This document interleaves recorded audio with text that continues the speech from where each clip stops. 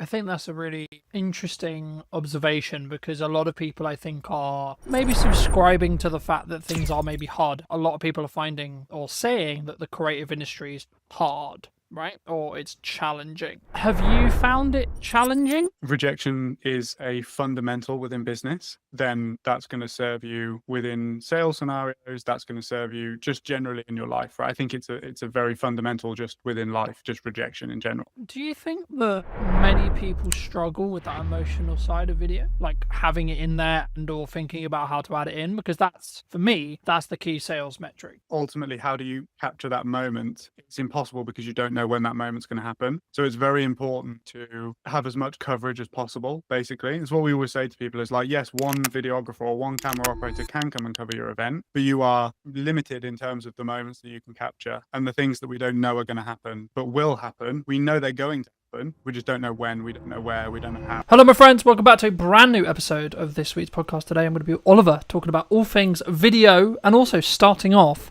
with niching because it's something that we actually both kind of do opposites, I would say. For those who don't know, Oliver, like, firstly, I guess, like, what niche do you operate in? And then secondly, why did you choose to go into that niche? Yeah, it's a great question, man. So first off, happy to be here. Thank you for inviting me on. Excited to chat to you for the next kind of hour or so about everything events and video and marketing and all of that sort of stuff. So ultimately, the question around niching, we've been doing this for nearly 5 years. We've dotted around a lot of different service offerings and niches and markets, if you want to call it that, and stuff. Really, the decision ultimately came because of the ambition that I have for the company long term. I want to scale. I want to grow. I want to specialize within particular areas and stuff like that. And I think ultimately, if you're looking to do that, it's much easier to do that when you decide on a niche or a market or an industry that you can really kind of get your teeth into and become an expert in. I know that it's cliche, but it's kind of that classic saying of like GP versus brain surgeon, you know, who gets paid more. And it's the person that is a specialist. I think if you had a problem with your brain, you would much rather go to a brain surgeon than a GP, and you would probably pay the money because you know that that person is going to be able to solve your problems, basically. Yeah, I mean, I completely agree. I mean, I guess the critical part of my head is like, so how was, obviously we didn't predict COVID, no one could predict COVID, right, in the respect to like how drastic it was in respect to maybe how it changed the event industry, etc. But like, I know that the event industry as a whole was maybe one of the ones that was hit harder. I mean, how was that from a, because that would be like the counter argument to like, well, you kind of got a risk in that respect. Like there is an argument to be made about the specialist, absolutely. And I'm sure we'll get into that a bit more, but did you in some ways, I don't really use the term regret, but did you regret that during COVID? Well, COVID was kind of the birth of the business, right? So we were still playing around in the very early days when COVID first hit. But yeah, I do know that obviously the events industry was hit really hard. From a video perspective and a video production perspective, I do know that a lot of the agencies or production companies, shall we say, who made the pivot to hybrid production and live streaming and that sort of stuff, when they kind of had that as a string in their bow, let's say, they did really well because it was kind of a select few companies that were doing it and doing it immediately. So yes, I think you can make that argument. There is the other side of the argument that is that the events industry came back stronger probably than most industries, I would say, as well. I think that a lot of industries, let's say like high street and product and e-commerce and that sort of stuff, that was hit really hard after COVID, just because it was very much like a paradigm shift in people's minds, like they didn't need to go to the high street anymore. Whereas the events industry is ultimately built on human to human connection. And we hadn't had that for so long that I think it really bounced back quite strong. But I just wasn't involved in the industry at that point. So I couldn't really comment on kind of what I saw from a business perspective. Mm-hmm. I think that's a fair assumption. I mean, I guess I was going to bring in AI later, but I think now's a really great time. Do you see maybe an increase in demand? Because I think people are kind of going two ways with AI. Like a lot of people are utilizing it. A lot of people are using it for efficiency, sure. But maybe they're, I guess in some ways, wanting that emotional connection, wanting that human to human connection, whether that's in person or equivalent, maybe more, because things are becoming. I mean, maybe this is just a byproduct of what happened with COVID, right? Because we were all locked in our houses and talking through Zoom and this kind of thing. But for me, it was really interesting watching and relaunching this series of the podcast as a hybrid kind of approach, right? Some episodes will be like this, other episodes will be in person, etc. And I think for me, it's been very interesting to see the difference in reaction when it comes to, I guess, some people wanting to have that more human to human connection. And I'm starting to feel that there is a different energy that does actually happen when you're in person. I mean, do you think that's kind of, I guess, one of the unique selling propositions of events going stronger to stronger in respect to, like, maybe in the next couple of years, as a lot of people would say potentially the economy maybe continue to be challenging, right? I think it's something you can overcome, of course, but just to reiterate the question, do you think that more people are going to be driven towards in-person stuff, even with the advent of AI and etc.? I think so. I think that ultimately, when you have a strong trend heading in one direction, there's always a counterculture group of people that ultimately reject it. Like, think about when the internet came in. I'm sure that those people that loved reading books and kind of going to libraries and stuff like that, that had a massive boom. Ultimately, with the conversation around AI, I don't think it's worth rejecting, because it's here and it's here to stay, and it's going to revolutionize so many different industries. But ultimately, the events industry as a whole is pretty well hedged against AI, because of that human to human connection, right? I think that it will do a lot with regards to, let's say, the ticketing process, the operational, the logistics, all of that sort of stuff. I think that will really help, because there's probably a lot of human error that's made as a result of just having to check so many names and so much data, and all of that sort of stuff. However, I think that what it will do is it will weed out the events that don't really have a strong selling proposition.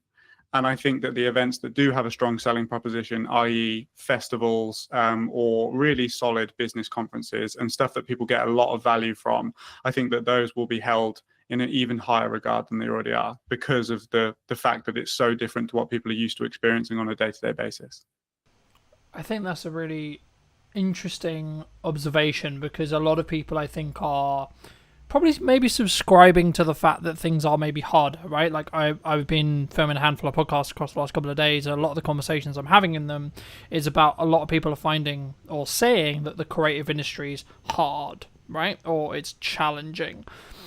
Have you found it challenging? And if so, how did you change, like, when it was maybe challenging? Maybe it isn't right now, but if it isn't, how have you pushed through that? And is it just because you niche specifically, do you think?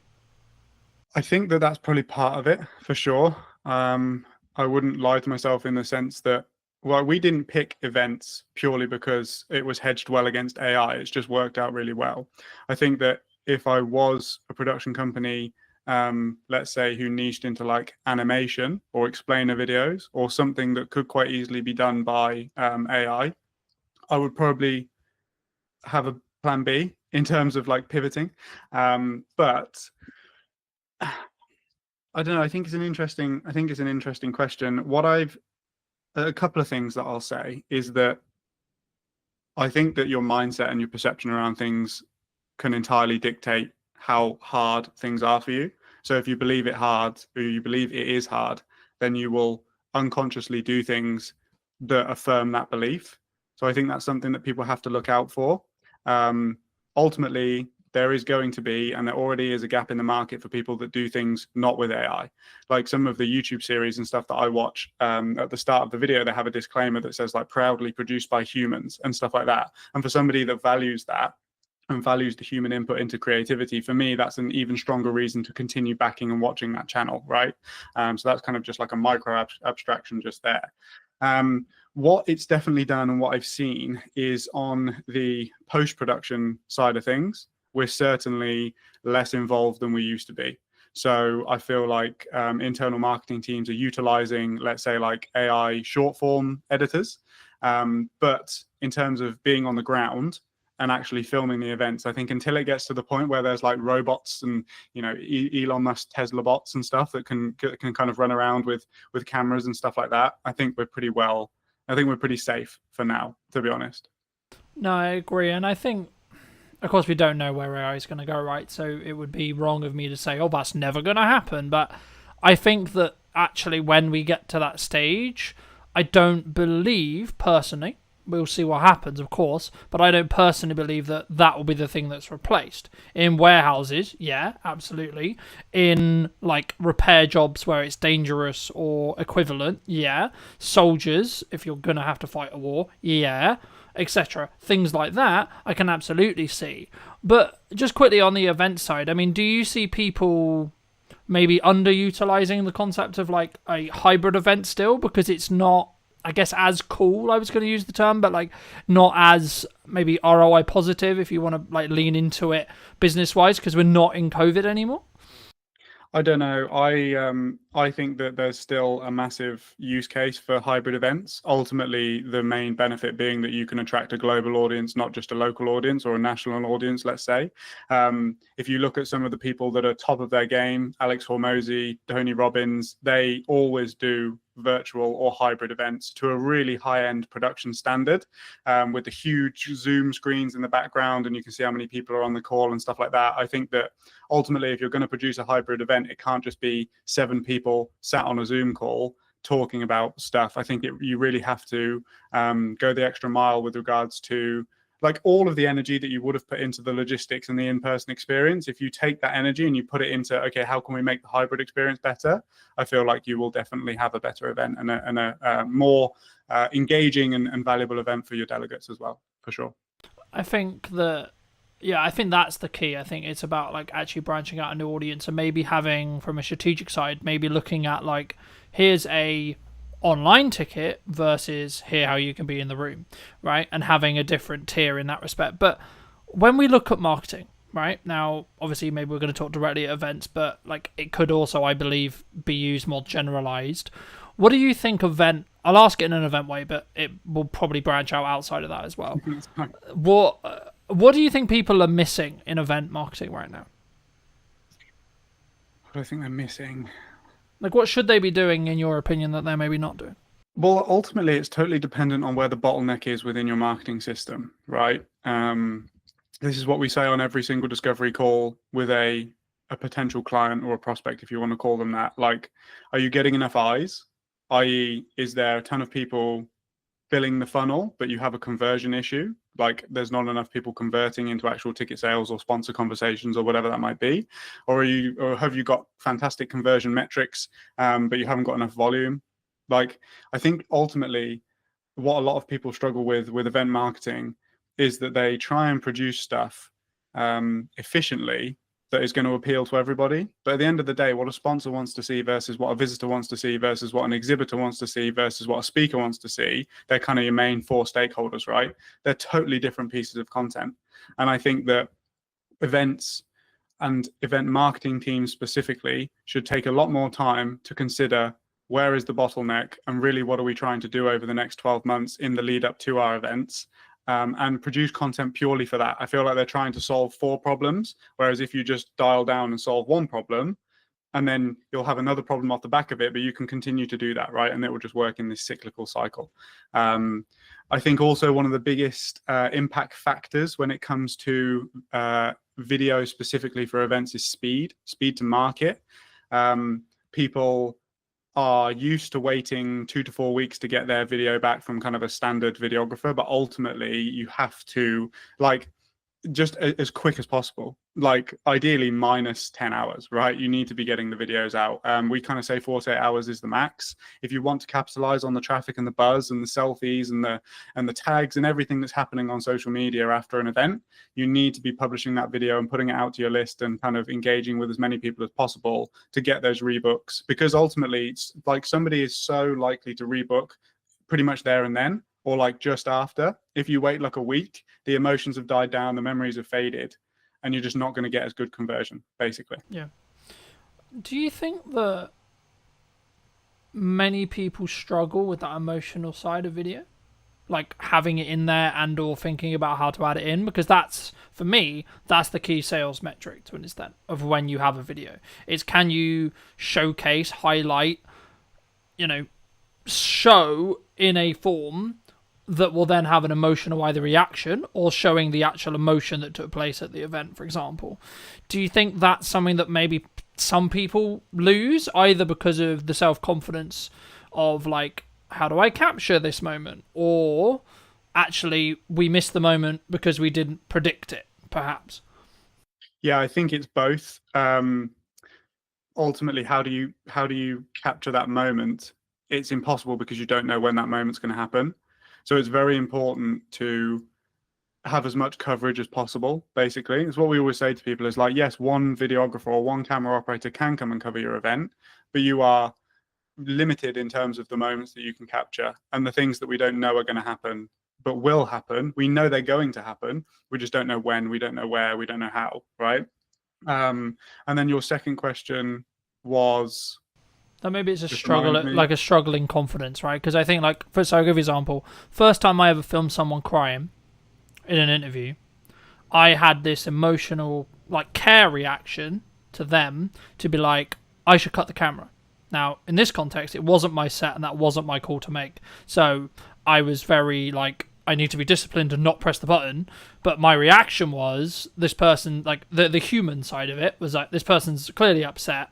Do you push through that? Like, do you, like, when it's more, like, emotionally charged or emotionally feel? But because I think for a content point of view, there's maybe a moral question, because yes, that footage is like really powerful to tell the story and really like useful from a marketing context. But also, I think we have an obligation, maybe as videographers or directors or whatever role you sit in production, to say, well, okay, but at what point do we say actually we should give this person 5 minutes? I'm a big advocate of forgiveness, not permission. Like, obviously, you have to ask somebody's permission in order to use a very vulnerable and emotional clip within there. I think that it's also important to explain to that person the reasons why, beyond just more ticket sales or something like that, right? If you've got like a particularly inspiring event or a particularly inspiring moment, that their vulnerability and emotion could inspire, motivate somebody else in that position who comes from a similar background and that sort of thing. But if you cut the camera, then you never have the opportunity to use that clip should you want to. So I would always say, like, I think push through it is probably the wrong term. It's more of a case of just let the moment unfold. Let whatever is going to happen, and then decide how you're going to use it later. I would much rather have it and then not use it than not be able to use it because I didn't have it. Yeah. Do you think?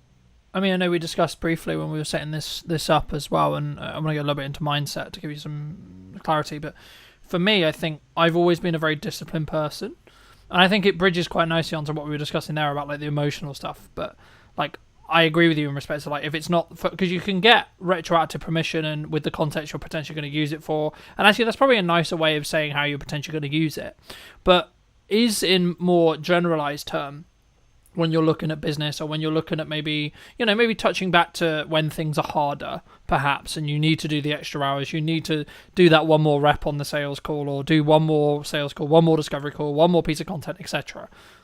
Is that just a discipline thing in your experience? What, in terms of pushing through? Yeah, just doing when it. you don't want to do something. Yeah, like doing it. So like sometimes, because for me, I have the evidence that is what will be pushing me to the point where I will be able to get the result I'm looking for, especially if my back's against the wall.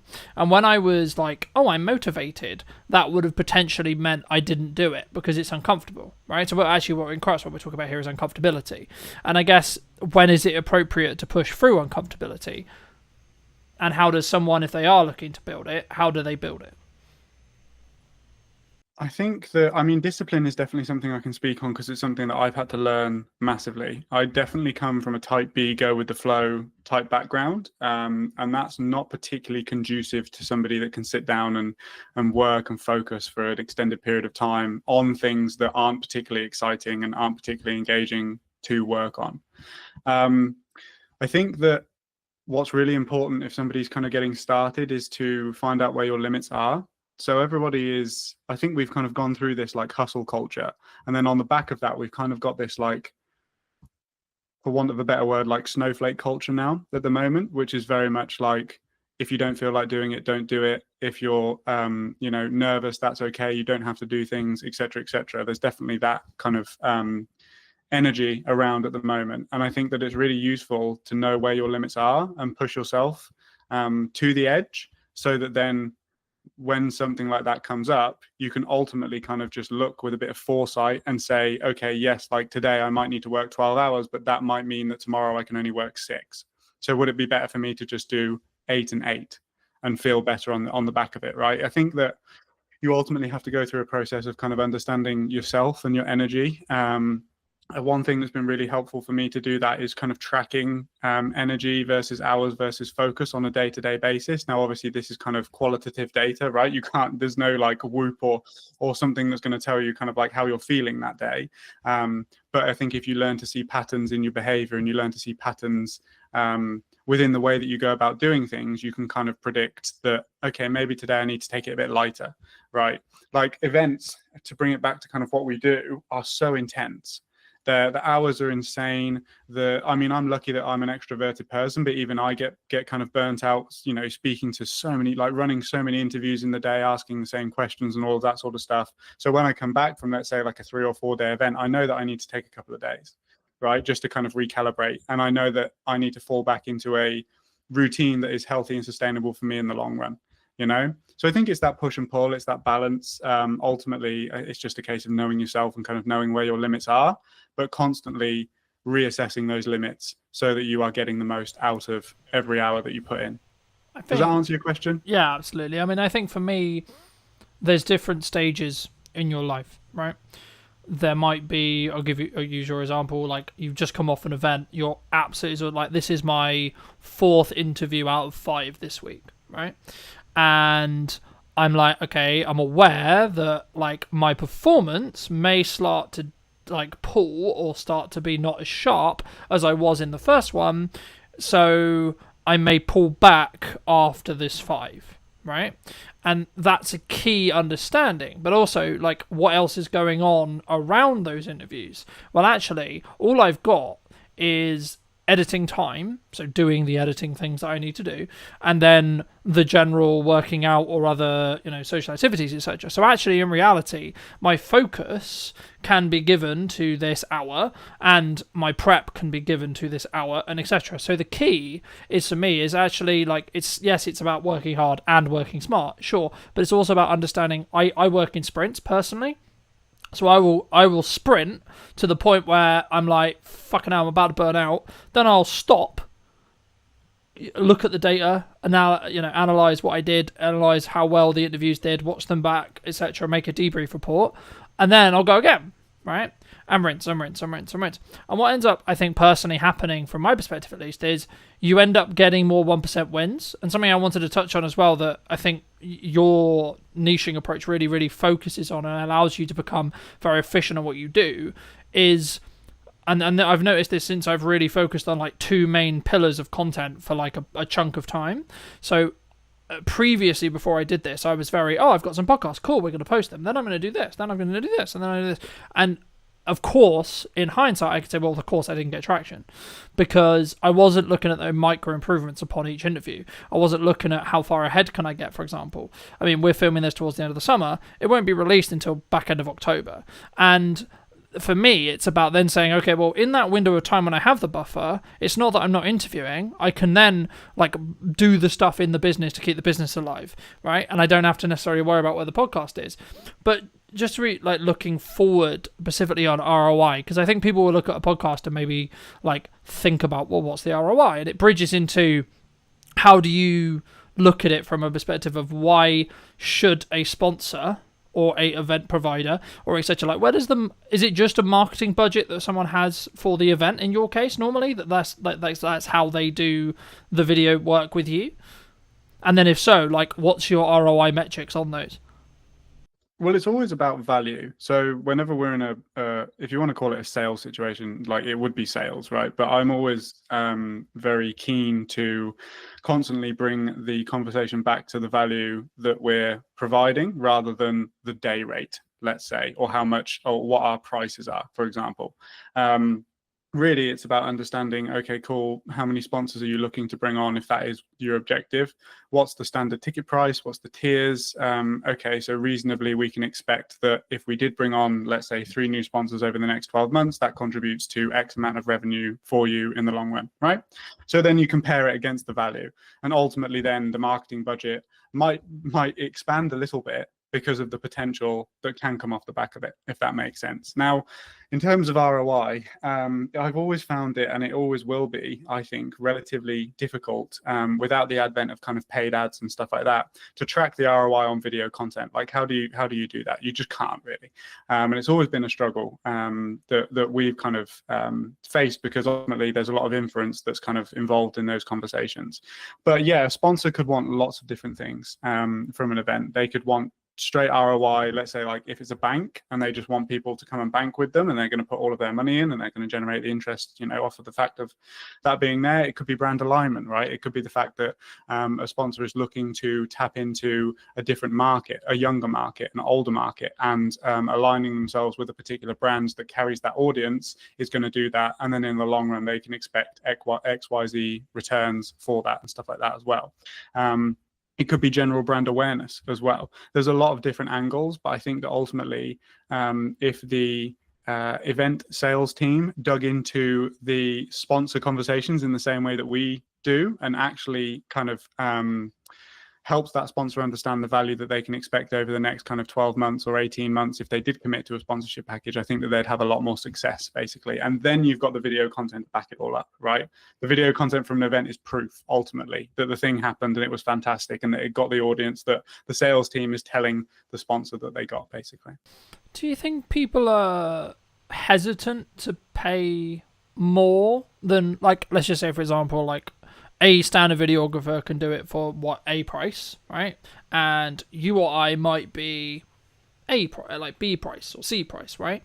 And we're looking at the value, we're looking at the value we're going to add to a client rather than necessarily the time that we're going to spend doing that, right? There is obviously time involved, sure, but we don't focus on, in my belief, we share that in that respect. We don't focus on the time, we focus on the value or the transformation that we're adding to that client. Do you think people would struggle, or sometimes clients would just go, oh, they're cheaper, so we'll take them? They do sometimes. I think it depends on who you're speaking to. Ultimately, the person that I'm really looking to work with and attract into my business is not that type of person who price is the deciding factor. So I don't really concern myself with those sorts of people. If I do find myself on a conversation with that type of person where they're basically playing like a race to the bottom, is essentially what we're talking about here, I will confidently sit there and say, look, we can be beaten on price, and the reason is X. If you don't understand that, that's fine. You're just not in the right position for us at the moment. That, come back to us when you, like, without sounding cocky, just come back to us when you understand that didn't get you the result that you're looking for. So you're actually wasting money. You've wasted money now. Like, and then we're going to have a different conversation in 12 months time. This is the great thing about events, is that, like, there is always 12 months, right? There's always going to be another event. Hopefully, if you've got a good event, you're going to put it on time and time and time again. So there's always opportunity to have another conversation, basically. Yeah, no, I completely agree. And I think, I guess, does that say more about, like, you then? Like, having the ability to say no to a client, or saying, actually, maybe we're not the right fit? Because I was having a conversation a handful of weeks ago with a new client, and he said, well, one of the reasons why he went with me, even though I was more expensive, was because I don't work with everyone, which I found really unique. But I've been just like, I'm protecting my time constantly because I want to be able to run the podcast. I want to be able to put a lot of time into our marketing and our sales and such, and our scalability and our growth. So for me, I'm like, actually, I only have a finite amount of, like, availability for clients. And I think for me, that's always been the case. But I didn't always, I sort of had to grow into the confidence, I guess, of saying, well, actually, I can say no to this client if they're not the right fit. Did you personally always have that, or was that a skill that you've developed through, however many years? I don't think it's a skill that we've developed. I think it's a confidence that I've grown purely just because we've got good systems. Like, we've got systems that book calls on repeat. We've got systems, like, we know the metrics. We know if we speak to 20 people, that then roughly 30% of them will convert over time at a lifetime value of X, whatever, right? So, like, I know my numbers, and it's okay if it's okay that 70% of those people don't go ahead at that time, right? Because we know how the business operates and we know kind of where that comes from. I think that ultimately what you're talking about is, again, the power of niche, right? Because you might not have a particular industry that you work with, but you have particular types of people that you work with. And that's kind of the power of it, is that, you're not saying yes to everybody. And I think that that makes the people that you are saying yes to feel even more included in your service, because they know it's for them. There is value in paying more, right? From a client's perspective, there's an assurance behind it. There's confidence behind it. There's just power behind I think, saying no. yeah, I think it also goes into that perspective of it comes with a level of prestige if you want to look at branding or marketing as well. Like, why do we perceive Rolex in the way we perceive it? Why do we perceive Audi, BMW, so on, so on, so on, in the way we perceive it? Do you, either for clients or yourself, look to trend jack or look at what is, quote, trending when you look to do your own marketing? My marketing? Yeah, personally for you. No, I don't. Okay, and why don't you? I don't. Because the type of people that I will attract through following trends are not the type of people that want me for me. I would much rather a video that I produce get 50 views, but all of those 50 people love that video and get invested in the things that I'm saying and be the types of people that I made that video for, than 100,000 people when, like, really none of them actually wanted to watch it. They wanted to watch the trend. That's what they're trying to watch, the trends. They're not interested in the actual content itself, right? Now, there definitely is a place for trends. It's just such the fact that we don't have the resources, i.e. time or money, to jump on particular things. My available resource for marketing my own business is extremely limited. So I'm going to do activities that I know are going to get the biggest return. And ultimately, with a trend, I don't know whether it's going to work or not, right? Yeah, absolutely. Because I think sometimes, not us maybe, but a person, starting out videographer, starting out business, they look at the potential likelihood that they could get something to like 1 million views, let's just say, for example. And they're like, oh my God, that's going to change my business overnight. And not speaking as someone who's had a video hit 1 million, but I know people who have, and I go, how much money did you get for it? Nothing. Right? So I guess the follow-on question then, you spoke about like what's that you're only going to do the things that really work. Okay, if you don't mind sharing, what does really work for you then in marketing? Cold outbound. Okay. Has always worked for us, because I've always been a fan of outbound, because you go to the market doesn't come to you. I think there's definitely pros and cons to both, but essentially, if I message 20 to 50 people per week, they are the exact type of person that I'm looking to work with, right? Versus, let's say, we also do paid ads. So I don't want, we also do inbound marketing as well. But like, for example, I dialed up all of our inbound paid ad leads this morning. One of them was qualified. And I think I spoke to like 20 people. So you have no control over the type of people that are coming in, which is a bit more of a waste of time. But the flip side of that coin is that when you do find that person, they've already consumed your content. They already know who you are. They're already interested in working with you because they've clicked through. They've made that action themselves, right? Whereas on the outbound side of things, you probably have to do a bit more persuading, because it's a case of like, who are you? I don't know you. You've just connected with me on LinkedIn and now you're messaging me, right? Yeah. For me, I love cold outreach because I want to have it as a skill set to have in my back pocket for when I need to use it or want to use it. What advice would you give to, say, a starting out creator, starting out videographer, etc., or someone in the creative industry who looks at cold and goes, that's terrifying? Because I think that's really common, right? And it might come from like the rejection side. It might just be the nature of they haven't done the reps yet. But what would you say to those kind of people who are like, because you're obviously a massive advocate for outbound, cold outbound, right?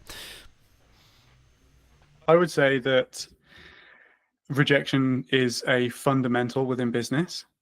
So the amount of experience, if you can become comfortable with people saying no, then that's going to serve you within sales scenarios. That's going to serve you just generally in your life, right? I think it's a very fundamental just within life, just rejection in general.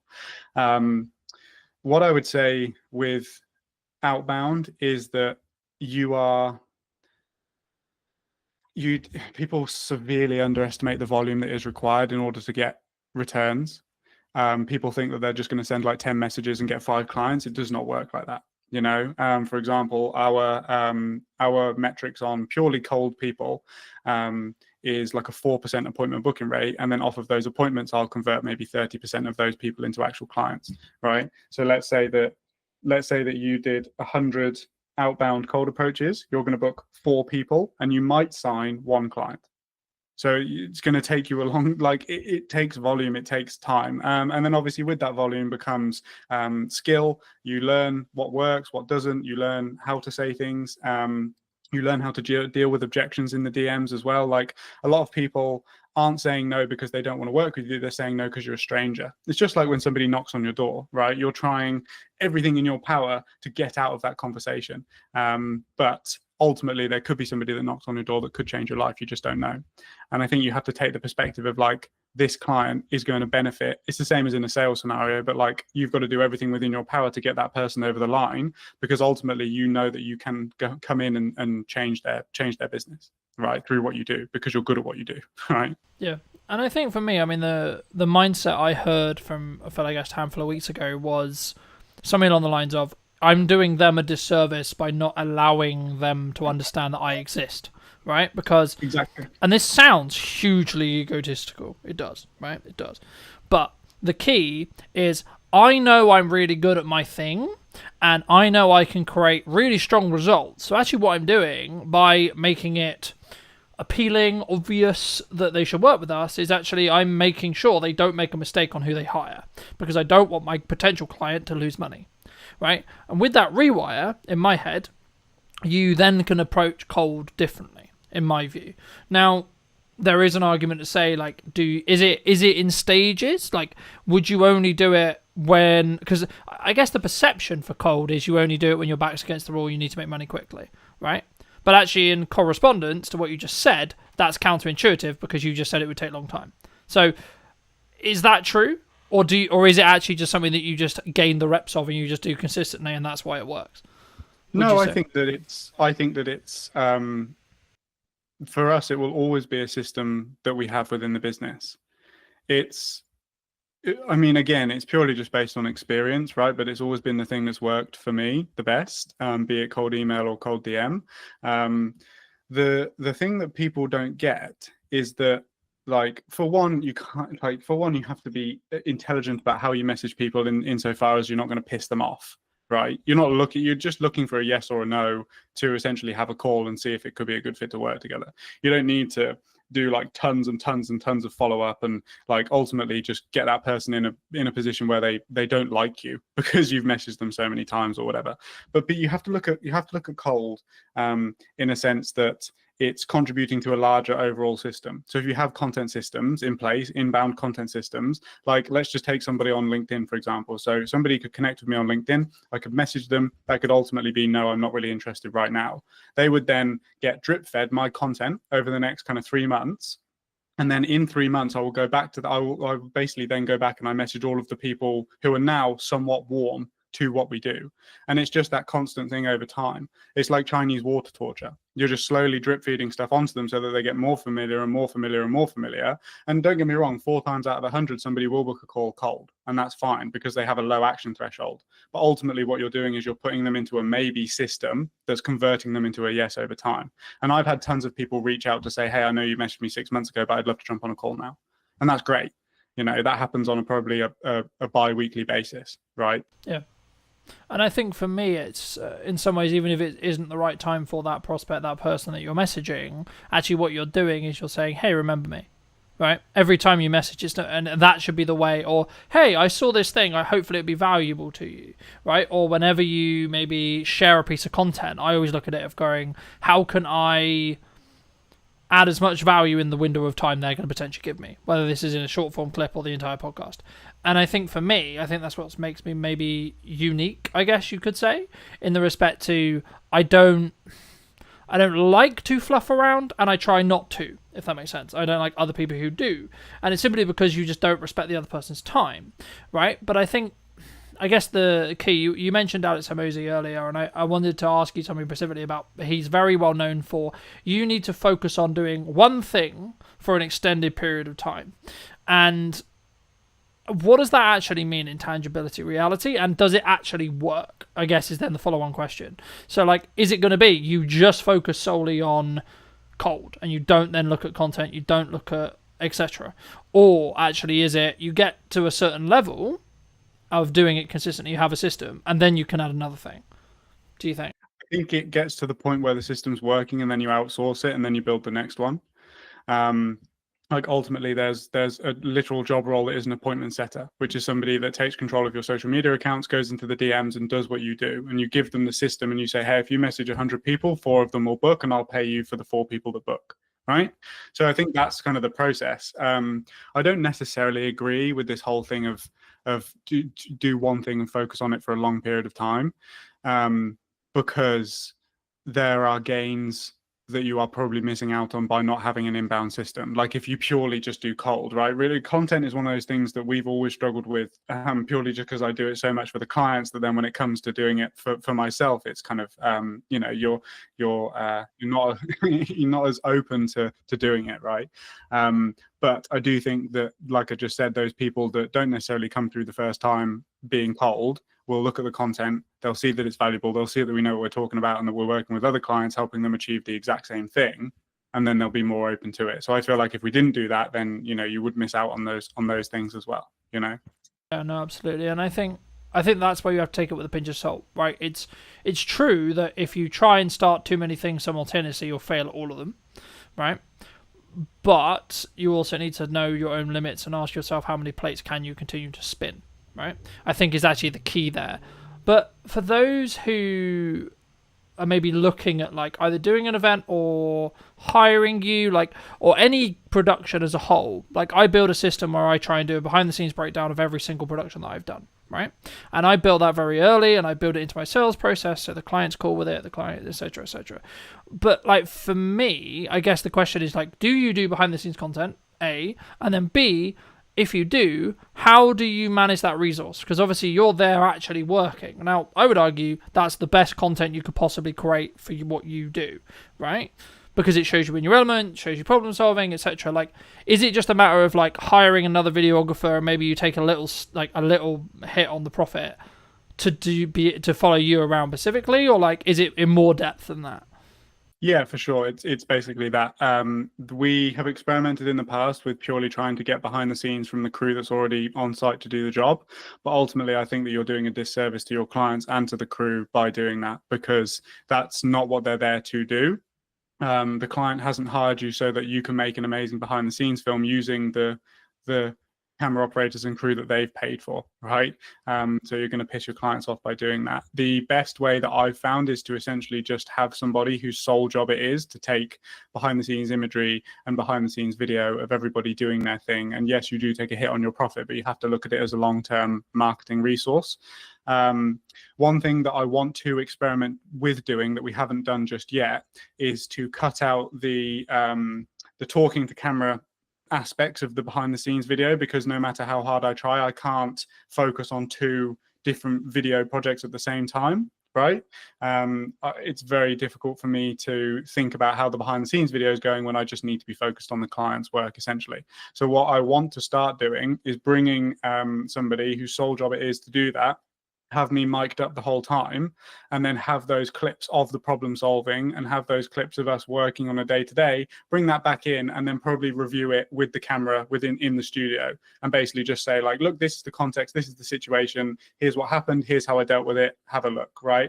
That I think is going to be a much more valuable resource. And I think that we'd be able to turn one behind the scenes video into probably 5, because there'll be multiple instances of problem solving over time.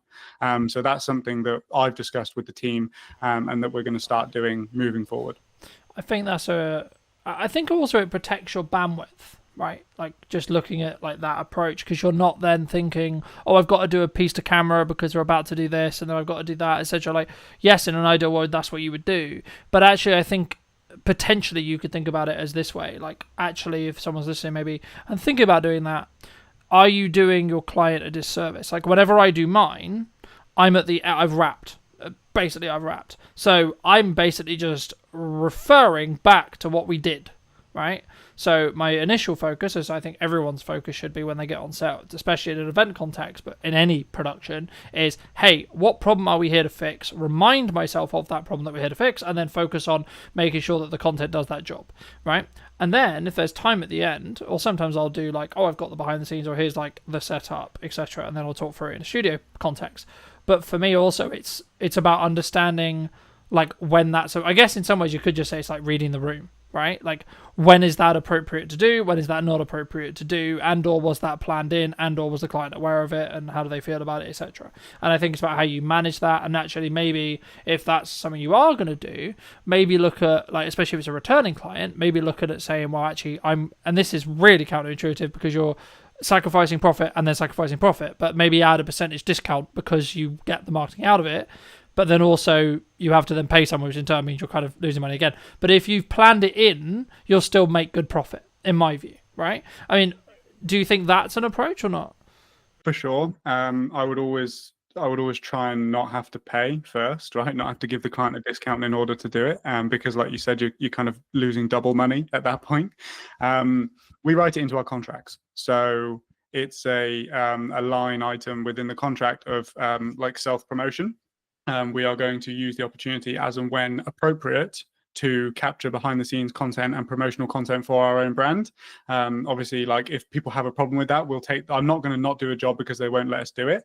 And obviously certain jobs are also a bit more, certain events are a bit more, how would we say, like they don't want to be as publicly facing. Yeah, right? so yeah, sensitive, So right? yeah, sensitive, great word.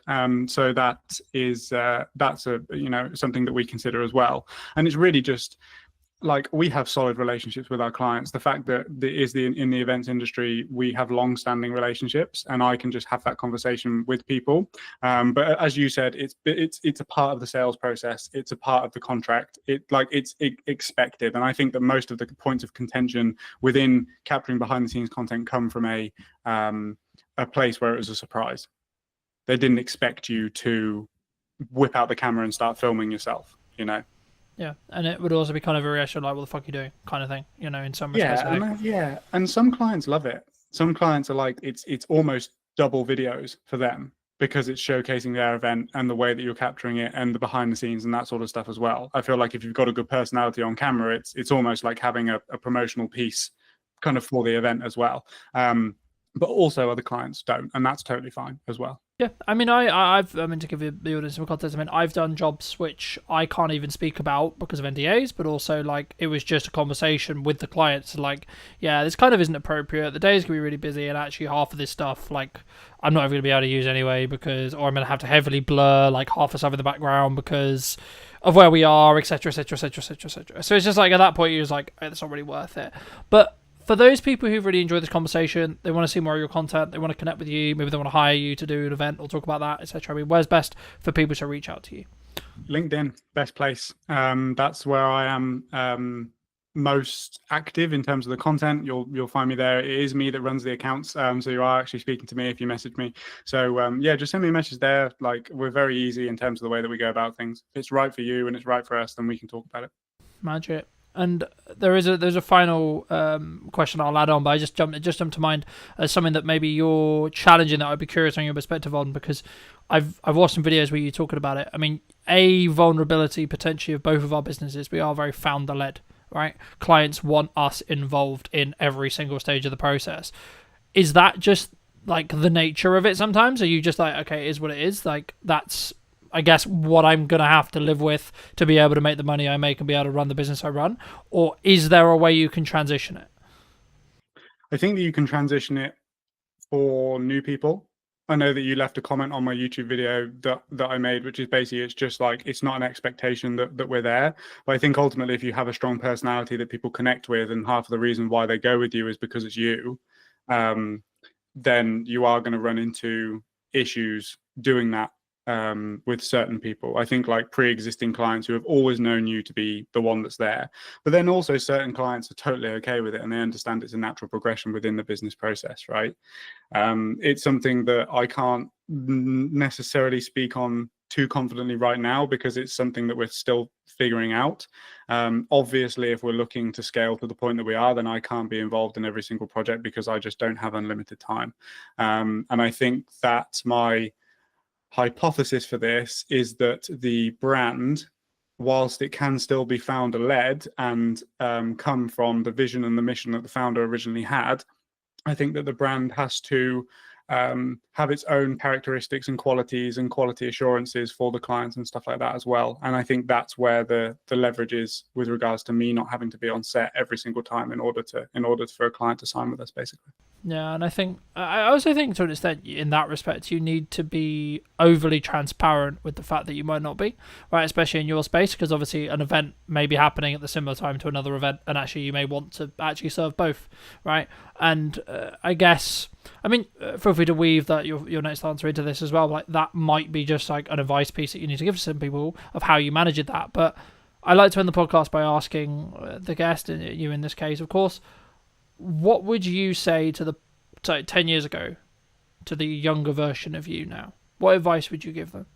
I would say that it's going to be a lot harder than you expect it to be, and that the people that you look up to online probably aren't giving you the most accurate depiction, as I don't, of the reality of running a business and doing this.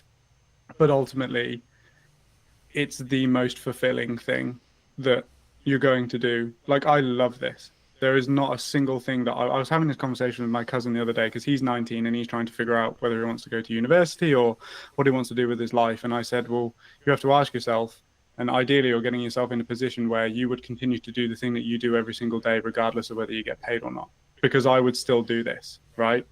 Obviously there's certain things that we wouldn't do, right? Like dialing paid ad leads and stuff like that. But, yeah. Like ultimately the goal and the end destination, I would continue to do regardless of whether I was being paid or not to do it. So yeah, it's just set expectations to my younger self that it's going to be way harder than you expect it to be, but it's going to be more fulfilling than you could ever think it could be.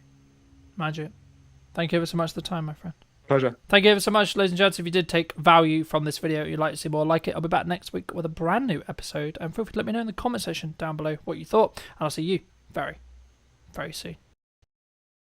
If we're doing things that push us outside of our comfort zone, we're naturally developing more and more resilience, strength, courage, all of those things. What do you think's missing in marketing today, from your perspective? I think what was missing then is the same as what's missing now, and that's really the understanding of buyer psychology and the way that buyers make decisions. Do you think trust can be built quite quickly, or is it just the nature of you spend time with someone, whether that's through content, actually physically with them in meetings, etc.? Is that where trust is rooted? The way I build trust is understanding my customer really, really, like, what are their needs? What do they care about? What's their mission in their organization? How can I help them be successful? Did you know that 93% of you are not subscribed? So if you could please do me a favor and you're enjoying the show, then subscribing would mean the world to me, and it would allow me to grow the show and continue to get larger and larger guests and continue to bring what's missing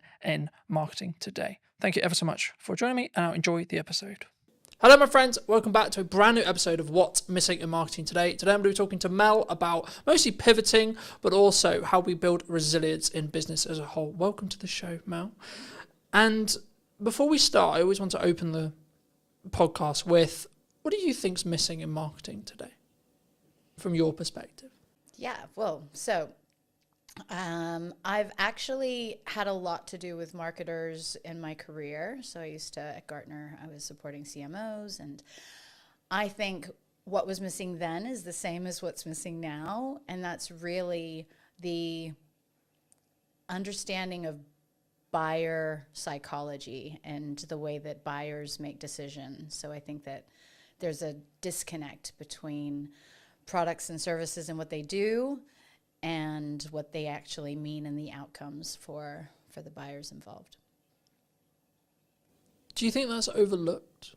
I'm sure we'll get into the actual psychology, but when someone looks to set up their business, do you think they overlook the human psychology element because they're more interested in the shiny camera, the shiny marketing technique?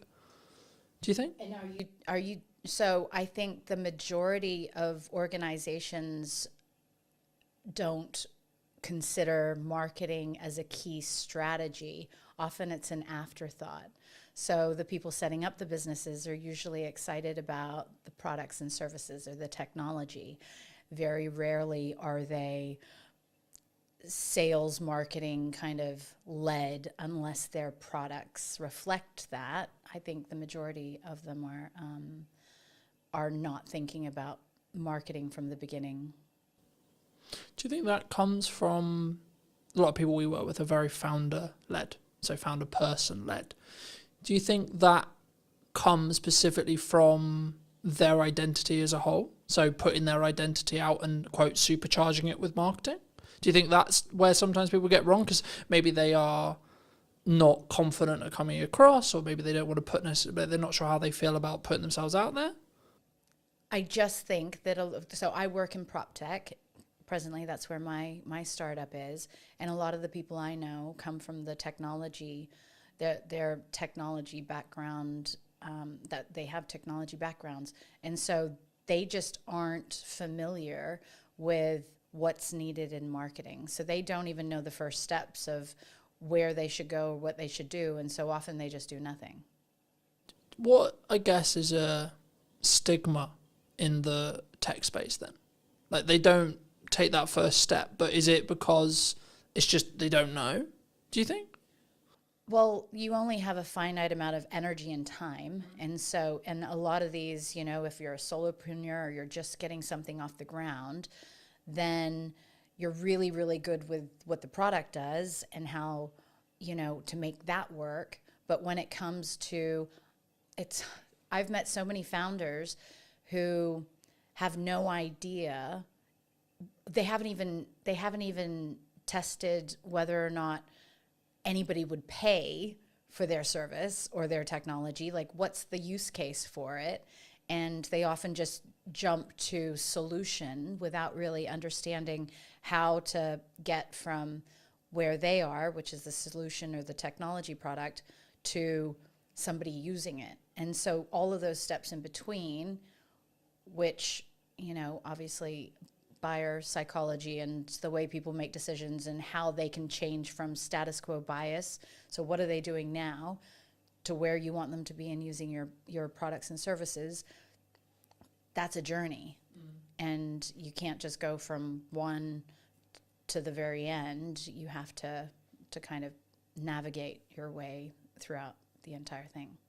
Do you think when we look at that journey that people underestimate the amount of time that someone needs to, like consume marketing or etc., or that journey as a whole they need to go on, or they need their customer to go on, etc.? I think, and you're talking about the founders? In general, like so say I'm a tech founder and I've just started this amazing thing that I think is going to change the world. Right. Would I potentially underestimate how long it's going to take for me to educate my target consumer to be educated enough to know why this thing that I've made is going to be the solution to their problem? Of course. And if so, how would you say someone can start peeling away and start on that process? Most people don't even know the amount of different layers that they have to get through. So it's not just ensuring that you're able to deliver a message that resonates with them to pique their interest. How are you demonstrating true value? What will their lives look like once they're using your service compared to the other to what they're doing today? How is your service going to infinitely improve their situation? All of these different things, nobody really considers them. And so I think maybe they're like, okay, we'll do Google ads, or we'll hire a marketing manager that's very tactical and maybe just looking at how they can get clicks versus really penetrating that value that they're supposed to be creating in the mind of the buyer. We talked about psychology in the opening kind of statements of this episode. I think it's an underrepresented concept as a whole across the business realm, not even just in marketing. In my view, I don't think we talk enough about actually A, buying psychology, or B, the ticks or the seeds that we need to plant psychology wise. But from your experience, from your perspective, what actually happens, like from a psychological point of view, when someone is maybe looking for something? So when I was working for a consulting firm that focused purely on the psychology and neuroscience behind how people make decisions in sales and marketing, I was amazed to learn that, so we're all programmed to stay safe. And the part of our brain that keeps us safe doesn't like change. And that's just the way that we're built. So if you want to get somebody doing something new or different with your product or service, you have to disrupt that status quo bias that is designed to keep people safe. And there are several reasons why people stay with the status quo. And so if you're not being very intentional about the psychology that keeps people doing the same thing that they've always done, I mean, there's so many instances where people come out with these amazing products. This will save this amount of time. It'll save you this amount of money, da da da da da. And everybody's like, yeah, that's great, but it needs to feel so urgent and so important to them that they have no choice but to change. Otherwise, it's easier, it's cheaper, it's easier, it's safer to stay with what they're doing most of the time. Do you think we can overdo it, though, as a society at the moment? Because everyone is, like, shouting at the start of their videos, or they're making really clear statements, etc., because of that pattern interrupt bias that we're looking to break. How does someone maybe listening to this, I guess, position themselves maybe in the middle ground? Because I think if you go too far and it doesn't align with the promise maybe that you're making in sales, or the promise you're making in a video, that would then backfire potentially. For sure, but some of those people, they're not focused on buyer psychology. They're just focused on getting attention. And attention is very different from intentionally wanting to help a customer. And so if you have something and an intention to genuinely make a difference in a buyer's life world, then you're coming at it from a totally different place. The people who you're mentioning right now and capturing attention and doing all of that jazz, you may interrupt what they're doing, you may get their attention, but the trust and the rapport that you need in order for someone to buy, that's never going to be there until you go through all of those steps and demonstrate the value. And so I think that you definitely have to follow a process, and it has to be intentional and value driven. And what you're talking about just sounds like pattern interrupts that, is just more distractions that people will forget you as quickly as they stopped. I guess it comes to a longevity question. My next question was going to be, like, roughly, do you think trust can be built quite quickly? Or is it just the nature of you spend time with someone, whether that's through content, actually physically with them in meetings, etc.? Is that where trust is rooted, either from a psychology point of view or just your thoughts around, like, how do we build trust? Because I guess that's the next question, right? Like, you say trust is a key buying metric or a key reason why someone would buy. Okay, well, then the question becomes, then how do we build trust? Well, so it just so happened that I took a different angle with this when I was doing performance coaching and sales consulting. And in the sales training for these organizations, we were actually helping sellers build trust based on personality profiles. So understanding different personality profiles and the behaviors that people would exhibit, and what they would need to see in order to feel most comfortable. And the reason why I say that is because if you have a salesperson that's really dominant and is just, moving very quickly and not giving all the detail, but then you've got another person who you're trying to sell to who cares very much about the detail and the information, and you don't slow down and you don't meet them where they're at, then you're going to miss them. And those people are the most risk adverse buyers out there. So there's just layers upon layers of different ways but I think that when you're dealing with humans, taking these things into account, it is a unique position that as humans we can navigate that technology can't yet. And that's by being able to predict, well, what is something that would be important to you? And I think like so just to give you an example, building trust is really important, but then you've got the old school way of selling where everything was based on relationships and not a lot of merit. And then you have newcomers coming in, and I hate small talk. And so it can be really uncomfortable for me to just pretend like I'm talking about stuff that I really just feel awkward even, starting those superficial conversations. And so from that perspective, the way I build trust is understanding my customer really, really, like, what are their needs? What do they care about? What's their mission in their organization? How can I help them be successful? If I'm demonstrating that really quickly, that I know their industry and that I understand how to really take them from here to where they want to go, that will at least get me to the table to have conversations and, rather than other methods. Did that answer your question? Yeah, no, absolutely. I mean, it's interesting that you say you hate small talk, because I thought that was just a me thing for a long time, right? And I'm on the spectrum too. since I didn't mean to. I meant as well as like yeah. Since like running the show, or since like connecting with people, or being, I guess one could say that I'm quite targeted in who I choose to bring on, who I choose to connect with, who I choose to talk to. I guess in some ways, because it's quite hard for me to describe how I choose and why and etc. Because for me, it's all an instinct-based thing. It's a gut thing. It's like, yeah, I think this person might be interesting. I don't know because I deliberately don't want to know, because I want that to be here to make a good, quote, good show, right?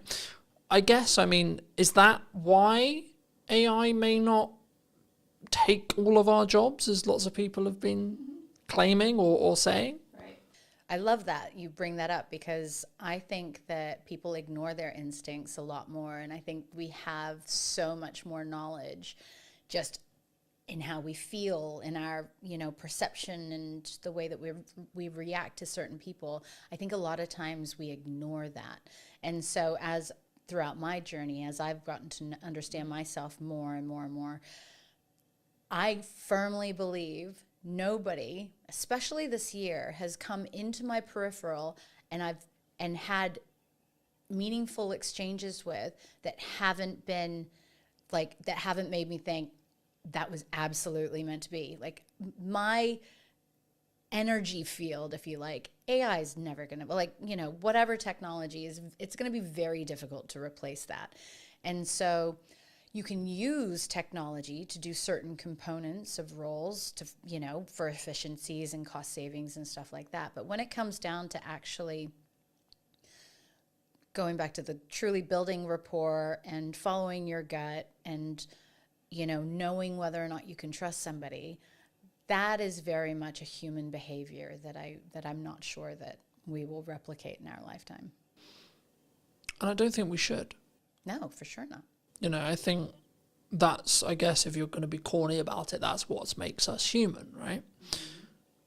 But I think for me, and we talk about a lot of this in marketing, like, however you want to be tactical, right? We're going to do social content. We're going to do ads. We're going to do our podcast. We're going to do this. We're going to do that. The reality is that's the middle bit, right? That's how do you get me as a human to talk to another human?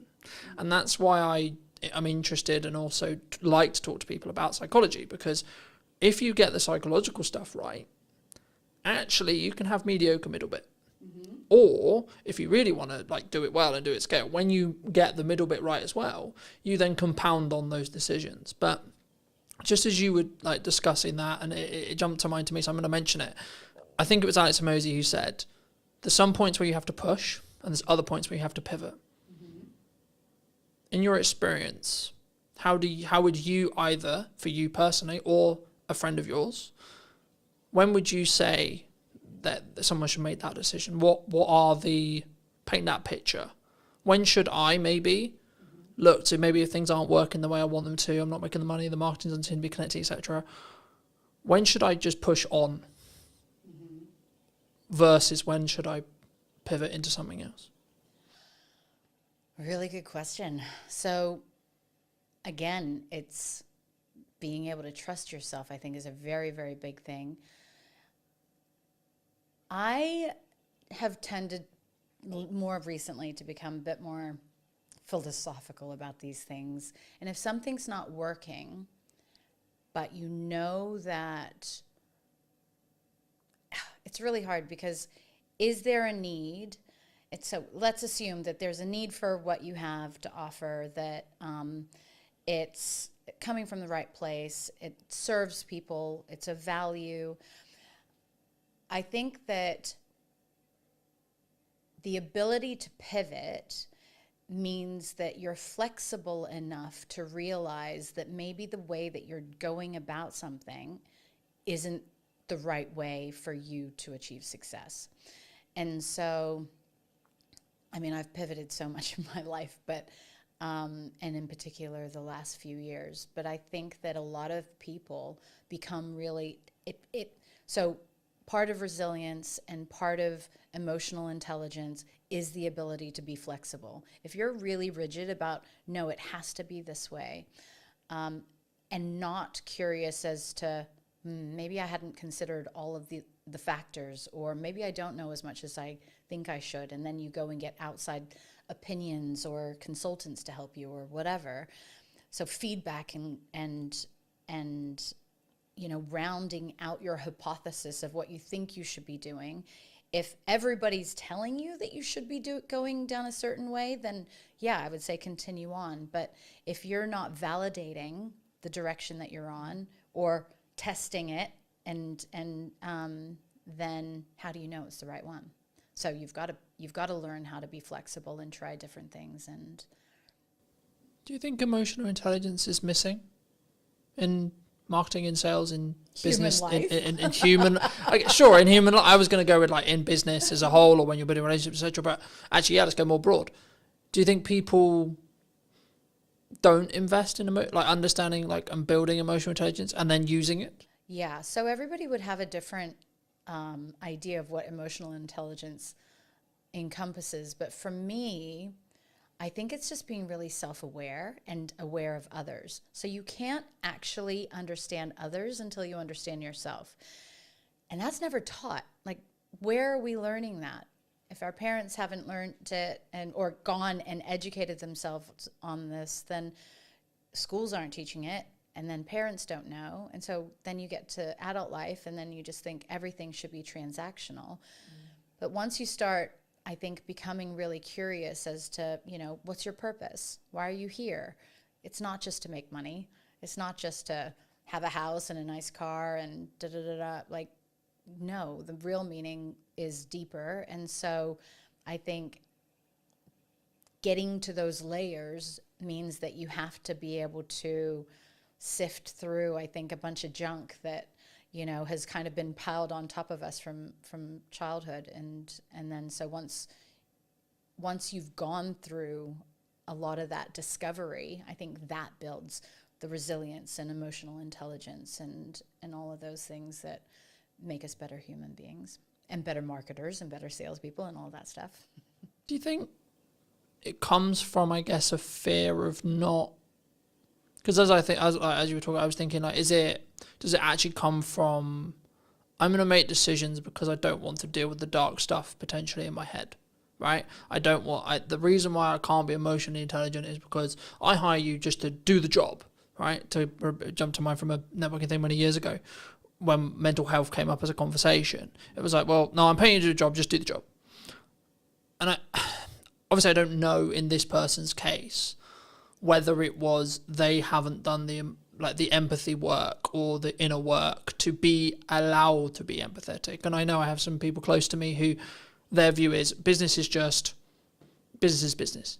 It's tangible, it's cold, right? It's transactional, regardless of how deep the meaningful relationship could be. In their view, it's just, that's cold. That is the way it is. I've always followed I'm only going to work with people who follow my values, one of which being empathy. And if you can't empathize with either the customer and or me and or the other service providers you work with, then actually I don't think you're going to show up in the best way and put your best foot forward. But also I don't think now in the market I see happening when things are, quote, harder, I think people will potentially choose the people who are maybe more soft in that respect, or more understanding, or more emotionally intelligent, you could say, than people who are solely transactional. Would you agree? So this is, again, where meeting people where they're at. And again, I've realized that people can't give what they don't have. And so the people who are really unempathetic, I don't believe that that's intentional. They just haven't learned it. And so, in fact, the people who are very transactional in business and who think that it's just like money, money, money and, you know, deals, and it's not about the people, they would be the harshest on themselves. They would probably be the least sensitive, or like they just suppress all of their emotions and whatnot. And so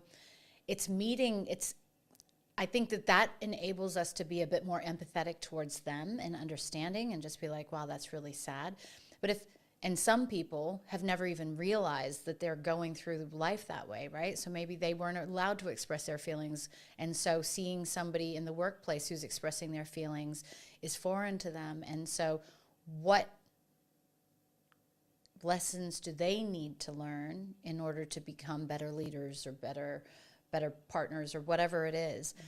And so I think that as we progress as humans and as we evolve, those are just, so you're a very empathetic person. That's why empathy is important to you.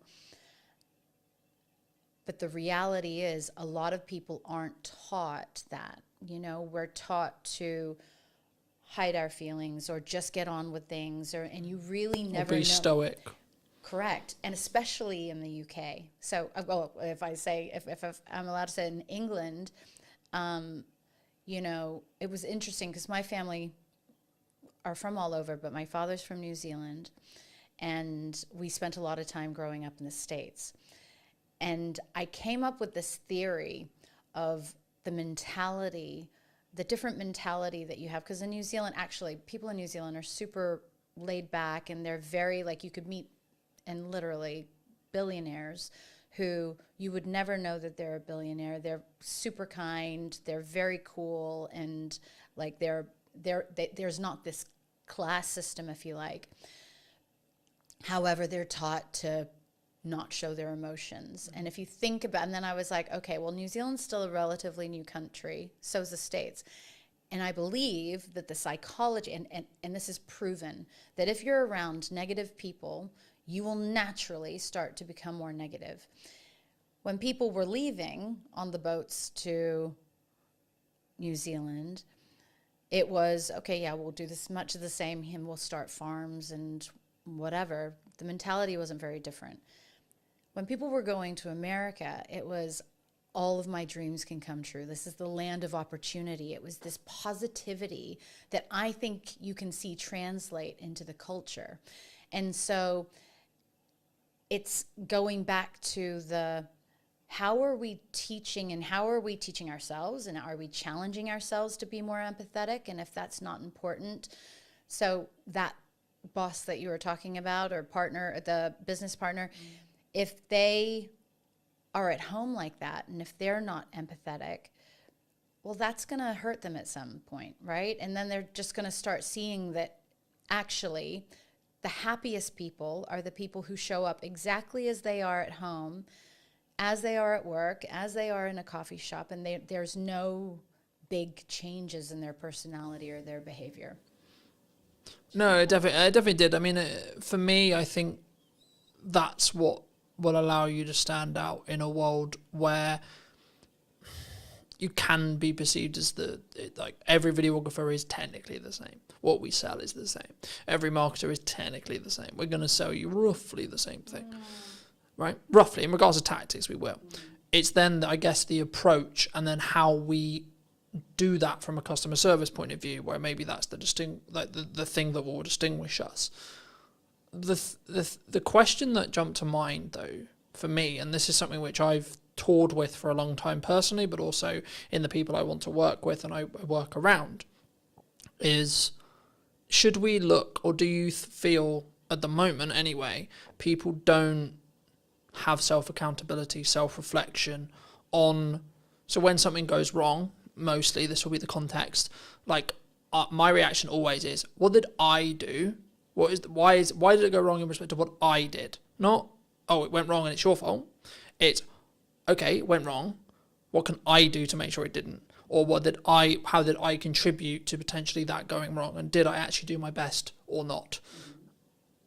And the more people I talk to, the more people I connect with, I sometimes find that's maybe lacking or quite a rare perspective, because I think maybe it's a culture thing, I don't know, but it's easier to go, well, it's your fault. Do you think that's missing at the moment?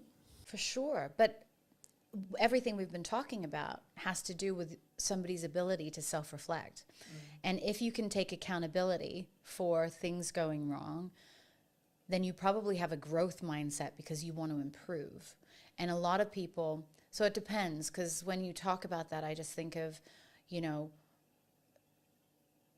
if people who are afraid to be wrong were probably criticized a lot, or they got in trouble if they were wrong, or they did something wrong when they were kids. We are all walking older versions of our younger selves.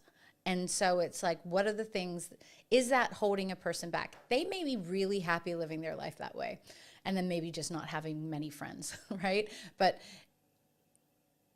if you're really wanting to show up as your best version in work, for customers, for friends and family, then if you're not getting to some of the behavior that, if you're not questioning your behavior and how the way that you show up in the world could be a reflection of unhealed issues or traumas from your childhood, then I know it got kind of deep, but that to me is, you're only skimming the surface of what life can really be about.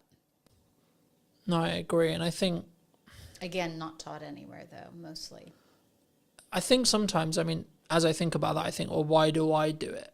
Right. And I think I've been very, very fortunate to have the mother I have and have the values I have instilled in me from a very young age. And that's, I think, why I am who I am now, right? And how I show up now. But I think that's maybe, like, I'm fortunate in that respect, but I guess in some ways my assumption is, well, why shouldn't that be the case? Why isn't this taught in school, etc.? That thought process. And I guess it's a resource thing. Like, if I really sit here and think about it, like, that's why it's not. But I also don't want that to be perceived as an excuse potentially why we shouldn't. And maybe if the right people are listening to this, then I think it should be something that everyone is taught how to do, because of the stuff we obviously align on, which is, once you can do that, you can actually empathize and fully understand. And actually, to be completely honest, if you're being really selfish, you will make more money. You'll be a better marketer. You'll make more bottom line revenue. You'll be braver. You'll have more courage. You'll back yourself. There's tons of benefits. Is it a resource thing, or is it just a lack of knowledge? There are a ton of people out there that have done the work, that have invested in themselves and I guess that's one of the reasons why I built KindStay, right? So I have an incredible network of well-being experts, neuroscientists, psychologists, nutritionists, who I know with the science can help people through really, really difficult situations. And in the case of my most recent situation of being evacuated, a lot of people aren't prepared for big situations in life, you know, and or dysfunction. And so helping people with basic tools that help, whether it's using some of the performance coaching or the mindset management training or any of those things, helping people access tools so that they can learn to take better care of themselves, to prioritize their needs, to consider how a lack of sleep can have a knock-on effect of other things. Or if we're walking around with anxiety all day, what's that going to be like for the people around us, let alone the chemistry inside and all the toxins that are polluting our bodies, you know? So I think that the schooling system, it has a lot to learn, but I also think that the schooling system in the most basic form is totally flawed anyway, and it's kind of a structure to keep people in boxes.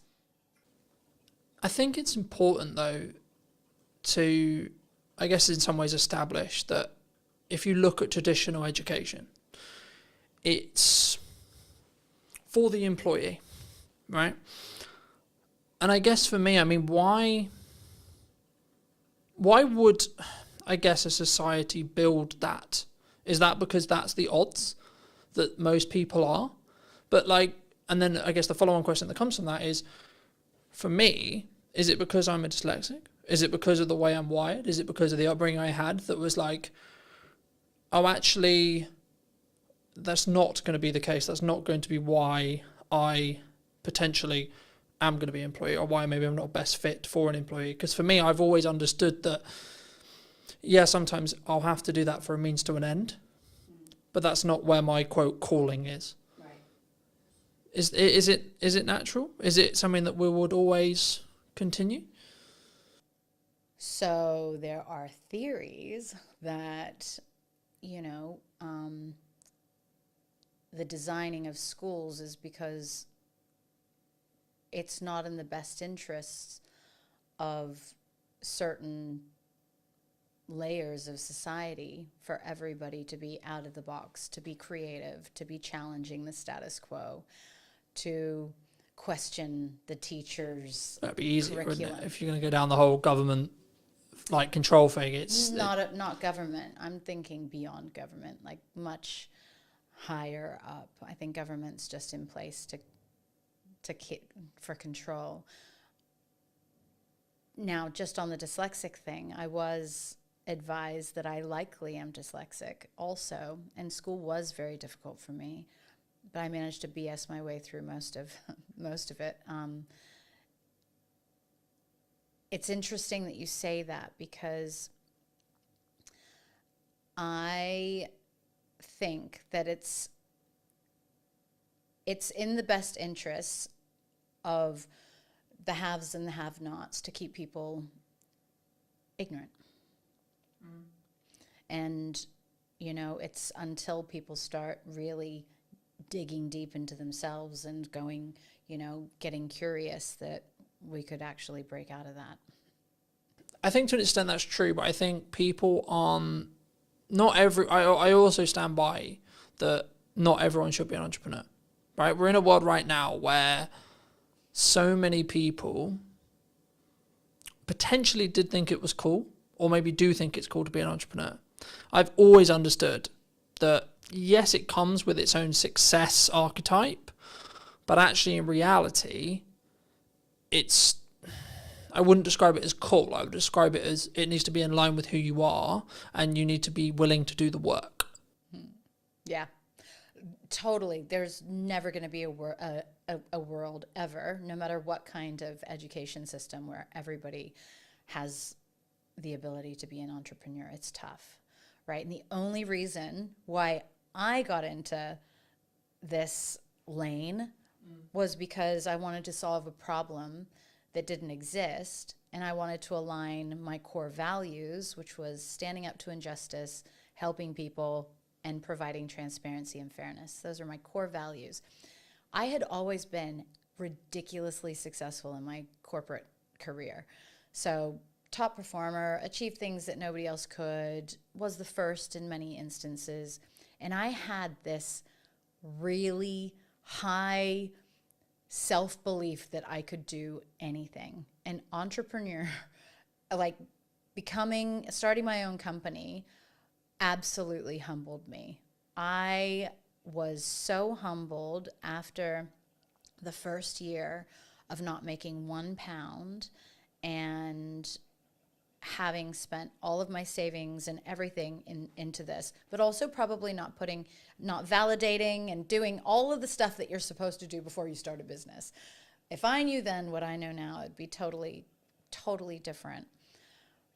And that's the thing, right? So it's what kind of tools are we leveraging in order to go down that path? I feel, though, entrepreneurial kind of paths can happen just by believing in yourself. And actually, I think that if everybody believed in themselves, then they could become an entrepreneur. And that could look like you're really great at nursing. So instead of going and working for a hospital, you start a nursing patient care facility or something like that. Or it could be that you become a consultant because you're a really great engineer and you know lots of companies need your assistance instead of going and doing the 9 to 5. I actually encourage as many people as possible to take all of their amazing skills and work for themselves instead of working for other people, because you will be infinitely happier and you'll also probably be infinitely better off. But you have to go and get the business and stuff like that. So it depends on whether or not the rest of the stuff adds up. Do you think that's a lack of confidence thing? A lot of times, yeah. Because I think for me, I've always understood that like it's in my control. If it goes wrong, it's on me. But also if it goes right, it's on me. But I've always understood that, and that's why I guess I have the self-belief, self-confidence, etc. from me personally. But I guess people want the security, they want the excuse, they want because I kind of agree with you, but I also in the next breath don't agree with you in the respect that everyone can be, but I don't think everyone should be. No, 100%. So I think everybody can be, but actually because of our personalities, there are personality types that naturally are risk adverse. They need security. They need stability. They're happy doing the same thing over and over and over again, never getting promoted, never doing the same job for 40 years, retiring, and then they've got a pension. They feel happy in doing that. I couldn't imagine doing that. But we're all built differently, and I feel like we all have different levels of evolution within us, because yeah. But I think that needs to be, I guess it needs to be you, that needs to be your decision. That needs to be your core, right? Like I've always understood, and I was out on a run yesterday in the rain that was like, okay, I know for a fact that 95% aren't going to do what I did today. Right, and I know that that's my advantage, right? The grit is when things get hard and I need to lean in, I need to do the difficult things, I need to work the extra hours. I know that is my advantage. But I know that through years of doing it. And I know that's what, I get fired up for it. I'm like, yes, right, okay, let's go. And I don't wish a bad economy or a bad situation on anyone, but I know when things get, quote, harder, I'm like, great, I'm going to thrive then, because I'm leaning into that uncomfortability. Mm-hmm. Do you think naturally we pull away and we stay inside our bubble, comfort-wise? 100%. We're psychologically, we're scientifically programmed to stay safe. Now, just the exact example that you just gave, when you are pushing yourself to do things that you don't want to or that most people wouldn't, you're actually building layers of resilience and courage and strength. And I would have those exact same thoughts. So during the winter, I think I started just before this year, but I decided on New Year's Day that my Lumi cold water pool that was sitting on the balcony full of water, that every day I would go and sit in that for 5 minutes. And, you know, even when it was below zero, so it was pretty cold. And as I sat there, and I was like, all of these, even billionaires, like I know tons of really, really successful entrepreneurs or whatever that would not be sitting and doing what I'm doing right now. And it gave me a level of confidence to tackle the day or to go and do something that I didn't like. That, that grit that you're talking about, doing things that are uncomfortable, stepping outside your comfort zone, even doing this today, like that's uncomfortable for me. But if we're doing things that push us outside of our comfort zone, we're naturally developing more and more resilience, strength, courage, all of those things. Is it a muscle? Yeah, well, I treat it like a muscle, but I don't know for sure. There would be parts of our brains that it actually supports, but I'm not. Because I don't know whether I read it being scientifically true. So I'm not going to say it is scientifically true because I can't 100% confidently say that. But what I believe to be true is whenever we do that, we build new neural pathways in our brain, right? Correct. Which naturally will mean the ability to do the thing that we find currently uncomfortable. We have to do it long enough for that pathway to be like consistently strong enough built. And then once it is there, then it's inside your comfort zone. And then it would just feel like another day. I mean, we were talking about it as I was setting up, that this today, like I realised it when I was going to sleep yesterday. I was like, well, I've got a podcast day tomorrow and I'm not nervous, not nervous at all. It's literally like another day of the week for me.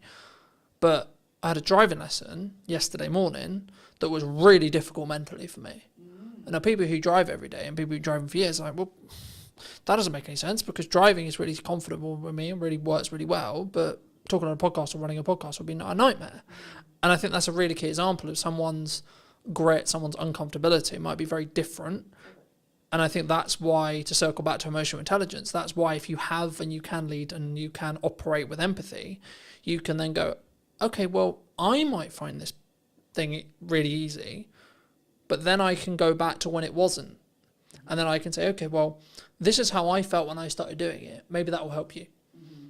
And I think that will then, in some ways, make do you think a more deeper psychological connection, I guess, is the question there? Like either in a buying journey or just in general, like a human to human point of view, like having that level of empathy, having that level of understanding, having that level of connection will then mean that you're connected on a more deeper level, do you think? For sure. So if you're able to get in the seat of, or get into the mind of the buyer from a customer perspective and empathize with their challenges and what their frustrations would be, or some of their hesitations of why they're not immediately jumping to your amazing new service.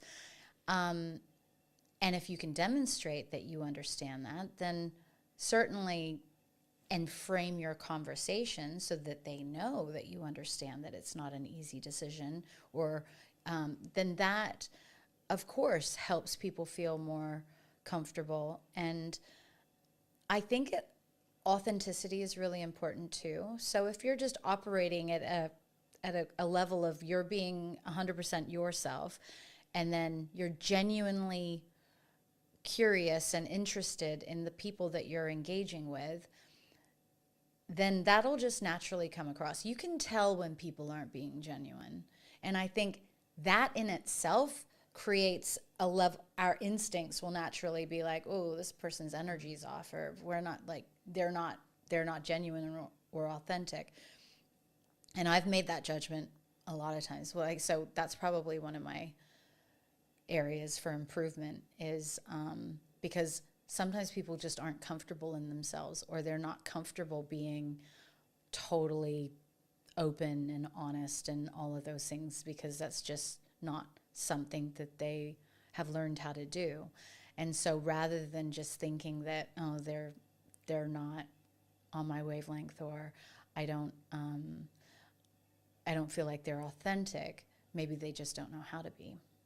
And going back to your guy who wasn't empathetic, maybe he just hasn't learned how to be yet. For those who've really enjoyed the conversation, they want to maybe hear some more from you or see some more of your content, etc. I mean, where's best for people to either see that or reach out to you if they want to? Yeah, so, well, I would say that the two things that I've did some recordings on, which was intrepid thinking around how to be bold in the way that we're thinking and challenging the way that we're doing things in order to achieve progress. So the intrepid thinking, I did put that up on YouTube, and there's some cool clips on there. And then the diversity minded podcast too, because actually being diversity, like we talk about diversity in terms of maybe more aesthetic things, but I really love being around people that don't think like me or don't behave the same way that I do, so that they can challenge my own perceptions. And I mean, not too, so if they're like really extreme in their beliefs or their views, and I don't believe that they're right, I mean, we have to have, aligned values, but I enjoy people who think differently and who show up differently, because then it helps me be more conscious in how I move and behave. And I think we never want to get too comfortable. If we're just moving through life like an autopilot, then we're missing everything. And that's definitely not a fulfilling way to live, in my opinion. But kindstay.com. So that's my latest initiative, and I'm really excited about the disruption that I intend to cause in the housing sector for landlords who are wanting to make more income off of their properties, and then also the residents who need to consider their well-being when they're going through difficult housing situations. Thank you so much for the time. Yeah. If you were going to leave or talk to the person, Mel, 10 years ago, what advice, if you were going to give advice to her, would you give?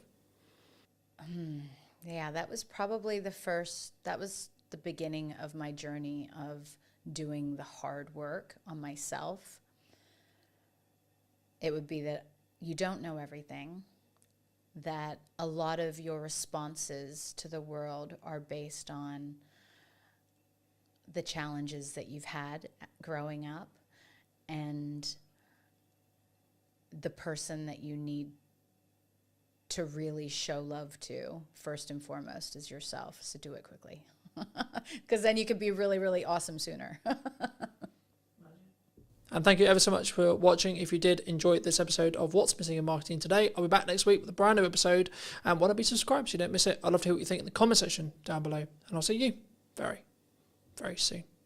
The biggest mindset shift for me was understanding it's not actually about you. No one gives a shit about what you look like, sound like, etc. You are a catalyst to the information in your head. That's it, full stop. The honest answer is we live in a world where people binge watch their favorite shows. They watch a lot of social media content, sit and watch TikTok for 7 hours. It's not about whether it's, quote, it's the only question for a viewer is it valuable? If I was running a business and I needed clients today, I wouldn't be doing marketing. I'd be doing cold outreach and I'd be ringing 100 people a day or sending 100 DMs a day.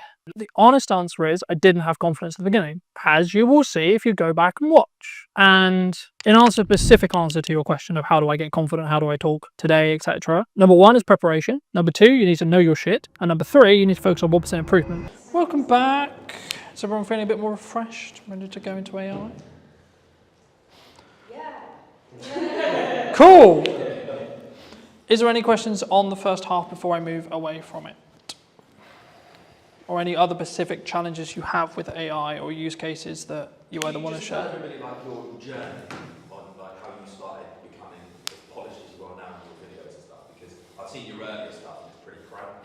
Now it's good. So I think it's important for everyone to know, because I speak for most people in this room, I'm sure none of us could do what you're doing currently, but kind of if you could just explain how you kind of got the confidence to start putting out crap. Like Gary Vaynerchuk talks about it a lot, right? Well, he talks about wine for years before anyone watched any of his videos, and now he's got millions of followers and millions in the bank. So. The honest answer is I didn't have confidence at the beginning, as you will see if you go back and watch, right? Please do, it's funny. It's hilarious, right? But the key point is, right, I could have deleted all those videos, right? I could have done. They're my videos, they're on my channel, I can do whatever I want. The reason why I haven't is because it shows my progression from then to now, right? So to give people really quick, brief context, and feel free to ask in a little bit more depth, but I started creating video content when I was, I want to say 13, 14. That's a fun age. You can't even speak right at that age, but there you go. Around the gaming sphere, etc. Anyway, fast forward to starting Brunner Media, 2018. Wanted to document my journey from point A to point B. Cool. So I was like, well, I'm starting now, so let's just film what I'm doing, right? And in answer, specific answer to your question of how do I get confident, how do I talk today, etc. Number one is preparation. Number two, you need to know your shit. And number three, you need to focus on 1% improvement. In a nutshell, that's it. But also understand that you will get better if you keep going, regardless how uncomfortable it is. Right? We may not get onto it today, but there is a section of workshops I've done where I get everyone in the room to film their first video. We can do that if you want. See where we are. Everyone's like, no, I'm not doing that. Okay, but the reason I expect, I don't know, but the reason why I expect most people are saying that is because A, they're self-confident, so they don't have the self-belief, self-esteem in themselves to be able to do that, or B, they have a technical hurdle about why. So they're not sure what happens if I do it on my phone, what if I do it wrong, how does it sound, etc. In most cases, it's the confidence end, right? Does that help? Does that help? Because that's, I mean, my story I've told a million times. There's videos of me telling the story if you want more in depth, but... And how many people have come up to you and told you the original crap? Because there's not many people that have probably looked into everything, so obviously we're talking on a deeper depth, so... I think... Not many, I would assume. Yes and no. I think it's subjective. Because at the time, it was the best I could do. Is this from when you were 13, 14? So I think what John is referring to is probably the stuff that I started in 2018. How old are you now? 28. So 5 years ago, so 23. I've never really been big on social media until we started working here. The thing is, you don't know what you don't know, though. You have to Yeah. start somewhere. You can only do with what you've got, and that's it. Absolutely. I think delivering knowledge is the key. You've got to add value. The thing... All of you sat in this room know most things about the hospitality industry that most other people don't know. And I think you need to understand how much knowledge you have that most people don't. The biggest mindset shift for me was understanding it's not actually about you. Yeah. No one gives a shit about what you look like, sound like, etc. You are a catalyst to the information in your head. That's it, full stop.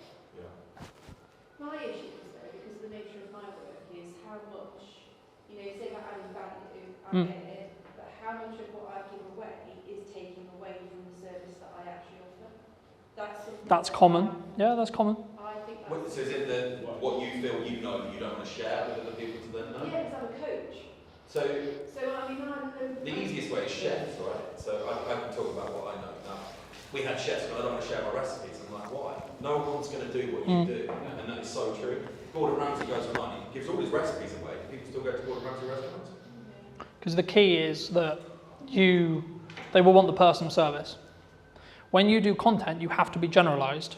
Okay, I can't go into as depth unless this room was just purely filled with hospitality or just purely filled with retail or just purely filled with etc. Because there's multiple sectors in here, I can't go into, or I shouldn't go into, specific detail, and it's more of a generalized concept, ideas, this is principles, etc. that hopefully you can take away and add to, right?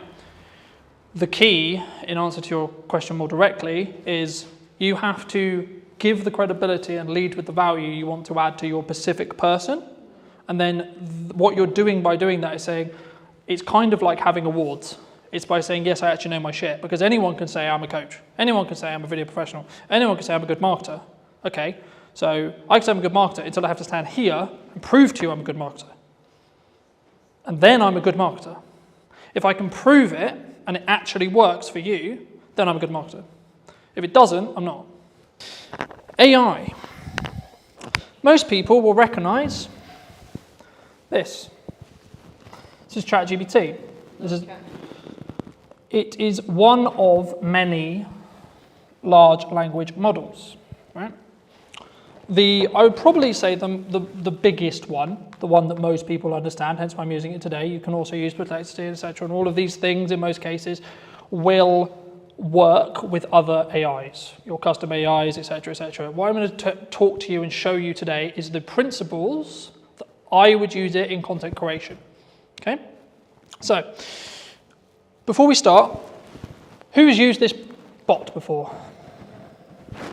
Everyone in the room. Wonderful. What would be your use case for ChatGPT? The answer is you can use it to do whatever you like. It's an idea engine is how I look at it. So a common use is this. Okay?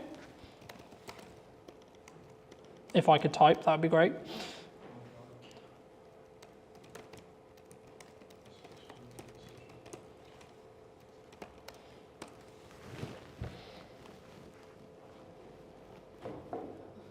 Who's typed in that prompt or something similar? I would like a social media post for my business. So this is how I use it. Because I'm a dyslexic, I don't like to write things because it's a nightmare unless I transcribe it. Okay? But if you have plus ChatGPT, you can talk to it. So I'll give you an example. If it works. Hey ChatGPT, can you hear me? I can hear you loud and clear. Feel free to let me know what you need.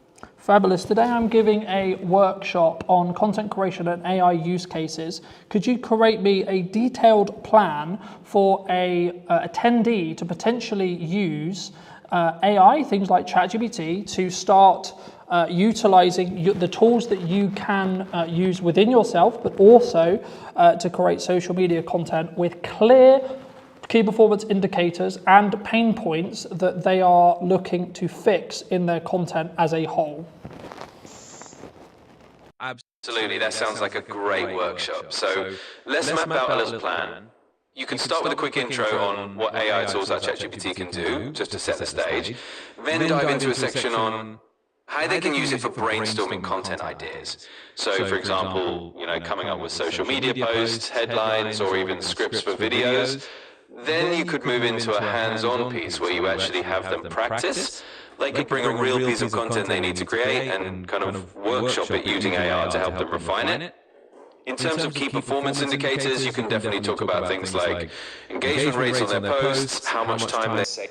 So then ChatGPT would list all the things I just asked, right? And that's just me talking to it. So those who are not confident and don't want to sit here and write a big article, if you're a writer, do that, right? The key when you prompt is to be as detailed as humanly possible, right?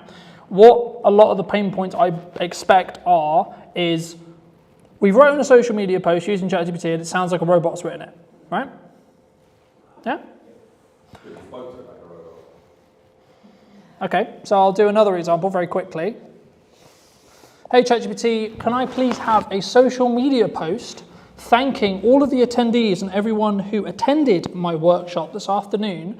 Keep in mind the current tone of voice I'm speaking in and the following key points. I would like to thank the attendees for coming to my event. I would also like to summarize some of the key points that I made, such as content distribution, content styles, and algorithmic changes. Could you please draft this post so then I can share more feedback with you on this post? Absolutely. Let's keep it in that same Kind of warm and engaging tone you've got. Here's a draft for you. Hey everyone, just want to send out a huge thank you to all of you who joined the workshop today. It was fantastic having you there and I really appreciate you taking the time. We covered a lot, from how to distribute your content effectively to exploring different styles you can try out and even how to keep up with those ever-changing algorithms. So thanks for being such an interactive group and let's keep the creativity rolling. Feel free to let me know if you'd like any tweaks or changes.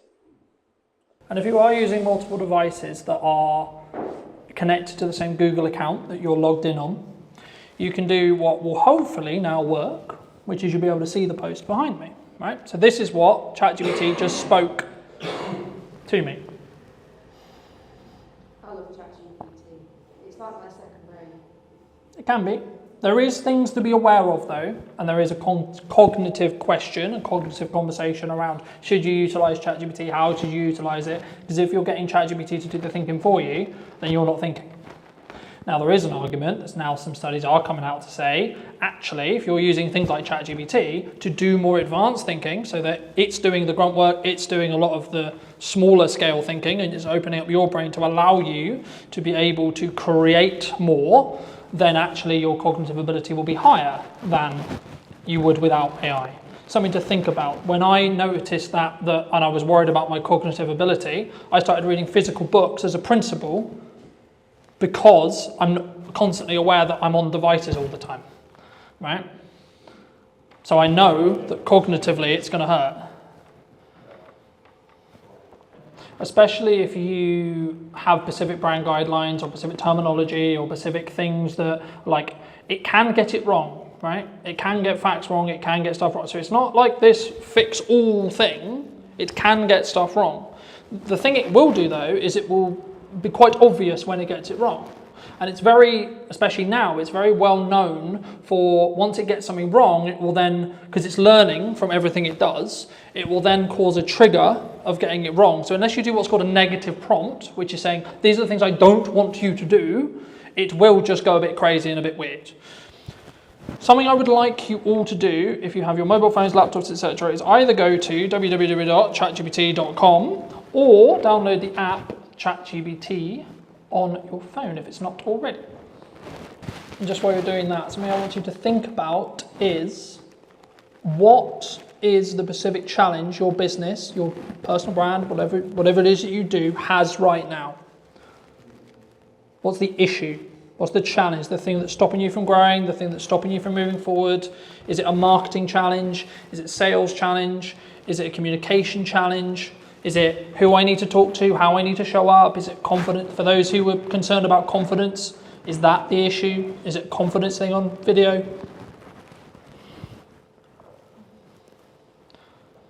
And when you're ready and when you have it, all I want you to do is put that problem into ChatGPT, whatever your problem is, and then just simply ask it, can you share an action plan in as detailed as you can to fix X problem? I'm waiting for that moment people haven't used ChatGPT before, their mind just goes. So if I wanted to get a brand new chat that doesn't really know me and understand me about my business, this is the process I would follow just while you're playing with ChatGPT yourself. So the version I'm using is the Plus version that's £20 a month. But there is a free version, and the only difference will be it will change the amount of entries that you can have per month. So you'll hit the cap quite quickly, potentially. And the memory isn't as good because you don't have access to ChatGPT 5. So if you see up here, there's ChatGPT 5. If you go onto legacy models, you can use ChatGPT 4, which is their free model that isn't as shiny and as accurate than ChatGPT 5. On the paid one, if you told it something a month ago, you could say, remember that Yeah. conversation we had a month ago, and it will remember it. It's just on the free one, it doesn't.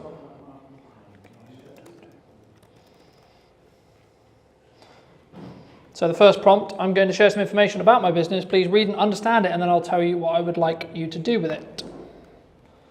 So at this stage, it is literally just going to try and read and understand what I'm going to give it. Right? I'm going to use the copy on my website.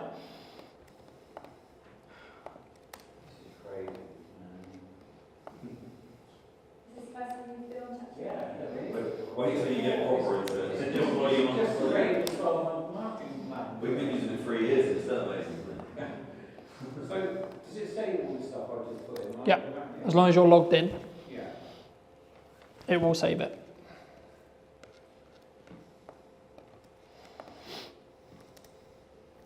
And you can manipulate from your strong word. If say you win an award, you can like send proof of that award to ChatGPT and say, do you not think this would be greatly recommended to people looking for X, Y, Z in this area? And it then kind of will find that on the website where, yeah, that's legit. And then say someone was looking for a coach on cognitive behaviour, it would recommend you in the area because you told it about it. It's really clever. Something else, I don't have any files on this computer because they're on at home, but something else you can do is you can click on this button here you can add files either from Google Drive or from your computer. So this, you can add images, you can add documents, you can add transcripts, etc. And what you can ask ChatGPT to do, and this is what I do with most of my podcasts, is I'll export a transcript from the podcast, and I will say, this is a transcript between myself, person A and person B. I would like you to tell me what the key takeaways are, choose 3 of them, from this entire conversation, and where the timestamps are, because in my app export, it will show at 42, etc. And then it will go through, it will analyze the entire transcript, and it will say, well, given your, especially if you have it in something which already has memory, so it already understands your context, already understands your target demographic, already understands your ideal customer, you can then get it to go, okay, cool. So I know I need to talk to these people, and I think these people are going to resonate with these 3 points. So we got 3 social media posts right there before you've even pulled any video out. You could just literally say, well, I'll give you an example of this week. I had Stuart on the podcast. We talked about AI, some of the risks of deepfakes, etc., trust in marketing and communication as a whole. So ChatGPT believes that they are the 3 key points that my audience would resonate with.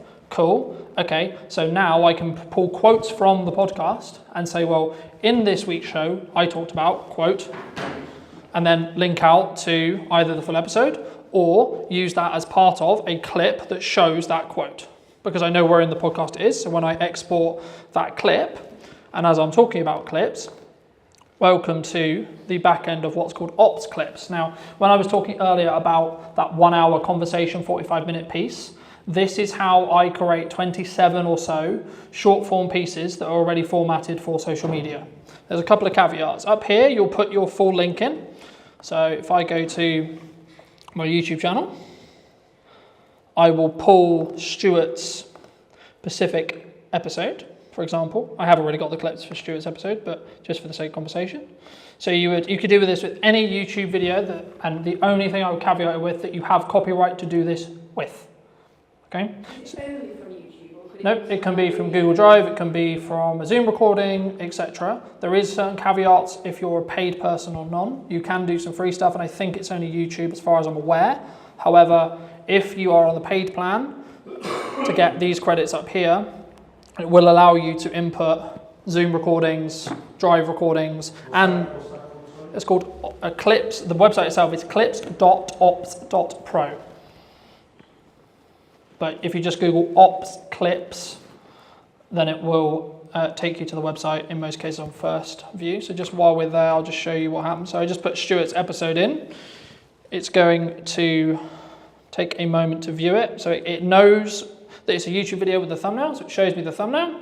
And then if I click here, so get clips in one click, it's now going to process that video, and it's then going to take that 45-minute conversation, and it's going to extract what it believes is the best set of short form clips, and they will already be in that structure I talked about earlier.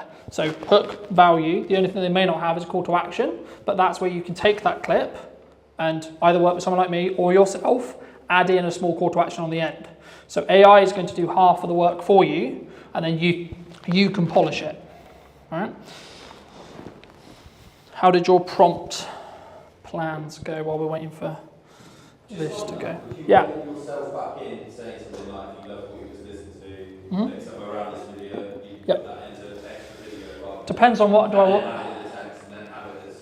So it depends on, to an extent, it does depend on what I want the video to do. If I want the video to be general awareness, I just want you to consume the content, I won't bother, right? But if you wanted to book something like this today, you would be... So then I would do, so then I would do a hybrid approach. So I would use tools like Ops to extract the key moments that it believes is going to be the viral clips on social. It's not guaranteed, but it's what it believes. And then I might tweak it. So I might actually change its hook, because I maybe don't believe the hook's actually very good, right? Or I might add in a call to action because I have a specific sales target I want to hit. So for example, when I do the next event for this, there'll be, here's some clips from the last time. Hey, did you know I'm doing this at this date, this time, about this, right? And something that I'd be interested to hear about, either afterwards or in DMs, etc. I'm thinking about doing one specifically on podcasting. Not sure if that's like interesting or not, but it's something I'm thinking about. But just while we're on like prompting, for those who did test prompt, what did you think? This is a basic level of how I personally use it in content creation. So I'll skip the time because I've already done it. This is every single clip that Stuart's episode created from the same thing. Okay? Some of which you would have seen on social media. So when that one's done, it will create something similar to this. So it's just taking that full length clip, full length thing, and then just chopping it down into pieces. Mm-hmm. Is it then going to stitch it back together for you, or do you have to do that? And the difference between that and AI is AI genuinely has solutions, right? You can take someone who spent the last 20 years of their life learning how to spot tumours in lungs, right? They might have. So the thing that it will do is it will tell me what was said in the video, and here it will rate hooks, flows, value, etc. Now it's its definition of what it believes to be the best. Doesn't mean it will be, right? And it also has variation in clip length. If you see here, this is the clip length. So you've got 26 seconds, 2 minutes, etc. I'll use a longer one, for example. Ops clips themselves have their own editor. You can use it. It's good for certain things. So I'll give you an example. Something which I'd recommend everyone does if they are going to play with Ops clips is change the brand settings. I'll quickly go over here. So here you have your brand settings. So this will allow you to set specific colors, specific typefaces, specific logos if you want to put your logos in, etc. Right? So for me, I have one specifically for Brunner Media, and that's the black and white text because it's my brand colors and it's underlined by red because I use red quite a bit, etc. This is the transcript here of what's said. So you will want to double check this because it's AI, it's going to get some things wrong. It will get 95% there. It doesn't like my name, for example. I'm Colin or Callum or etc. Right? But the things which are, I think, really interesting is these AI enhancements, right? So you can do things like remove filler words with one click. Now there wasn't any in this clip, right? So I had none to remove. The same with pauses, right? Because I've already removed them. Yeah. So is this all on the free version or is this the paid version? I think most of the stuff I've covered so far, the only things you get in the paid version, I think it's not that expensive anyway, it depends on how many credits you want, but I think it's like 20 to 50 quid a month. Okay. And it's not a crazy amount of money, it's designed to be affordable because it's a software to service product. The thing that you would be bottlenecked by would be the credits, because every time you input a video, long form, it uses up 1 credit per minute. So in your subscription, you'll get, depending on what subscription tier you're on, you'll get a number of credits. So for example, I think I'm Pro, so I think I get like 600 minutes worth a month, right? And so on. But this kind of thing worked when I set up 15 minutes. Yep. So this is just how to create short form from it. You can then also change the styles and you can upload. What would you, what people obviously should do it for you, what would you say is the perfect short form, 15 to 20 seconds? As short as you can make it to get the story that you're trying to tell. With the hook, with the value, with the season. Yeah. Some videos I do, some video, like so this is where I experiment, right? So some of the stuff for this event, the promotion stuff for this event was 6 minutes long, was the whole YouTube video reformatted for socials and then put on Instagram to see whether it would get good retention or not. In other senses, it was, here's a 20-second clip of the best highlights or the best takeaway or the etc. from today or from a podcast or etc. And let's see how that performs. So there is no like, everyone asks me, well, what's the golden time? What's the golden... It's like,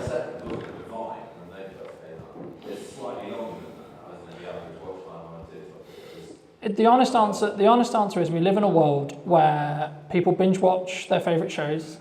They watch a lot of social media content. They sit and watch TikTok for 7 hours, right? It's not about whether it's, quote, it's the only question for a viewer is it valuable? That's it.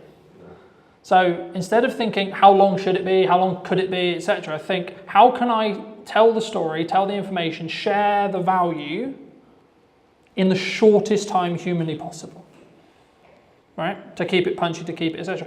And what you might find is you'll try a load of stuff and your theoretical stuff doesn't work because it only gets 20 views, 30 views, 40 views, 50 views. The real life test is, what happens when you put the content out? Do people mention that you're everywhere? So when I started the yes and marketing process in May, people were saying, oh my God, I'm seeing you everywhere. Right now, as I give you this workshop, I have a live stream on my YouTube channel, Twitch, Facebook, and so on, of 10 podcasts of me discussing those podcast episodes being live right now, along with the posts I did this morning, along with the posts I'll do this afternoon, etc. Right? So it's about being, how I look at marketing is it's about being omnipresent wherever possible. It's not necessarily a direct ROI from, I put content out, and then there is a direct correlation to someone booked my business, someone booked my event, someone that did the thing. What actually happens is they'll see a load of omnipresent stuff, and when they're ready to do the thing you do, they'll then come to you because that was the last thing they consumed. Right? That's how we started working together, right? We spoke in March. It was only in June when I could find out, man, I've been watching this stuff. Let's work together, right? I knew about it for 3 months. I chose not to do anything about it. And that's normally why people stop with marketing, because they go, I'm going to put it out, it's not going to work, and then, well, I didn't get anything. Yeah, but are you 2 days away from breaking the glass ceiling and winning whatever it is? Filling your pub, filling your restaurant, filling your event. Still keeping the quality there. Yeah. But you have to come at it. It's not a perspective of what you think is good or what I think is good. It's what your audience believes to be good. Yeah. Because nice way possible, nothing else matters bar the market you're trying to talk to. Yeah, and that will help with, if you have a confidence issue with being on camera or you have a confidence issue with creating content, just rewire it in your head to say, I'm a catalyst to the information, not I'm talking on video. Because the objective should be, I'm going to teach people my knowledge, especially in the thought leadership space, this kind of thing. This is what I know. If I truly add value to you today, the likelihood some of you work with me in 6 months is very high, especially if you've consistently seen me through that time. So you want to look at like strong ROI? And I guess for you particularly, you're keeping what you're saying genuine, because you're sitting here saying do this, and you are. Yeah, and that's where it gets interesting, because I speak to other video production companies like, you need to be on video, you need to be doing this, you need to be doing marketing, you need to be doing that, you need to be this. I was like, well, when did you last post? Yeah, you've got their own socials. And then right? I'm like, if someone asked me that 4 hours ago, will be my answer. Or if you're on the stuff I scheduled 10 minutes ago. Right?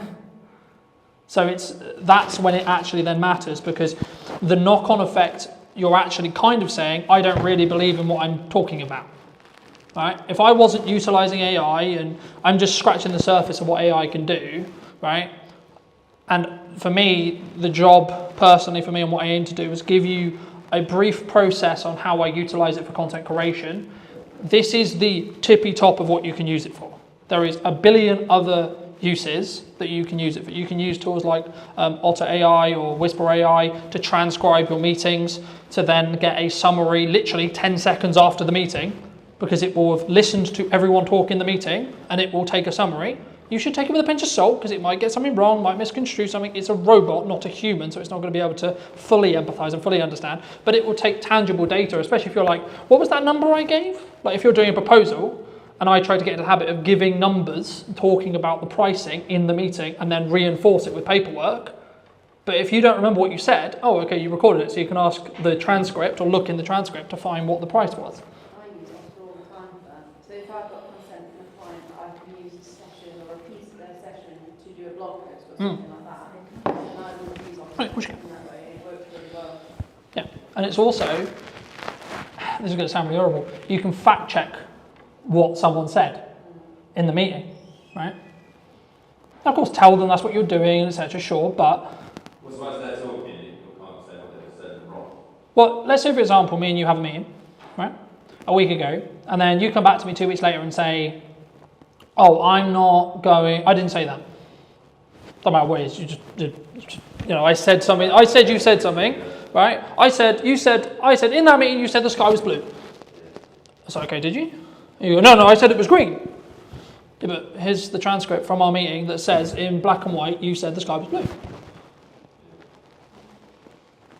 I've also used closed captions as well. I mean, I know a lot of AI can do that for you, but I use transcript to make sure that my captions are dead accurate. It does need some tweaking sometimes, The AI ones for like ops or etc., they will get it probably 95% there, unless you have a weird name like me and it will never get it right. But you can tell it and you can tweak it. So for example, like if I wanted to change this, I can go here and I can change this, and if I don't want the percentage, it will then ask me, do I want to apply it just to this part of the video, or do I want to apply it everywhere? Now, in this case, there is no other 85%, so there isn't another section. But if my name comes up 4 times and it's got it wrong, I can change it once and it will change it in all of the transcript, right? So that's how you can speed things up. Very quickly, I don't have to do this, but I can show you. Do you want to talk about, do you know how to create an image from a text prompt? / would that be helpful? We have tried it and they don't look. Oh, it's weird. It's really weird sometimes, right? It used to like the same font. it's really.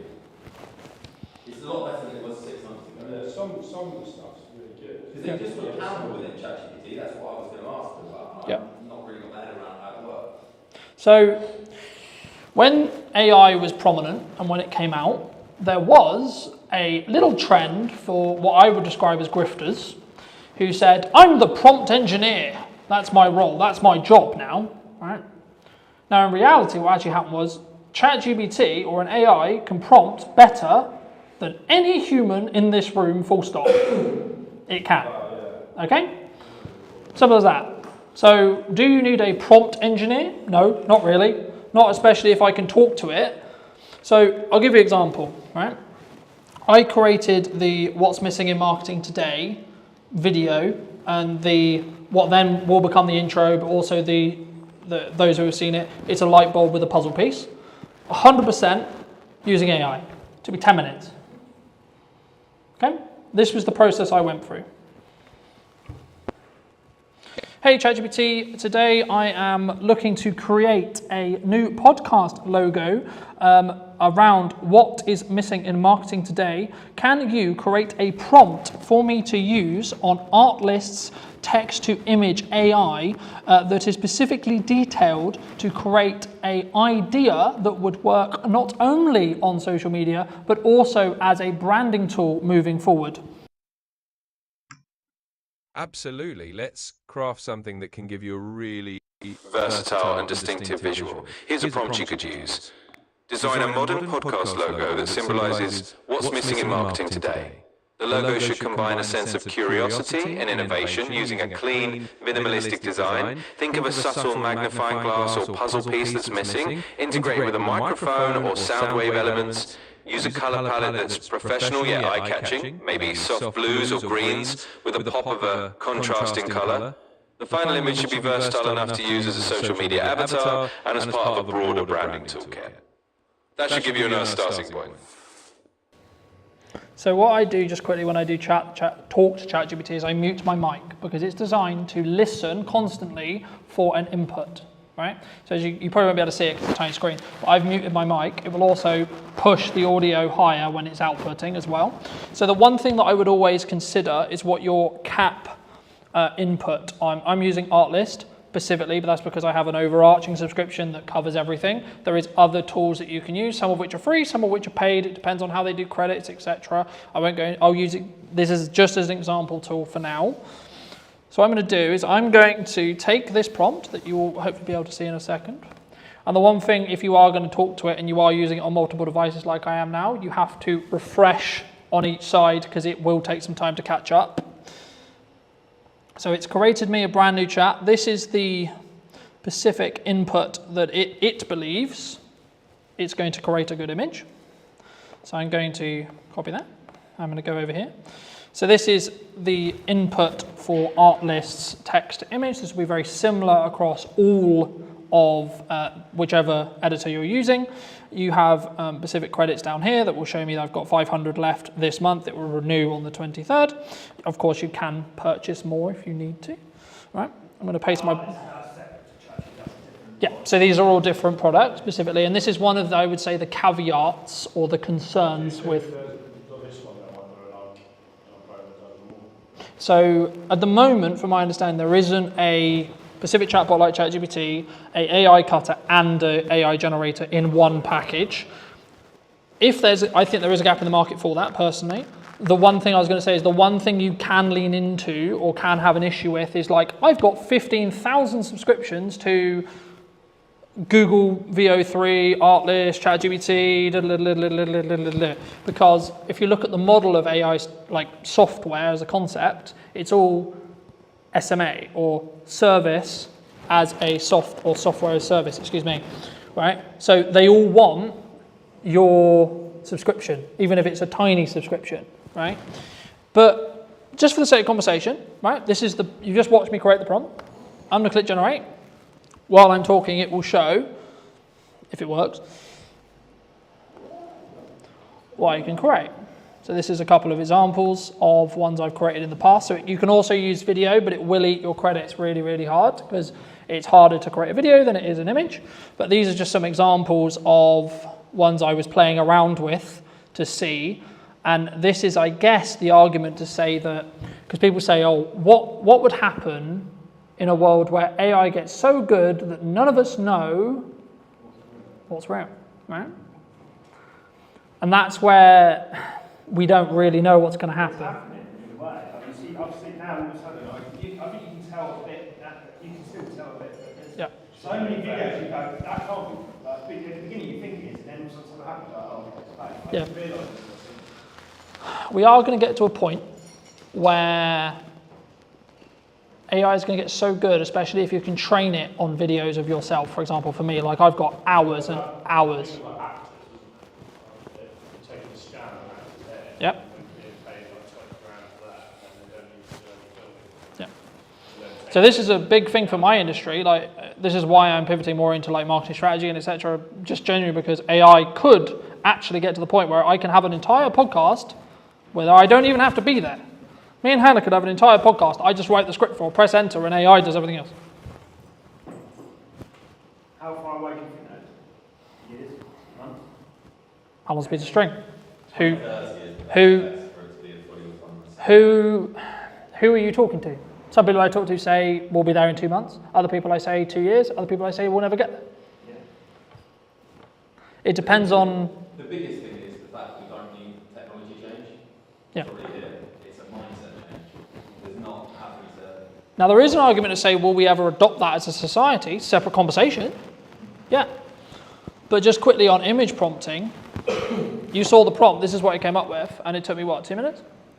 Right now, if I don't like this image, I can then go back to that prompt and see what I don't like about it, and I can say, okay, can you update this prompt? So, can you update this to not use the blue?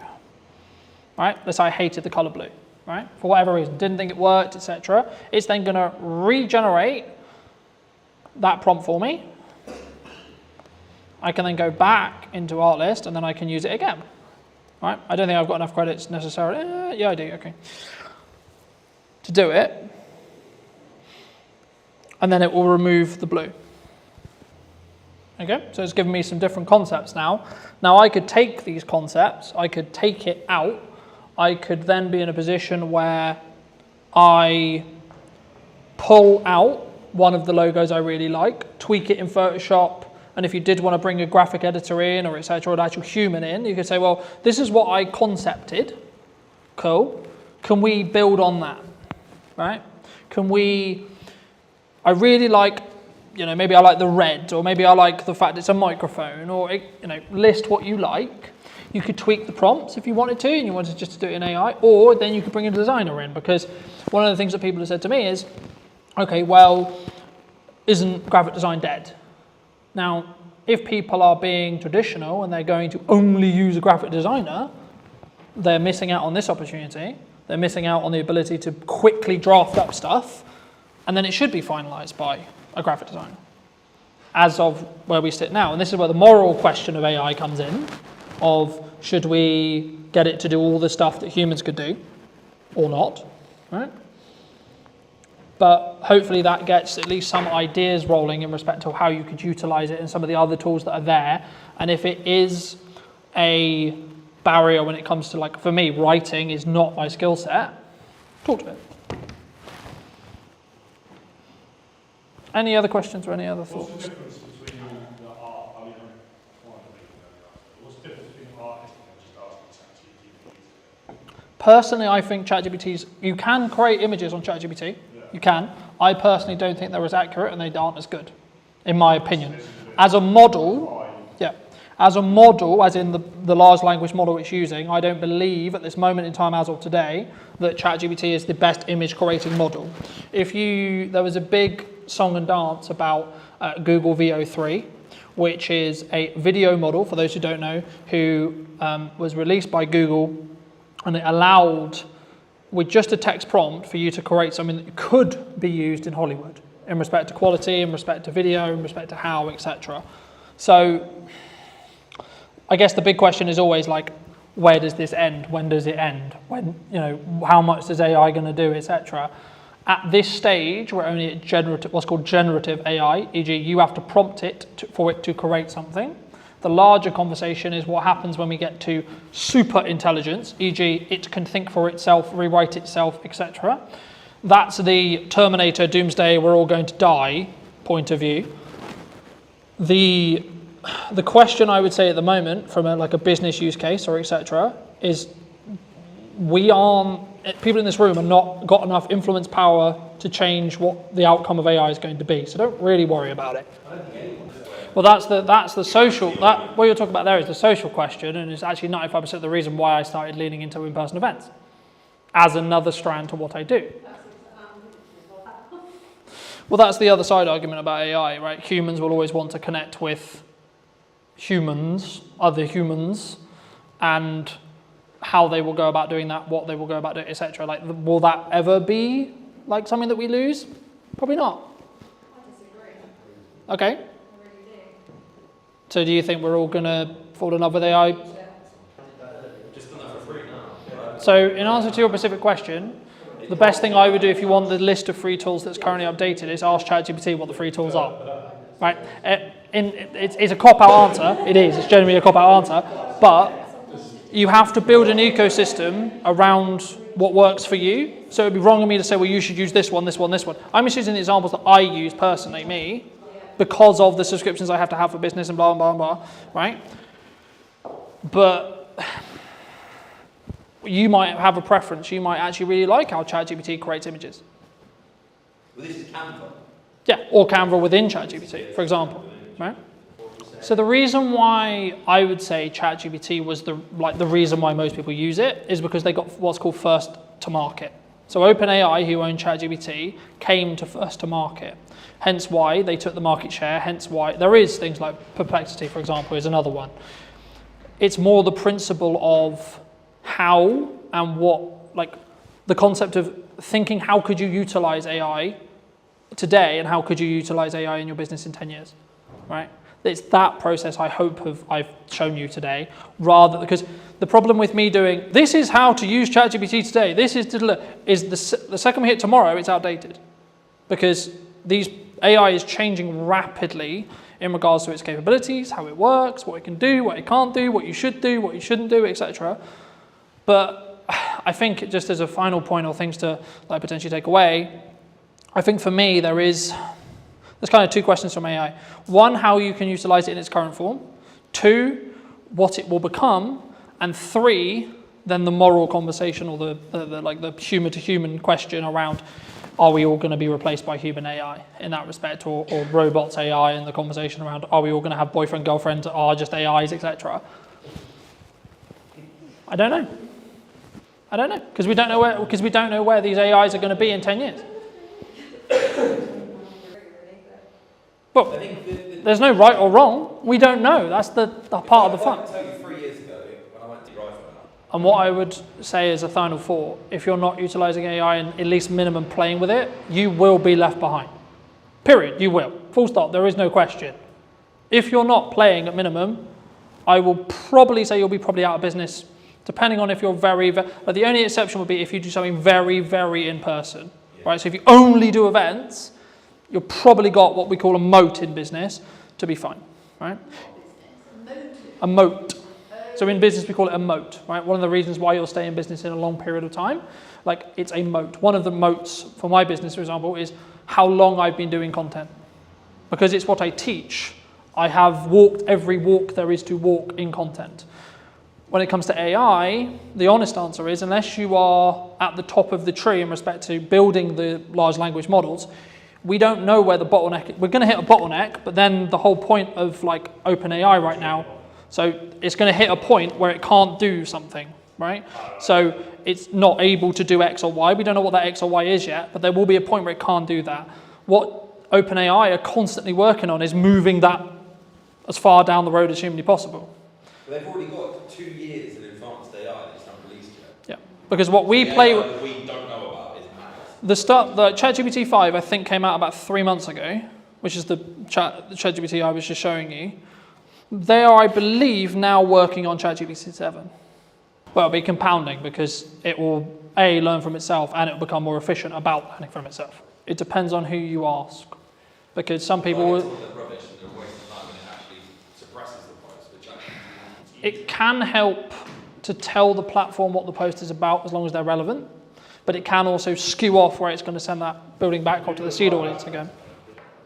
The reason why FP was used is because in the early days of TikTok For You page, it was the only way you could get your video on the For You page. Now it naturally just goes there. Right. So it's not as relevant. But so if you wanted to be shown on FYP, you had to yeah, you had to put hashtag FYP for it to be then served into the FYP, but then TikTok updated it about 1.5 years ago saying, okay, cool, we're just going to send everything to an interest-based graph in that respect. And what I would do personally is I would take a 3-month chunk of your marketing, this is what I'm doing right now, and have at maximum 3 pillars that have specific call to actions related to it. So if I wind the clock back when I was marketing this event, I was focusing on the podcast and the event, and then my service. They're the only 3 things I was focusing marketing on, and I only made content around those 3 things. So I had a podcast with clips and call to actions to go to see the full episode. Then I had the event, which was, this is a summary, or this is an idea of what I created, right? And this is how to create it. And then I'll be then going into more depth in this workshop of this, right? So hooking someone in, this is the problem I'm going to help solve. This is actually the solution. And then this is where you can find more if you found it interesting. And then the service stuff will either happen passively if you're only doing 2, depends on what your service is, or you can do, are you struggling with content creation? For example, in my case, here's the solution. Oh, would you like for me to work with you more? Go to the link to someone, you know. Every single thing you do in marketing should be at somewhere in a marketing funnel, right? In most cases, the content we put on social media, top, right? So you want to get awareness, then it will lead down into consideration, right? So should I work with this person? Do I like this person, etc.? And then eventually at the bottom of the funnel, this probably takes place on a landing page or a website in most cases, or through continued consumption, you'll then be in a position where you have trust with that person, and then it's just a matter of time before you work with that person. Because once you trust me, there's no like question mark on am I good at what I'm talking about? Because you trust that I am, and you trust that I'm going to hopefully add value to you, and then we can go from there, you know? And then it's like, then send people to the website, and then through time, they'll go, hey, I need what Colton sells now, but that I could, you know, what was the first piece of content you, like I just used you as an example because we talked about it earlier. What was the first piece of content you consumed? Whatever. Yeah. And then what timeline was it? Probably MySpace. But for me, of my content? Of you, first content of yours was the Old Mill Hotel video. Okay. I bought it. Yep. I searched online and your YouTube video came up. Mm-hmm. And it said obviously product media maker. Yep. So then I went onto your Instagram and looked at what you were doing. Mm-hmm. What did you do in the old man? I just did. So I was hired to do, by the previous owners, to do a promotional video of the refurb in that respect, and then I put that on my YouTube. I've never been inside, bro. His video sold it to me. Do you personally use like a set number amount of posts you do a day, or like a set schedule? I focus not on an interest. Too much is not. So the key is about being consistent. So if you can be consistently 1 a day, be 1 a day. If you can be consistently 2 a day, be 2 a day. If you can be consistently 4 a day, be 4 a day. Are there set times during the day that you It's irrelevant. Because we're not on a social graph anymore, it's completely irrelevant. If you want to go and you want to reason about why your content's not working, then yes, you'll go, I posted at the wrong time, What actually is happening is your content is not good enough, or you're not good enough at creating content yet. That's fine, but that's why you just create it, and then you see what the market tells you with views, likes, shares, comments, feedback from clients, feedbacks from people, feedbacks in your real world, right? So like, I'll give you an example. When I started doing Christmas marketing at the start of September, my driving instructor said to me, oh, you're starting Christmas marketing. Now, he's not going to hire me to do Christmas, but it was a confirmation in my head that he's seeing the marketing and he's seeing the trigger. But if he's driving instructor with someone that wants Christmas marketing, they start talking about it, they go, oh, might make it And the whole point is to start conversations, right? Content is one part of what your word of mouth should be. Very quickly on that, your word of mouth will be amplified depending on what you do in content. You have good word of mouth, things will go really well. You've got bad word of mouth, your business will die really quickly. So one of the things that I'm thinking about now is, to me personally, how completely overwhelming all of this seems. Like, I know that you're an example of what you're doing, that's absolutely fine, but you're doing a lot of things really well because you've got a lot of experience. And it feels so completely overwhelming, and that's what's stopping me from starting. And that's... Don't have a problem doing something. That is very common. Where do you start? How? What? Choose one thing. Just choose one thing. Outliners really well. It's like multi-millionaire, fantastic, well done. I'm not that, by the way, but... Not yet. And I'm going, well, what's next? What? Because you're everywhere at the minute. And my wife went, bloody hell, it's everywhere. I'm going to unfollow you politely. Yeah. And I thought, shit. But all that says... Because you're only getting 1,000 views, so it's only 1,000 people seeing it. That must be Salisbury based. Yeah, but it's also echo chamber based, right? Yeah, but in the nice way possible, is your wife going to buy from me? Probably not. So me posting all the time, because it's not relevant content to what she wants to consume, she'll find it annoying. Okay, but to someone else, it's incredibly valuable, incredibly helpful. So is that reach then as well? Like, one of the things that I'm thinking when you say you're in all these different places doing live streaming, to me, what that's generating is reach. Yes. And so that gives more opportunity for people to go, I need that now. Yes. But it's also a filter. So marketing, the people think we don't talk about in marketing, is the job of marketing is actually to tell to the wrong people you don't want to work with, don't work with me. If you don't like my approach and you don't like my style, you're not going to want to work with me. But it has to be in the timeline that works. So for me to get Christmas bookings, right? So I'll give you an example. So a lot of your guys are going to think about Christmas bookings. You should be marketing that now. I've just done the pre-mark because of what we've done. Right? But so for me, if I want Christmas campaigns, I need to market it in September so I can win the deals in October, so then we can execute it for the client in November. So then everyone sees the marketing in November. So then, because Christmas isn't December for buying and making decisions, it's November. Traditionally, yes, right? There's always exceptions to the rule, yes, of course, right? But in 95% of the cases, actually Christmas should be, in my case, started marketing in September. Hence why Christmas marketing is now started in September. So what you want in 3 months, you should start today. That's the thing you should be marketing today. So the commonality in most businesses is, I'm running out of money, I don't have enough work now. Well, unfortunately, that's too late for marketing to help you. You have to go into what I call into the trenches and cold sell an offer quickly, because you don't have the time for people to see the marketing, think about it, consider, and then buy from you. But if you're in a position where, actually, I'm good for 3 months, you should still be marketing now because you don't have work in 3 months. Okay, cool. Right, so where do I want to be? What do I want? So I already know what Q1 and Q2 is going to be from marketing, like those 3 pillars. I already know what those pillars are. You don't know, because I haven't started it yet. Second we hit December, Q1 starts. Second Christmas is done, in regards to my marketing plan, the plan for Q1 next year will begin on my marketing.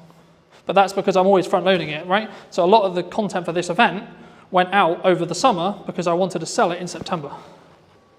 My view My view personally, do one really well instead of doing 5 really badly, right? Something that I struggled with personally a couple of years ago was, I'll go to networking, I'll do content, I'll do a podcast, I'll do this, I'll do that, I'll do this, I'll jump around with a banner, I did all of them terribly, so the results didn't happen. The moment I focused on, I'm going to do content and content only, I got more deals, I made more money, I did less work on actual serving clients. So what happened just before you decided you were going to do content only? I asked myself personally, what do I want to spend my time doing? Me, personally, what do I enjoy? What do I enjoy doing, and how do I feel I can amplify what I'm doing? Content's incredibly good to doing a message to many people at once when it comes to scaling time. You might actually find, fucking hell, I hate the idea of content. But I'm really good at having conversations, I'm really good at talking to people, just generally, okay, go and network. You don't need social media, you don't need ads, you don't need this, just go and network. Pay you to.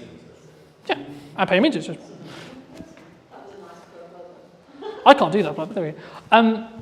Or you might go, actually, I want to get better at content, right now I'm shit. I promise you, everyone was shit, including me.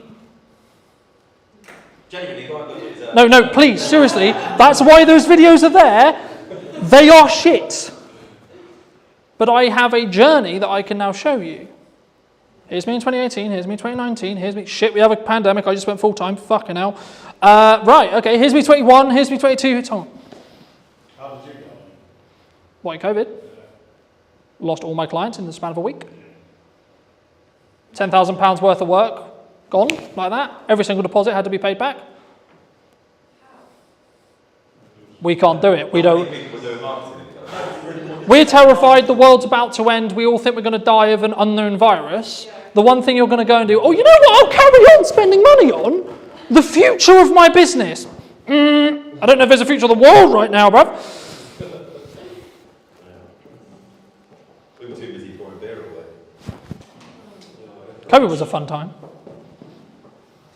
Furlough for the first time in my life, sat in the garden drinking beer at night. All right, I love it. Great for you. I just left my full-time, I'd just gone full-time, 2 weeks later, COVID happened. To quote Gary Vaynerchuk, brand is the only thing that is left, and everything else gets commoditized by AI. Ask yourself, do I want to or should I be doing it? Do I need to do it? Is this vital? What's the outcome? What's my why? There is a lot of questions you should be asking. When you focus on those metrics, when you focus on having a very clear vision on where I was in comparison to where I am, rather than I'm going to focus on where I am versus where you are. One of the things you can do is look to others, see in them what you want to be. Look at someone you admire, look at someone you don't, and make a checklist. For people who are concerned, right, who maybe are listening to this and going, okay, well, what do I need to do? Should they pull back? Should they not be as visible? Should they not invest? I know the feeling of this is not going to work, or this will work. What if I spend 7 days on it and then it turns into nothing? Well, at least I've done it. I've ticked that box. I'm never going to know if it works or not if I don't try. Did you know that 93% of you are not subscribed? So if you could please do me a favor and you're enjoying the show, then subscribing would mean the world to me, and it would allow me to grow the show and continue to get larger and larger guests and continue to bring what's missing in marketing today. Thank you ever so much for joining me, and I'll enjoy the episode. Hello, my friends. I hope you're well. I hope you had a fantastic day or night. Today, we're back with what is missing in marketing today. And so I'm going to be talking to Sarah all about, I imagine, photography. But before we start, what do you think, Sarah, from your perspective, is missing in marketing today? I think a few things are missing. One of them is probably confidence. Okay.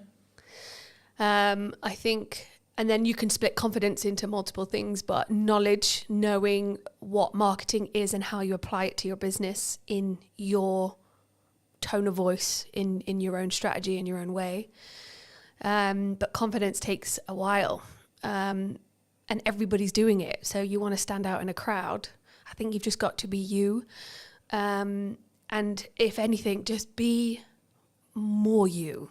The more authentic you can be, the better, which again is hard. And even then you've got to figure out how authentic do I want to be for Sarah? How authentic do I want to be for my business? How authentic do I want to be when I'm networking or on a podcast? Or because I can be crazy. Catch me on a Friday night with 10 margaritas, you will not recognize me. I don't want to put that into my business, although technically it kind of is now, but it's a part of your personality, right? So yeah, confidence, authenticity, I think are two things I really focus on.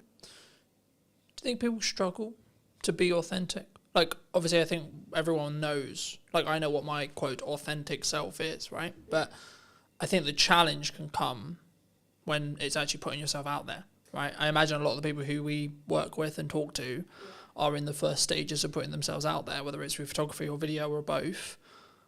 Is that a struggle, do you think?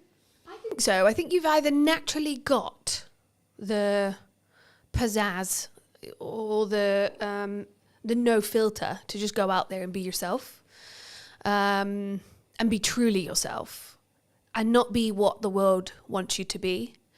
I can speak from a woman's point of view in a predominantly male industry, and other careers that I've had. You do have to stand taller and on your tiptoes, and you do have to shout louder, and you do have to talk about golf and boobs and whatever else it might be that some men like to talk about just to get their attention. Is that who I want to be? No. And so it takes a little bit more focus. A therapist said to me a few years ago when I was a bit lost and I felt like an open nerve just walking through the world. I asked her, how do I know who I want to be? I didn't have my walls anymore. I'd kind of broken those down.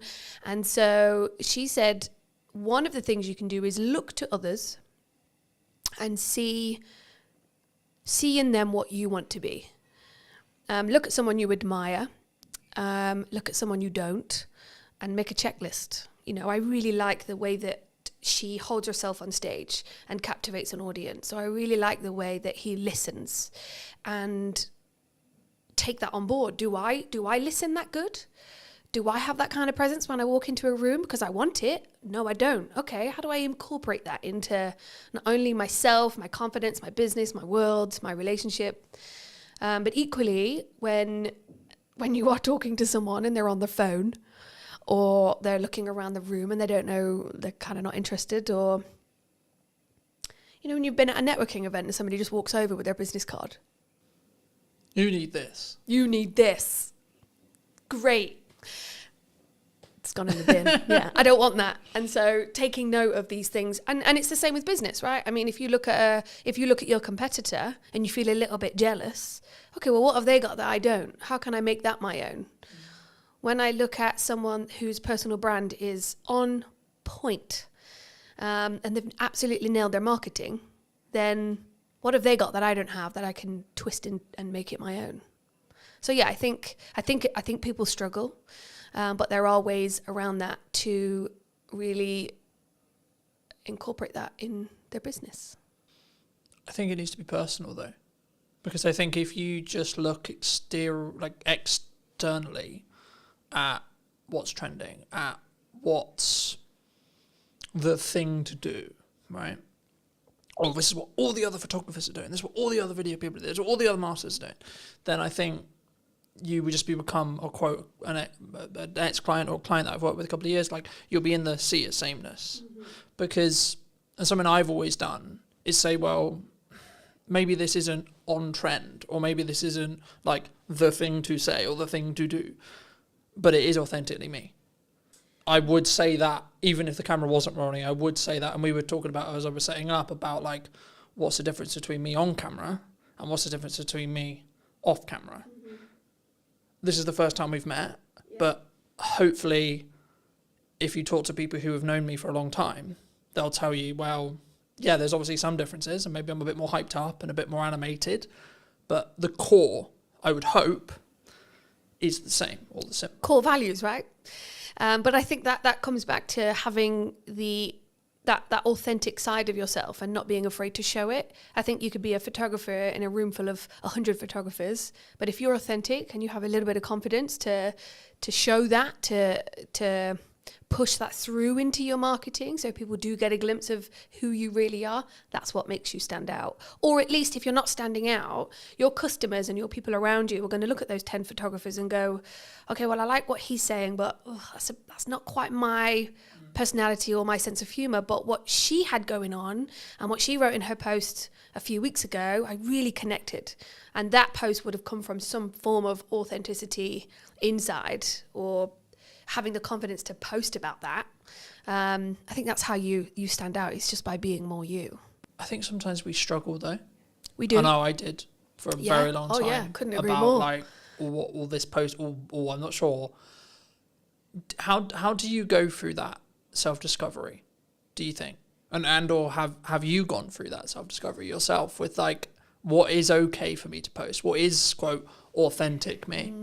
Do you know what? That's a really good question. And I would say that I still struggle with that. And I think little tips like looking at others and seeing what they're doing can be a motivator. But one of the biggest things this last, I only relaunched 6 months ago. So the last 6 months, but also the last year and a half, I have gathered a group of women around me that are a reflection of what I'm doing or who I am.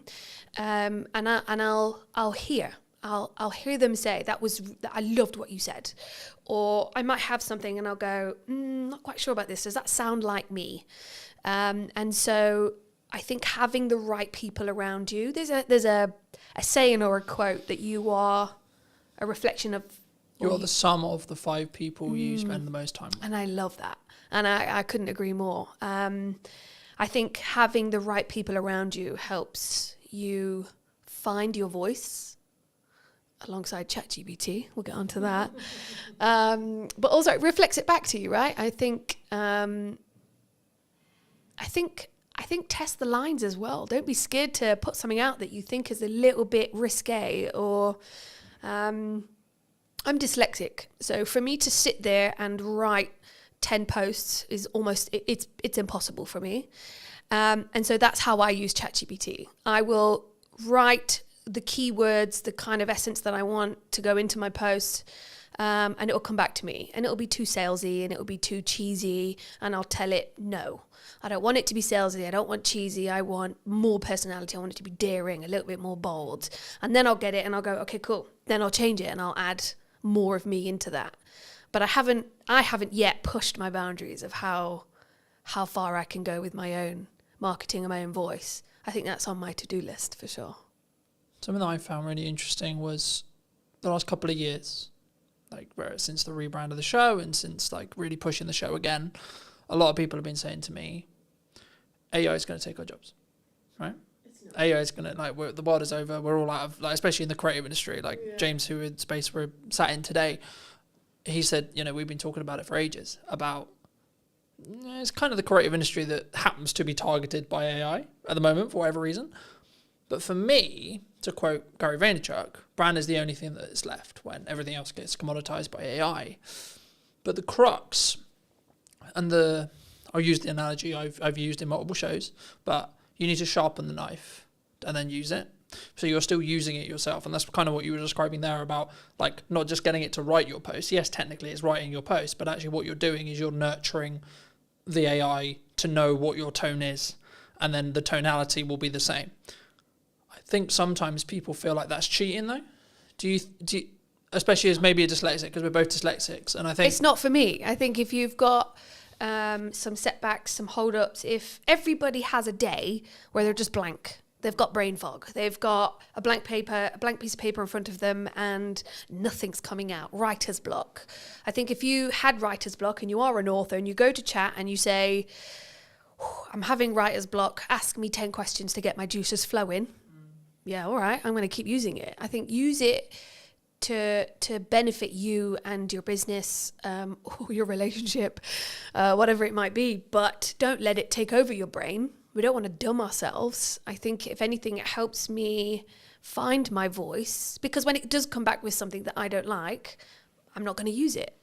But it does help me, especially being or having dyslexia. Or if I'm writing anything, words. I mean, this is why copywriters make such a good living. If you want more of a personalized experience and you want to actually sit with a human to really connect and get that story out of you, then go sit with a copywriter, go sit with an author. I think that human to human connection, that's never going to die. I think we're going to go for a phase of, yes, everything's AI, but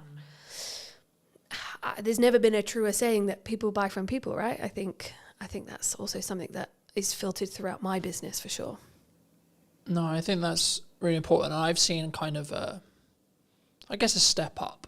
It was always there, especially after COVID. In-person events, people want to come in person. You know, like if I just look statistically, the show-up rate for in-person podcast filming is going to be infinitely higher than on Zoom, right? But I also think, even if you're not doing a high level of production, which is one of the reasons why I do it, I think you have a different energy.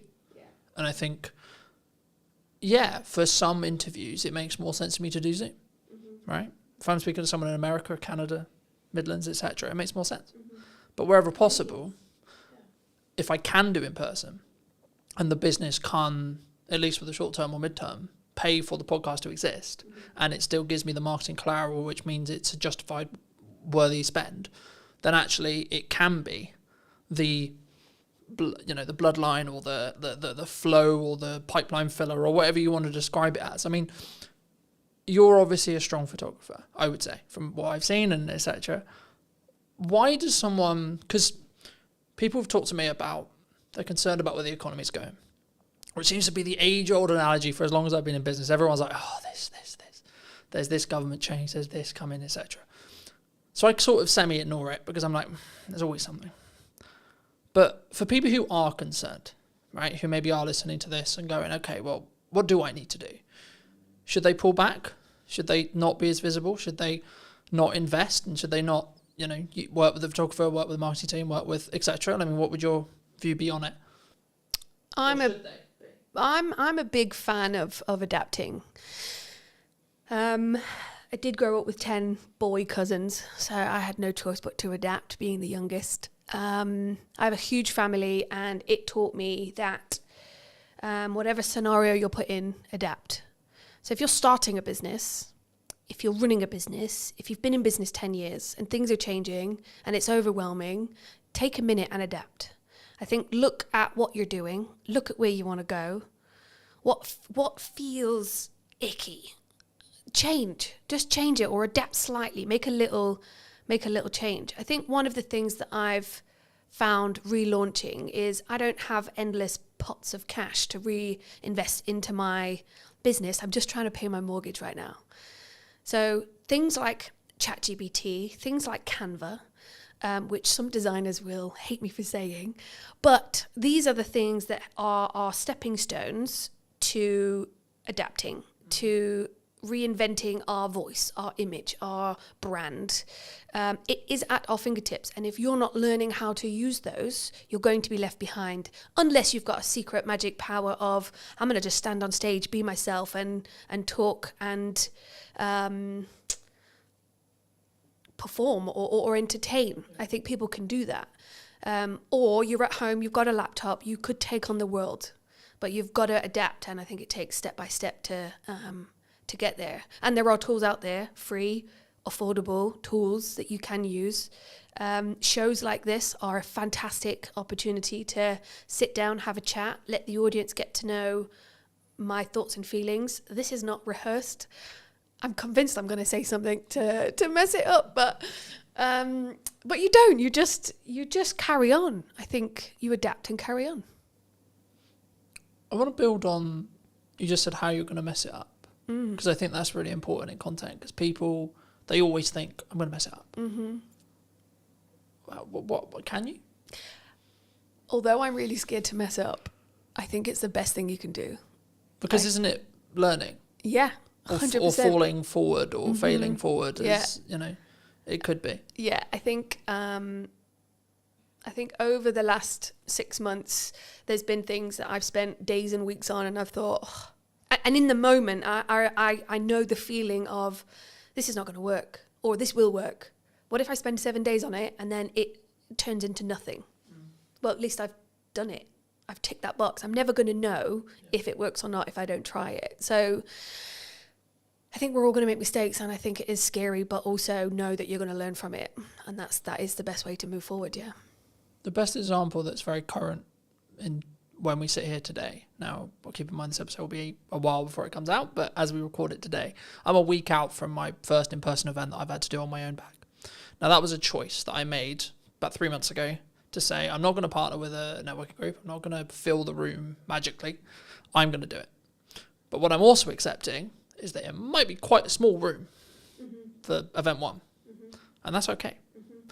And for me, I'm like, okay, that's actually a good thing.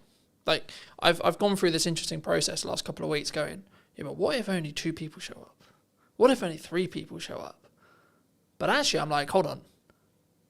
That's actually a good thing, because I'm not really refined on what I want this in-person event element side of the business to actually be yet.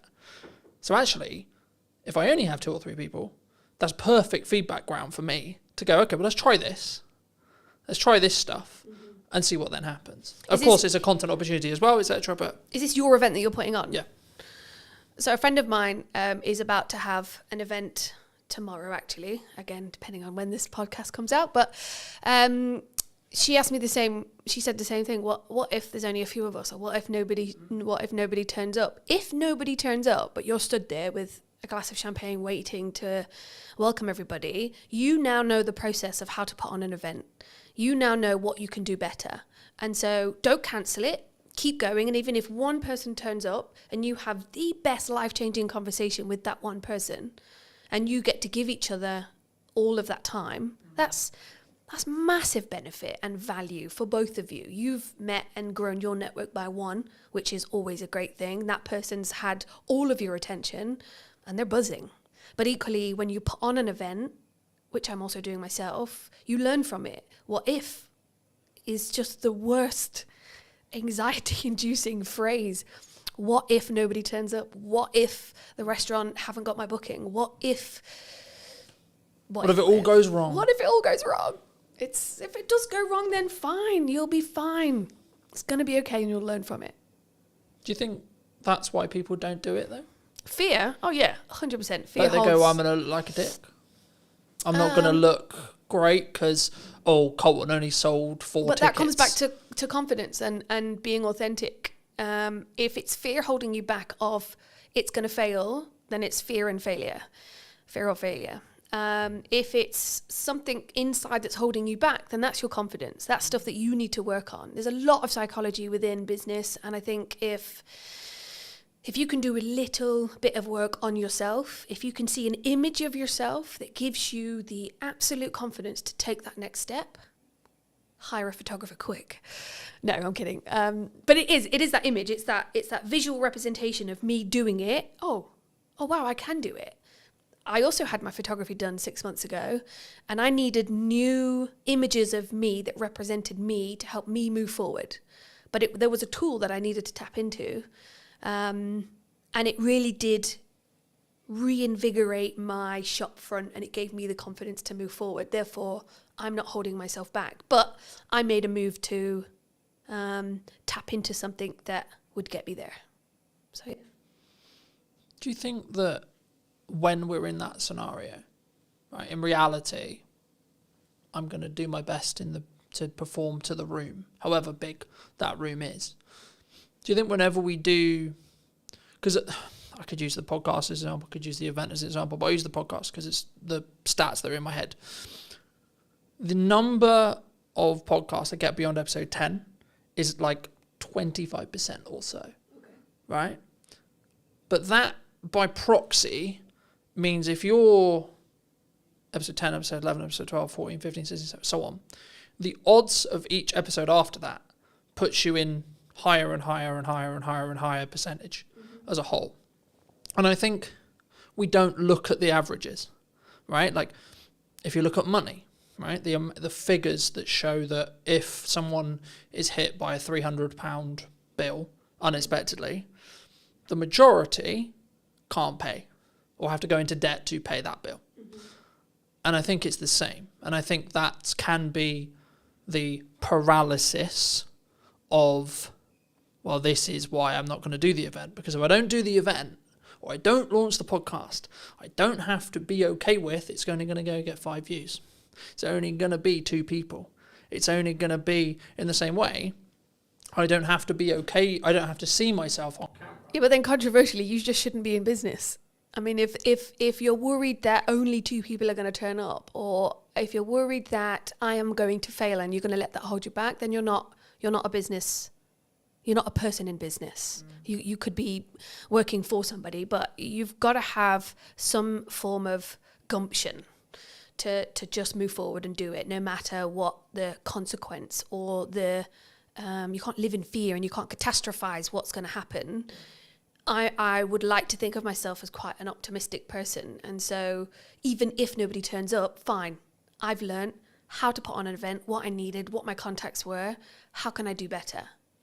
And I think if you can switch your mindset, get a coach, talk to your 5 people around you, look in the mirror and have a conversation, read a book, look at YouTube, educate yourself. If you're running the tap and it's murky, keep running it until it's clear, and educate yourself, update your knowledge. If you are holding back because of what if and fear, then you're not ready. I would say read a book, listen to a podcast, feed yourself with stuff that's going to help you make that next step, open the door and welcome your 2 guests. Equally, welcome your 500 guests, and now you're overwhelmed, but I did a good job.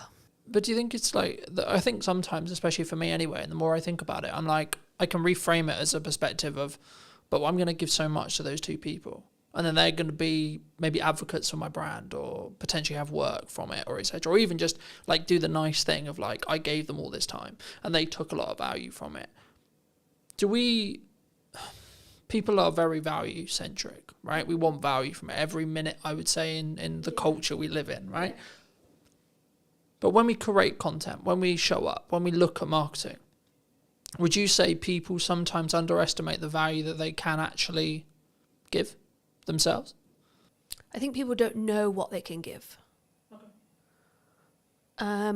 I've created a networking group called The Huddle, and I've done a lot of networking myself. And I've been to events that were well marketed, very well marketed. And then I've gone and it wasn't that good. Great marketing, but the execution of the event, not so good. Same with anything. That deodorant was very vibrantly marketed, straight directly to me. I bought it. It's actually not that good. I think you've got to do your research. I think you've got to ask questions. I think you've got to put in systems and processes. Dare I say those 2 terms, but everybody needs a system and a process to put in place. Ask the question, what is the value? I mean, if it's a networking for the Huddle, I asked a friend of mine, Chris, what would be the value? What would make this event worth shouting about? And not only did I ask questions before the event, but I also sent a questionnaire after the event. What did you think? How did it compare? What was missing? All of that kind of stuff. Because even if 2 people do show up or 500, you've got data. Data is another tool to sprinkle on your next event, to give you the confidence to go. Because another thing is direction, right? If I'm not giving value, if I'm not taking that next step, is that because you don't have direction? Is that because you don't have, what's the word I'm thinking of? I would say it's conviction. I don't want to put words in your mouth, but I would say it's conviction.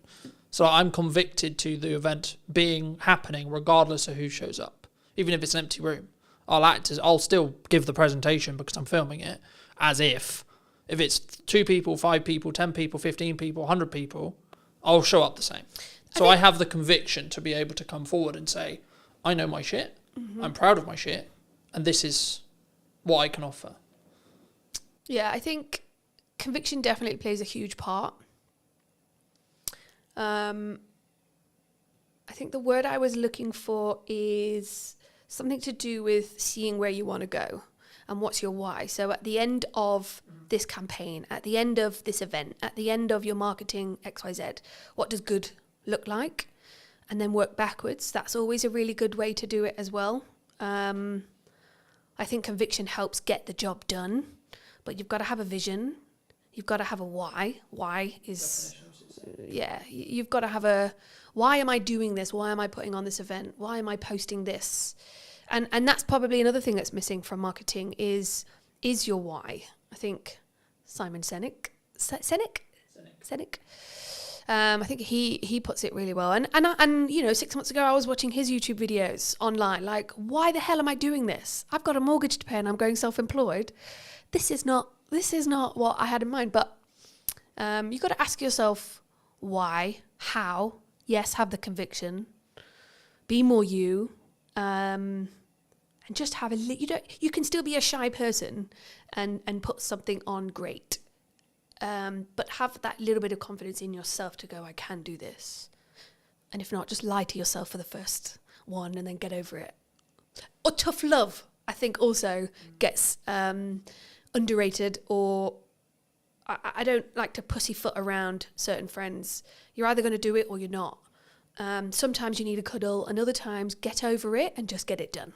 And that's also but it's hard. It's hard to do the jump. Yeah, but it's what if I get it wrong? What if I fail? What if I run out of money? What if I have to go back and get a job? Everyone will be a ridicule. So then get a job. I live in a world where I think the actions I'm doing now and everything I do is to eliminate the idea of regret in 6 months. Yeah, regret is another thing. I learnt that in a theme park. I left and I wished I would have gone on more rides. And I remember thinking, regret is horrible. I really wish I'd have gone on that ride because everybody came off like pumping. And I went on the medium one, but I didn't go on the big one.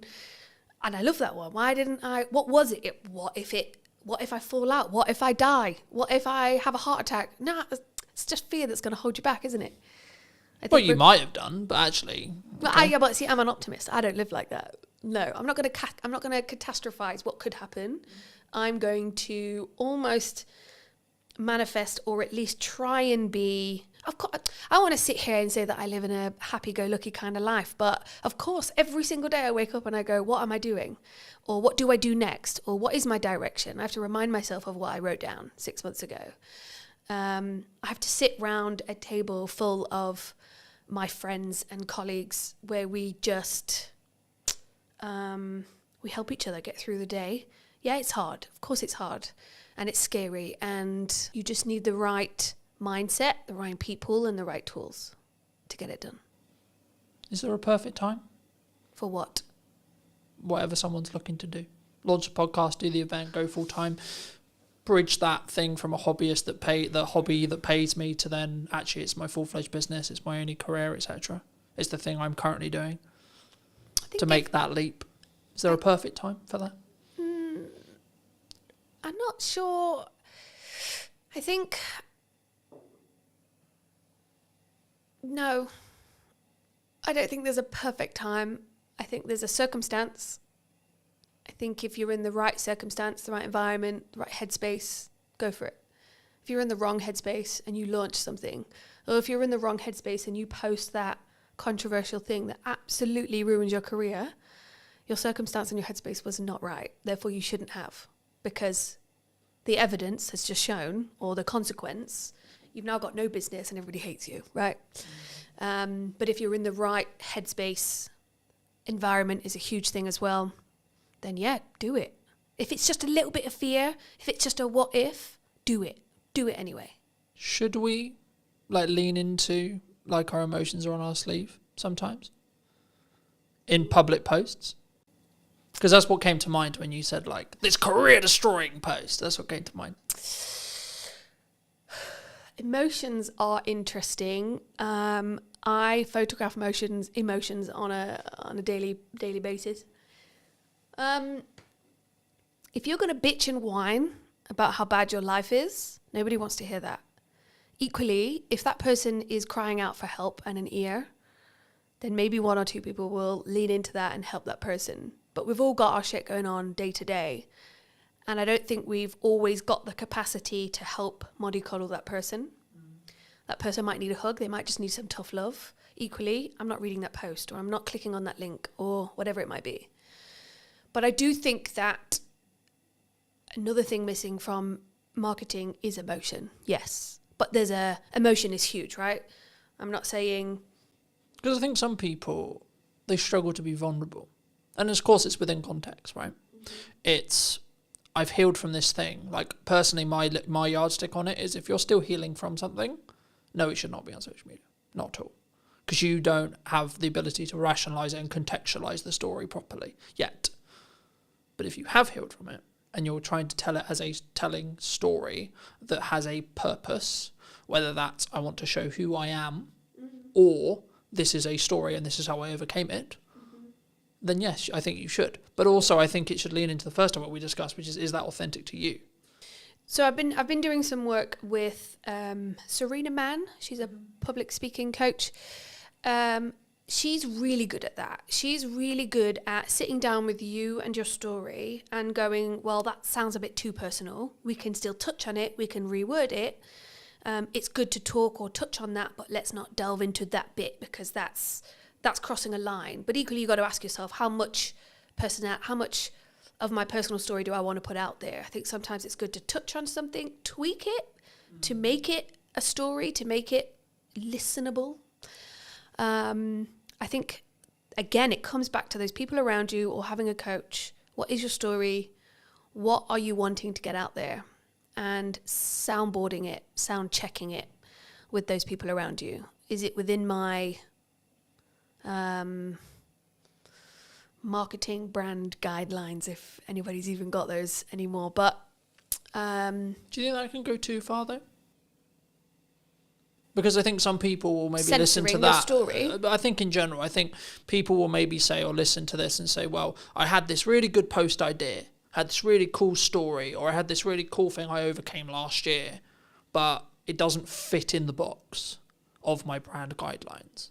Who built those brand guidelines? Because if that was what you did in a moment of clarity and it doesn't fit, then assess it in that moment. I think if you're going way beyond what you're supposed to be talking about within your brand, yeah, that's when you should probably sound check it with someone you trust that also understands your brand.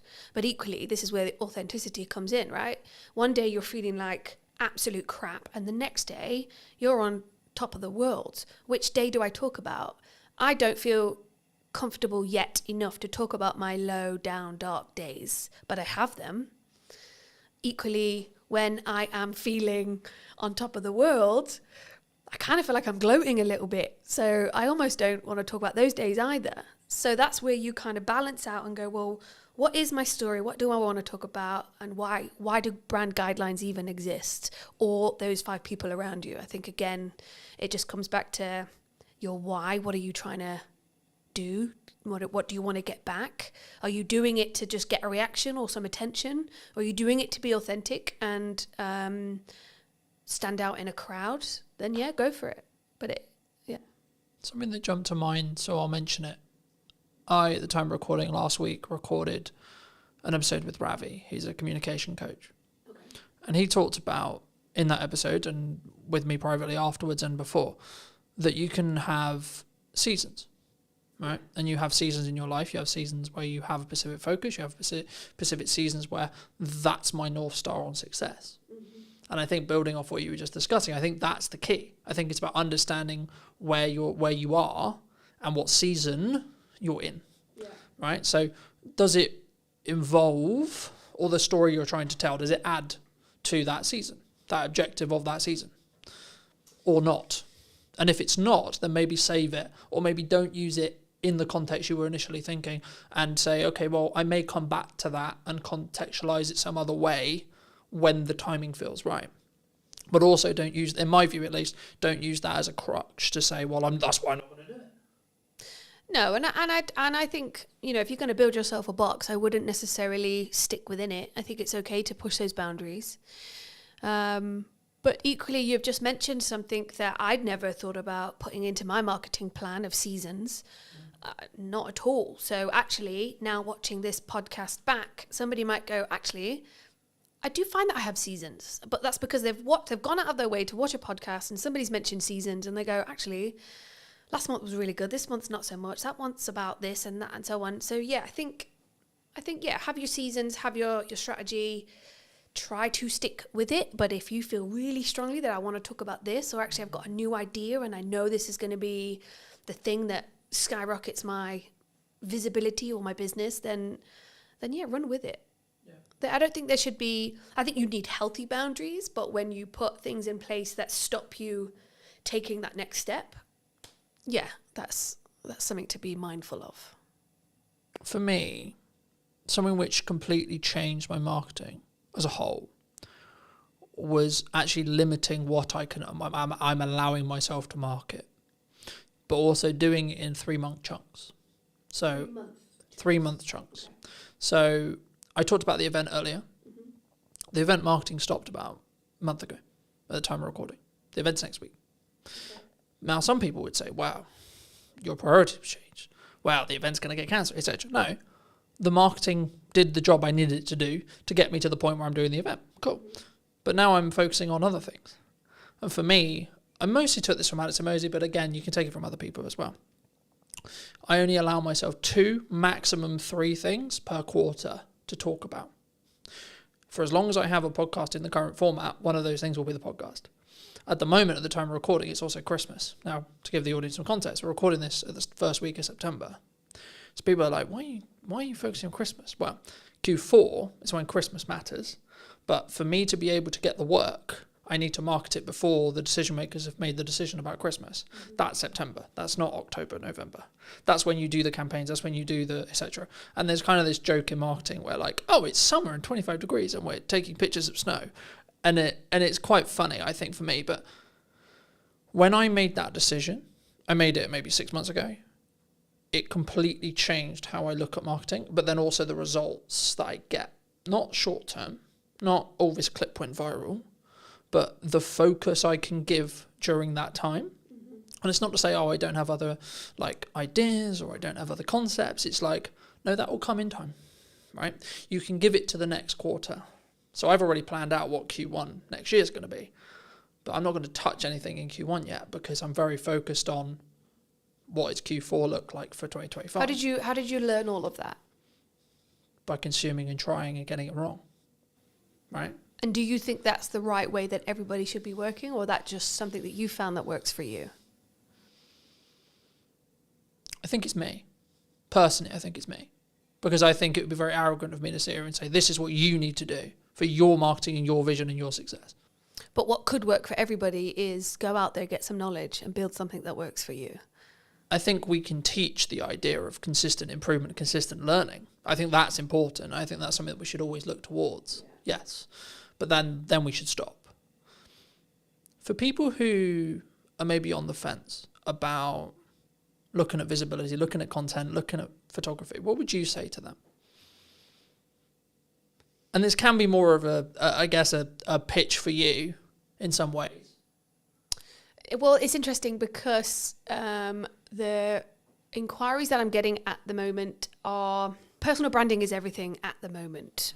And I think that is a really good thing to lean into, especially if it's something that is going to help you stand out in a crowd, or if there's 10 website designers, how do I choose the best one? Well, she looks like my kind of gal. Let me have a phone call with her. From that phone call, did it go well? Yes, great. Did that image get the job? Probably, because looking at that image, I related to that person. I think if you think about photography throughout history, it is what makes us make a decision. It is what makes us choose the pepperoni over the mushroom in the Domino's menu or whatever. I think photography is a massive skill, tool to have within your business. There's a lot of self-work that people are doing, and photography is an avenue to get that out, to give you the confidence to take that next step. But also company culture is a huge thing. How do we know who we're talking to when we pick up the phone to the plumber or the cleaning company or the recruitment company? Who am I talking to? Because yes, AI is there, but it's still people to people. So I want to know who I'm talking to. If I'm going to invest £100,000 or £500,000 with a financial advisor, who am I going to pick? Do I have to go to every single networking event to meet all of those financial advisors to build the relationship to then decide on who? And I can't. But Why don't I go on the website and see what the website's saying? Why don't I go on their social media? Why don't I do what I can do first in 10 minutes on my phone and connect with somebody over an image? Now, that image could just be a headshot. It could just show me your face so that when we do meet for a coffee, I know who I'm looking for. Equally, it could be a bit more of a portrait. It could be an image that says, you know, I'm into rugby and I've got kids and I love a coffee in the sunshine. That's the kind of guy I want to invest my money with. Or equally, I am looking for someone who will understand me, and I've got this huge shopping addiction. And I know that she has too. So let's just, because you want to connect, you want to invest your money with someone who you can connect and bond and grow with, especially if it's a long time investment. If I'm going to invest in a website, if I'm going to continuously do podcasting with somebody, I want to make sure that that's somebody, and you and I as an example, that we do connect, that we do get on, that this is a successful relationship moving forward. But how do I get there in the first place? And I think yeah, imagery can do so many things. Yes, images say 1,000 words and so on, but I think more than that, it's a reflection of what's going on. It doesn't necessarily need to be about you. It could be about the company that you've built. I got 30 team members. I want them all to be photographed, and then when it is on the website and when we do have it printed in a business magazine, I can be proud. I built that team, and the company culture is great, and that really comes across in the imagery, in the marketing. Imagery, design, marketing, web, all of that is integrated and helps you promote, helps build your personality of your business to get it out there. Or you have the same image on your LinkedIn that you had 10 years ago sitting on a beach with a cocktail. One or the other, I'd say. If someone is looking for a marketer, videographer, cleaner, plumber, etc., but especially when you look at brand or either brand work or marketing work, like what they're actually going to be doing, do you think it's specifically about the person and making sure that I connect with you and that's why I'm going to hire you as a photographer? Do you think? I can't speak for everybody else, but that's how I do it. I do have a plumbing company that I use, JPS. I've got a relationship with Jamie, so I will go to him. I've got his number in my phone and I will call him. Have you got anybody that can come out? My boiler's just broke. I wouldn't pick up the phone and call. I wouldn't Google if I already know that Jamie's my go-to guy. Equally, I do have a videographer that I go to regularly. I'm not going to Google that if I've already got that contact. So I've built that relationship with those people that will help me maintain my little black book, that will be there in a pinch when I need help. And equally, I'd hope that they've got my number saved when they need a bev at 5 o'clock or a game of shuffleboard down at the Dell. Or maybe they need their whole team photographing and I'm their go-to gal. So, but I guess I've spent the time building relationships over the last 4 years with local business owners. And there are lots of other photographers out there, of which I have also used. So I think collaborating and, again, showing who you really are, making those connections, helps you build a network, which helps you build your business. Are you locked into those people forever, though? Do you think? No, and I don't think that those people would be offended if I went elsewhere. If, as an example, Jamie was really busy, then yeah, I'd either say, well, is there anybody else you'd recommend? Or I'd go, yeah, to my girl group. Has anybody got a plumber I can use? Or then I'd go to Google. If I'm looking for something more personal, maybe a product, maybe a restaurant, maybe a holiday destination, I'm going to Instagram and I'm going to type in what I'm looking for. And I want to see visually what it is I'm going to pick, buy, and so on. What credibility is behind those images? What are people saying? What's their Google rating? What's Trustpilot saying? On my group chats, has anybody been to this restaurant? And so it's that feedback that you get from people that helps you make that decision. So yeah, I think relationship building gets you where you want to go, helps you build you as well. Photography is a tool that helps you capture who you really are, what the product really looks like. If you can look at an image and go, my God, I can almost smell that. Is that the person that put the flowers next to the candle? Or is it the photographer directing or the creative director? Like, there's a whole team of collaboration that puts an image together that helps you portray a person. Or, I mean, straight into my head, I've just got Coca-Cola, not the can, and not a branded glass, but it is a clear glass with just Coke streaming into it and it's all fizzy. We instantly go, Coca-Cola, I'm thirsty and I want a Coke Zero. Yeah, I'm going to go get that. But it was an image that helped me salivate and want a can of Coke or a burger or whatever it might be. So yeah, I think it's powerful. Do you think that's why, like for me, whenever all I get from that feedback is like, you have to front load your marketing 3 to maybe 6 months before you want the action? And I think that's sometimes what people get wrong, especially when you're starting out. I think I know I was privy to it as well. You didn't, in my early years, I didn't financially plan well enough so that I knew I had 3 months worth of runway. So actually I can see the problem 3 months out. Or I didn't specifically focus on my marketing, so it was maybe a bit more scattergun than it should have been. And that's potentially why the marketing didn't do the job I needed it to do, whether that is sell more projects, bring in more podcast guests, get the podcast to whether it's making certain revenue, etc., whatever the objective is. But I guess that bridges into, how do you think people should, because I'm big for collaboration, right? And I'm big for let's work together, let's see how we can collaborate to create something more meaningful. Is that a unique skill set though, nowadays? To collaborate? Because I think it's very easy, because this would be a good example, because some would say, well, you're a competitor of mine. Am I? I don't think so. But some could say that. We're both in the creative space where we create visual identities. I think collaboration can be everything. And I think it comes back to a line of 10 photographers. Who am I going to choose? Which relationship do I have? What is their style? What's my style? And is that a good match?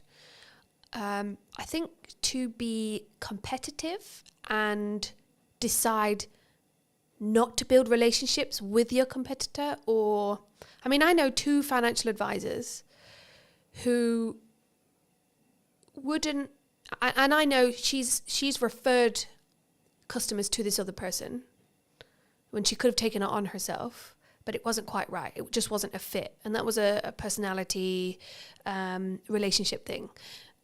But if she didn't have that relationship, then she wouldn't have been able to collaborate. I think some of the best things come out of collaboration. Planning ahead, it's interesting because when I walked in, I think you and James had said, it looks like everything's going really well. Because I guess, I don't know what people think looking outside in. But sometimes I'm lying in bed at 11 o'clock at night writing my morning post, and I'm going to schedule it for 7 a.m. or 8 a.m. And I might do that consistently for a few weeks. Do I wish I could be the kind of person that would plan 3 months 3 months ahead? Yes. But equally, what if something changes? And so I like to have a little bit of control over that. And that's something I'm still learning. Do I want to hire someone to do all that for me? Absolutely. But I think everybody should learn how to do it themselves first before you move on. Equally, can't afford that yet. And so, yeah, I think for now, I'm just going to be in bed, scheduling, 11 o'clock at night, lights off, tapping away, trying to get something out in the morning. I think it's important to be consistent, however you show up to be consistent. That's just who you are. And I guess one of the things I have struggled with is, well, she's doing it that way, so I should do it that way. And that puts that pressure on. But I'm just not built that way. I'm built last minute, and it makes it more exciting. And the more pressure. I used to work on cruise ships for 6 years. You don't have time. Time is not a thing. Location is not a thing. You show up and you get the job done. You live, you work, you play in the same place. And those things just need doing there and then. So I guess that's the way that I've learned. How did you learn? How did that person learn to... I've got a friend, Rel. A lot of people watching this might know Rel. She is organized. She plans. It's just built within her, you know? I'm not that person.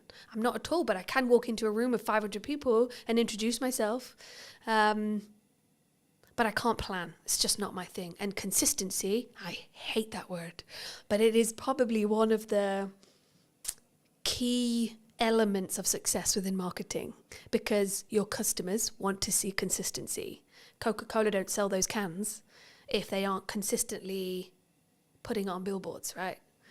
So yeah, there's such an array of things that we should be doing. What do you actually want to do? Because if you're shoulding yourself, then I don't think it's real. I think you need to do things to be consistent within business, within marketing, within your products and services, sure. But when you're showing up for yourself, are you shoulding yourself, or are you doing it because you want to? Because there are days when there's no post going out, and that's because I'm having a crap day and I can't think and I don't want to do it, or I'm editing and I'm just burying my head in that. But equally, do I want to do it? Today, I want to do it. Today, I wanted to do this podcast. So I showered, I straightened my hair, I put my best blazer on, and I came and I'm doing my thing. So ask yourself, do I want to, or should I be doing it? Do I need to do it? Is this vital? What's the outcome? What's my why?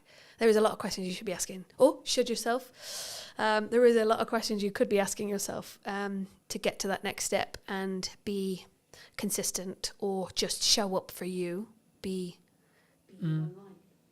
I think the important point for maybe someone to leave with as we finish this episode is to do you v you, right? Because I think so many times, and something I've always focused on is, where was I a year ago, and am I better in my subjective terminology of that than where I was a year ago? That could be how much I've turned over this year. That could be how many podcast episodes I've done, how many views I've got, etc., etc., etc., etc.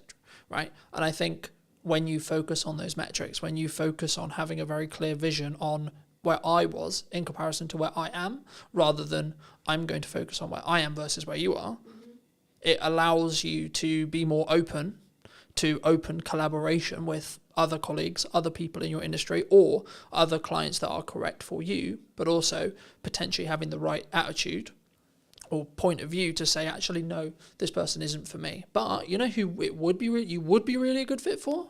This person over here. Mm-hmm. Because I have that relationship. I know who their best fit is. And I've passed on work to other people because I think they're better fit.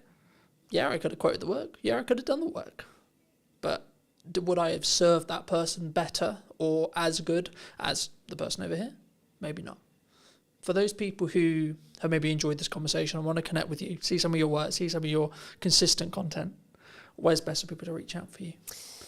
LinkedIn is a good platform. That's my most used platform. So yeah, definitely come connect, comment, see what I'm up to on there. And I'm always happy to have a chat, a coffee, or you will catch me at the Dell on the shuffleboard. So yeah, come down and say hi. Thanks so much for the time. And if you were going to speak to you 10 years ago, what advice would you give that person? Ooh, 10 years ago, I just left ships and I thought I could do business and I couldn't. Educate myself. Surround yourself with those that you want to learn from, is what I would say. Thank you so much for the time. Thank you very much. And if you did enjoy this episode and you would like to see more like it, I'd love to hear what you think in the comment section down below. And why not be subscribed so you do not miss next week, where I'll be back with what is missing in marketing today. Thank you ever so much for coming back and joining me, and I'll see you very, very soon. My biggest performing posts on LinkedIn are all selfies or photos of me doing something mainly not related to the business. What do you think is missing in marketing right now? What do you think people could be doing, should be doing, that they're maybe not doing? The thing they are missing in marketing is consistency, which I think can be really, really key. How consistently should someone be writing a blog on a website? So we say it's really good if you can do it once a month. as a minimum. Do people need video on their website? I really hate it when I go to a website and on the homepage I see that this person's got a video and I can see it's them, they're going to be talking to camera. It's not well scripted, or maybe not even scripted at all, not well thought through. They don't seem confident. And then you're going, why have you put this on your homepage? Because this is doing nothing for you or your business. Did you know that 93% of you are not subscribed? So if you could please do me a favour and you're enjoying the show, then subscribing would mean the world to me, and it would allow me to grow the show and continue to get larger and larger guests and continue to bring what's missing in marketing today. Thank you ever so much for joining me, and I'll enjoy the episode. Hello, my friends. I hope you're well. I hope you had a good day, evening, or night, wherever you are. Today, we're going to be talking all things websites, and I imagine some technical marketing stuff. Welcome to the show. Thank you very much. I'm good, thank you. For those who don't know you, I am. What do you do? I'm Jude Wharton. I am one half of Ready Steady Websites, and yeah, I run a web design and branding company. That is what I do. It's a very interesting space, as we were alluding to while James was helping set up. Do you think your space is going to change in the next 5 years? I'll start there. I think inevitably a lot of spaces are going to change over the next 5 years. I think we thought it might have changed more than it has done already by now. I think we saw, the rise of AI website builders, and obviously you could get a website out there just like that, absolutely free, content written for you, images put in, when you've just said, I want a website for a nutritional therapist based in Hampshire. But in reality, it hasn't happened, and I think there's a number of reasons for that. I think the first is that those small business owners who are completely outside of the tech world, they're not tech savvy, they don't want to deal with it themselves, they don't want to have to think about any of it themselves. They're not wanting to use it. They're not there. They're not ready for that yet. And so they still want people who can be there to help them and support them. And they want copy that's written specifically for them and images that are them working with their clients. And so it hasn't taken off, which I'm very glad about. But I do think that as time goes on, people are going to get more and more used to using AI in lots of different areas of their life. As we go through different generations, people are going to come out of school so much more tech savvy. I've got a 14-year-old son, my eldest son, he's doing work for us this summer, and he is insanely quick and knows what he's doing because he is taught it now, in a way that we weren't. So I came out of school and there were web designers weren't a thing, so things move really quickly, obviously. So I think as time goes on, people will just be doing this stuff themselves because it will be so easy for them. But right now, not seeing it affecting us at the moment. How are you looking at that from a business point of view then? I think we are using AI. It's great for speeding up coding most of the time. Sometimes, it goes off in its own little world and you're like, I did not ask you to do that. Why have you thrown that in? But it is... I wanted to add a unicorn onto the page, okay? Exactly. So I just like unicorns. Yeah. I don't care what your prompt was. I'm going to add a unicorn. My husband, who is my business partner, he was using it to speed up some code the other day, and then it was going mad in a way that it hadn't done for him before. And he described it so brilliantly as, it's like when you've got a toddler with you and suddenly you look up and this toddler was playing calmly and happily on the floor, but they're at the top of a bookcase pouring paint everywhere, and there wasn't even a bookcase there to start off with. That is what AI is like sometimes. It will just kind of go and do that. And that's reassuring to me at the moment, because it means that Chris, being a coder, he can use it to speed up his code, and he knows when it's gone wrong. Whereas you can't just have any old person using it to create code and do things, because they won't know when it's gone wrong and they won't know how to sort it out when it's not working. So that's reassuring for me that it's not there yet. It will be, because the more people who are using it to do this stuff, the more it's learning. So we are using it to speed things up. I think we'd be silly not to be keeping an eye on it, not to looking at what's possible with it. But I'm not worried at the moment. Cool. Where does it's mostly a marketing show. Where does a website sit right now in marketing, do you think? I think a website's key to sort of being the sort of centre point of where all your marketing's pointed to, really. I think it can be used as a marketing tool in its own right if you've got it working really well from a search engine optimization point of view, and it will just be bringing the traffic to you, especially if you are adding the right content to it regularly, like you're doing stuff like this, but you're putting it on your website as a blog post. You know, you've got those things attracting new people to your website, so it can be sort of part of your outreach marketing. But on the whole, I really see a website as being there as the place that you send all of your outreach stuff to, whether that's you've met people through networking, whether it is you're doing podcasts, you've got your social media content, you've got printed, actual physical marketing materials out there. Because so many people want to see that you are a real, genuine, can be trusted business.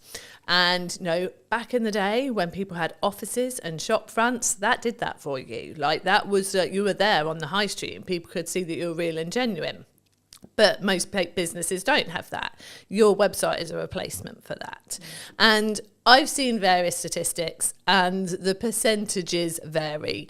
But on the whole, it looks like sort of 60 to 70% of people won't consider using a business, even if it's been recommended to them by someone else, unless they can go and actually look at their website, see that their website looks good, is professional, is really representing them very well, and then they feel confident to approach that business to consider working for them, with them. And so I think that's why it's so important. Like your website just gives you that credibility and is a really important part of your marketing to actually get people to want to talk to you and consider working with you.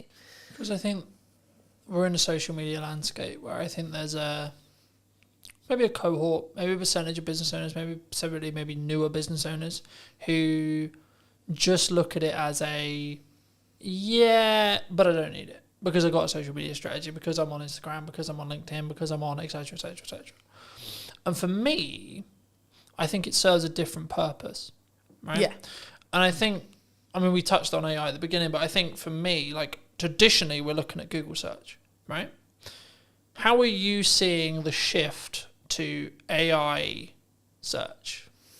It's definitely happening. We've noticed it in our own analytics that we're starting to see more traffic coming from, specifically it was ChatGPT, than was coming from some of our social platforms. So it's definitely happening. I feel like though it's people, I don't think they're putting in, I'm looking for a fantastic web company in Hampshire. I think they're actually going, have you heard about Ready Steady websites? I think they're naming us to find us from the research that we've done. So it's people putting it into ChatGPT. Do you think it's more of a proof of concept at this point? Yeah. Okay. Yeah, I think it's people testing it, putting it into ChatGPT rather than chucking it into Google. And they're just putting the same thing as they would in there. So it's sort of, it's a different way of finding us, but definitely people are using it more. I know people who say that they will ask AI pretty much anything. Like they just want to see what it says, whether it's ChatGPT or Claude or whichever ones are out there. They just want to, see what it says, see if it like is sort of thinking along the same lines as them, see if it does bring up anything different. And again, it is completely based on what you've been talking to it before. Because when Chris tested it and said, ChatGPT, I'm looking for a web company that can do me a website for around this price, straight away, we recommend Ready Steady websites. They're fantastic. Got one of our business friends to do the same and didn't bring us up at all until he then went, I've heard good things about Ready Steady websites. What do you think of them? And then it came back saying, Ready Steady websites does a good reputation. It has got these reviews, this is its price point, and then did serve up the information. I think at the moment it's just a lot of people testing it, having fun with it, seeing if it brings up the right things. I'm not sure that we're seeing a lot of traffic from people who are just genuinely using it as its only way into. Because I think there's a couple of ways of looking at it. I did a video a while ago looking at the behaviour psychology from the shift from Google to ChatGPT. Replace the word ChatGPT with Perplexity or etc. But the concept was people were looking at Google and they've tried to leverage it back with Gemini, but Gemini isn't, from when you use a Google term anyway, you're not using the actual bot.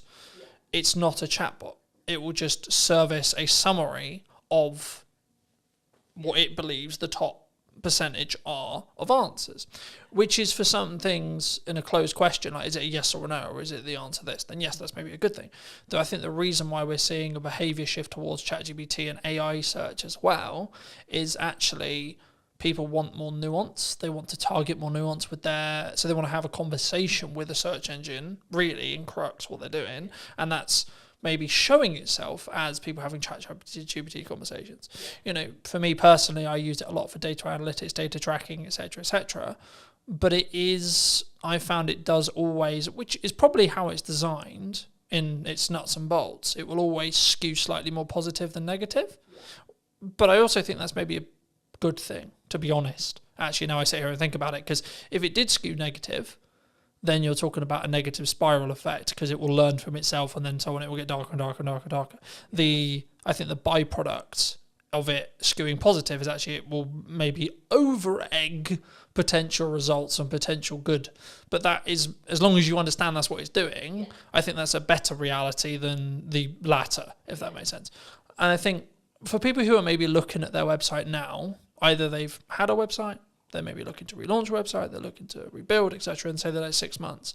Should we still be looking to target Google, would you say? Or are we just solely in a world where actually AI search is the only thing that matters? No, definitely still be targeting Google. Also, I think I always say this, like, have your website, obviously, have it written in a way that you're going to be attracting the right people, that the copy is written for the website visitor that's coming to you. You want to be ranking, obviously, but actually one of the things that will help you rank is by having naturally written copy that is obviously for the website visitor and not purely to try and get yourself ranked, like that's so picked up on now. But also, I have heard from search engine, like Chris is a search engine SEO expert, but from another guy that I do quite a lot of work with and chat to quite a lot, he has said that a lot of AI results, ChatGPT results, come from seeing people's Google business profiles.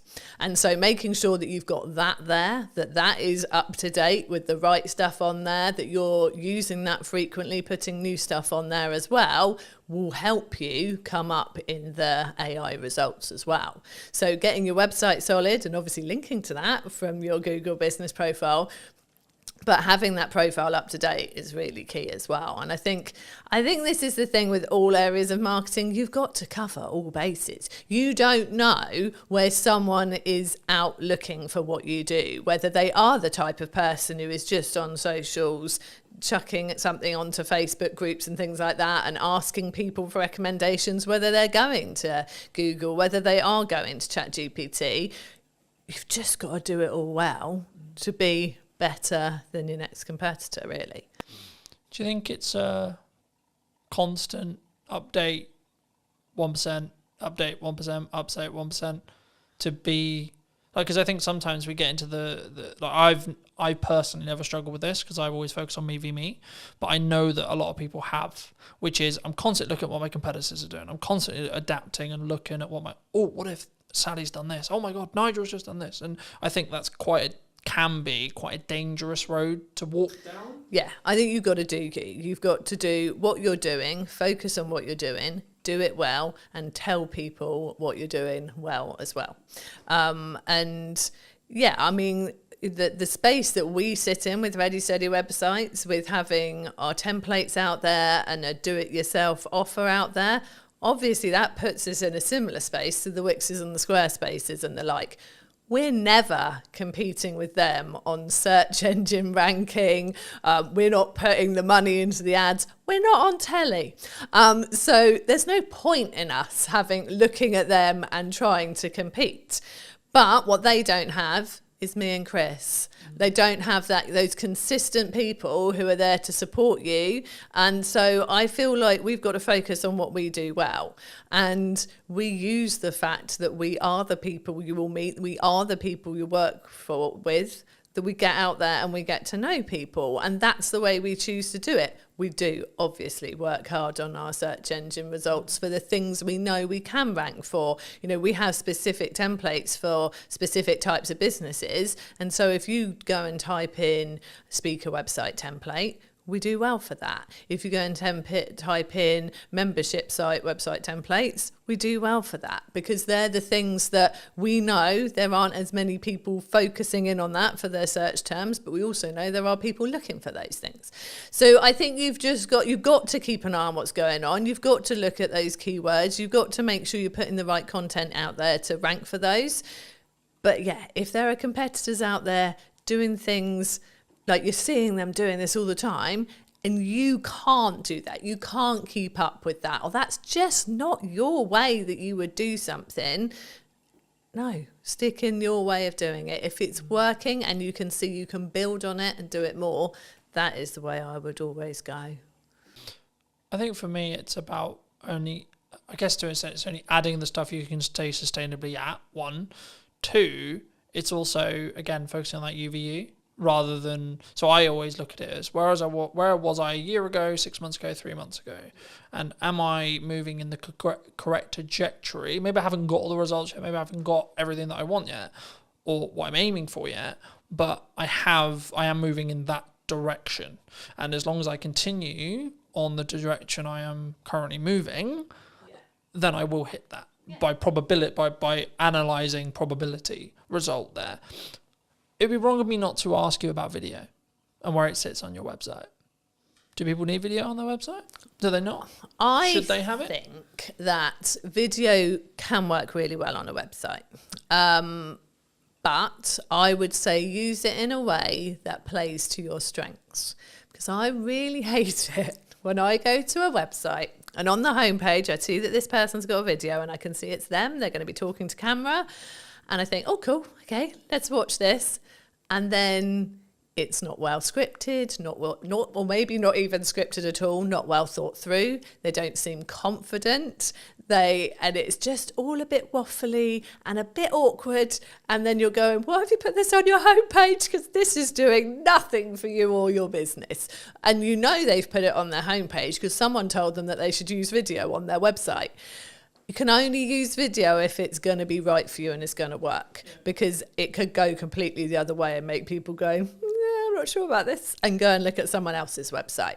We have used video on our website. We had a video on there. We've since restructured the way that some of our packages work, and so we have taken it down because it's not current now, and that's another thing. You have to make sure that you're keeping everything current and up to date. And that was more of a like animated, sort of explain your process of how to work with Ready Steady websites. And we were quite surprised actually that it didn't get as many people watching it as we thought. Like we really thought that more people would watch the video on the website than choose to read it. But actually, there wasn't as high a percentage when we went and looked at sort of the views and the people who had come to the website in the same period of time. There wasn't as high a percentage of people watched it as we thought there might be. So I think it really depends. I think it's one of those things of try it. Just try it and see if it's working. Like we use video a lot in our business. We use it a lot in our tutorials to help people with using our templates. We have welcome videos when people join Ready Steady websites. When they initially come into our back-end membership site, there's a little welcome video from us. We use video a lot with our clients, like handover videos when their website's ready. Video is so useful, and it's such a good way to really feel like you've engaged with that person. They've got to know you. It's so easy to explain things in that way. So I think with video is really valuable. Like we've got a YouTube channel, which we are not doing enough with at all at the moment. And I know that we are going to do more after the summer.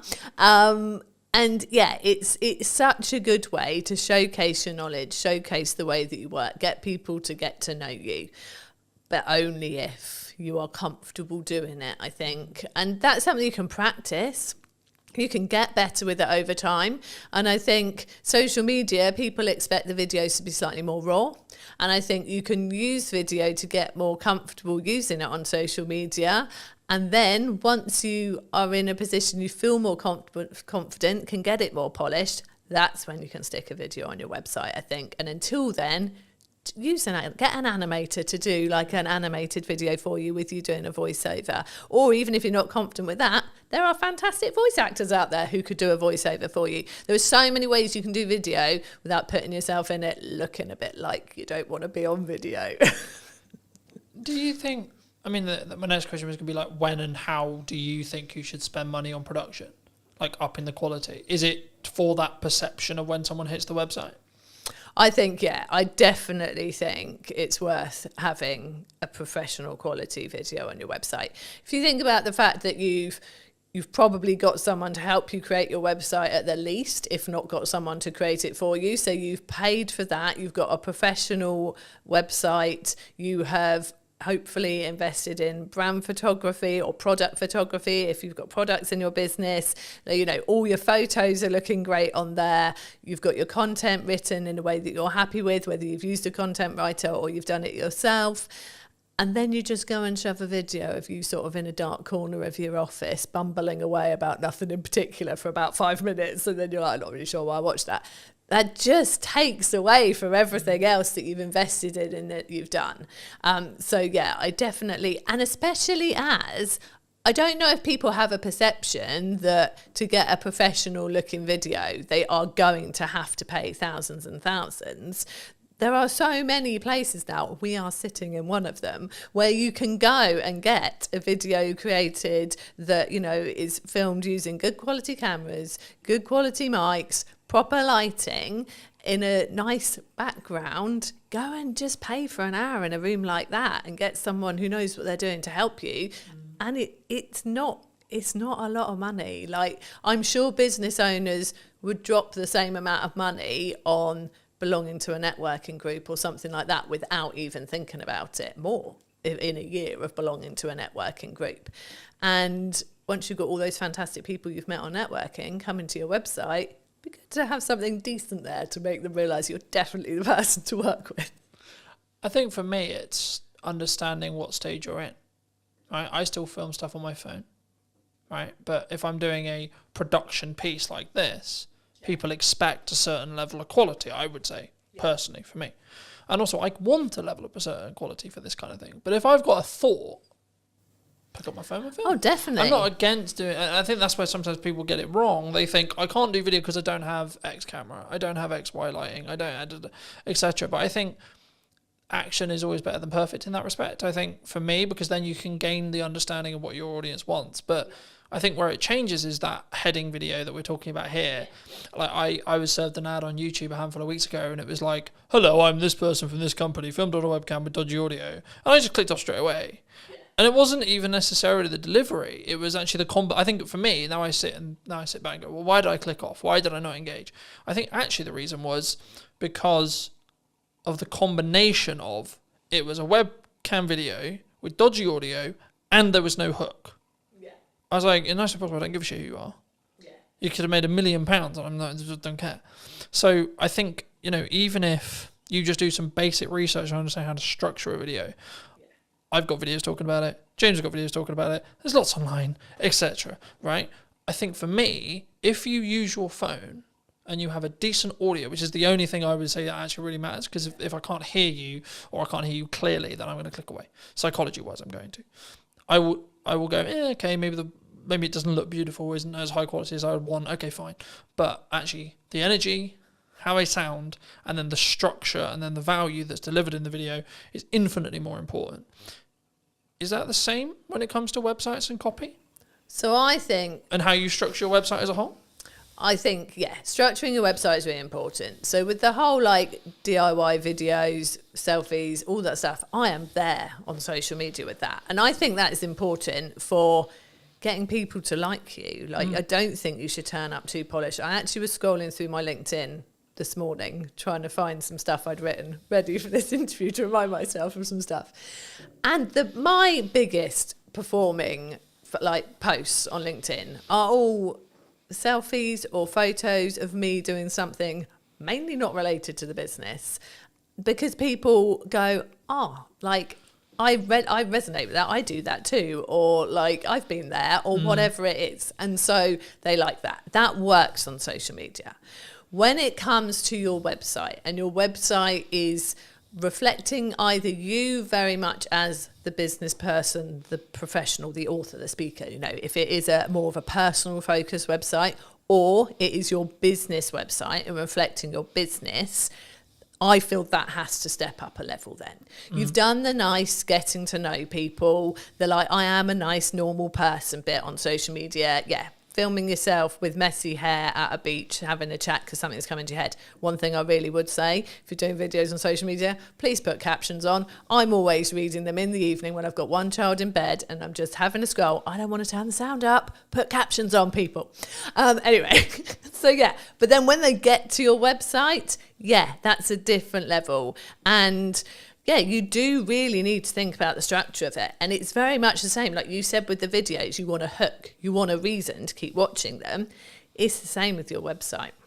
I always say in that top hero area on the homepage of your website, you want to have, I call it an engaging statement. But it's the hook. It's the thing that someone comes to your website and goes, I am in the right place. So I want to scroll down and I want to read more. In those first couple of lines and that first statement, you need to basically say, this is what I do. This is who I do it with or for. And so therefore I can help you. That is what those couple of lines have got to say. So yes, it has to be structured really well. And then it's got to carry on talking to that website visitor. So many people then decide that the first bit of their homepage suddenly has become their about page, and they launch into this story of like, oh, I decided to start my business because my grandfather had done it before me, and I like, no one cares at this point. People still want to see your services or an overview of your products or whatever they have come to your website for. And then if they click on your about page, that's them saying, oh, actually, I'm really interested now and I'd love to know why you started the business and who you are. Put that on there. So yeah, it's definitely a structure to follow, definitely a right way of doing it to get people in and really wanting to buy from you or work from you.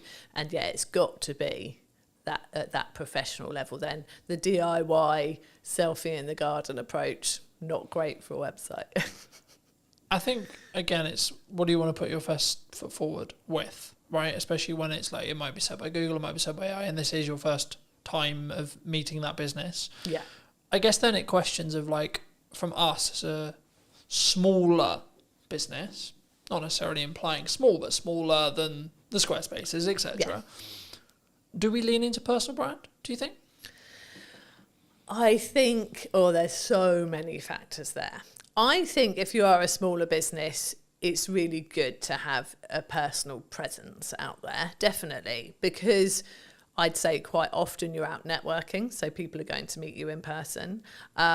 You are probably on LinkedIn talking about all of like the stuff that you're going about and doing and what your business is doing. So I think you're naturally going to have a personal presence, but then, and I am very much that person. I'm out there networking all the time. I am the one doing that for our business. But when you go to the Ready Steady website's website, it is a business website.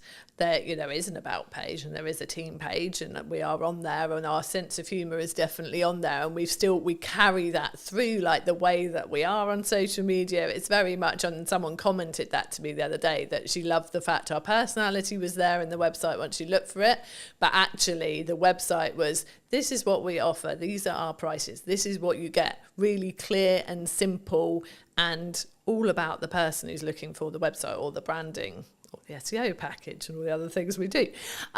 So yeah, I think a personal brand is important, but I think how you present that on your website very much depends on, how the business is structured, where you're looking to take the business in the future as well, and that's a question right at the start when you're starting your business too. And obviously you can evolve, like we trade under Ready Steady websites now.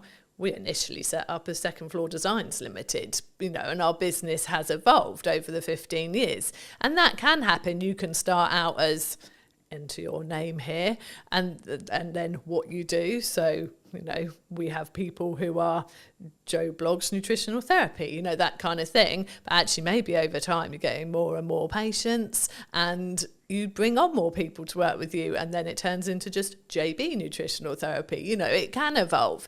And I think whether you go out as really as a personal brand really just depends on like your vision for the business, where you're taking it, and how comfortable you are with that as well. Like, some people don't want to put themselves front and center. They're very good at what they do.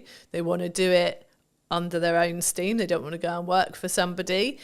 But actually, they're not this person. They're not out there doing the podcast interviews. It's not them. They actually they want to be a business, and they don't want to be front and center. And I think that's fine as well. If you can find the right way to get it out there, to get your like seen and marketed, then that's great. But I think it's like with the videos, you've got to be comfortable to do a really good video. You've got to be comfortable putting yourself out there as a sort of personal brand, I think. I think for me, and I had this conversation many years ago, and I've had it 1,000 times since, like a CEO of a C-suite company, doesn't matter who he was, but he was like, I don't want my kids involved in content. I don't want them physically involved in content. I don't even want people to know they even exist. I'm like, cool. No worries. He was like, how are we going to make sure that happens? I was like, do you have control over your mouth? I said, yes. He said, yes. I said, congratulations. You will not talk about your children, their existence, or anything about them in any way, shape, or form then. Yeah. It's that simple. Exactly. Right? Yeah. And I think sometimes and that's why I always phrase it that way, because I think so many people, we sit and go, I have to be really public, and I have to be this, and I have to be that. It's like, yeah, but we forget we have control over what we say in every moment. And especially if you're post-editing it, even if we have a conversation, or the conversation ends up going into a realm that you feel is inappropriate, I feel is inappropriate, or we don't feel comfortable having out live, then you just ask, would it be impossible to remove that section? Yeah. Or I just feel, actually, that's just a tangent that's not really relevant, so I might chop it from the set, etc. But it's doing it for a place of comfort. Yeah.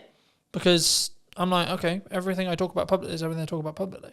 I don't talk about the challenges I'm going through today, or the things I'm healing from today, or whatever, if I am, because that's not appropriate, and I'm not ready for it. But I can talk about it in hindsight, right?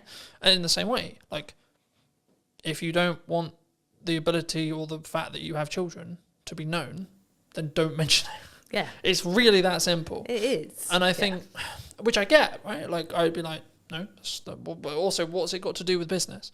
What's that got to do with business? Now, you could make the argument, but it humanises you and yeah, but you made that you have to make that decision. Yeah. Yeah. You know, no one else is going to make that decision for you. And it's important to make sure that everything you put out is A, relevant to the business, but 2, is in your... And I use the term comfort zone loosely here, because it's not about whether it's like comfortable, but it's whether it's within line with your values, I think, is the more important thing, right? It's not about, it's uncomfortable, because I think we should push ourselves for a level of uncomfortability to do things that we're not comfortable with. But that's different to, no, I just don't want, in the kids example. What do you think is missing in marketing right now? What do you think people could be doing, should be doing, that they're maybe not doing? Oh, that is a good question. I think the thing I see people like, so we're looking at very small businesses here. The thing they are missing in marketing is consistency, which I think can be really, really key. I think there's people who think, well, I put this out there, and therefore, you know, everyone will know about it now because I mentioned it once. So I've marketed that, and that doesn't work. Like, there's so much out there, like people, the term, like so much noise that people are having to deal with, whether that's visual or audio. But there's so much out there, and people aren't consistent with it. So I think that being consistent in whatever form of marketing you're choosing, so whether you are using social media, whether you are doing email marketing and putting emails out there, whether you are, you know, putting out flyers places, you're doing some actual like putting up posters and that kind of thing, you know, you have to be consistent with it. You have to be doing it in a range of places. And I think people feel like well, I don't want to bother people. I don't want people to get bored of me because they're hearing it so much, and you have to do it an awful lot for people to be hearing it so much they're getting bored of you. And I think that is one of the key things that I think people are missing. I think in marketing in general, what's missing, I suppose, perhaps I'm seeing so much of the personal stuff, it might actually be nice to see actual more businessy marketing. I wonder if that would actually catch my eye more these days. Like, rather than people out there doing all the talking about themselves and like, oh, I've been here and I've been there and this, that and the other. But actually, I don't see that many people putting out from business perspective, this is what we achieved this week. This is what we did this week. This is actually what a proper week working with a client looks like. Or these are all the testimonials I got in 1 week. And I don't know if that's because it's a bit braggy, isn't it? If you get lots of testimonials all telling you you're lovely, but actually that's what's going to make people really want to work with you. If they go, wow, they put that many sites live this week and that many people said that stuff about them. I actually don't see that much these days. And I am bad at doing it myself. I know I am. Is that because it's easier for you to talk? You talking as you're walking down the beach, or of course, it's so much easier. Or when you're in the garden, or etc. It's not. Yeah, it's easier from a couple of perspectives. One, that takes no preparation. Just going quick selfie, talk about this that I did here. Whereas if you want to put out okay, this website went live this week, we got this testimonial, I've got to sit there and make that look nice and a visual before I stick it on social media. And, if it's a busy week, I'm not taking the time to do that. And I know I should. And I think that is a key thing, that doing it well always takes time. And we all have a finite amount of time. And if we are busy in our business, obviously, we've got to make sure those deadlines are hit, those clients get their websites, that the support tickets are responded to, the site that went down because the server got overloaded is put back up again. We're doing all that stuff that we actually have to do as the actual stuff in our business that pays the bills. And then we've got to go, oh, do you know what? Yeah, testimonials, do this next week. And then, oh, look, next week came and went, still going to do them next week. And actually, I think, and this is something that's clicking in my head right now while I'm talking to you, that, you know what? Some of that might stand out a bit more because people aren't doing it as much. It won't be the stuff that gets the likes and the shares and the comments on social media. There'll be those 5 nice people who are always lovely on every post and go, oh, that's so nice that you've got such a lovely testimonial. Well done, Jude. And I love those people for taking the time to do that. But it won't start the discussion. It won't be those posts that go mad. But actually, they're the posts that when people are scrolling through your posts that really solidify what it is you actually do, that actually she doesn't just work out in the garage and try and grow vegetables in her garden. She does actually do websites. Do you think, I've just filmed Gemma's one, and we talked about the fact that some marketing agencies that I've seen in my lifetime are what I would call fall into the classic trap, in my view, that when they're busy with work, their marketing kind of shuts off, or they stop as much as they maybe should, either completely or as much as they should. Or then they only turn it back on when they need work again. Yeah. Something that I've always done, for as long as the business has existed, is Brunton Media is the highest paying client, period. It's not the most priority, but the reason why I always frame it as the highest paying client is it means it's the amount of resource, energy and time that it consistently gets. Yeah. Because regardless of how well I do my job for clients, if I'm growing, there will be a point where we don't work together anymore. Yeah. And I need a strong pipeline to stay in business. Absolutely. Right? So I need to constantly be going. If you're just looking at project work, I've pivoted the business slightly so it's retainer-based and project work. But if you're just looking at project work, you need project. And it might feel overwhelming as you're starting to put them in. But then I'm just like, just be honest with your client and say, well, what's your delivery timeline on this? Yeah. Because if you don't have the availability to film, edit and produce it, for example, in my case, then don't commit to doing that in the month you can do it. Say, that's a really cool idea. Is it time sensitive right now? Because if not, I can do it in September. Yeah. at the time of filming. This will probably be out in October, but like the same is true. I could do it the following month in November, for example. And I think sometimes with that mindset is why I'm always on top of marketing. Right? And why I'm always constantly looking at my 1% on my marketing, but also then taking the learnings into my client delivery stuff and saying, well, actually, these hooks are working really well for me. Have we thought about doing something similar for you? Is that common? Oh, it's so common. Like, and I think... And if so, how do we fix it?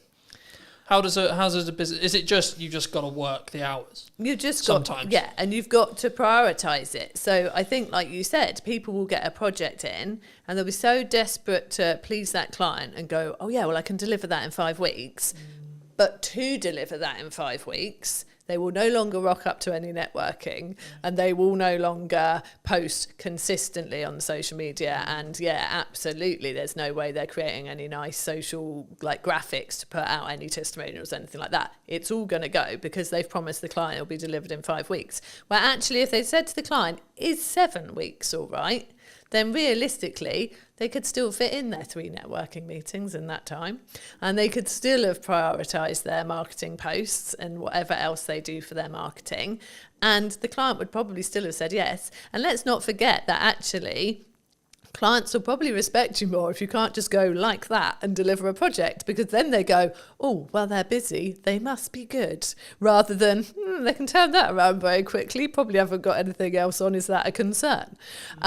So it's definitely, and I think if you have been in the feast and famine cycle of like project, nothing, project, you are more panicked to definitely make sure that you get that client, and then you probably do overpromise, and actually you would have been fine. Because if you start saying we're 7 weeks all right and they go, well, really, can we do 6? Then okay, you can do 6 and maybe one of the networking meetings goes or whatever. But it's just, yeah, I see it a lot. I do see people like, oh, sorry, I'm not going to be coming to the networking meeting this week because I'm so busy, I've got to fit this in before a deadline. And then you're like, well, if the deadline's approaching, like, have you got stuff coming after that? Or would actually have going to this networking meeting being a good idea, because maybe there was someone there thinking about chatting to you this time because they've got to know you a bit. And so, yeah, no, we do see it a lot. And it's one of the things that we're very careful not to do. And it's easier for us, like there's 2 of us running the business. We have freelancers and things when we need as well. And so I am always focused. It's me mainly. Chris does do some of the networking, but I am very much focused. And like for me, it's the school summer holidays now. And like my focus very much is on the children in this time. But I think I was very much... you offered me to do this, and I was like, yeah, I'll make time to do that, because again, that's something, it's very easy to drop the things you don't have to do at this period of time, but then in November when there's not as many new people coming in, it's like, well, do you know what, if I'd have done that and gone to all of this in August, probably wouldn't have had this sort of drier patch now. So yeah, so I'm here, and I've made sure I've prioritized a couple of networking meetings next week, and I make sure it keeps going, and because it has to, because we are small business owners, and that is how we get our business. I think for me it's key, and I've always been in the world of I'm going to bank content for as long as I can, especially I call it my bloodline of my business now, because we met through networking originally, but I since then have pulled back on networking. That's not because networking doesn't work. It's because I found I was trying to do content, do that really well, trying to do ads, trying to do that really well, trying to do client delivery, trying to do that really well, trying to do networking, trying to do that really well. And what I was finding was I was doing all of them unoptimally or badly. Yeah. So I said, right, scrap everything. What do I actually want to spend my hours doing when I'm not working for clients? And then I was like, okay, well, actually, I really love enjoying creating content, having conversations on camera, etc. Cool. Okay, what's the byproduct of that? The byproduct of that is I become better at my craft. I become better as an interviewer, which in turn means when I'm doing interview content for clients, I'm even better. So it's a compounding effect across that board. But also I can then make sure that I'm consistent. So as we're discussing now, it's the middle of the summer holidays, but this won't be out until probably closer to October. And it's like, actually, I can have a really busy... I'm expecting September to be really busy because of the natural progression where you have a month where people are really focused on family and but then they're like, shit, I've actually got business stuff to do. And in September, that's normally what happens. So I'm actually prepping it as a perspective. I probably won't be filming much in regards to podcast my own content in September, But that won't matter because of how much content ahead I am. So then when it comes back round to it, come October, I can then go back to filming, say, 5-6 episodes a month, or maybe 8 episodes a month, and then I'm good till December again, and etc. And I think once you understand that principle, once you can kind of get there with either your blog writing or etc., then you can be in a position where you don't need to worry about consistency. Like, I'm not worried, oh my God, what am I going to post? Then the question becomes, what could I post or what should I post? And it removes all the pressure. Yeah. Do you, like, how consistently should someone be writing a blog on a website then? Let's focus back in on websites. So we say it's really good if you can do it once a month as a minimum. Like, to have that new content going on your website less once is more a month. In that respect? I think, well, I mean, I used to write posts weekly for Ready Steady websites. People told me that they loved that they did go and read the blog post every week. And I maintained that for a good few years. But that's a lot of content. And I got to the point where I really felt like we were getting busier.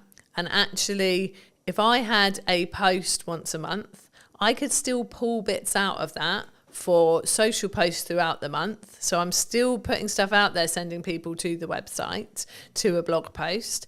I could still pull different bits out of it for our newsletter, which is weekly. And Google likes to see something new on your website every month. Like, it just reminds Google that you're there. Something new's gone on there. It's something new for Google to index. And so, yeah, so that's why we say once a month. And that is what I do now, because, yeah, once a week got a lot. And I will like batch. So like you said, like I've said, it's the summer holidays. I don't want to be doing as much during the summer holidays. So I had blog posts and social media posts already at the start of July for July, August, and the first couple of weeks of September.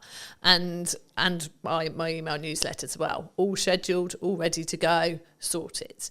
And I think it feels like that's a lot, but actually that took me not even 2 days to write the emails for every week, 3 blog posts, and I haven't written the social posts fully because I do like to be more reactive on social media, but I've written like probably 2 for each week, like full, solid, good posts that are more business related, and then I can put in my fluff of like, you know, sat in the school field today and did this type thing, and yeah, so it can be kind of a mixture.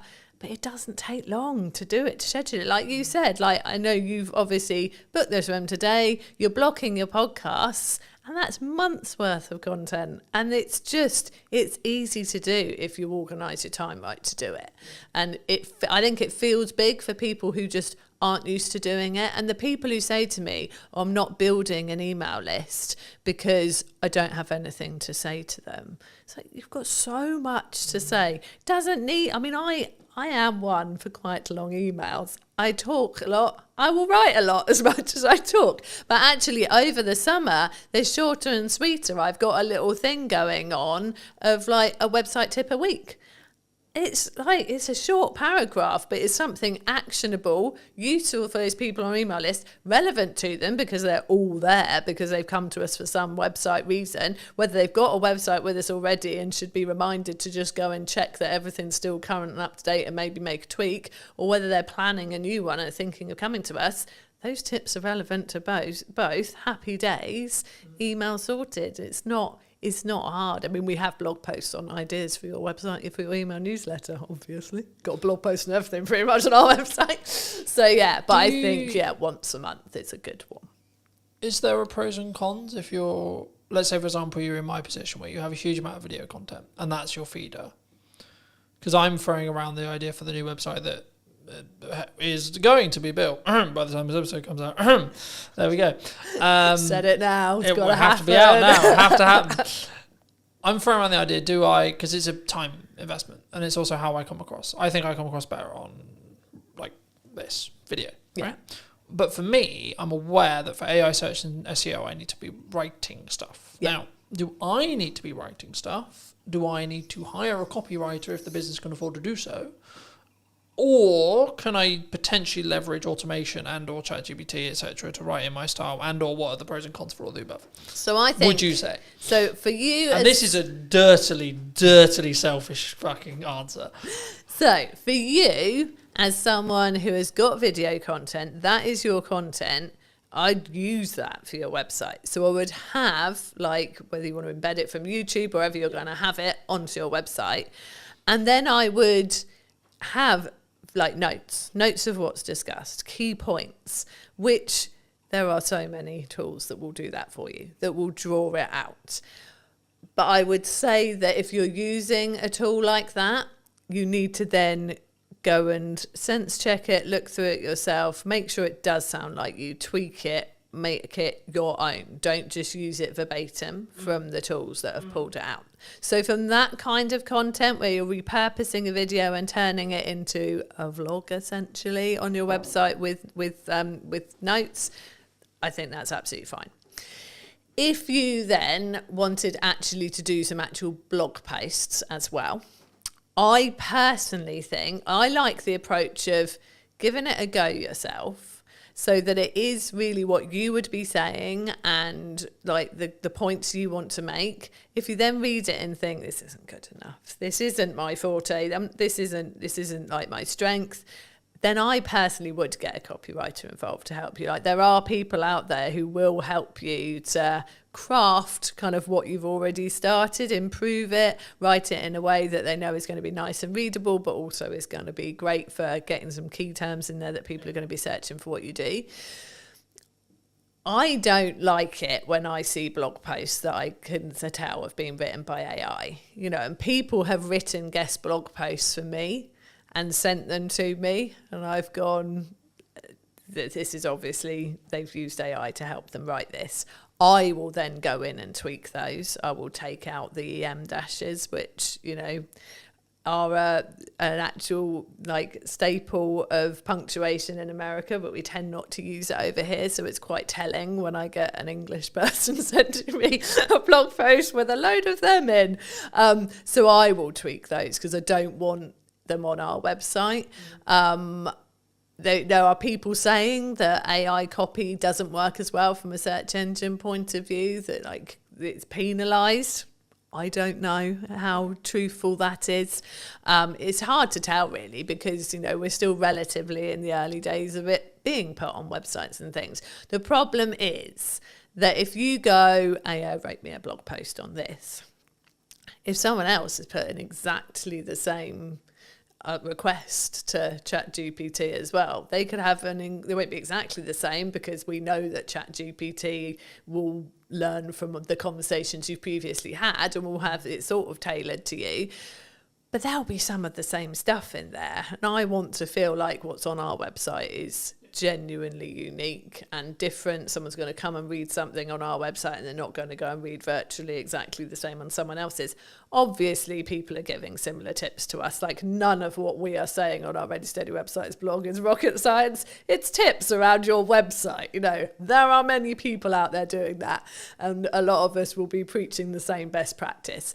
But I write all our blog posts that are not guest blog posts, and I very much do it as me. And I know there's a copywriter I know well who says, you can always, it's me. He says, from your emails to your blog to your LinkedIn posts, it's so you. And I think that's important, personally. So I wouldn't, apart from, like I said, drawing out some show notes from a podcast, yeah, use a tool to help you do that. It'd be silly to sit there listening to the whole thing, making notes. That's ridiculous. But if you're going for something that is sort of separate content in its own right, I still would prefer it that people really put themselves into it than the robots. Is there a world where you can do both? Yeah, I mean, there is. I mean, I know that I've got a lot of business friends who like are dyslexic, and for them, like, even sitting there and trying to start something is hard. Like I said, it's good to start from your own point of view and get someone to help you with it. So yeah, using it as a tool to kick you off, I think is all right. Again, as long as it is very much then it becomes yours. I think I really don't like the idea of creativity being lost. And I don't like the idea of people getting lazy from a creative point of view. I think AI is great if it can help you with the really practical things.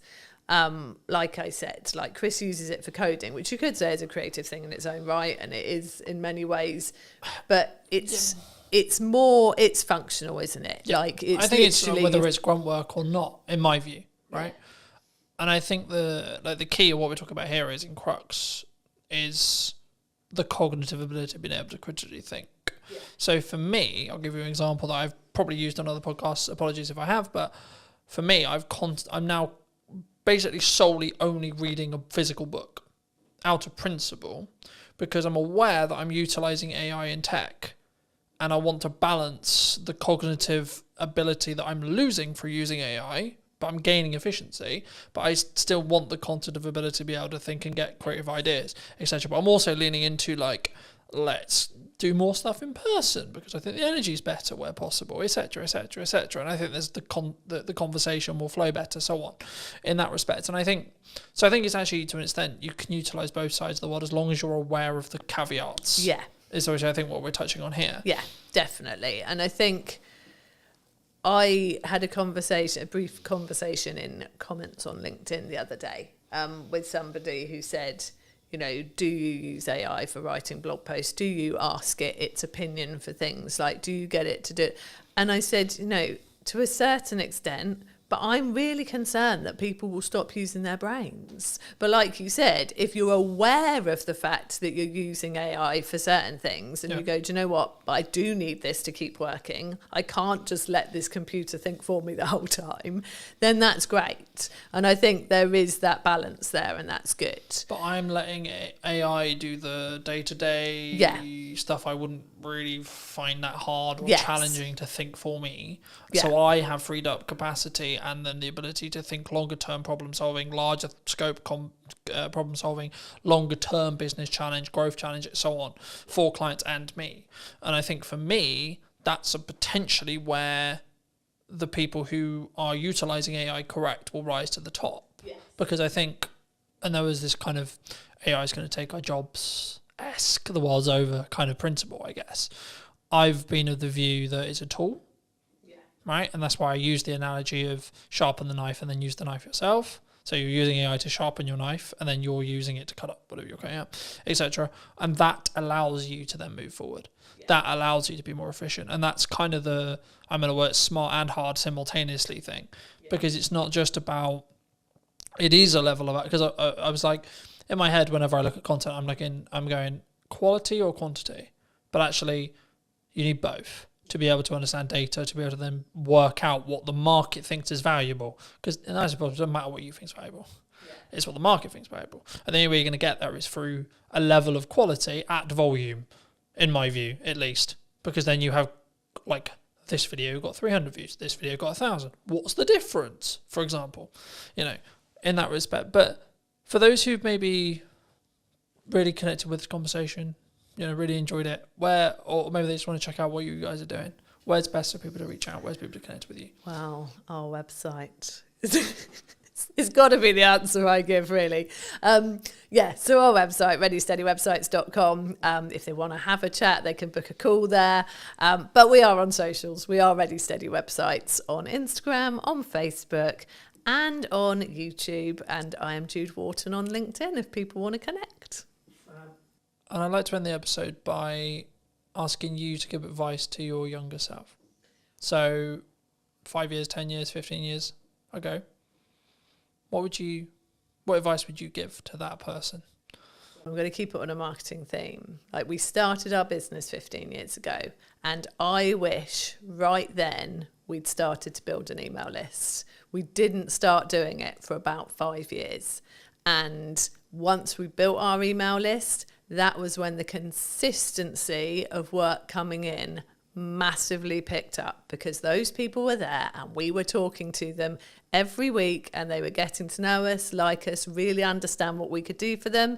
And then they started coming to us consistently. So absolutely, I'd have built an email list much sooner. So that's my marketing, if I could go back and tell myself.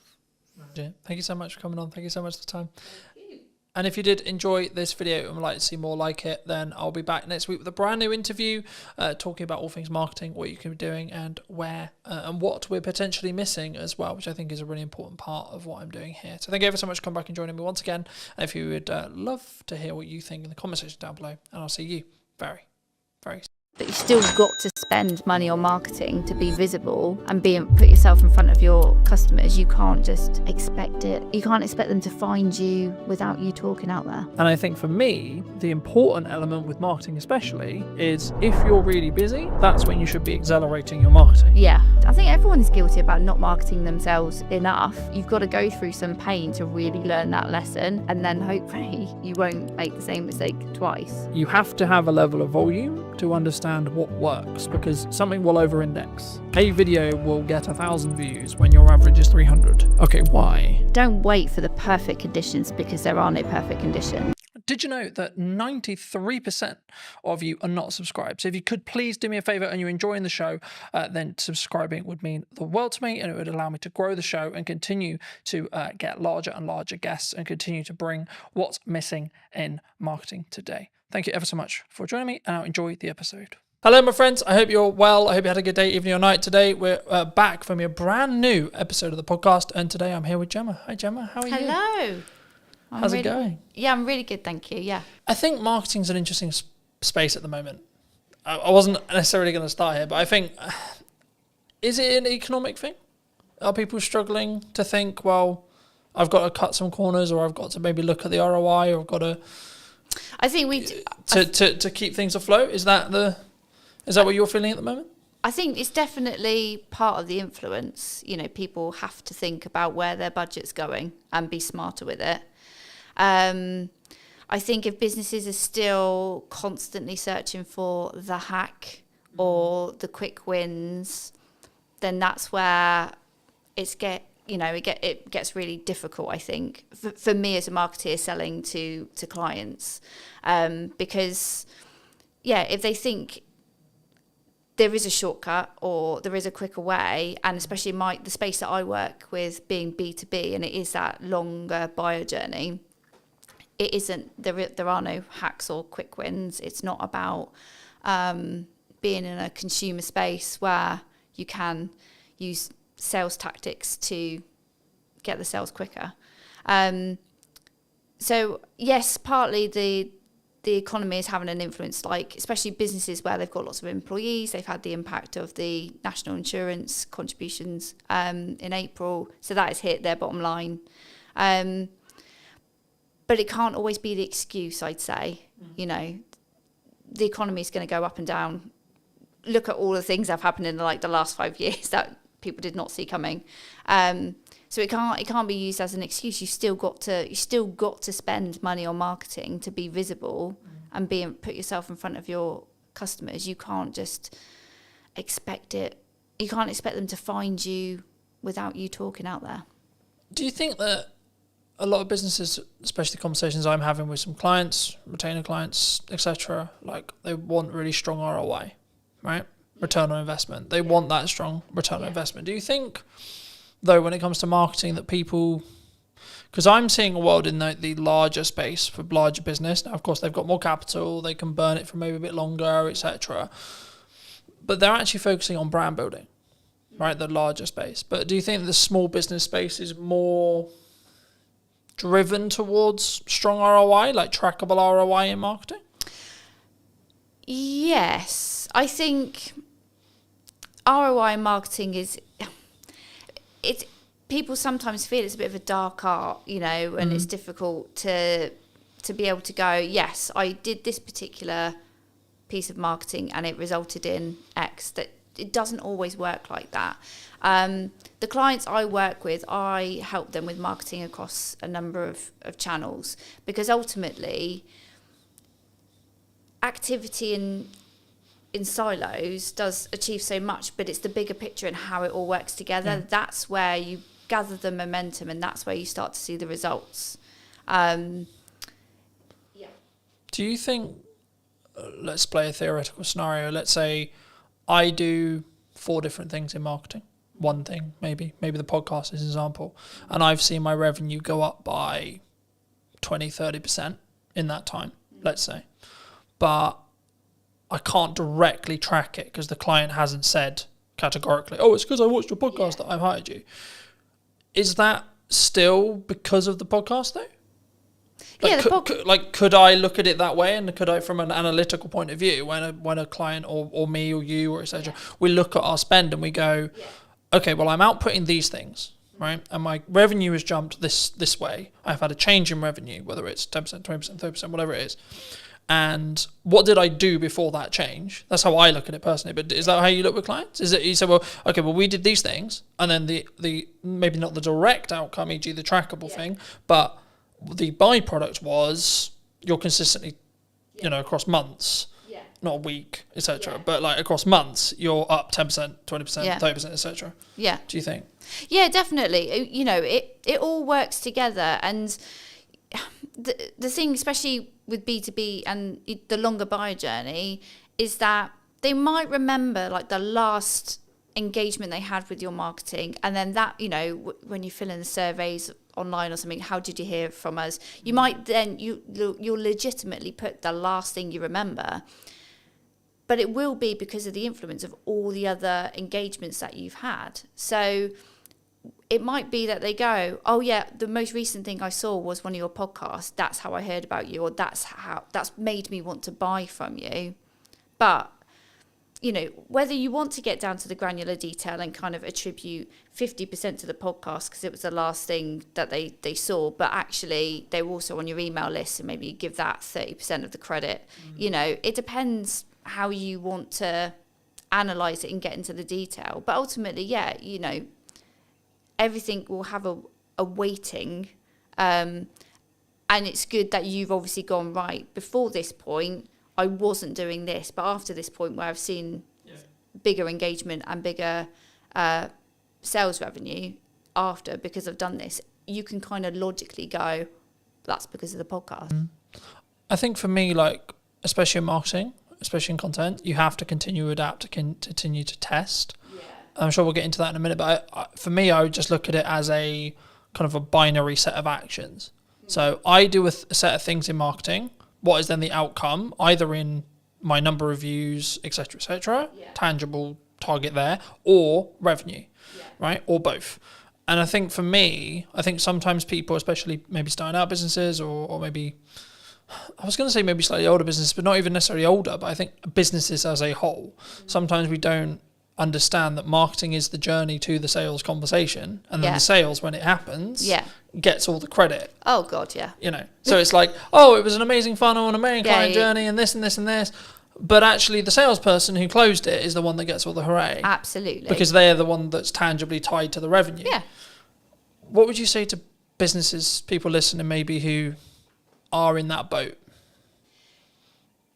And should they just focus on the sales side of it? Like, oh, that salesperson did a really good job because they signed the X. Yeah. I mean, God, sales and marketing have had a crazy relationship over the years, haven't they? So they have to work together, because, yes, sales will ultimately get the glory of converting that prospect into a client, but it won't have happened because that prospect won't have got to the point of needing a proposal or, having a sales conversation without all the effort that marketing has done to warm them up, to build up the knowledge of the brand, to build up the trust, to build up the credibility. Sales can't do that in their kind of one hit, I'm going to tell you about features and benefits, or whatever the conversation goes like. So yes, they might get the credit at the end, but unless they work together. And it's the same, like, marketing can do so much to get a prospect to the point of wanting to buy and convert. You still need to have a sales message and a sales process to get them over the line and get the revenue in. So they can't work one without the other. They have to work together. But yeah, you'll always come across organisations that kind of weights slightly more to marketing, slightly more to sales. But you know, marketing has to think about what happens at the point of sale, and making sure that they're not going to get the sales team kind of go, these marketing leads are rubbish, you know, and actually it's because marketing has done so much, but then the salesperson is missing a piece of information that they didn't tell us that they needed. You know, you've got to get them to work together. Got to get them in the same room. I see them in, well, there's two analogies I could use. So one, like marketing and sales is a dance, right? You can't have one without the other. But also, number two, I think that your marketing is like up or downstream, depending on which one you're looking at in regards to either sales or marketing, in correspondence to what then you get in 3 months' time. That's how I look at it. And I say, well, the actions I'm doing now, the actions I'm doing today, they won't have ROI today, but they will have ROI in 3 months, 6 months, or 12 months.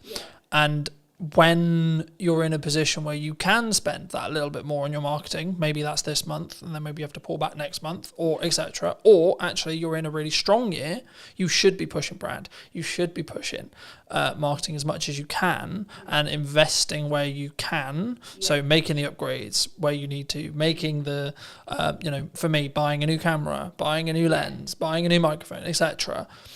That's then going to pay the rewards when things are harder, because I can lean into those changes and use them as maybe selling opportunities or selling reasons, right, in my marketing that will then trickle down into the reason why people made decisions. But have you always wanted to work in marketing? Have you always like done marketing? Like, how did you get sat in front of me today? Yeah, I knew exactly the career I wanted to take. I knew I wanted to work in business. I knew I wanted to work in communications. So I've kind of been your standard student who did GCSEs, A-levels, did a marketing degree, and went into a marketing agency. Just because that's the path I knew I've wanted to take. Never did I think I would actually run my own business. That kind of came over the last few years. I was always happy working for somebody else, working part of a marketing team. But yeah, I was always, I didn't foresee the kind of the change. Why did you go freelance? Because some people are forced into it.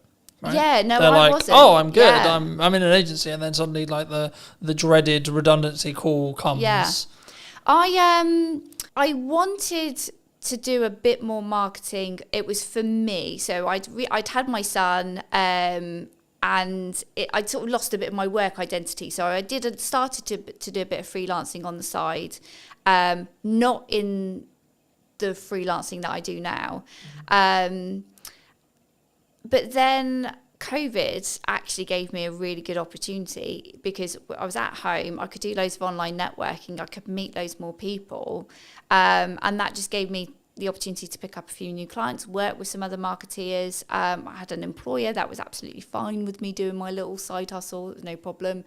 And then I got to the point where actually I think I wanted to work with more different people, feel a bit more valued. So I sort of crunched the numbers, picked up a little bit more work, and then it was like, right, this is the moment. Let's go. Let's switch it over. My employer actually did become a client, so I was rather sensible with my sort of dip into freelancing. So I had a plan. I had a bank of clients kind of ready to go, and then it kind of went from there. Do you think people, maybe in the current climate, or I mean, I'm always hesitant when I say that, right? Because I've been in business nearly 10 years now, which is a really nice place to say. Yeah. But also, I'm also aware that I've now got a bank of knowledge in my head, which is like, well, there was that thing like 4 years ago, there was that thing 3 years ago, then we had COVID, so I try to be nice and try to lead with empathy when people are like, it's really hard, I'm struggling, the economy's hard, but I'm like, there's always going to be something. There's always going to be, the government's doing this, geopolitics is doing this, etc. So I think for me personally, I always focus on my inner work in respect to A, how's my client delivery, B, what's my marketing, and C, how much is where is my pipeline, where's my cash reserve, etc., etc. Things like that.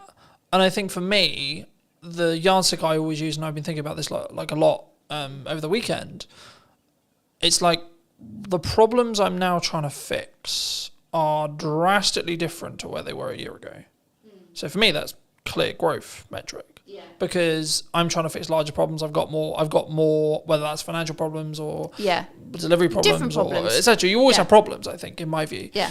So I guess to phrase it into a question, people who are maybe looking at the economy as, should I maybe pack in what I'm doing and then go get a job, or the other way and saying, actually, well, maybe I'm a little bit concerned about my job security.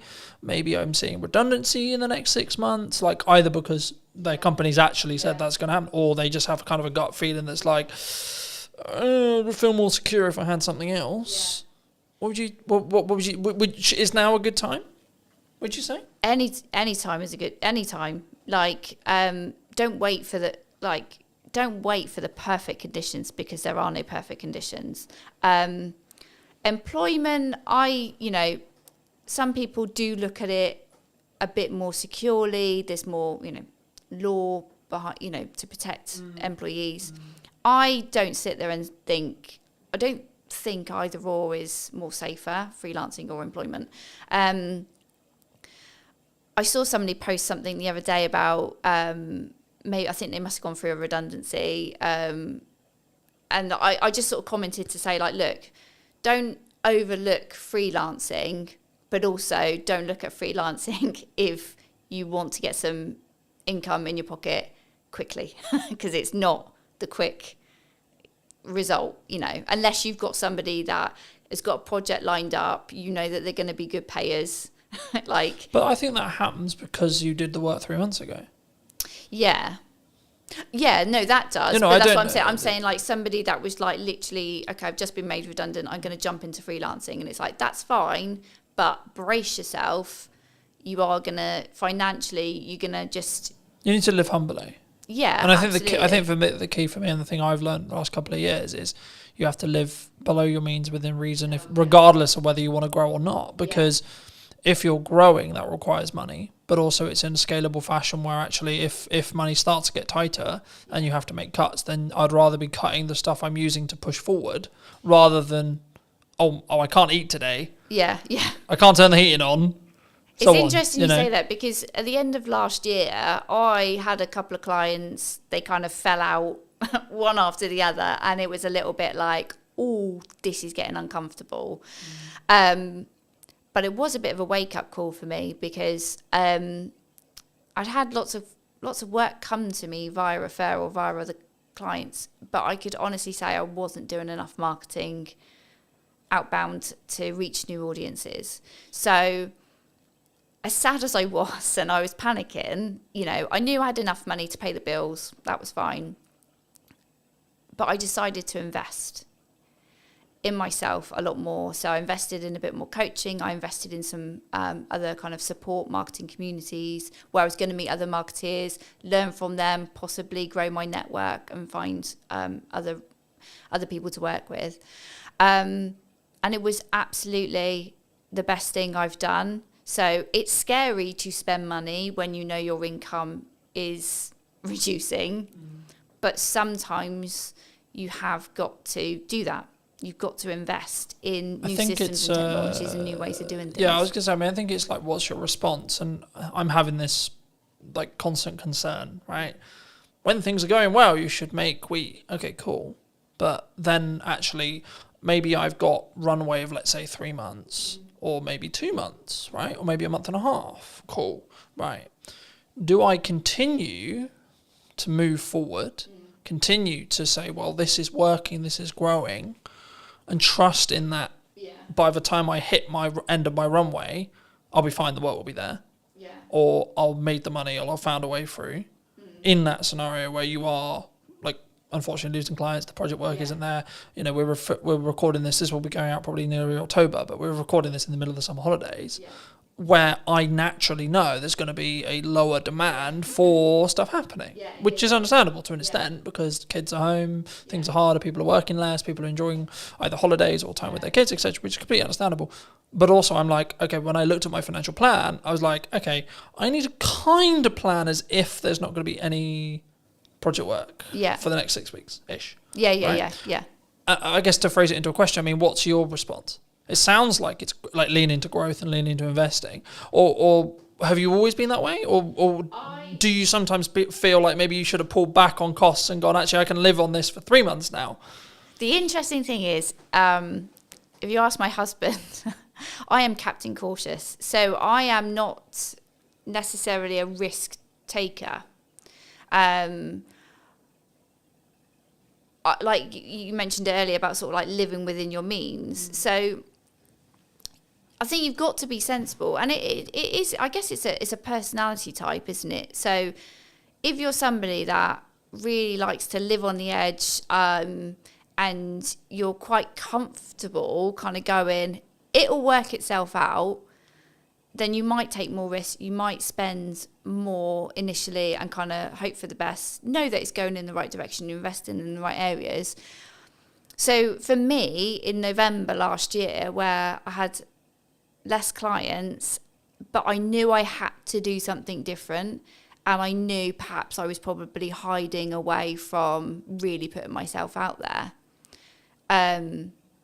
Because it is scary. It's scary to put yourself out there. I was going to say, did that come from like, I've overused the word insecurity, but I can't think of another word to use lately. It's like, but is it an insecurity within yourself? It's like, what if, because it's the classic of like, what happens if people comment nasty things or etc. Yeah. It's pushing yourself out of the comfort zone. So when I went into my freelance stuff, I had a bank of clients. I grew, quite quickly. I was quite fortunate.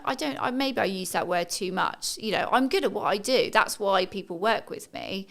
But I guess I was comfy. I had enough money coming in, but ultimately I didn't have enough of an eye on my pipeline. And so, and that was in like the first 2 years. So I've learned a lesson, and I'm happy that I've learned that lesson. I don't think there was any other way I was going to learn it. Like, nothing was giving me the kick up the bum to focus on my pipeline. So when you say focus on your pipeline, what does that actually mean in tangible terms? What are you doing when you're focusing on your pipeline? In terms of having more conversations and lining up potential new clients, new work. So you're in sales? Yeah. So I think there's sometimes a misconception when we look at pipeline, which is like, I'm going to push marketing really hard. Because that is a approach to get more pipeline. My answer is yes and. Right? Yes, and you should be doing more marketing. Yes, and you should be doing more outreach. Yes, and you should be connecting with your clients. Yes, and you should be adding more value to your clients. Yes, and you should be trying to go above board for all of the clients you currently have. When things are good and when things are bad. Because the result is identical. But I think if you can financially plan it and or plan in such a way where actually absolute worst case scenario, you probably got close to 3 to 5 months, you're going to be fine either way. Because if you think about how long that time actually is in regards to actionable things, it's so unlikely, if you look at probability, that you're going to then not have any other work within that window of time if you're doing all the right things. Yeah. You would, you know what I mean? Like it would fill you, for me, it would fill me with a sense of, okay, actually, I'm going to be fine. Yeah.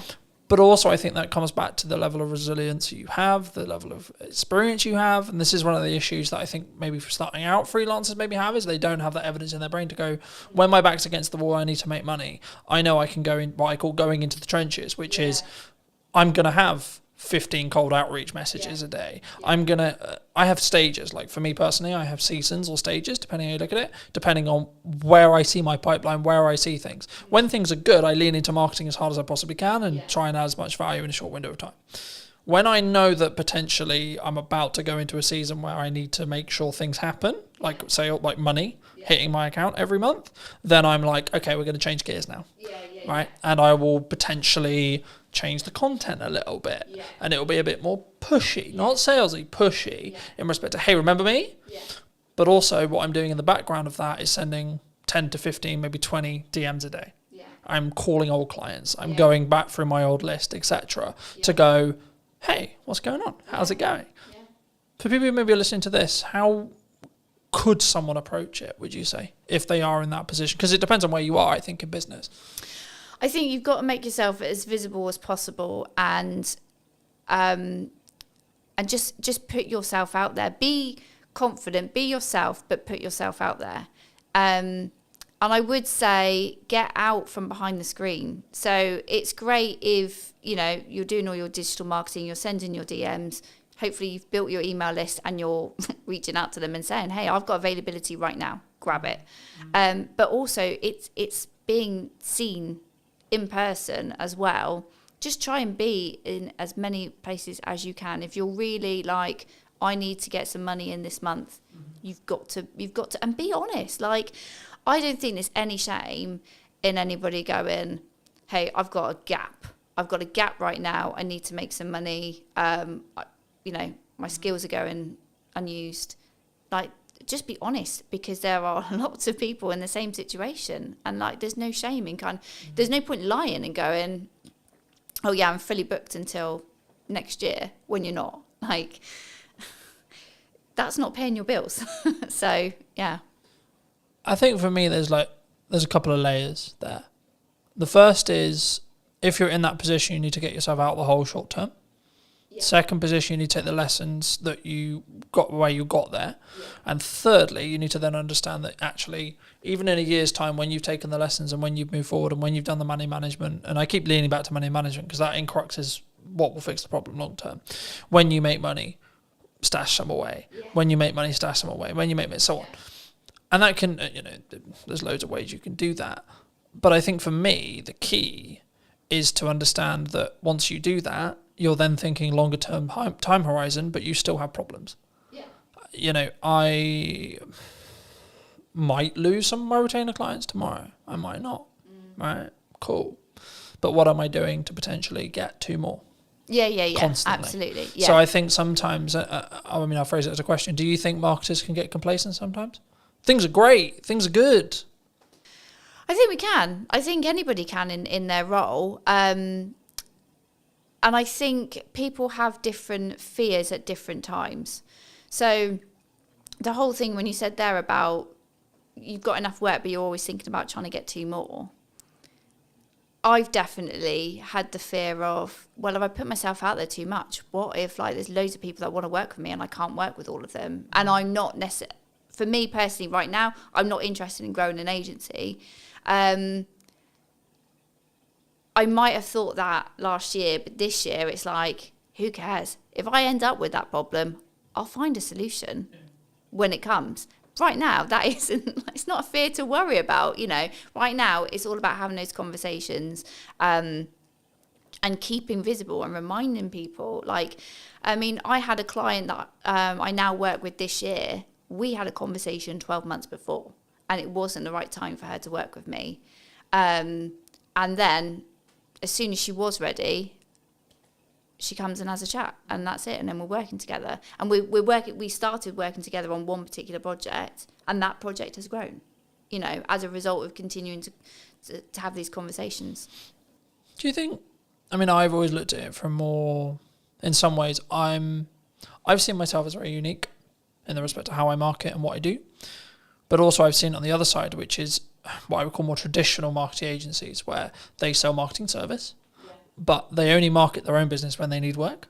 Yeah. And I think that's backwards, personally. Yeah. I think regardless of whether you're busy, regardless of whether you're not, you should be leading with your best foot forward as a marketing agency, if it's what you sell. Yes. Right? Or a videographer, you should be posting your best content for you.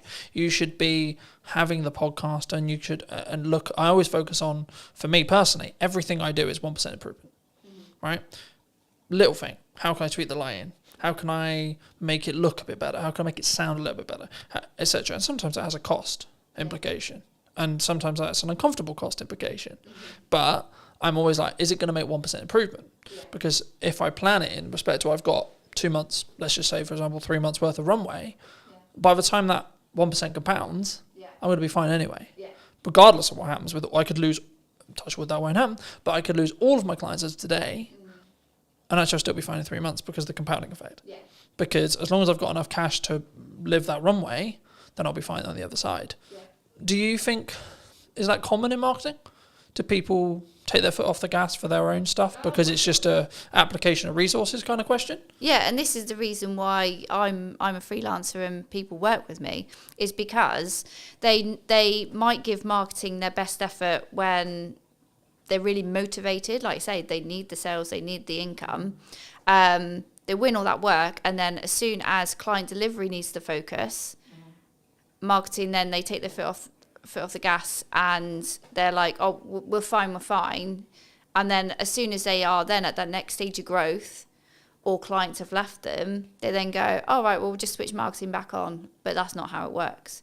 So everyone is guilty. I think everyone is guilty about not marketing themselves enough. And I think you've got to go through some pain to really learn that lesson, and then hopefully you won't make the same mistake twice. But yeah, it's not uncommon for people to ease the pressure on marketing, to kind of, just let inconsistency just kind of bleed in. And that's when you've then got to make a decision. Either are you doing your own marketing, or you need to really sharpen the tools and focus, or you need to outsource that to somebody who can do that for you, so that you can put your attention on the other areas that are needing your attention. From a tactics side of marketing, we talked a lot of psychology, we talked about like, should you do it, should you not do it? But from a tactics point of view, what do you think's missing right now? What do you think people are maybe not doing that they should be? That's a good question. I think they're still looking for like the hack, the shortcut. I think they're still kind of thinking, do I really have to do all this? Do I really have to put this effort in? And the answer is yes. So if the business owner, the director, doesn't want to, if you're not interested in marketing, if you're not good at marketing, don't do it. Give it to somebody who can. And I will always say to anybody, if they're not in a financial place to outsource, when you are marketing, think about something that you enjoy and that you're going to be able to be consistent with. Don't sit there and go, right, I'm going to post on social media every day. If one, you don't like it, two, you're not going to be there to engage afterwards, and three, you're not actually going to be able to commit to that, because it's just that you make yourself feel like crap. As soon as you don't post that one day, you beat yourself up over it.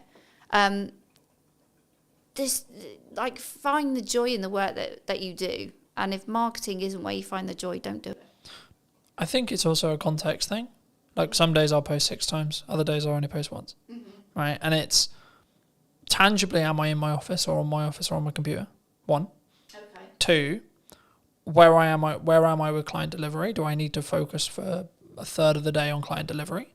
Yeah. And I can only put out 1 clip of the podcast, etc. But for me, the key is being consistent, so that if you averaged it, it would be 3 a day. Okay. Yeah. Let's say for me. And I say that and people go, 3 a day, that's insane. Yeah, but I have a system. Oh, but you've got different channels as well. This isn't like... Well, no, that's on one channel. Oh, okay. Fine. Right, so if you times that across 5, then we're talking 15 a day. Oh, okay. But the key is I've built a system. We're recording, to give you a very key example, I don't need to, at the end of the summer, record probably for most, I could probably not record until November and still have a weekly podcast. Yeah. Because I'm so far ahead. Yeah. Now, the issue with that, of course, is if we're talking about current event stuff. Yeah. If we're not, which 95% of my podcast isn't current events, I've got other content to talk about current events, but most of the stuff I have in podcast conversations is workable and will be workable in 6 months to 12 months. So actually, by me batch recording, I'm just banking as much as humanly possible. Yeah. So then if I get really busy with client work, if I have to fix problems in the business, if I have to X, Y, Z's on, I then don't have to allocate resources and time necessarily into the podcast, or I can limit that cost on a month where it is a bit tighter because I'm so far ahead. Yeah. But the key is I'm focusing on the consistency. So, and this is where I've used the analogy of you need to make the hay while the sun shines, because if you don't, you'll just be left with sludge. Yeah. And I think for me, the important element with marketing especially is if you're really busy, that's when you should be accelerating your marketing. Yeah. Because then you're actually going to, and even if you don't have capacity, right? So let's say I don't even have capacity, I still am going to push hard on marketing because I want demand in 3 months. Yeah. And actually, I trust that by the time I finish those projects, if I've pushed with marketing, I'll have some stuff left. I'll have some people who are ready, and just being honest with clients and saying, look, I don't have the availability until September. Yeah. I don't have the ability until October, November, December, whenever it is. Yeah. And saying, cool, can we book something in? Can we get a pre-production call? Can we get a discovery call in? Yeah. Cool. But also understand that actually a project that you quoted and you alluded to earlier, where you had a conversation a year ago, I've just finished a project started a project, last week. I had a pre-production meeting for that I initially quoted about 3 months ago. Yeah. Right. And I was like, at the time, maybe it's wrong time, maybe they're not ready, etc., etc. I was like, okay, maybe it won't come through, maybe it will. But then I got a call 2 weeks ago saying, hey, Cotton, we're ready to move forward. Fabulous, wonderful, right? And I think for me, if I had, perhaps, I haven't asked them yet, but perhaps if I had stopped marketing, they wouldn't have been constantly reminded that I existed. That you're around, that we've got that project there. Yeah. And the same with a handful of other clients who are like, yeah, we really want to do something, but we're not quite sure what we want to do yet. And I think that's the key sometimes. And I think that's why when people maybe don't look, maybe they fall off their consistency. And I think the reason why the podcasts are very different this series than it was last series was I was in that boat of I'm trying to do too many things and not doing them well enough. So I'm very focused on 2 channels for the time being, which is podcast and my event promotion for my event in September.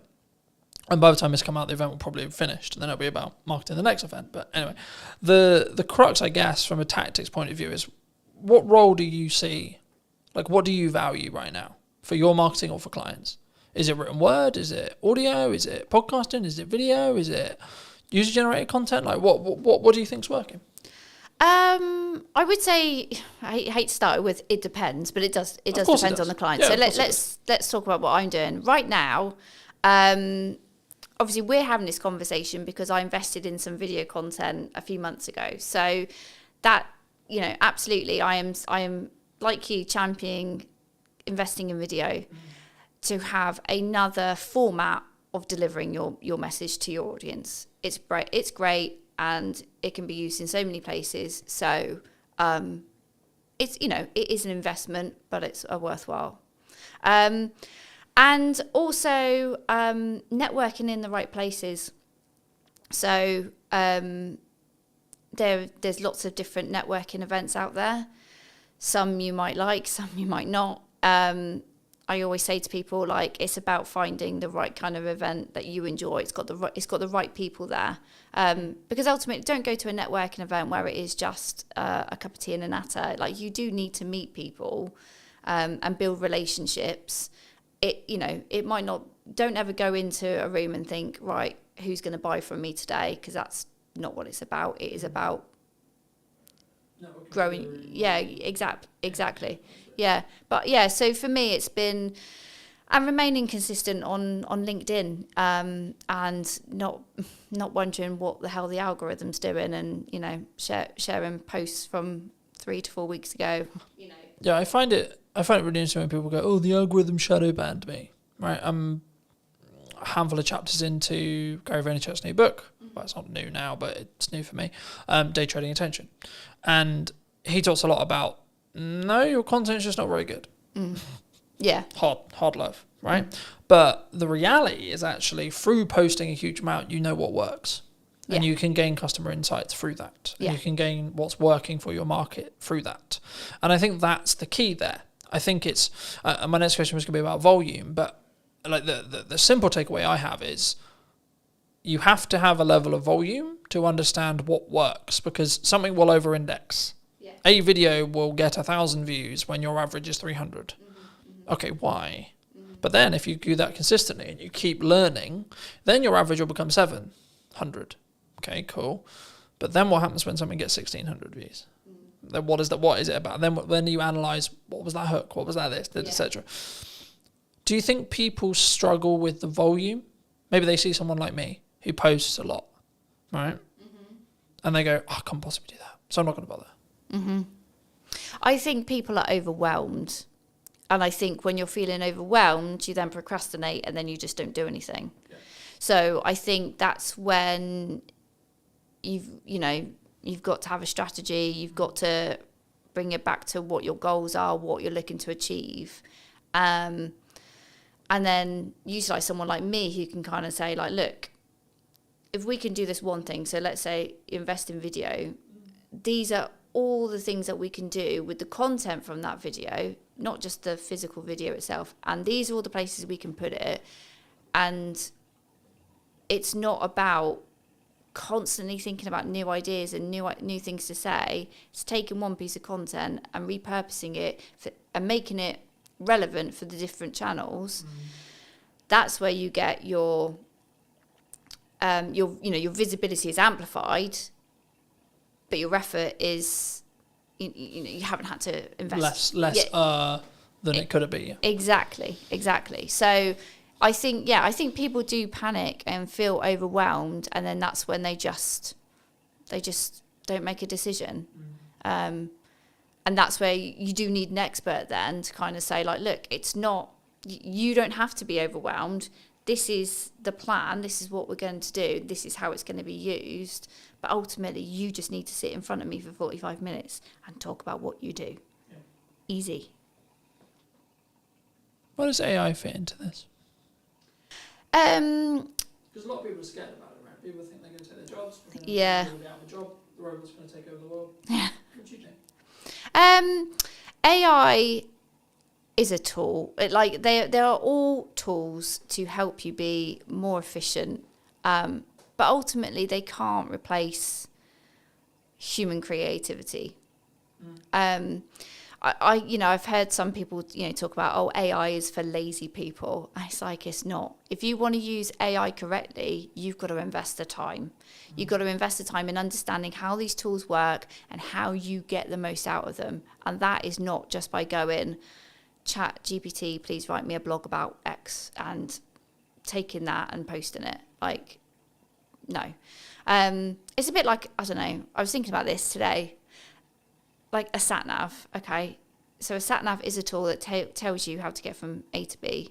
It's really great if you have no idea, but also you could work out using a map yourself, but it takes a little bit of the thinking time away from it. But you might also just want to go for a drive and enjoy whatever route you decide to take that day.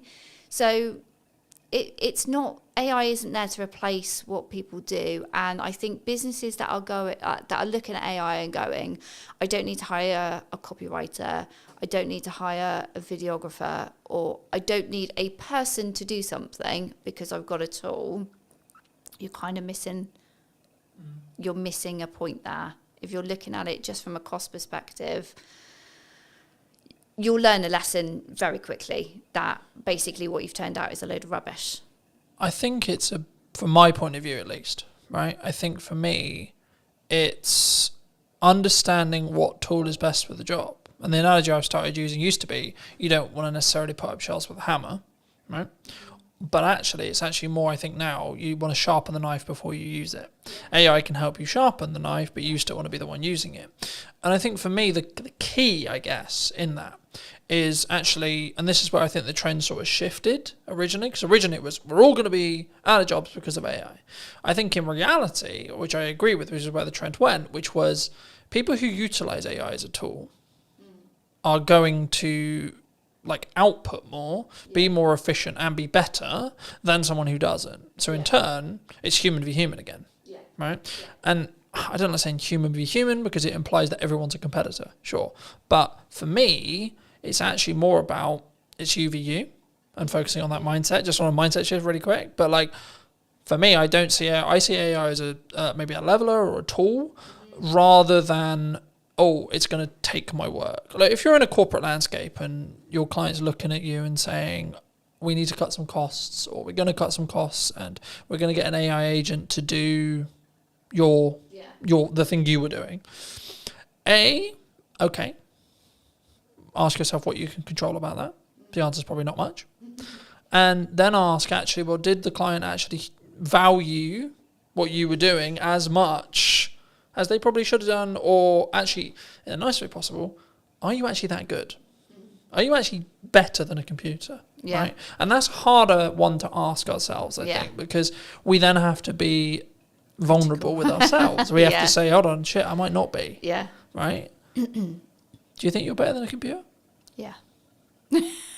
Yeah, because the computer. And if so, why? Well, the computer hasn't got all that experience that I have picked up and all those situations and scenarios I have been in where I've had to think, what we're going to do about this problem, what we're going to do for this campaign, and pivot and react. It's not, that's not what AI is built to do. But AI is built to do what you tell it to do. So, like you, I use it as an assistant, and it's an opportunity, really, because if AI can do some of the heavy lifting in your job, in the work that you create, if it can do some of the stuff and save you time, you then go, I've got more time, what can I do with it? And whether that is I can take on a new client, great, more income, or I can upskill in something else. I can use my brain in a different way. And I think that's the way I'm sort of looking at it.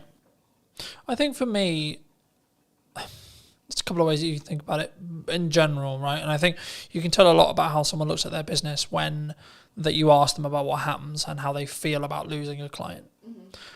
My perspective personally, as someone who's been in business for a while, long enough to, I would hope, know what I'm doing, I would say there's a couple of ways you can look at it.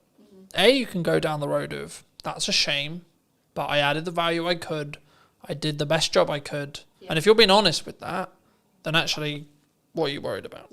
Because if you genuinely did the honest thing, and it might just be they have to cut some spend to stay alive, and you happen to be the thing on the cutting block. Now that you can go into the psychology of how much they value it, and if you want, sure. So there's that approach. A. B. Cool, I've got that time back. Yeah, maybe I don't have the income, but I got that time back. So now it's how do I utilize that time? Because what we talk about a lot of the time when it comes to ROI or return on investment is return on money. We don't necessarily talk on return on time, right? For me, as I've looked and learnt more from really successful people, the thing they always focus on is time. Because money, yes, you need it, but the more you have, the longer runway you have, regardless of your expenditure level, right? So the more expenditure level, the more you need to have a longer runway, etc. If you're living humbly, then you have a longer runway with less money. But you still will have the same amount of time. Me and you will have the same amount of hours a day, right? How we utilize those, how we use AI tools to optimize, work smart, not hard, but also the thing that people get wrong about that saying, in my view, is you're not working hard and smart. So if we both work at the same amount of hours, but I'm working smart hard and you're just working hard, I will win. If you're working half the hours, but you're working smart and hard, and I'm working double your hours, I'm also going to win. Because I'm not just outputting more, I'm also working smarter and then harder on top of that. So I have a volume metric and then a optimization metric as well.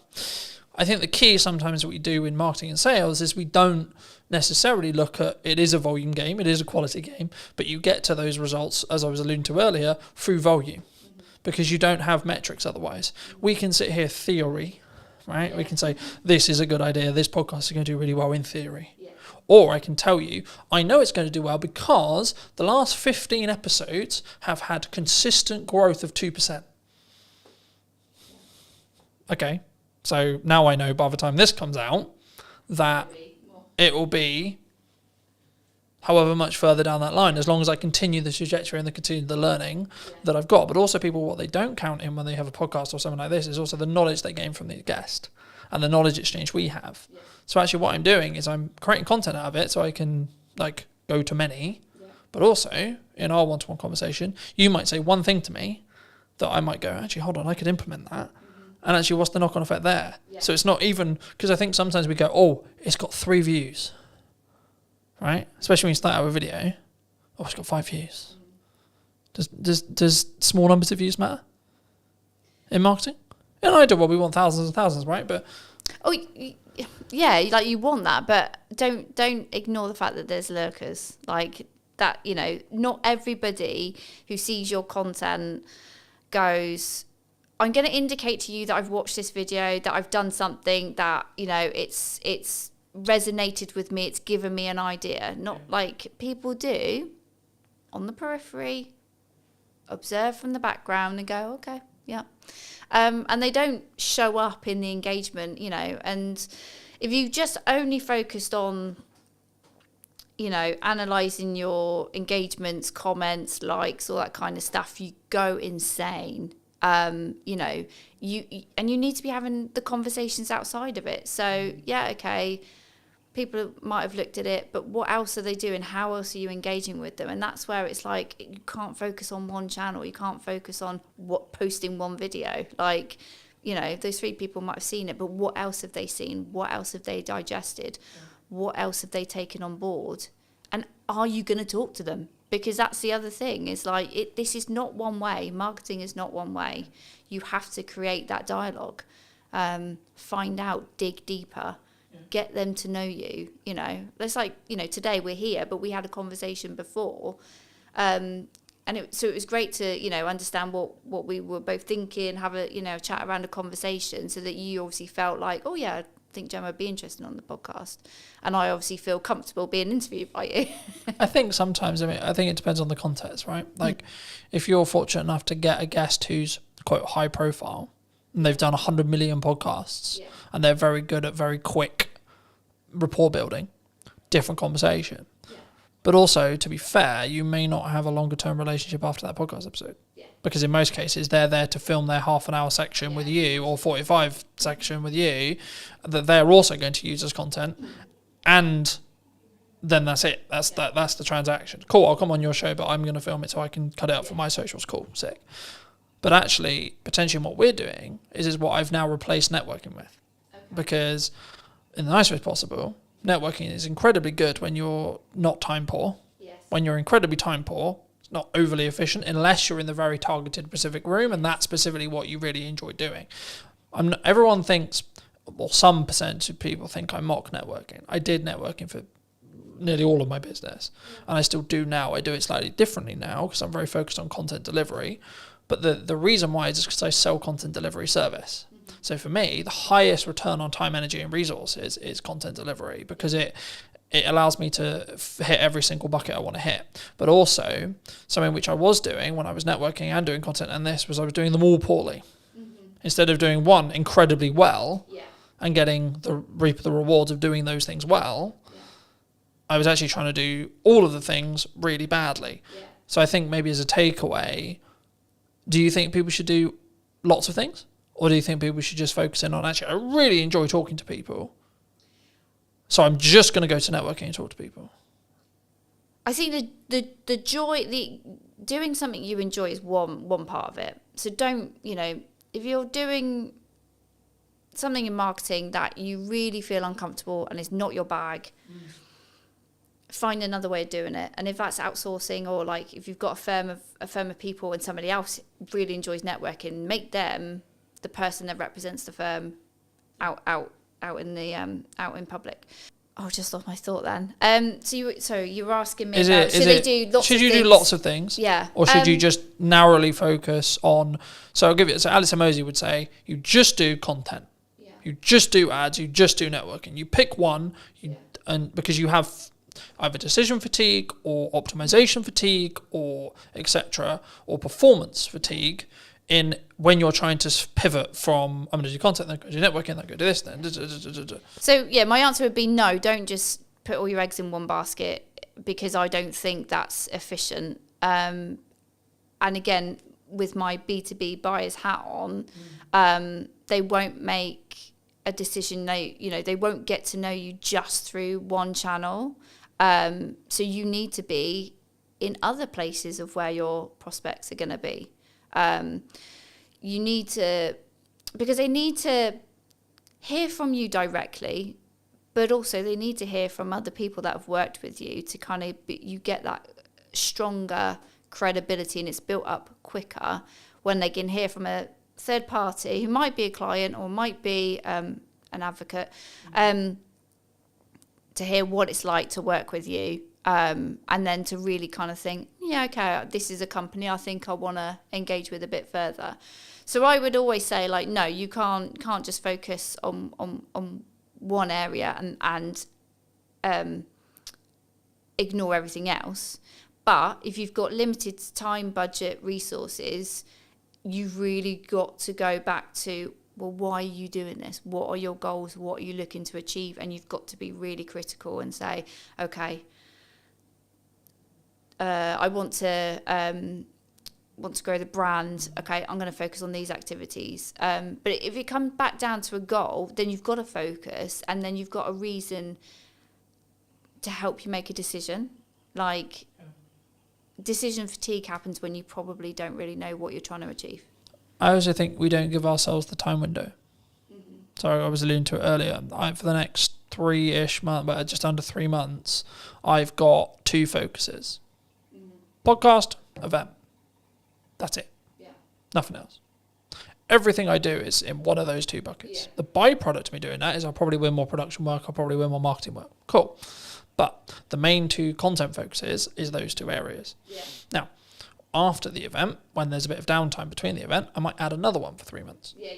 But the thing I did potentially poorly in the past, and why my marketing didn't reap the rewards I wanted it to, was because I was constantly pivoting and adapting and changing what I was doing all the time, so I didn't commit to anything, which showed a sign to the market, if I'm really looking into it, that I didn't necessarily believe in what I was doing necessarily, but also I wasn't getting good enough at it through that 1% improvement consistently, right? So I think, to be honest, if we have another conversation in a year, I would hope that one of the channels I'm still consistently focusing on is podcast, because it's something I've committed to doing for the long term, not for the short term, because of the way I'm investing in it, because of the way I'm utilizing it, because of the way I'm testing it.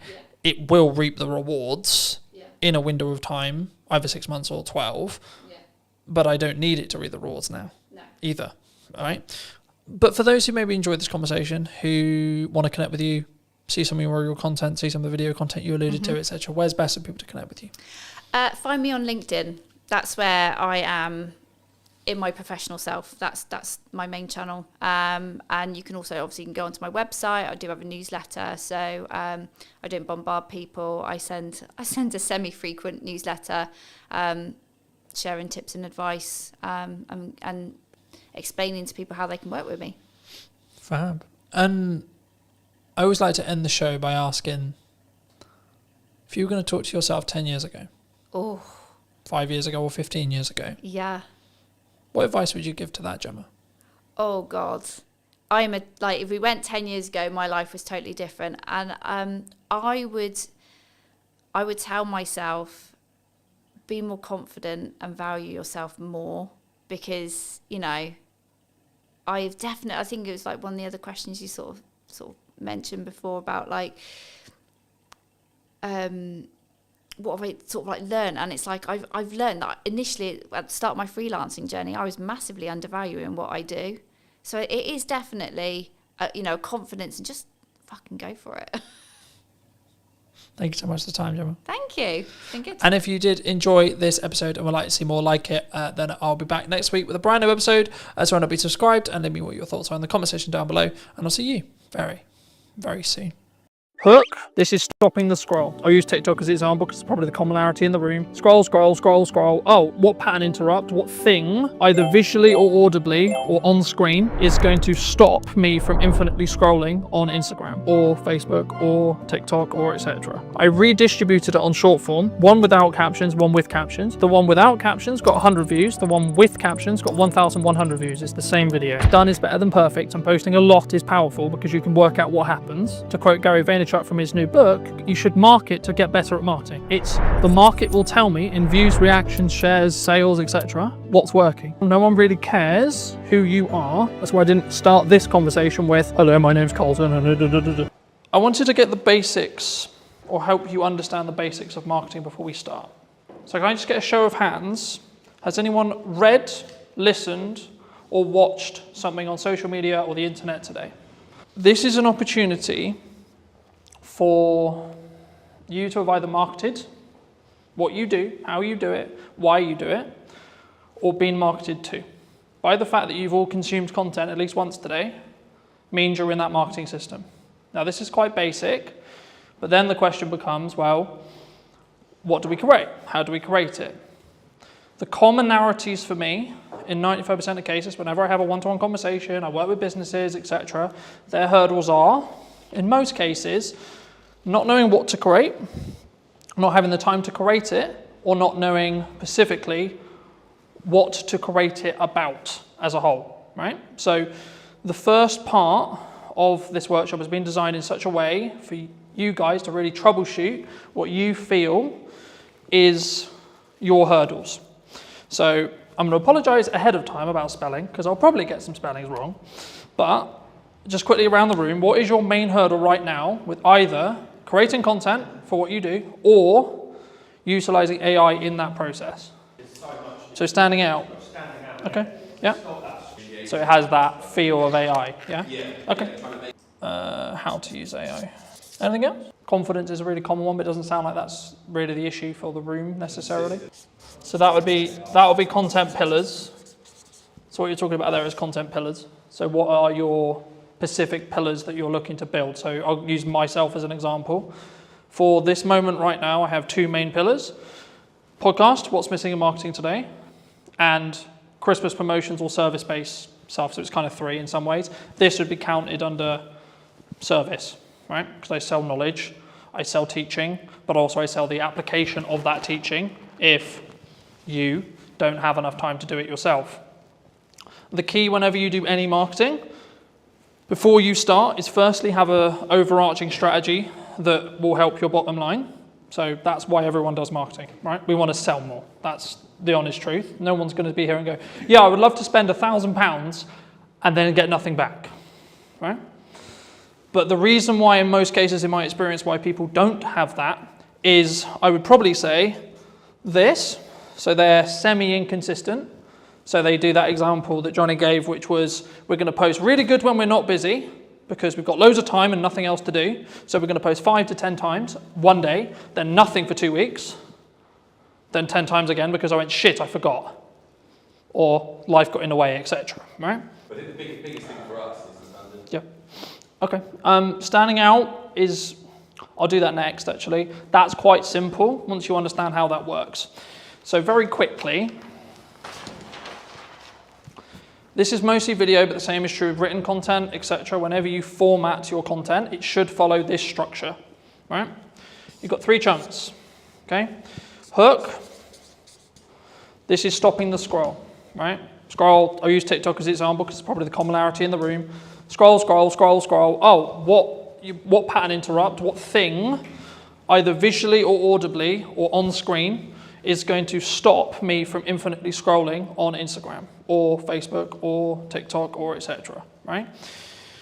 This in most cases is roughly 3 to 5 seconds of your, again, video. If it was a blog post or something like that, it would be your headline and then your top 2 lines. If you do this wrong, you will not get someone to stop. Right? I'll go into depth in a second on what you could use here as ideas, but then you'll have a level of, so your body of content, so this could be, in most cases, value-led for me, and then a call to action here, right? So when we create content, we want a journey to happen, right? Step 1, get them to stop the scroll. We'll go into depth in that in a second. Step 2, what do you want to talk to them about? What's the objective that they're trying to do? If it's a piece of educational content, like this, for example, then I might have a captivating hook that positions a question that I'm then going to answer, but I'm going to first say, well, this is the solution that you're trying to create, followed by, as short as you can, because attention spans are dwindling, etc., gets to the point. In the nicest way possible, no one really cares who you are, right? That's why I didn't start this conversation with, hello, my name's Colton, and you don't give a shit, you don't care, right? The bit they do care about is how are they going to make their life, the viewer's life, more entertained, more educated, or both. Hopefully, after today, you'll understand how to do that. And hopefully, I hope, today will be that valuable for you. So you should be entertained, you should be educated, right? Just on that, sorry, Colton. Yeah, of course. Every piece of content you've got on TikTok has to follow that. If we start getting good reactions, say on funny content, it's got no call to action on it. The only... Would you say that that's still valuable? So if I put my hand here and ignore the call to action, then yes, that would be true. Every single piece of content has to have a hook because you aren't going to stop the scroll. It doesn't have to be anything complicated. It could just be Like, this is my opening line. So the things I'm focusing on for podcast clips, for example, is what's the first line of the clip, right? And because you'll see it as text, you're going to go, oh, so one that did really well was from Maddie's podcast a little while ago, and I was talking about how did I not become a drug dealer because I was dyslexic. So the opening line was, I'm surprised I'm not a drug dealer. So if you saw that on social, you're probably like, hold on, what the fuck? But then I gave the context, right, straight away, here. So ideally, it should follow this format, yes, in every post. So you would say for us to stop messing around and spending half an hour filming a Jet 2 on trend TikTok with no value? So this is mostly for thought leadership. I will come on to trends in a second, because trends is a little bit different, and it depends on where it sits in the funnel as a whole, overarching. But this is mostly focused around B2B thought leadership stuff. But you could also do it for everything you do as well. Because if you follow this format, it's a known format, right? We were talking about marketing funnels yesterday. This is a mini marketing funnel that then leads on to your, so this could just be, so for example, a lot of the content I did for this event was, here's the thing I'm going to talk about. Here's the value I'm going to add. Hey, if you would like to see more like this, come here today. Happy days, right? Or try and blend the trend in almost, like the Jet 2, we could have finished it with, come and grab your pint here, it's happy hour. So it doesn't need to necessarily be, especially at the start, you don't necessarily need to follow this format. It's being aware that this is the ideal format and then using it in the content where possible. When you specifically look at trending, so on TikTok, it's kind of controversial in some ways because some people think, yes, you should trend jack, okay? I'm of the mind of, you should if you see an opportunity to be able to gain eyeballs that you otherwise wouldn't be able to gain, okay? But it should be additionally, not instead of, additional content to doing this consistently, right? This is where content creation gets hard because you need a lot of it to be able to do it, right? If you can do this well, then you can do this. If you can't do this well, don't do this. Because I personally believe it distracts from this focus, right? For me, the issue with this is you know you're going to hit your demographical things, right? So I put out a video, I know it's roughly going to be hit by people in Salisbury because that's my following, right? The issue with trending is because you're in a trending sound, I'll use TikTok as an example, but Instagram, etc. is true too, you have no idea demographically where that's going to go. So you might get, let's just put a big number there, 100k views, okay? Wonderful. Okay, but if we look at ROI on a business and we ROI on time, what would you rather have? 100 views to 200 views on something like this, or 100k on a random video that's actually mostly spread across the Philippines, China, America, the UK, so on.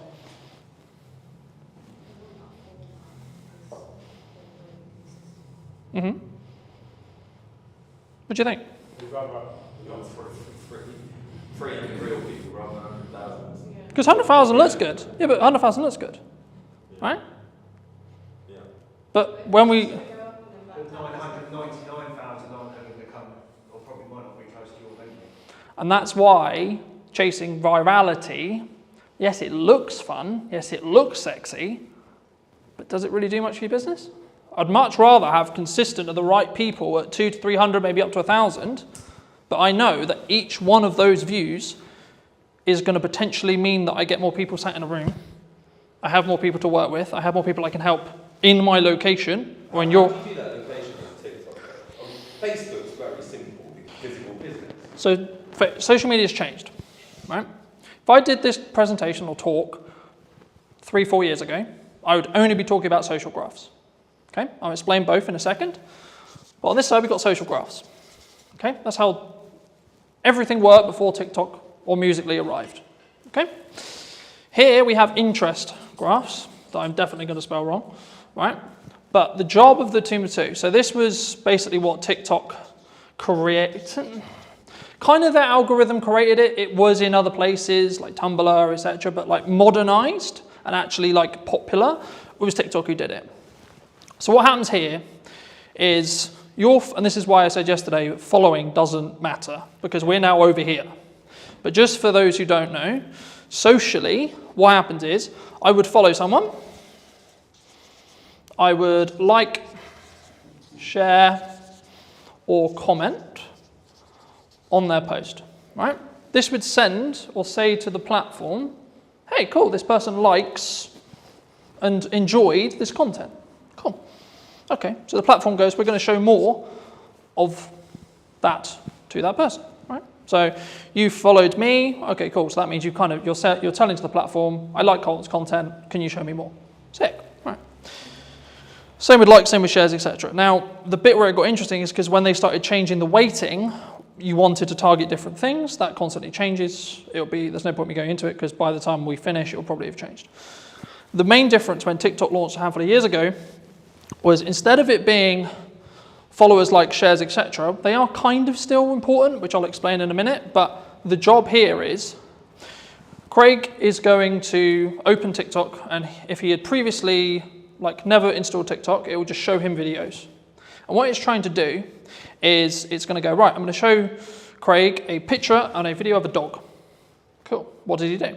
Does he watch the video? Does he interact with the video? Does he like the video? Cool. Keep scrolling.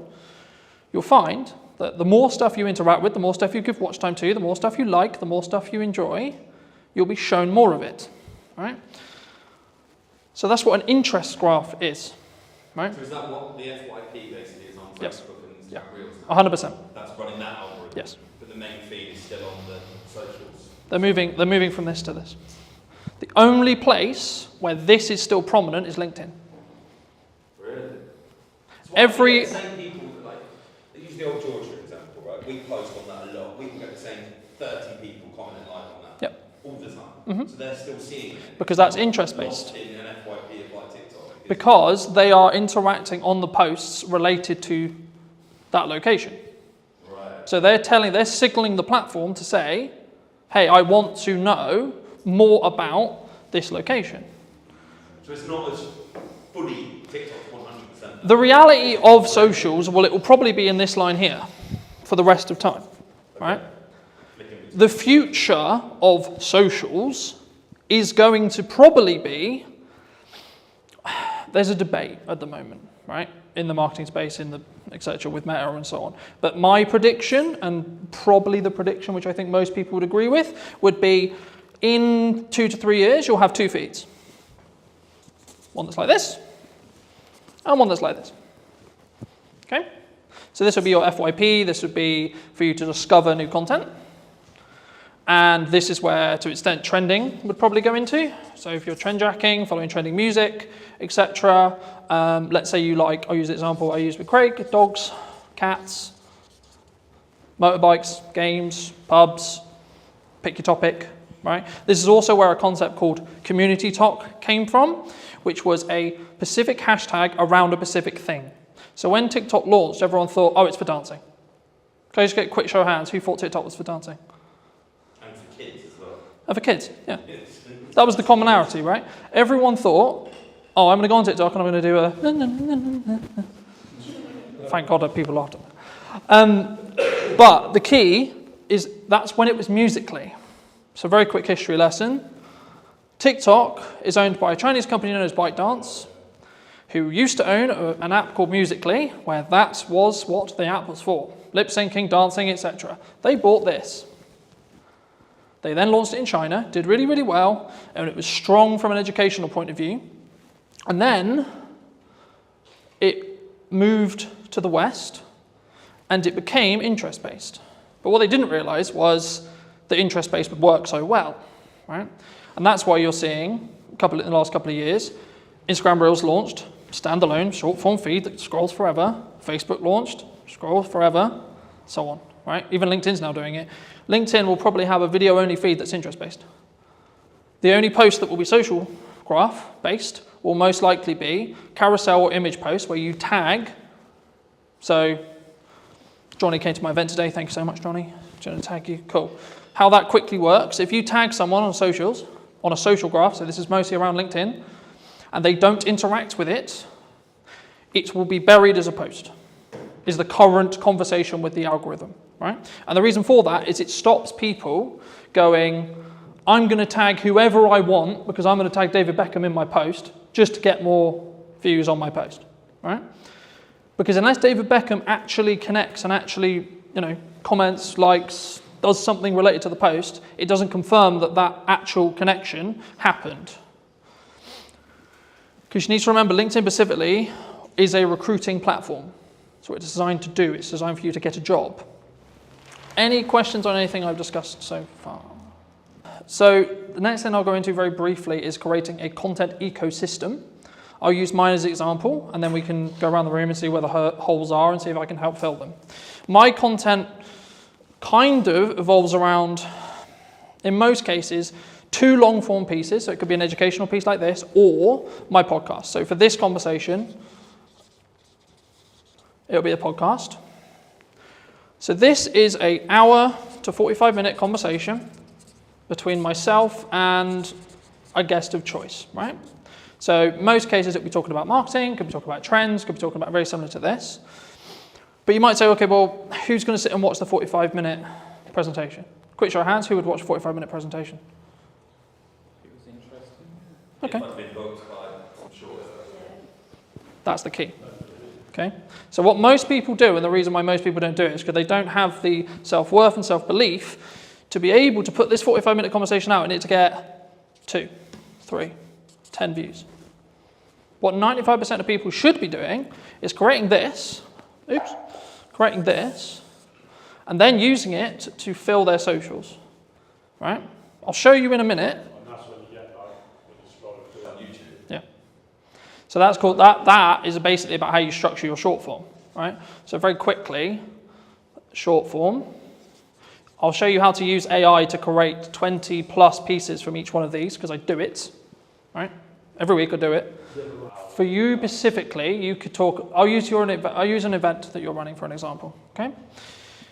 You could talk about every single unique selling proposition and every single thing about the event that you think is really good, okay? For like a Q&A almost? Yeah, with your staff. You get someone to ask you questions. Okay. What's it going to do, film it, chop it down, and then put it And you don't have to film it the way I would film it, with multiple cameras and pro audio and this and this. I literally mean, right, a phone on a tripod, looking at 2 people, right, stick person, wonderful, another stick person, you can tell I'm not an artist, right, 2 people having a chat, wonderful, okay? That will fill your socials, okay? Because it's this long piece here. Could be anything. Your long form piece could be, this is how to utilize 1 hour of content, especially if you're time poor, right, and you've only got an hour of content to deliver. You can film it once, then distribute it into short form. You're probably good for a month. And then if you want to hire an editor, like I do, I get a custom trailer made for each podcast. Some of you would have seen them. If not, go on my socials. There's one every week, right? And that is designed for the hook, which I showed you earlier, on the front of the podcast specifically. So that's meant to hook you in, show the best parts of the conversation, etc. if you come to the whole hour. But also it allows me to be on social media with short form. So by the nature of how the trailers are designed, I'm naturally going to get a higher retention chart, which will look something like this, which means people are watching the whole video, which in 95% of social media cases, if people watch up to 100% of a shorter video, less than a minute, it will then be served to multiple audiences, right? I'll go into that very quickly, but just quickly on this. Once you've got short form from this 1 hour, you can then do lots of stuff with it. You can pull out the audio and have it as a standalone audio podcast, right? You could also get it transcribed, and then using tools like ChatGPT, you can get it into blogs, etc., in your own tone, etc., right? And then also, you can then take that blog, turn it into 20 tweets, 15 tweets, right? Or standalone social media posts on their own. Hey, in this conversation, it doesn't even have to have the video, you can just take some pictures afterwards and say, in the conversation we'll be releasing next week, we talk about X, Y, Z, right? This is a very key example of hooks don't have to be anything. You need to do them to then see what works for your audience. Because what works for me is not going to work for you, and vice versa. So that's a social question. 95% of the time, socially, we watch videos in our breaks, when the kids are asleep, etc., right? So you don't want... Yeah, so or the telly's on or something else is on. So in a social scenario where you wouldn't necessarily want to blare out your reel, but you still want to know what's going on, right? And just to give you some numbers behind this, I re-edited some Christmas content that I did, I think about 4 years ago. I redistributed it on short form, one without captions, one with captions. The one without captions got 100 views. The one with captions got 1,100 views. It's the same video. Okay, that's a 10x difference in views with one change. And this is how I'm starting to test stuff. The one thing people get wrong with marketing all the time is they go, this is our ideal profile, this is the person we're trying to talk to, and I know what they like. Do you? You may have known what they liked 2 years ago, but is that what they're into now? Does your ideal profile change through time? Mine does. Personally, my content consumption habits and what I consume will change on a weekly basis. When I want to go really deep on AI, I'll be watching nothing but AI stuff. Okay? When I want to go really deep into content and delivery and how to do it, shift again. So on an interest graph, my feed is going to change dramatically across 2 weeks. On a social graph, I'll probably get some of the same content. So on the Look into the terms and conditions of TikTok, you'll be scared about how much it knows. Well, this was actually a big problem a couple of years ago where I was aware of it, where people would be watching a specific video. So I'll give an example where like maybe it's a motivational video or like maybe they're feeling a bit sad, etc. They're watching something that may be a bit sad. And what the TikTok algorithm did, and they got in a lot of trouble for this, but they would then start feeding more and more, and you would go down this loop of negativity, right? Like I don't want to go into detail on it today, but it's the same with like the quote red pill spear, right? You are fed what you watch. So people are like, oh my God, my TikTok's so annoying because it only shows me X, Y, Z. I'm like, okay, A, log out, reinstall the app, watch stuff that you don't want, like so watch the stuff you want, and then the algorithm will catch up. Or just when you're on the socials, just stop consuming and interacting with the stuff you don't want to see more of. Or search what you do want to see. Yeah, or manually go in and search, I want to see pretty kittens. I want to see dogs, I want to see positivity, I want to see quotes, I want to see etc. To start, put your video everywhere. Put your blog everywhere. Put your piece of content everywhere the same way. Because the first thing you need to get into the habit of is doing content consistently and getting consistent, right? Because that's where the results will come from. And concentrate on video. I focus on video because it's my best, like building off Emily's point, it's my best way of communicating, and it's what I will also consume, and also I know the power of being able to leverage it because I can use it a million ways. Some people say I don't want to be on video. Okay, that's okay, don't be on video then. But if you're a good writer, then write. Okay? Like, you don't have to reinvent the wheel. The content quality will always rise to the top if you're A, consistent, B, talking to your target demographic, and C, adding actual value. Not fluff, not this looked nice, this was wonderful. The goal for me today is to give you as much valuable the stuff you want to learn as much as possible. That's it. That's my only objective today.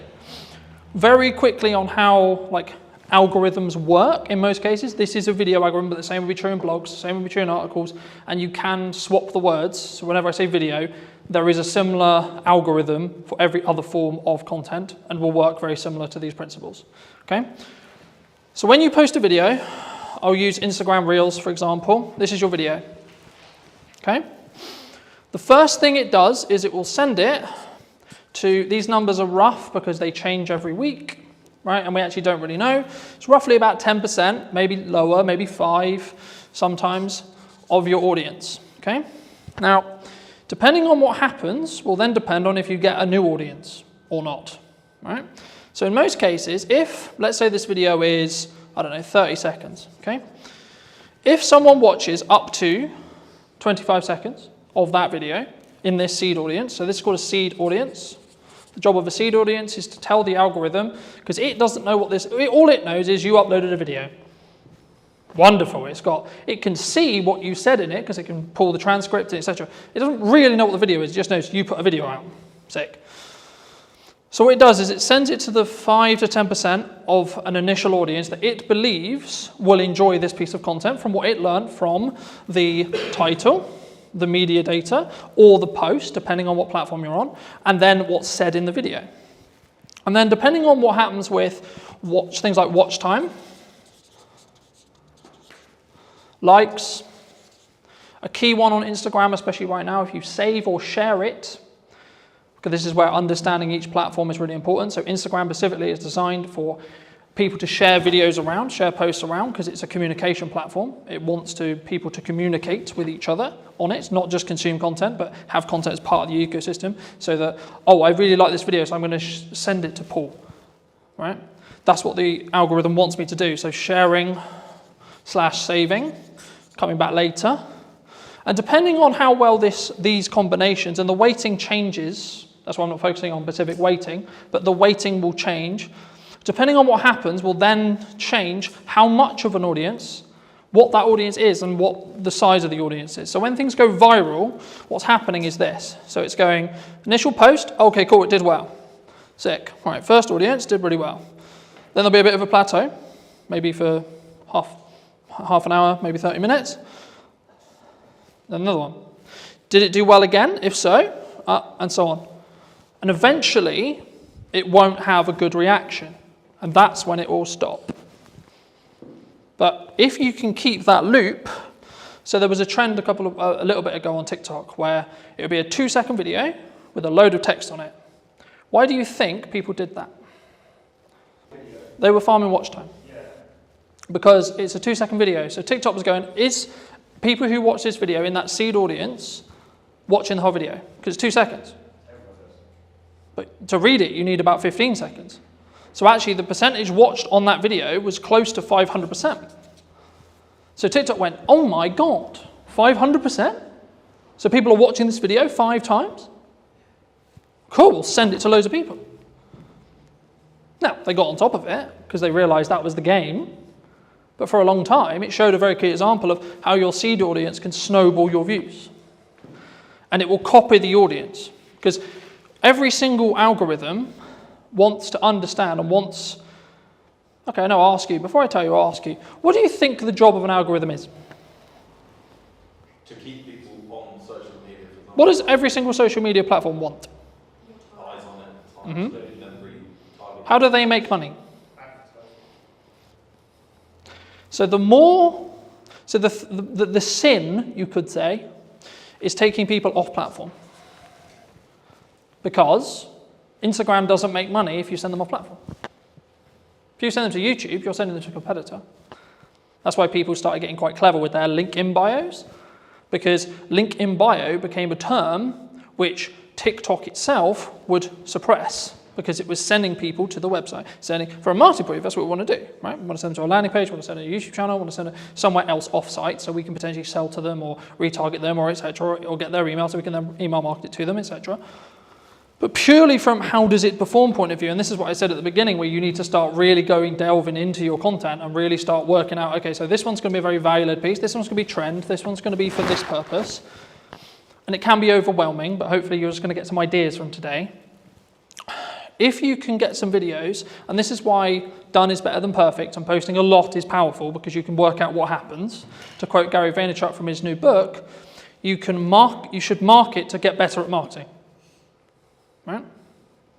So it's not about I'm going to market because I know what I'm doing. It's the market will tell me in views, reactions, shares, sales, etc. what's working. So I'll give you an example. A phone video over-indexed than a professional video in most cases for me. I follow the same format, hook, content, call to action, but because I story-told in the video and it felt more real, it got, I think, 4 times more views than my average. I think it's on like 1,300 now, because I told a clear story. So for those people who are like, I don't have a camera, I don't have this, I don't have that, I don't have all the kit, I can't create content, who doesn't own a phone in this room? You all own a phone, right? So then you don't have an excuse. Because especially if you create it in-app, you can outperform because there'll be a small performance bonus. For example, on Instagram at the moment, they launched their own editor. It's called Edits. It gives you the ability to edit in the same way I can edit with Pro Software, and deeper analytical data on every single reel you've ever posted purely through the app that you cannot get through Instagram. So for that reason alone, you should download it, because then you can see your click-through rate, then you can see your percentage of your seed audience, and then you can tweak stuff, and you can tweak the hooks, you can tweak that first line, you can tweak your packaging. The same when it comes to your first line of your actual copy for this, because if someone misses the video and you don't have captions on it, you might be able to re-engage them by getting a captivating headline. So if you're doing multiple kinds of content, you can learn from... Yeah. Because you can then re-engage people. Something that also people worry about is, I posted a video and it only got 20 views. Okay. Well, what's happening when you first post a video for the first 24 hours, bless you, is it's only showing it to your seed audience. So on average, it will take 48 hours or so before you really start to see something pump. Unless you're trend jacking, that's a bit different. But on the structured content we talked about at the beginning, it will take roughly about 24 hours before the algorithm really understands it. The more content you feed the algorithm, the more it's going to understand what you do and what audience is going to connect with the content you're creating. Does that make sense? So what stage do you start paying for it then? So at the minute You don't need to, nothing I've talked about today is paid ads. I know, that's what I'm trying to think. If you want to do paid ads, you can follow all of these principles, and what I'd recommend you do very quickly for those who are interested in doing paid ads, you should post a load of content, see what does best in regards to views, retraction, etc., and then take the best performing pieces of content and then amplify them with ads. Because then you don't have a question mark on whether the creative or the video or the blog or the post, etc., is actually going to do well or not, because you already know, because it did well organically.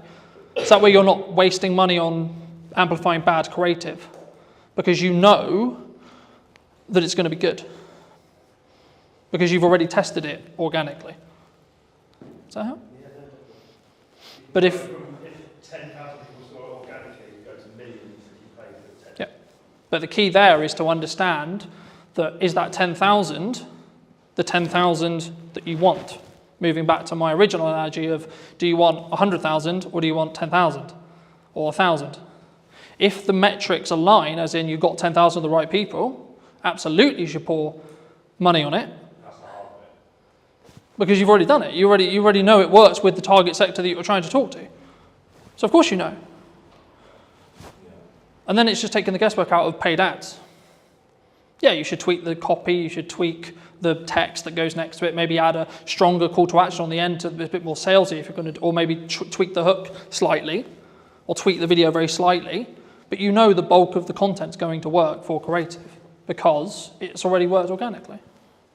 How important is something like LinkedIn for a business owner or a filmmaker? Yes, LinkedIn is essential, I think, for any business owner. I've been posting regularly there for 8 years, I think, something like that. How do they up their prices? Because they struggle to actually put that into practice. If you're paying a freelancer £300 a day, that's way more than 30 grand salary for a full-time editor. Did you reach out to the brands you were looking to do the spec ad for? Because I think some people, when they look at spec ads, there's kind of like two approaches. One is like, do it, tag them in it, or send it to them and sort of see what happens. How did you navigate that initial process of making that spec ad? Anybody looking to scale their video business needs to double down on the brand, and people want to work with the brand, not necessarily just me. Does speed really play a factor, or is it more kind of standard to think about?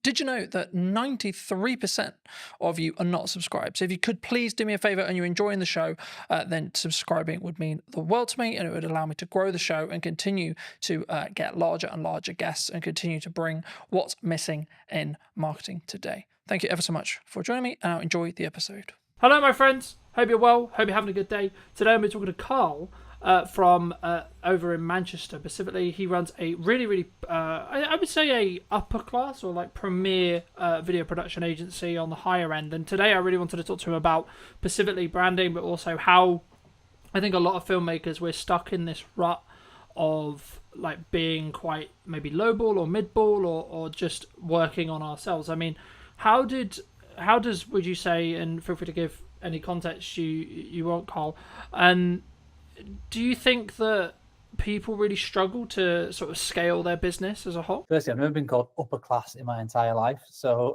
that's really just thrown me off big time. We're definitely a premium offering though, so I get what you're saying there, so thank you for that. So yeah, I run a production company called Dead Pixel Films, doing video and photography for a variety of FTSE 100 clients, online brands, TV commercials, that sort of stuff.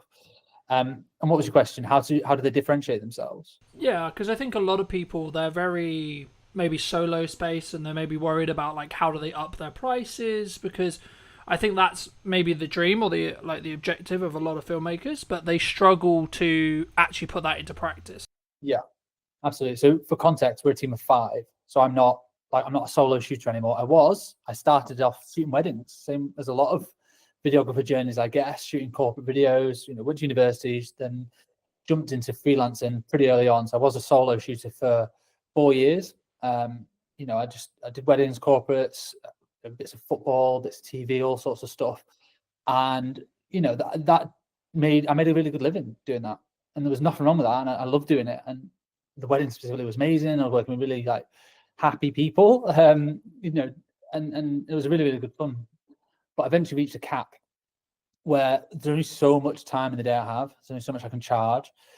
And I just realized I was I was at a peak, I suppose, in terms of camera operating in Manchester as a technical skill, and what I could therefore charge or how I could scale that into a business. So my next step was to go from a freelance camera operator, solo shooter, to a production company owner. And that was a monstrous leap, because I alienated all my clients literally overnight, because all my clients were other production company owners. And so suddenly they're like, oh, hang about, now you've gone from Cal Thompson camera operator to Dead Pixel Films, video production agency. You're now a competitor. You're not a collaborator. At least this is how it was perceived 8 years ago when I first set up the company. So I had to kind of start again, really, in terms of finding new clients and developing those relationships. I had some crossover for a year or two, but eventually it just fizzled away, and I had to then go after bigger and better clients that would, and then focus more on relationship building, and then scale it over time. And it's taken 8 years to get to where we are now. There's 5 of us full time.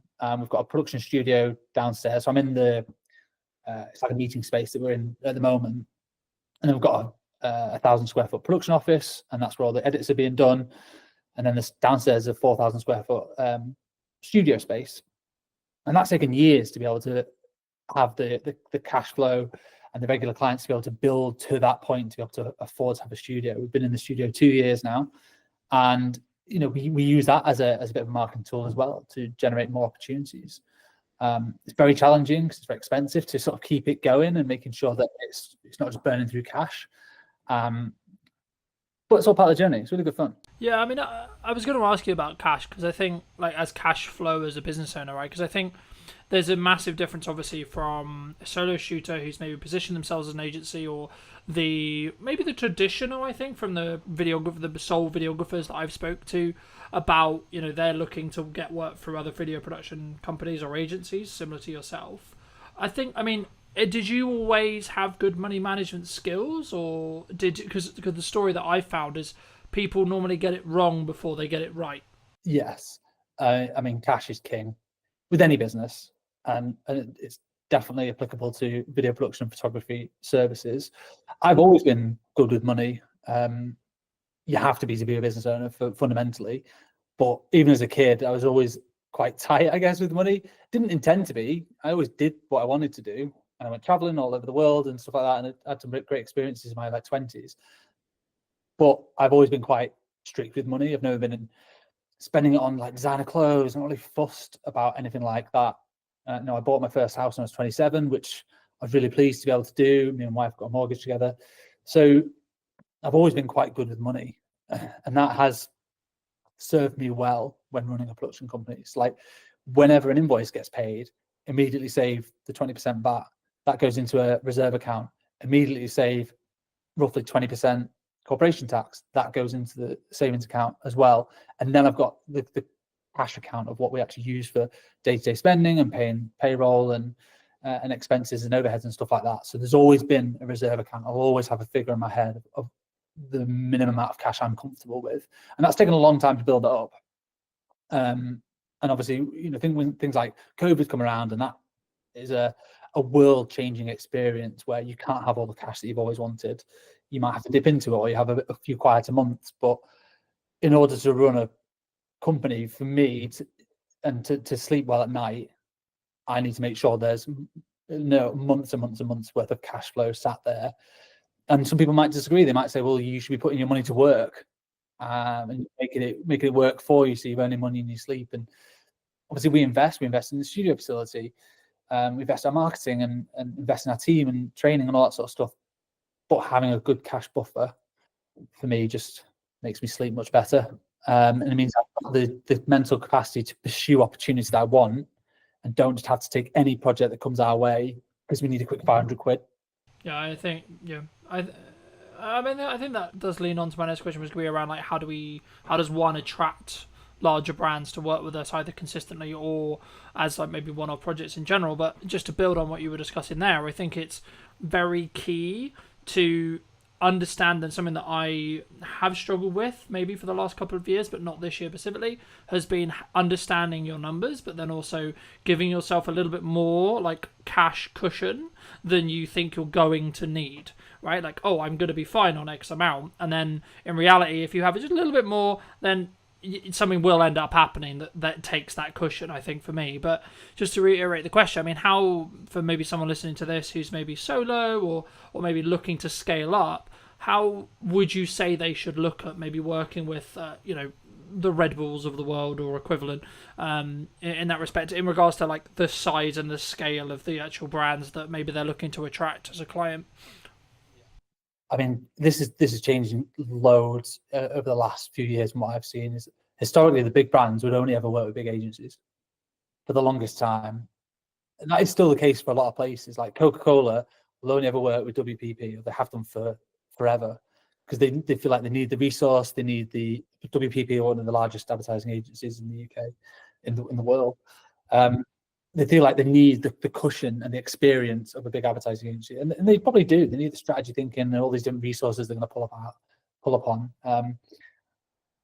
But what I can see is, over the last few years, more and more brands are doing more in-house, and they don't necessarily need the big agencies or the big thinkers, from what I can tell. Now, I could be wrong, but a lot of brands are now doing that big thinking in-house, and they're bringing more smaller, independent specialist agencies.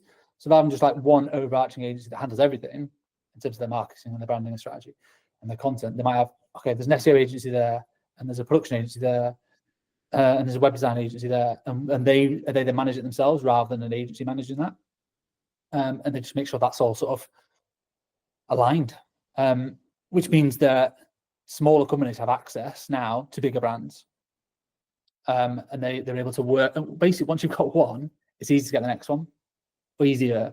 You still have to chase for it. It's more competitive for sure, but once you have a few bigger brand names under your portfolio, and the work can start speaking for itself.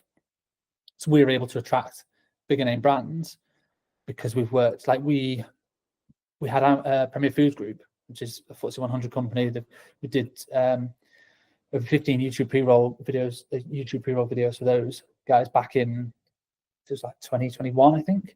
And that's for their whole suite of brands: Ambrosia, Oxo, Bisto. Anyone in the UK will have heard of these brands. They're in every shop ever. So we did loads of ads for them. And by doing work for those people, it opened up doors to more foodie brands. So then we're suddenly able to work for BBC Food. There's another project we got off the back of that. Yeah, we had to pitch for it. We went up against 27 different agencies on a public tender to win that particular project, but suddenly we got that. And then I marketed the fact that we worked with BBC Food for a 9-month content retainer on LinkedIn. That then led to one of our current biggest clients, which is Uni, and they're the pizza oven company based in Scotland.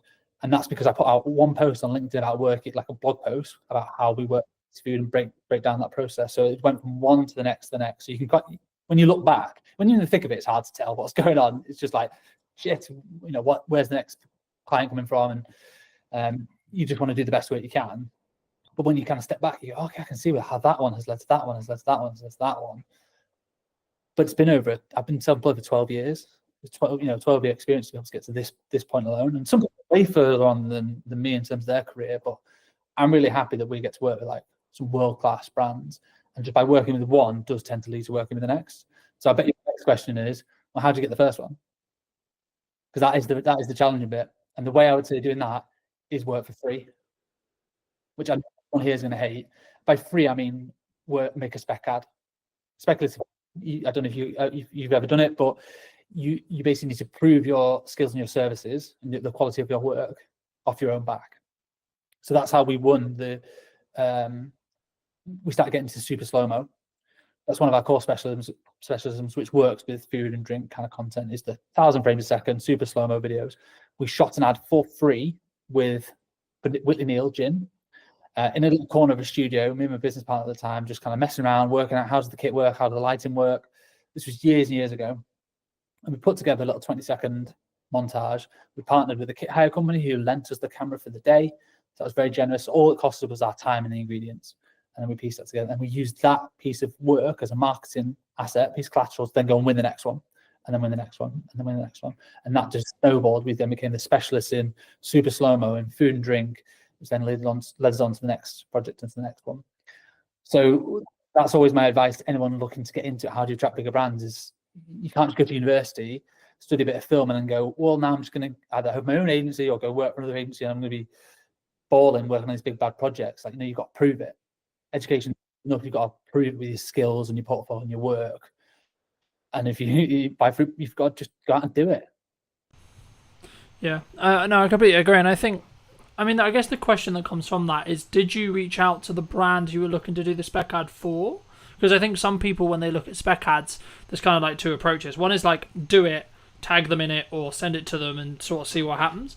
The other one is like, hey, start building that client relationship, etc., and be like, hey, we would love to work with you, or etc., but can we make one for free? Like, how did you navigate that initial process of making that spec ad? Depends how big they are. If they're massive, if they're like a high street name, if you're suddenly I want to do a spec ad for Gymshark, they've already got amazing commercials, an amazing in-house team. They don't need your spec ad. So you emailing them saying, I'm going to do this ad for free. If you want to use it, use it. They just won't. They don't need it. So in that sense, I would just go and do it and just tag them, like, massive fan of you guys. I hope you don't take offense to this. We've made our own ad. We want to tag you in it. And if Gymshark will unlikely see that and then want to just hire you immediately, but their competitor might. So someone else who maybe slightly smaller than Gymshark might see that and go, oh, I love what these guys have done. Or you can use that to market to Gymshark competitors. So you can reach out to people directly that made this little piece for fun, just showcase our skill sets. Be really honest and transparent. Don't suddenly try and pretend that Gymshark are your client. You've done it as a paid project. That's the last thing you want to do. But just be honest about what you've done and how you made it to showcase your skills. And would you be interested in that one for your brand or business? We did one for like Innocent Smoothies, massive global brand. We didn't ask them to make that. We just did it as I was building all these like mad rigs because we've got a food studio, we have the space. I built like this test tube rig that when you pushed underneath it, basically it forced all the liquid through the bottom of a smoothie container and then just created like this volcano effect out the top. I wanted to test it to see if it was even doable. It's just like an idea. And we shot it in super slow-mo, it worked. So then we got a few more shots off the back of it, pieced together a little 20-second thing, and then just tagged them and put it on LinkedIn. And their marketing team like commented like, oh my God, this is awesome. So glad you enjoyed the product. So from them, it was like free marketing. They didn't really ask for it because they didn't really need it. They were just really pleased for us to make something. And then we use that to then try and win the next food or drink project, or just, a couple of little showreel clips to go in. It's in the showreel now. Do you think you've mentioned LinkedIn specifically a handful of times. Do you think that some people are worried about either putting up a spec ad or like maybe creating content that's not specifically for a client or for a production company, etc., that could showcase their work, could get them that next level, but maybe they're like concerned about either like what would the reaction be or like where people sit? Because I kind of see it in two respects from my experience with filmmakers. Some that are like really leaning into social media as like a personal branding tool and like as a marketing tool, but others who are maybe slightly more cautious around, I guess, how they post and when they post. In your experience, I mean, I guess the two questions there is kind of two pronged. It's one, how important is something like LinkedIn for a business owner or a filmmaker? But then number two, like, why do you think people are potentially quite cautious? Yes, LinkedIn is essential, I think, for any business owner. It's still quite untapped resource. I've been posting regularly there for 8 years, I think, something like that, and built up a sizable following. I don't know how much work exactly we've got, but I can probably guesstimate we've generated well over 6 figures worth of work and opportunities through LinkedIn without spending a penny. Don't pay for any premium, anything like that. Don't pay for any sponsored posts.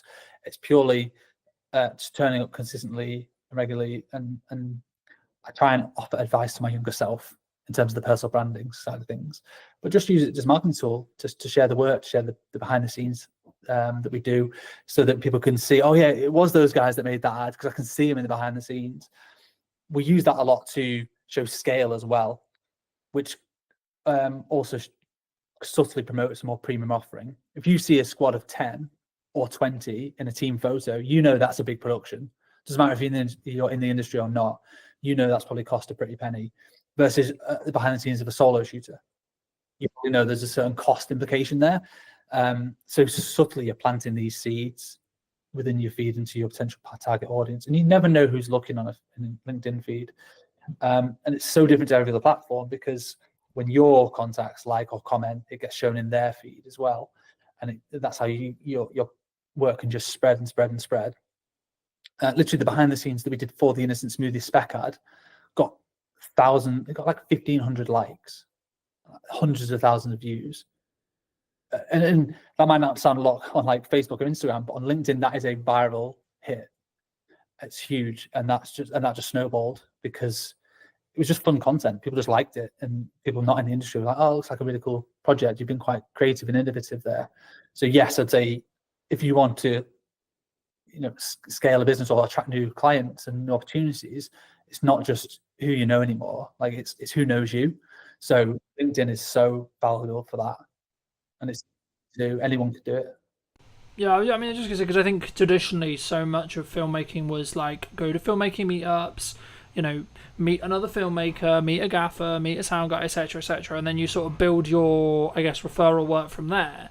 But for me personally, I've actually seen it as a builder now, where you should be doing that, absolutely, but you'll potentially get to a scale, especially as a production company, where you actually, and I guess it comes back to like who's your target client, right? So if it's another production company, then actually knowing other people is probably a better use of time. Maybe I'd be curious on your thoughts. But the key for me, if you're trying to get end clients, as we're discussing here, I think you have to put a level of best foot forward, either on LinkedIn or on socials, etc., because you need to gain the attention of the right marketing people. I mean, do you think it's solely down to like the target person you're looking to talk to? Yeah, it's 100% that. Like, who's your ideal customer? If your customer is video agencies or production companies that make high-end TV commercials, then your best job is to network with other crew members. If you're a gaffer, meet as many DOPs as possible. If you're a makeup artist, meet as many producers as possible. And you're a technician, your job is to get on set as much as possible, and you charge a day rate and you get to work on some amazing projects. That is completely different to being a production company, because you are dealing more with brand managers, marketeers who don't live and breathe that specific skill set every single day. They're thinking more wider strategy of the brand. So you need to completely change who you're networking with, completely change your messaging. So, I see filmmakers all the time like geeking out about the latest kit, and ultimately clients don't care. They don't know really what the kit is and what the difference is. They'll be able to tell the difference in the output, the final output, and the results it's given. But fundamentally, technology has got so good that I don't think people need to be geeking out about kit as much anymore. Technicians always will do. Like at my heart, I'm a DOP, and I'm a technician. I'm a camera nerd. I always have been since I was 13. So I do still love it. Doesn't mean my clients care about it. Really, they care about, okay, I need a super slow-mo shot. How do I get that? Okay, we need £100,000 Phantom camera that we have to rent for the day.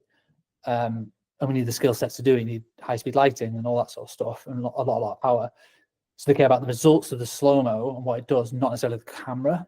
They don't care what it's called or how much it might have cost. Yeah, they care about the rental fee. But in terms of like the specs of it and stuff, they're not really fussed. So you have to market to your respective customer and who that is. If producers are hiring you and you own a super slow-mo camera, then talk about the specs all day, because they probably will care.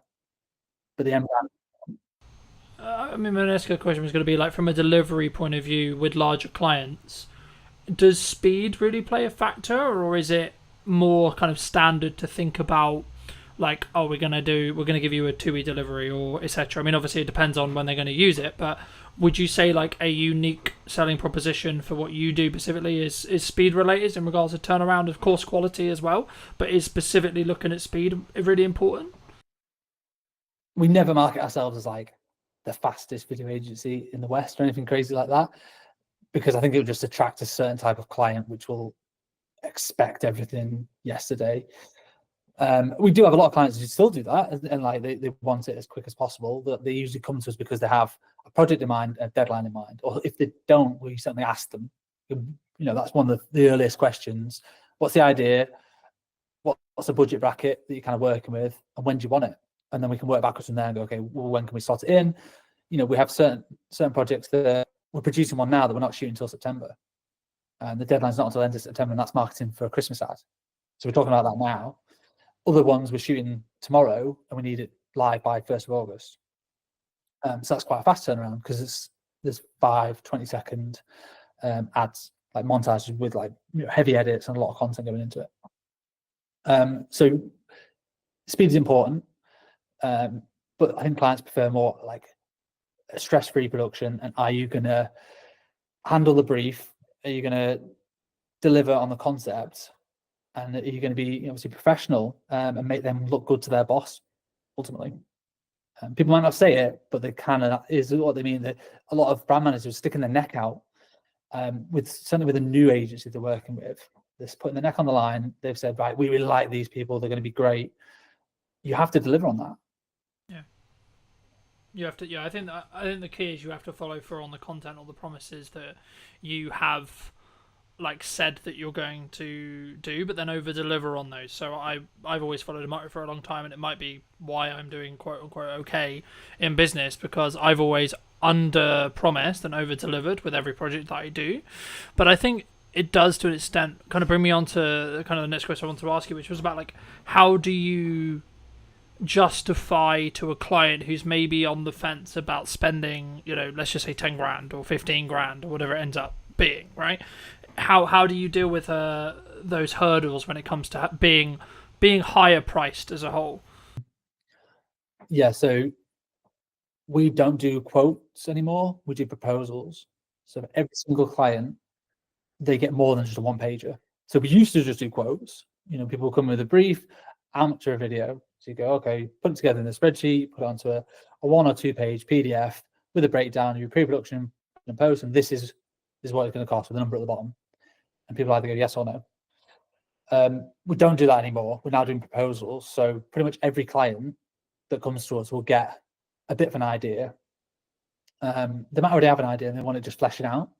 But here's a few visual references of the style that I think we can execute on based on your budget. I tend not to do this like on a whim. Like if I know they've got 20 grand, okay, I can work backwards from there and go, well, this is the kind of production that I think they might need.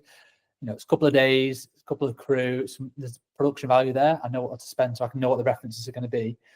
And we put that into 5 or 10 pages for every single client with a cost and a breakdown of this is exactly what it's going to cost you. The information that was in the original quote still goes in the proposal, but you've also got a lot more visual references in there so that people can see you understand the vision. They're just taken from previous work or from the web.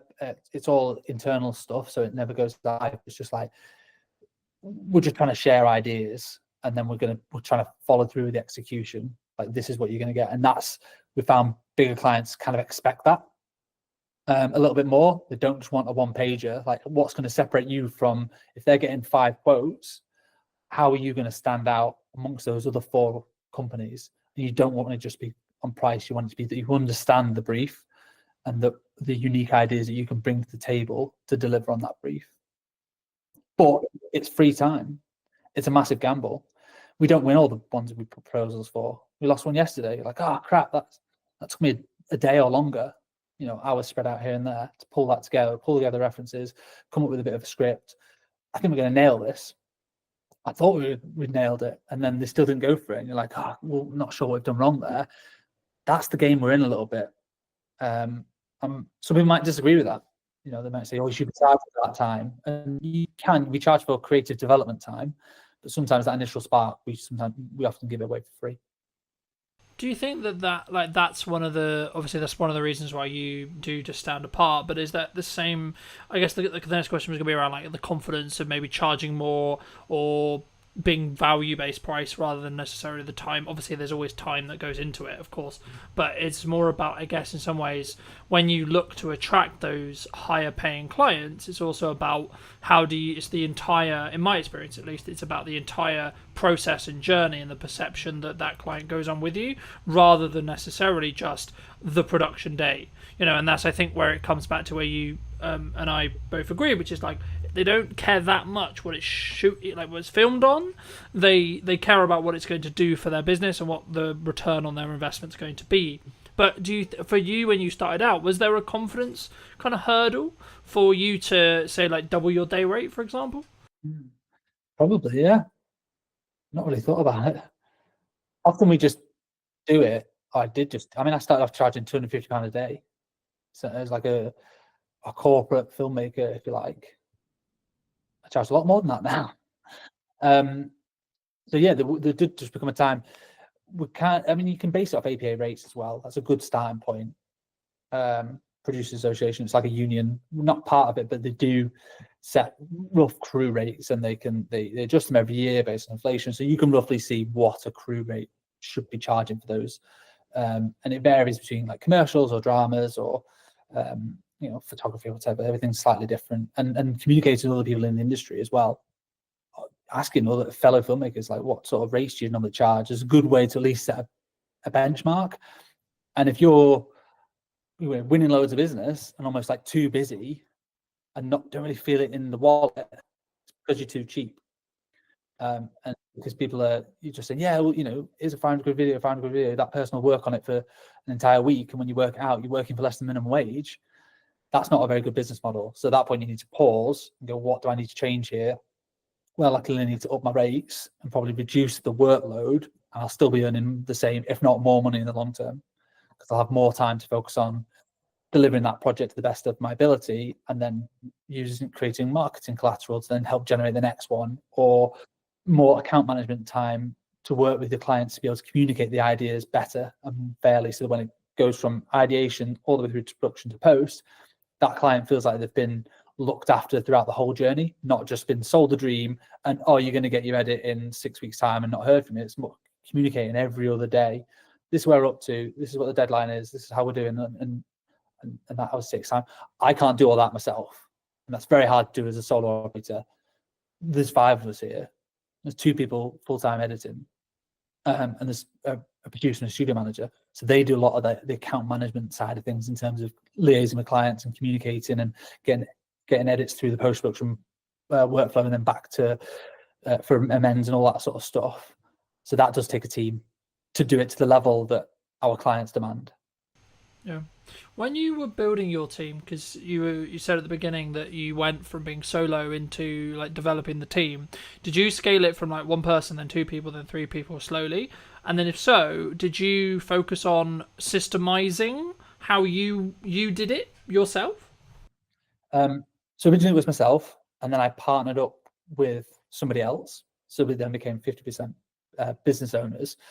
And that was just the 2 of us for probably a year. And I was literally doing all the shoots and the edits, and he was doing business development and operations. And that was fine, you know, around COVID time, just surviving. But eventually the edits got too much. So it's like looking at the business model and trying to work out where are we bogged down with in terms of time. And it was edits.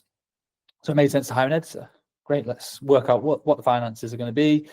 It can be quite daunting when you look at your first hire, like, oh my God, how am I going to find 30 grand or whatever you're agreeing that first initial salary is?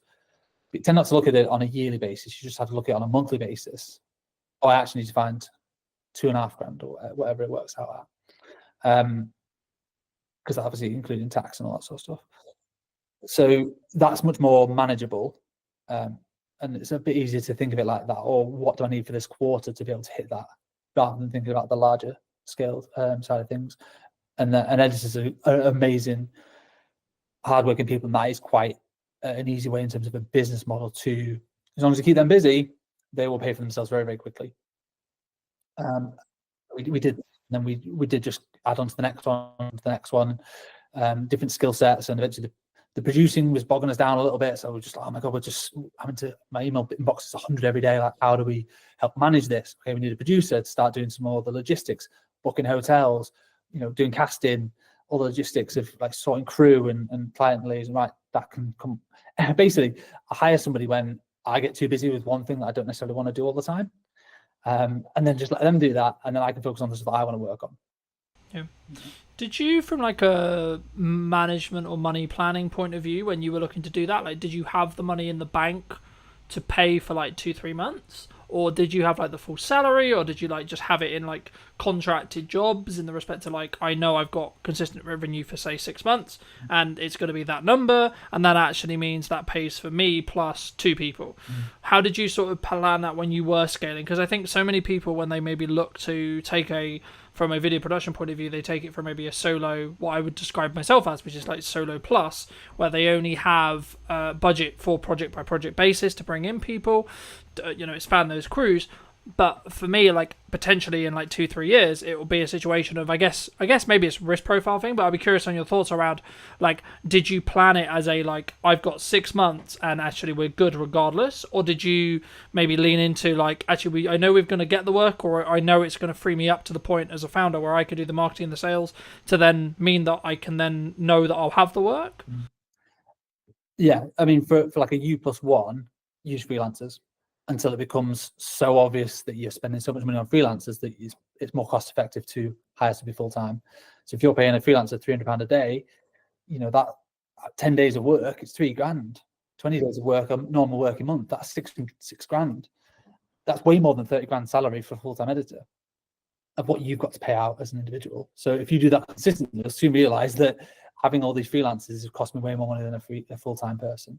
So generally, that's exactly what we did. We had freelancers, and we actually won a few big block bookings. So we knew we had 2 months worth of editing work.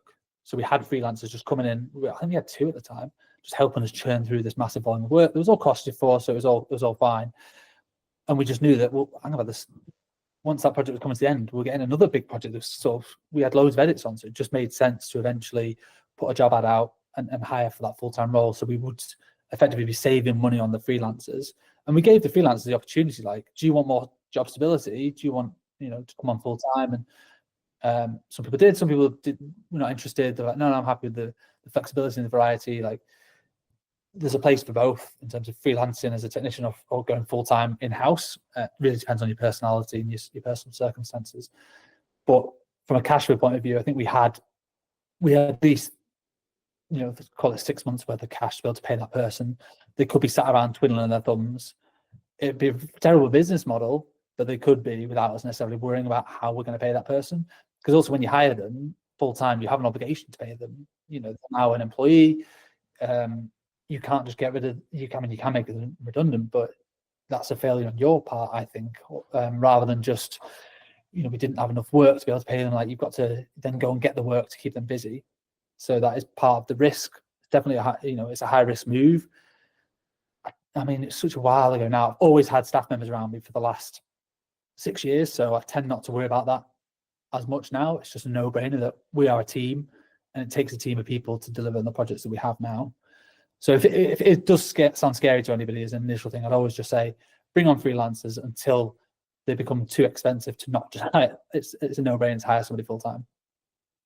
Yeah, I think I agree. I mean, I think, would you say that in that though, one of the things that a founder, like an origin person of the business in a video production context, like, they should spend, like, as they're scaling and as they're bringing in people to help with the delivery side, should they spend like a significant amount of their time in trying to, I guess, apply financial resources to getting more people to help them either with their personal marketing or the company's marketing or etc., to then, like, because I found, like, for me, that will have the strongest ROI by me creating my own content and me being in the world of marketing all the time as much as possible and not as much in client delivery? And if so, how did you transition? I mean, did you just end up, like you sort of alluded to it at the beginning, but did you have to transition all your clients because they wanted to work with you specifically? Because I think that's sometimes the weakness when we're very founder-led as a business, where a client wants to work with me because they've consumed my marketing and then they want me to have that touch on the project. And how do you sort of balance that with also then scaling it with a team? Yeah, I'm still figuring that out, to be honest. A lot of our projects are of a scale where it can never just be one person. That one person ideally should be on the job. That was a big USP for the longest time, is we weren't necessarily just another production company that brought on loads and loads of freelancers. It was like, no, if you see us in the initial call, you're going to see us on set and we're going to hold your hand all the way through the project. And that's done really well for us for the longest time. It's helped us build relationships with the right people. It's helped deliver good work. But that is only scalable until a point. I can't be on every single job if I want to scale the business beyond where we are now. So that's probably a bit of an ego thing that I've got to figure out and navigate and work out. There are other people who can shoot. Yes, technically I'm a DOP and it makes good financial sense for me to be on the shoot, but also makes good financial sense for the wider business for me to be marketing and spending more time doing business development to bolster the scale of the productions and the bigger business and clients. As long as they are getting a good service from you as a brand, not necessarily you as a person, I don't think they'll fundamentally care that much. As long as it's not sell them the dream and then you never hear from them again. You've still got to check in, but that could be checking in with just emails, texts, how you finding everything. You know, I went on holiday last week and I was like, oh, all these productions are going to fall down. Well, of course not. I've got a team who've been briefed in and they looked after the clients and they did a smashing job. And I came back and I'm like, so what are we shooting tomorrow? It's all been done. You know, I just trust the team to do their jobs. Yeah, no, absolutely. No, I think that's a really important thing for people to think about before they start scaling, which is like how they're going to set that expectation. At the end of the day, if the client's getting the customer service, the client experience, and the product that they are like they're paying for and they want, then I think that becomes lesser to an extent, right? Like, of course, you can't be completely removed from the service or from the entire client journey, but I think it become like if you have a trusted team and you're known as someone who has a trusted team, I think there's maybe a pivot or a change that needs to happen with marketing. But for those people who are maybe interested in seeing, you know, some of your work or looking to see some of these LinkedIn posts, etc., where's best for people to reach out to you or connect with you? I'll come on to that in a second. I just want to echo what you said about, just build on what we talked about in terms of individuals and stuff. And I think it depends on your role. So if you're a photographer, quite often you are hired because you are, I don't know, Cal Thompson photographer, for instance. Not me, because I'm not like a world famous photographer, but an individual is often hired. From what I can see, people don't necessarily hire. There's a couple of very good ones in the north, but photography agencies where it's a different photographer every time. They just want that individual. Whereas video production, because it's seen as a bigger scale often, and there's more people involved, clients aren't hiring just one person necessarily, unless they are just looking for a videographer. It depends on your clients. If you're just doing event videography, it is often that, okay, well, I'm expecting you to turn up on that day. If you're doing commercials, which is what we do, yes, I might be there, but I might not be, because there's also 10 other people that are going to be there. So that's a bit of an easier one to navigate, I think.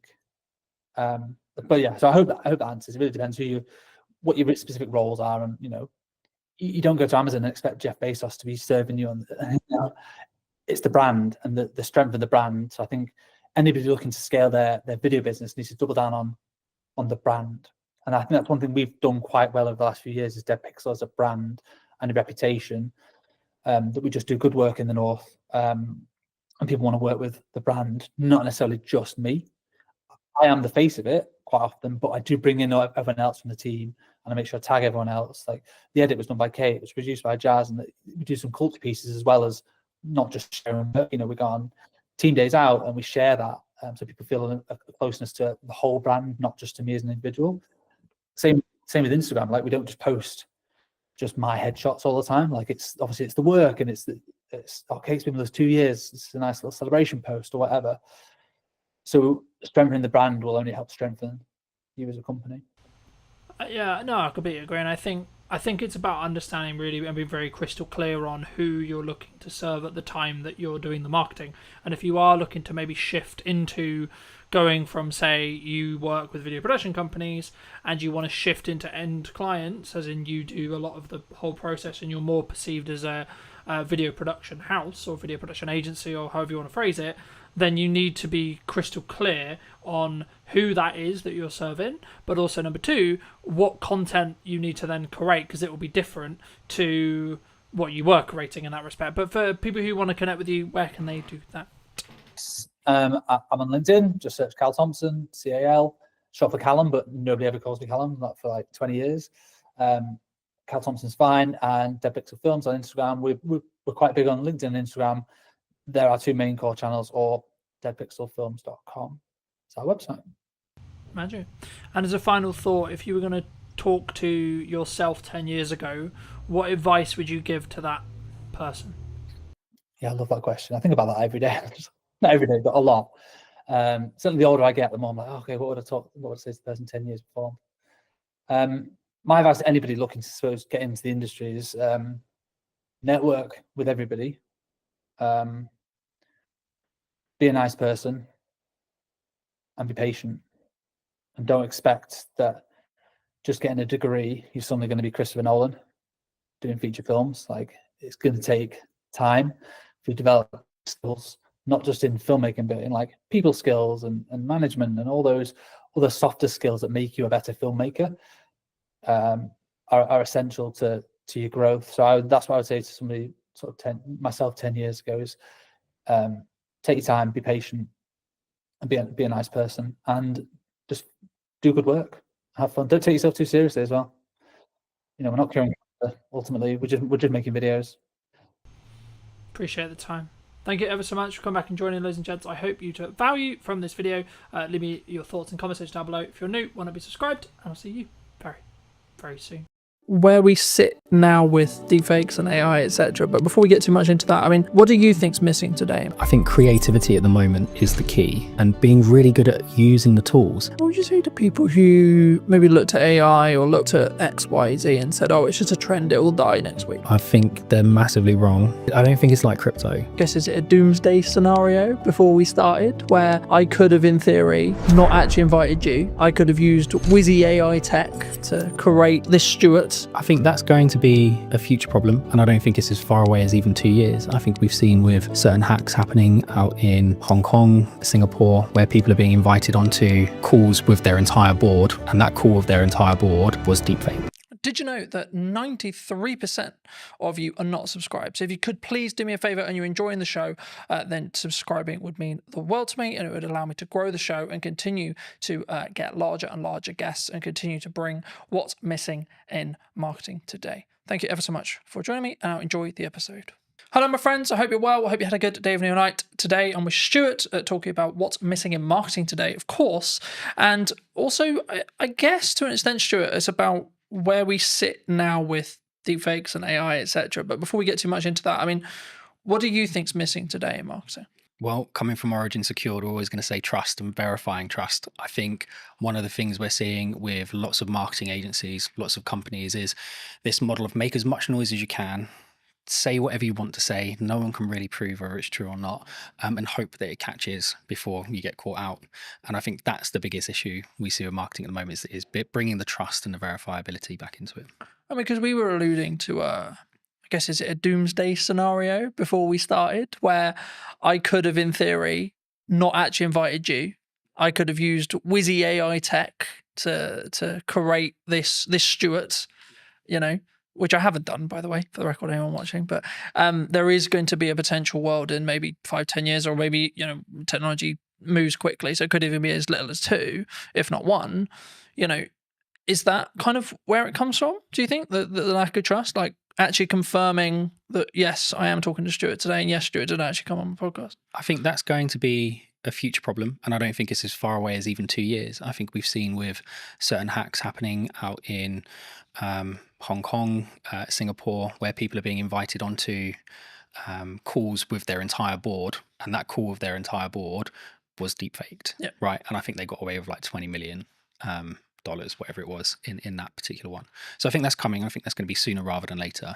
And I think we're seeing that online, where you'll get images of people like Martin Lewis or whoever saying something that just isn't true, or supporting a project that is a scam. So I think that's coming. But I still think just traditional trust, right, is a problem. How do I verify that I've worked with the MOD as an example? How do I verify I've worked with this organization? How do I verify I've worked with this person? And I can make loads of noise and say loads of things about it. But I don't have maybe a podcast to prove that I've done it. So I think that in that sense, we have to find a way of enabling people to verify that information, but without risking all of the personal data that goes with it. I mean, I wasn't actually going to start here, but I think it's important for me to start here. Someone like me, right, who has been on the internet for, I'm going to say, shy 10 years. I might be in deep trouble when it comes to AI tech and AI training and deep fake stuff, right? Like, what can I do in your view? What, to protect yourself? Yeah, I think is very challenging. I think our product will go some way to helping that. But even still, even with kind of origin secured verification on top, all we're doing is verifying whether something is real, right? We're not necessarily proving something's fake. And I think you can argue that if it doesn't have that stamp of approval on it, or you can't verify it cryptographically, then it's highly likely to be a fake. But it still doesn't stop someone pulling their phone out on the street and recording you. That's still you. But it's going to be very, very hard to detect the difference. More, I guess as I think about it more, is it actually more down to an integrity and trust thing? Like, someone looking at it, you might look at it and say, well, I know Colin. I've known him for however long, 2 years, let's say 3 years, right? I don't think, my gut tells me that's not him, because he wouldn't come across that way. He wouldn't say it like that. He wouldn't, like, why is he involved in that? That's weird. That makes sense. Like, is that actually maybe the defense? Maybe, but I think if you look at the way things happen in the media and the press, it's typically not the approach that most countries take. It's very much kind of someone's appeared on an online platform doing something they shouldn't be doing, and they're instantly vilified, regardless of whether it was them or not. So I think there's an element of education and adaptation that we need to go through as a community. Absolutely, that will help. I think technology will assist. I think that will go some way to proving it as well.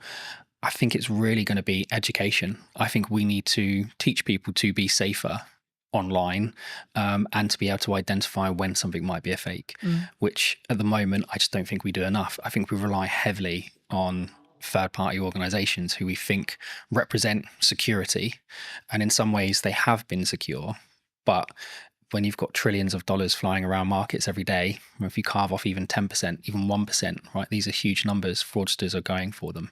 So I think we need to adapt and find new ways. Do you think maybe as marketing, or as maybe as like just a medium to small size business, what can I do then? What can you do? I think, again, having things like this will help. I think having endorsements from organizations will help. And again, going back to what Origin Secured is about, it's about having endorsements, right? How do I verify that I've worked with this organization? How would you verify you worked with Origin Secured? Well, you can have my video with you online.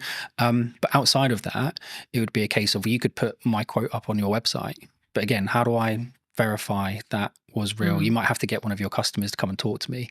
So I don't know if we actually have an answer to that question at the moment, other than we know with Origin Secured, we can cryptographically prove you've worked with us, and you don't have to pick up the phone and call me to get me to prove it. So it's difficult, right? You know, Absolutely. I think everyone thinks trust and brand, and, you know, like, I'm a big advocate for trust and brand. And I think that the only really, like to quote Gary, the only thing that matters, or the only thing that will be left, will be brand when everything is commoditized by AI. Yeah. But will even that be left? Because if you look at some of the AI tools that are coming out now, I mean, we're looking at them. We use AI throughout the business. And I know a lot of companies say that, but genuinely, from cursor all the way through to the front end, products like Replit are coming out. You can take an existing front end and you can copy that, and it might take you 2 weeks, maybe a month, with a couple of half decent devs.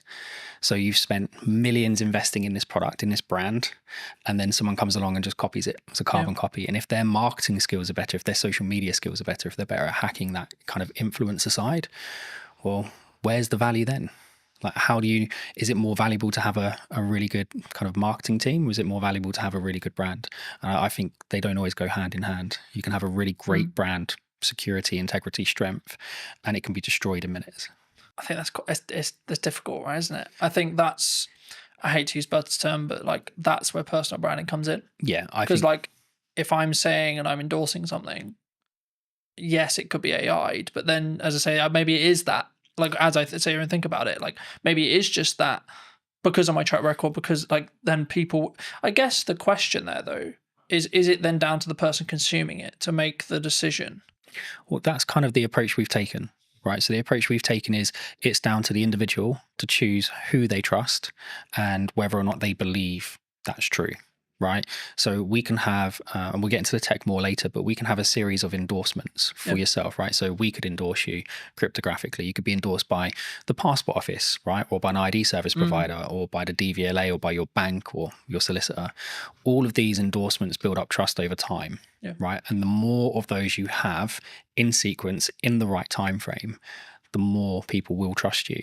And I think a big question on top of what you've asked is, if we're moving more to a solution where you need kind of integrity and trust built over time, how do people break in at the beginning?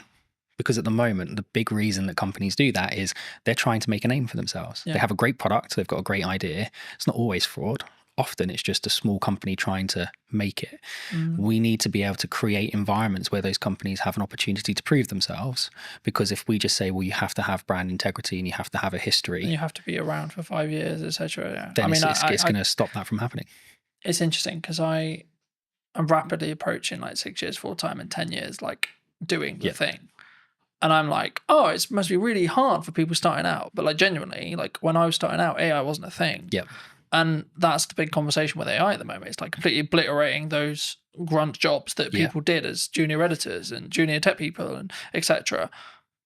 Is it down to us then as providers, like medium and larger, like to say we're going to choose, or is it purely just it's going to get commoditized because it's efficiency?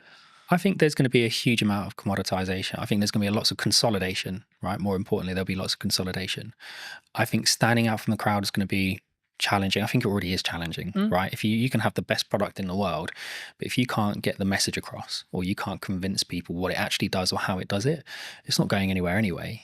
I think we need to create more of a fair opportunity for smaller companies. And I know that the government have got lots of programs in place. We're working with the MOD at the moment. They've got loads of programs in place to try and fast track SMEs and give them opportunities to deliver.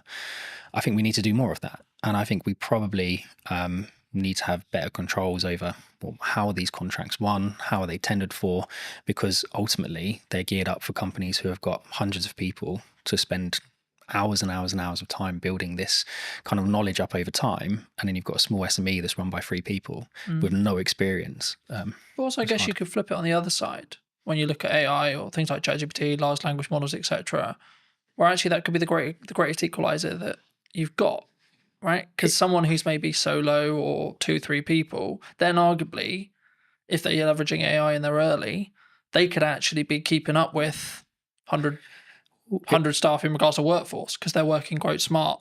Well, they can, and I think, look, we've certainly benefited from it, right? Lots of smaller companies are benefiting from using AI, but so are the larger companies. And I think if you, I'm going to get in trouble for talking about this, but one of my favourite TV shows is The Wire. And there's a scene in there where one of the characters is out of jail.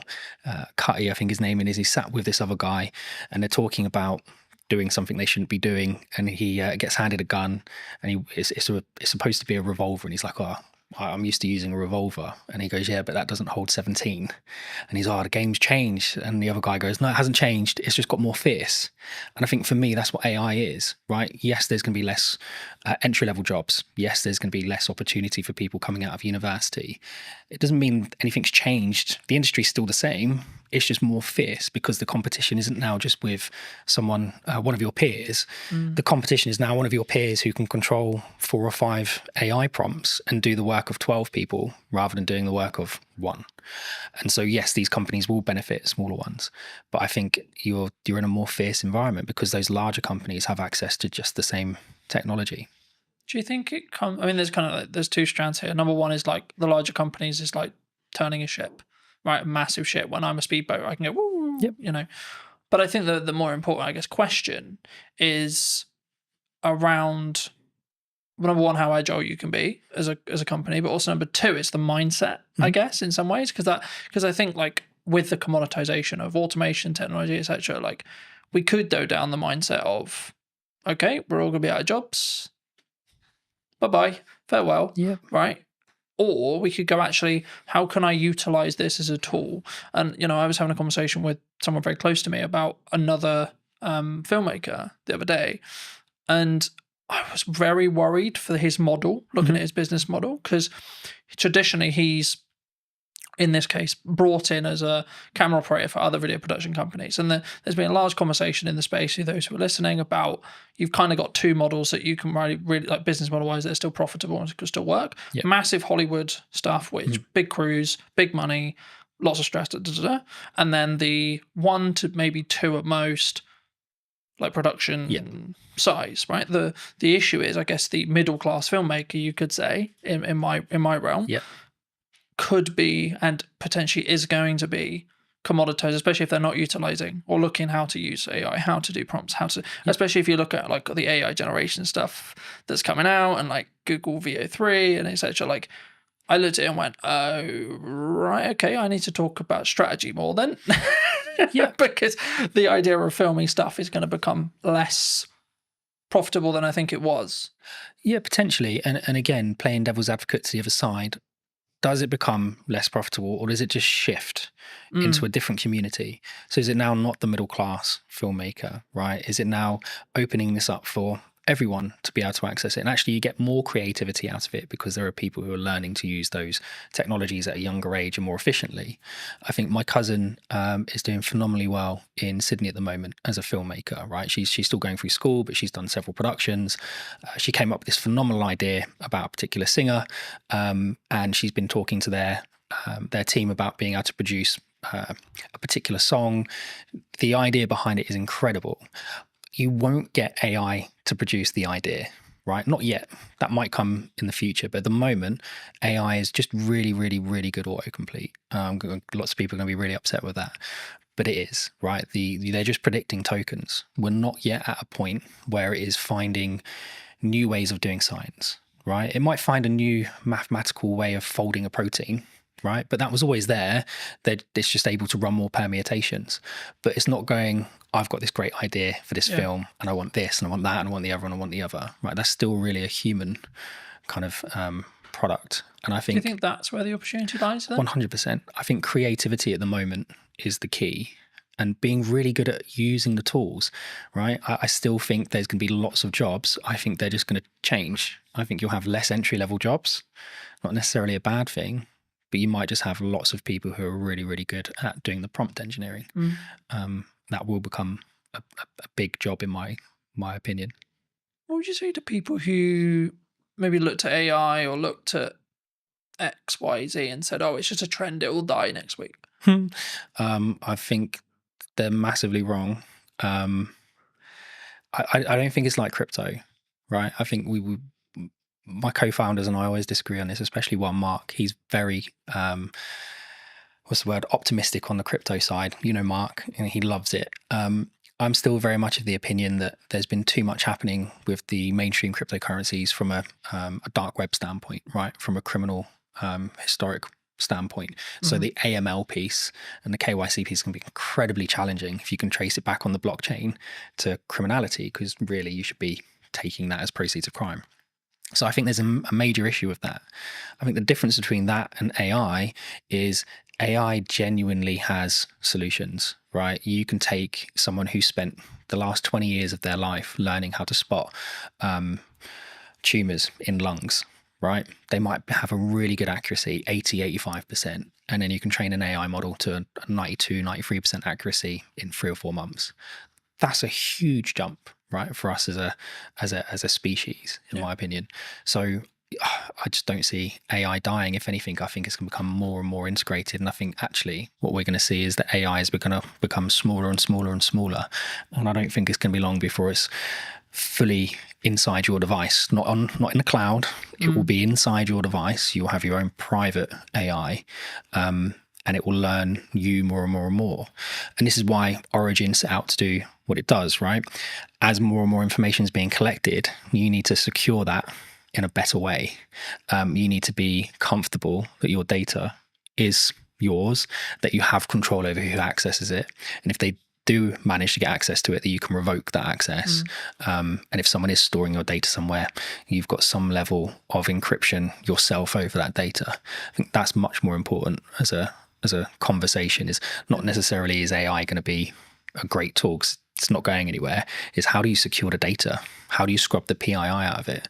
I think, yeah. Because I know that, you know, other large language model providers, I'm sure, have done similar. But I know OpenAI, owners of ChatGPT, got into some hot water because they basically, what it seemed like was they were basically ignoring copyright law completely, and they just went, "Oh look, the internet's got loads of internet and information on it. Let's just take that, thank you." And I don't believe that could be undone now. We're kind of in the wild, like we're in the Wild West in that respect, as in like ChatGPT knows everything and they will know everything forever. Yep. And again, there's only so much data in the world, right? So forget kind of some of the data that people think is proprietary for their organization, right? Where they might have taken 4 or 5 pieces of information and done something cool with it to produce another metric. The actual data, there's a finite amount, right? OpenAI found that out really quickly. You can still download pretty much the entire website scraping, and you can pay to download that online, right? There's several companies that offer that as a service. Anthropic will have done it, Google will have done it, Apple would have, all these organizations. If it's not just specific to OpenAI, every single company has done it. And I think at that point there has to be a kind of really important question being asked, is how are you protecting your information, not just from a copyright standpoint, but even from we were talking about this the other day. So M&S, their hack, right, which was social engineering. Well, how secure is me sending a 6-digit passcode to your phone? The phone's not linked to your identity. It's not linked to anything other than you've told me that's your phone number. And yet this 6-digit code magically makes it secure. I think that's a big issue. And if I can now use an AI, and it doesn't have to be OpenAI, right? The safety protocols are there, but you can use any of the open source versions like Llama, whatever it might be, run it locally on your own machine. There's loads of tools out there like anything LLM that will allow you to do it. Well, I can now connect that online and I can say, right, go and find the maiden name for Carlton's mum, right? And give it access to Facebook, give it access to LinkedIn.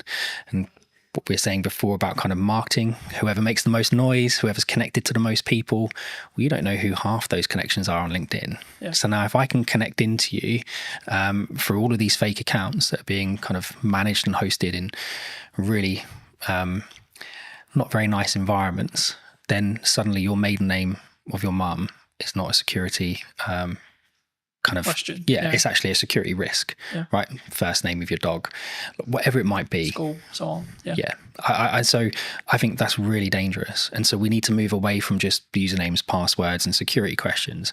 And we need to move more towards contextual permissions. And it's one of the things that we do at Origin, which is create context around access rather than just you've got a username and password and know that my favorite artist is whoever. One of the things that a lot of people are talking about online right now that I wanted to kind of put your brain on is AI influencers. Do you think they're happening?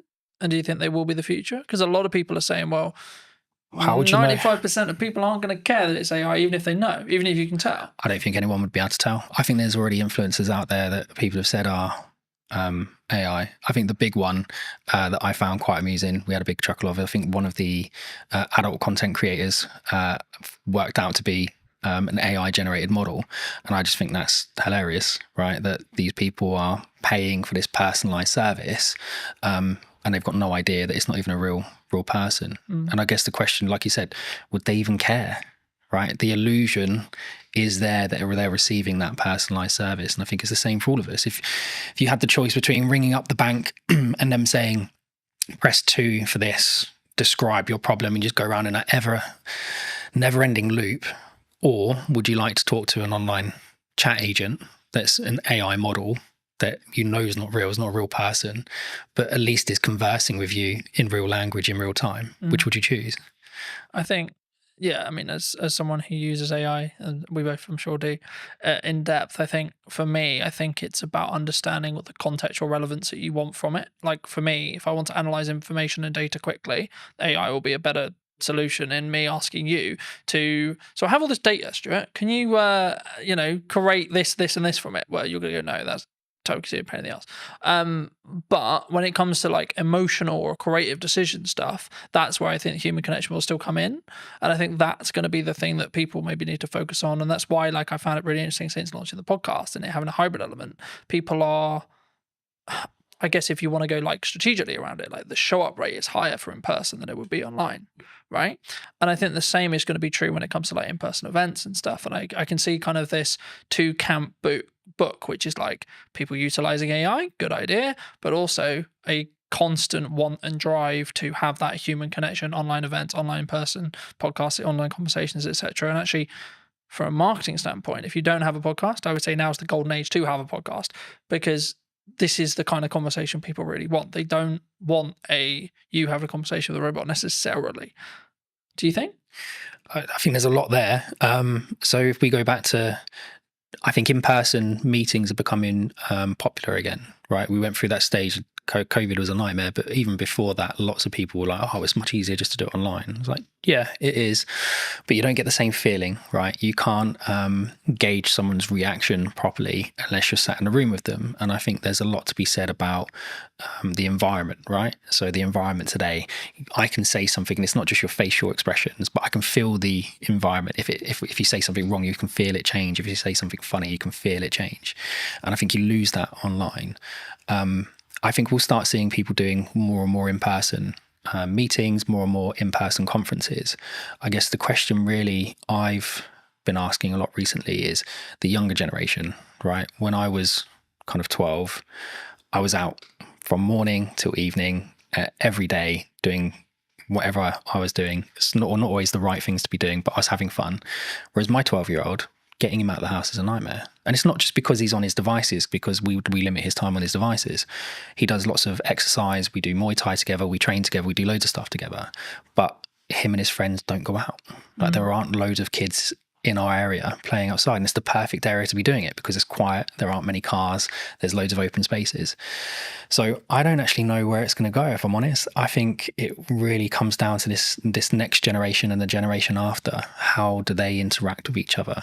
And if we don't keep encouraging people to maintain the social aspect of it, I think it will be an issue. And again, the trust side of it, I can trust you more if I meet you in person most of the time. But even then, you still have people who are really, really good at kind of convincing people of things in person that aren't necessarily true. I remember a handful of years ago, I did a talk as part of a business panel at a local college. For obvious reasons, I won't mention which college, and the consistent thing that came through all of the feedback that we gave to these students, like we all gave little talks on our business, gave some context, then we did an open Q&A, and the constant thing through all of it was, you need to work on your communication skills, you need to work on your communication skills, you need to work on how to articulate. But I think sometimes especially someone who talks on content a lot, who does content a lot, who's constantly trying to do that 1% to improve how I come across, the words I use, when I pause, etc. I guess to an extent I take for granted the fact I can't. It sounds really weird. I know how to communicate, right? But I do. It's even the little nuances, like how I do a stupid noise, or how I pause, or when I pause. I mean, is that something that, like, and if so, like, if that's, we need to either invest that in our children or put that into like schooling level, and or when we're in the workplace or looking for careers, etc. I mean, is that something that's, do you think, weaker as humans? Obviously it's a broad stroke, but do you think it's something that we all need to improve on? I think it's a muscle, right? Communication's a muscle. I think being social is a muscle. That's not to say people who suffer from any anxiety aren't right to feel the way they feel, or that there isn't an underlying issue there. But I think a lot of the time it is a muscle. And I think the only way you can exercise that muscle is to push yourself past the comfort zone and do it. And we aren't pushing people to do it, right? I think we've got to an age where someone can self-diagnose as having a problem. And then we go, oh, okay, well, we won't talk about it anymore. Like, it suddenly just stops the conversation, and suddenly it's not, well, that's the end of it, right? Well, I think that's a problem. And I think that goes back to what you're saying before around kind of school-age children. Yeah. I think my wife and I foster, right? And we've just had a 2 and a 4-year-old that will be leaving us shortly, and we've had them since March. And when they came, like the little girl was nonverbal, the little boy had some issues with kind of speech and understanding and some other bits. And in the last 6 months, my wife's done an incredible job getting them to a point where you wouldn't really know that they're that far behind. Like they're not as far behind anymore. Right? If you were to put them into a mainstream school when the little boy's starting soon, yes, he's going to need a little bit more help, but he's not that much further behind. But it's because we didn't just go, oh, okay, well, they've had a hard time, so that they get a pass. Or we think they might have some anxiety issues. No, let's get them outside. Let's get them on the climber frames. Let's get them interacting with other children. Let's explain to them repeatedly. No, it's not just about saying, oh, kind hands if they do something they're not supposed to do. It's, no, that's not right. Explain to them why, and spend that time educating them. And I think we don't do that with kids at the moment, right? There's so much, people talk about it all the time, but there's so much power with the kind of the child. And there needs to be some power with the child, absolutely. But you've also got children walking into schools stabbing people, right? That's a problem. I'm not saying we can solve that with Origin, not at all, right? But I think that's how far back we need to go. I think we need to start at schools. I think we do schooling wrong. Does that come from boundary settings? I mean, like the statistics from like a broken household is ridiculous. You know, like mine is true in that respect. You know, I didn't have my dad around for 20 years, and since about probably a month ago, 2 months ago, I spoke to him for the first time in 20 years. Mate, congrats. How did that make you feel? Big deal. It was just, it is what it is. You know, like I wasn't there to be like, right, I'm gonna, and I wanted to make sure that when I did it, it wasn't coming from a place of anger. It's like, right, I'm gonna pull 20 years, and it was right, okay, but I did it for a point of view of I need to make sure that I do this so that I don't regret if I'm told he dies. I did my best, I tried, and I think, but then also I've set a boundary to say this isn't a fully open door as well. And I think for me, that's come from years of building on it. And that's why I asked you about, that's why I guess the question of like, do we naturally have boundaries either in work or from parents to kids as well? I think we spend a lot of time teaching people how to drive, right? Lots of time teaching people how to drive. We spend a lot of time teaching people how to communicate at work, right? You can't say that. You can't say this. You have to say it this way. You have to say it that way.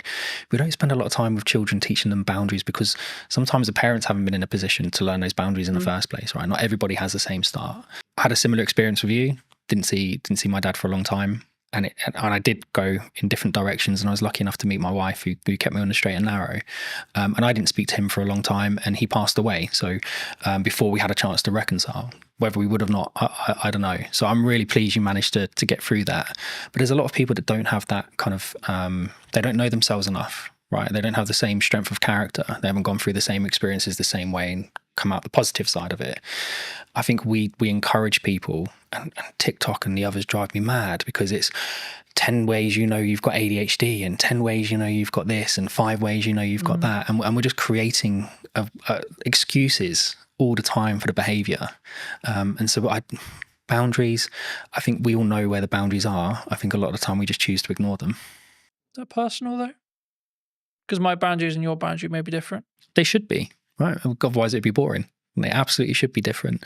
But I think there are some basics that we should be able to agree, right? Certain spaces are private. Yeah. Certain words shouldn't be used. Certain things are unkind. Certain things are kind. Well, it's just mutual respect stuff though, right? Like, absolutely. Like you don't need to be, just because I think you may be acting in a manner that's maybe unkind or etc. That doesn't necessarily mean I'm better than you by saying that you're being a dickhead, for example. Do you know what? I was on a train recently, and there was a gentleman using his phone in the quiet carriage, and there was a gentleman sat opposite him, an older gentleman. And I've never known how to turn around and say to someone like, why you got your phone on?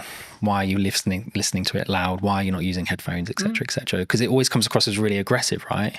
And the old guy just literally leant over and went, "Excuse me, I just wondered if you'd seen that sign." And the guy looked up and saw his quiet carriage, and he went, "Oh, sorry, mate," and left. And that was it. There was no big like hurrah. There was no shouting. And I thought, well, that's a mutually respectful way to approach that situation. Would he have approached it the same way if it had been a 13, 14-year-old teenager listening to his music loudly? Would the teenager have responded the same way the man did? You don't know. But I think we should approach things in a respectful way. And again, that boundary issue, mate, that's a hard one, right? There's people that have spent their entire lives working on that to try and find a solution, and they still haven't figured it out. I think I keep coming back to this whenever I talk about something like this, and I keep coming back to it's self-love, self-development, self-you. It's reflective of you. So, but from that perspective, I guess it's kind of down to you to do the work to then see the different reality, if that makes sense, right? And I think for me, that's sometimes where people struggle, where they for whatever reason they want to bury it, they don't want to deal with it, they don't, etc. And I think everyone has a level of trauma. It's I don't like using that word, but the level of trauma will either make or break you, and then it's up to you to see how you deal with that to then move forward. So I think I'm smiling because it actually brings up a really good example. You remember you'd go to the gym, right? I want to lose weight. You go to the gym, you're trying to lose weight, and the guy go, well, if there was a pill you could take that would make you lose weight, everybody would take it overnight, right? But it doesn't change the fact that you need to create these habits and these kind of self-motivation that drive those behaviors, right? Because this is really important. And then we had Ozempic and Mounjaro and all these other things come on, and people have utilized it. And I think it's a great tool. If you need to kickstart that process and you're nervous or anxious about going to the gym because of how you look, great, kickstart it with that, but don't rely on it. And I think we've created an environment where I feel depressed, here's some tablets. I feel anxious, here's some tablets. I feel overweight, here's an injection. I feel this, go do that. I hate going to the gym. I hate working out. I'm not someone who enjoys it. If I haven't eaten properly during the day, I will throw up. It doesn't matter how much I train, right? My body just absolutely hates it.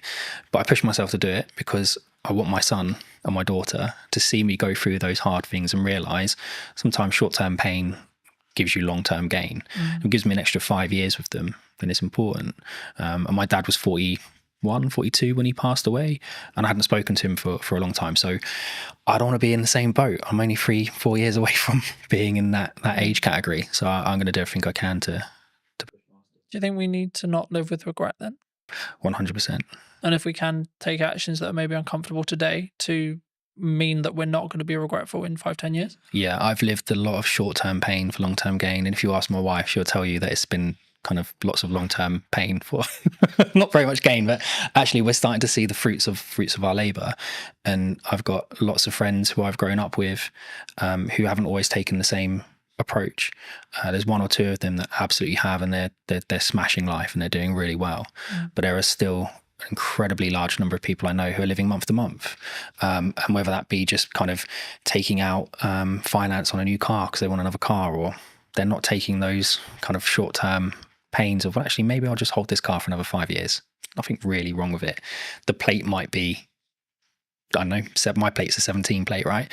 I've got no interest in selling my car. I love my car. I've had it for a long time. But you don't get the, oh, that's a cool car. Oh, well done. You got a new car. Tick box from your social circle, though. No, you don't. But again, it's that confidence of being able to say, well, I don't need it. And again, you go back to what you're saying before about boundaries and how you're brought up. Lots of people don't have that.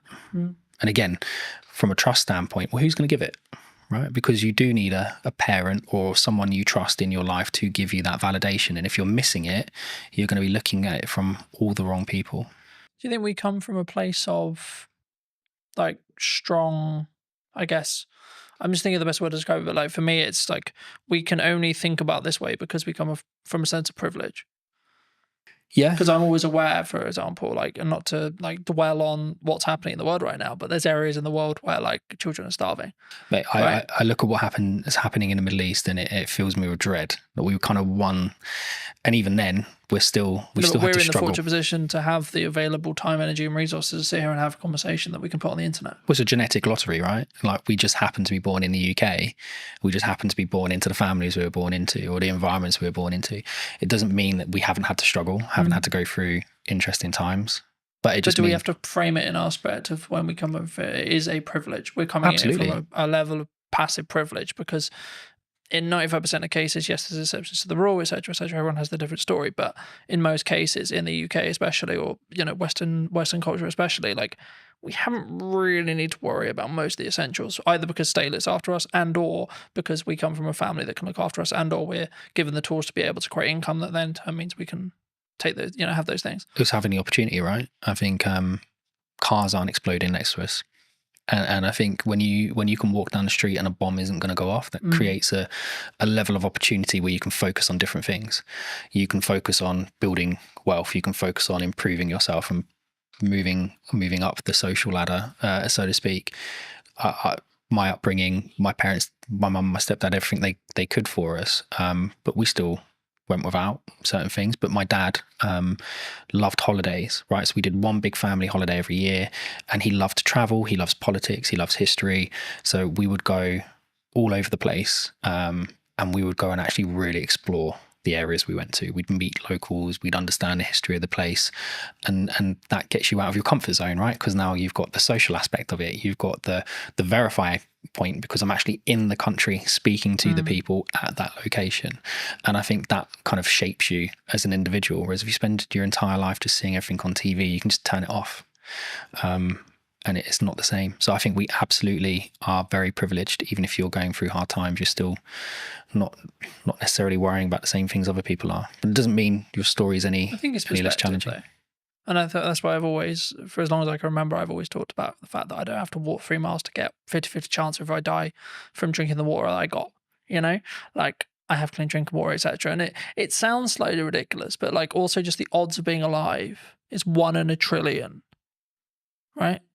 Yeah. Like, and being alive now, and if you look in this age as well, with this level of opportunity, etc., which is maybe why I can sometimes come across quite brash, because I'm like, I don't have time for people who maybe victimize themselves. I'm like, you don't understand how lucky you are. I feel the same. I've look, I'm not gonna get a violin out. My life hasn't been anywhere near as hard as some people, and some of the children that we've had come into our care, their starts to life have been like horrific, really horrific, and how they are going to shape themselves and cope through life, bouncing around kind of the fostering care system, I dread to think what the outcome is going to be at the end of it, because how can you kind of fix that? But then there are a lot of people who haven't gone through those experiences quite like that, who, like you say, kind of want every excuse under the sun not to be doing something, not to be doing this, not to be doing that. Why can't I just have a pill? Why can't I just have an injection? And I think that's one of the things that AI can't do, right? AI can't solve that. That's a social issue that we need to solve together. And I don't think we're going to solve it by all being in our homes tapping away on AI. We have to be out with people, meeting people and doing it ourselves. Moving back to what you do. That was a bit of a detour. Nice detour. But digital licensing, where does that sit? We've discussed this at length. So one of the key things we wanted to solve of origin was, how do we verify information about something without revealing the underlying data? And I think a really good social example of that is when police do stop and searches, right? I experienced it quite a lot when I was younger because of the environment I was in. My friends did as well. We'd get stopped and searched by the police lots of times. And sometimes it was okay, and sometimes it was really not a nice experience. And I think it always started with, what's your name, what's your date of birth, what's your address?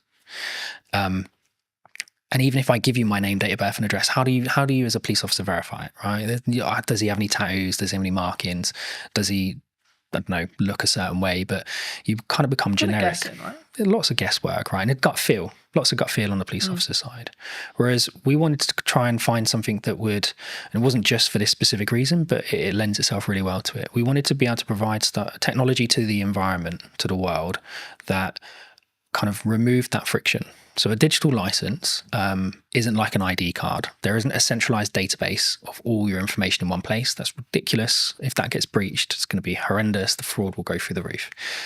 What we've done is we've used kind of a decentralized approach. So we've taken some concepts from blockchain, but removed the blockchain because it's inefficient and doesn't really work for this context. But the idea behind it is you can have an ID service provider, right? So it's a government approved company verify your identity, and give you a cryptographic endorsement that sits on your digital license, which you can carry on your device. It could also be hosted in the cloud, but the idea behind it is you've got control of it. So now if I was to come and stop and search you, you would be able to present that credential to the police without revealing your name, your date of birth, or your address, but the police would know to a degree, oh, he lives within a 5-mile radius. There's no outstanding warrants. He's verified that is his identity because he's done it with a biometric check on his thumbprint. And we can see that that biometric check that's linked to that IDSP hasn't been changed on that device. And then we can link it to other credentials. Oh, he's got a full-time job with an employer. Don't need to know who the employer is, but he's employed full-time. We can see that he is part of a charity, or he does this, or he does that. There's all these different aspects we can start to build into that check. And it all comes from, well, I still haven't revealed any of the data underneath it. These are all independent cryptographic proofs coming from third parties, but that police officer is now sure that individual doesn't have anything outstanding. And I think that would help. I'm not saying it's going to solve the issue, but it certainly would help remove some of the friction. And if you then start to expand that out to kind of the business world, so if we're looking at things like how do I onboard employees in a fast and efficient manner whilst maintaining their privacy. So one of the tools that we're doing for the digital cleaners license is we do the right to work checks. We do a modern slavery check by making sure that the bank account name matches the name on the ID. Real basic check, but lots of organizations don't do it, right? And that's one of the flags for modern slavery. We then can go and endorse all of your employment history. Right. And again, we're not the verifiers. We're not verifying the data. We're not storing the data. Right. But we're going off and having those independent third parties endorse you. Same for your certifications, your training. And I think in that environment, when you're dealing with disparate workforces where English quite often is a second language, not your primary language, these people, they kind of get left behind, right? They come along with their paperwork and they have every right to work. They have every intention of working, but it might take 5 or 6 meetings and 10 or 11 copies of their documents. Now, where's all that documentation going? They've got no idea where it's being stored, no idea who has access to it, no idea what copies are out there, but we're expecting them to just continuously do this. And if they're now working 3 jobs, we're extrapolating that 3 times over. So for us, it's about digitization, yes, but without just copying the existing paper process and doubling the problem, right? You have to do it in a different way. That would fix the problem we opened with? What, going back? For someone like me, for example, who, let's be honest, if deepfakes become mainstream in AI, someone points an AI with that mindset, I'm screwed. Yeah, I think there's definitely a way of being able to verify something's real. But again, there's then nothing stopping someone from creating an AI deepfake and just putting their endorsement on it anyway. Right? They haven't had to do the work. Like, the AI has done all the work. I think it will become more important for organizations and in fact probably more important for creators to be able to verify that's their work, right? I was the one that created that first. Here's my endorsement. In some ways, from a maybe not a legality point of view, but kind of a copyright plus model, I guess you could say. Yeah, absolutely. And I think one of the things we've seen with the endorsements is, and you'll get it all the time with correspondence from the BBC, right, or for Sky News or whatever, our person on the ground. Well, that's great, but I don't know who that person is. I don't know their credentials. I don't know where they're from. I don't really know if they're from that country. I don't know what their background is. Whereas if you were able to say, here's the credential that's been lent to this article, well, now I've got, well, yeah, he's got an IDSP verified in that country that he comes from that country. He's got a university credential that says he went to that university. He's got an employment credential that said he was employed there at these points in time. That's not to say people can't build those profiles up at a state level if they really wanted to go to that level, but it becomes much harder to do, right? The threshold for access to fraud becomes really, really high, because when we're actually taking these interactions and monitoring them, we create an encrypted hash of the interaction, and that gets stored on what we call event chains. So not blockchain databases, but the event chain is a point in time. And so you can't go back in time and put something on the event chain in the past. It has to be done in time. It's temporal. And so in order for someone to perform a high degree of fraud, it's going to take them 5, 6, 7, 8 years to build that profile up. And they will have to do it in multiple chains simultaneously. And they're just not going to be able to do that. And I guess it comes back to that like point, which is like, it sounds horrible whenever you say it, but like you're making it less likely that you're the one who gets targeted, because the burden of likelihood that your stuff gets stolen, etc., is so much higher than Barry, than Sally, Correct. than James, so on, you know. And that's, I hate to say it, because it's like, oh, go and steal their car, not mine, because mine's a pain in the ass to steal, for example. There is that, but again, from our standpoint, I mean, we want to give it to universities for free. Right? We want to give it to schools for free. You have the Online Safety Act that's happening at the moment, and I think you've probably seen some degree of access to adult content reduced. But it's seen VPN usage go through the roof, right? Because we know how people are accessing it, just going around the issue. And I think they had, was it Keir Starmer's driver's license got leaked online, and people using that and a picture of him to be able to skate around the sides of it. That's the same tech, by the way, we were talking about at the beginning, that some of the retailers are now choosing to use to verify their staff, right? It's not with an IDSP, it's just a localized check that looks right. I guess this was a big conversation like a handful of years ago, and I've covered it in the social media show and etc. But like, there was this big conversation, and lots of jurisdictions across the world have said, below 16, you're not on social media. And that seems to be the future, because it's like, we're now like, half the world has basically got that. How do you verify you're under 16? Exactly. Right. And again, with Origin, it's one of the things we were saying, if we give it away to students for free, you can have a cluster of credentials, right? And so from our standpoint, it's about enabling the verification of a credential to create context.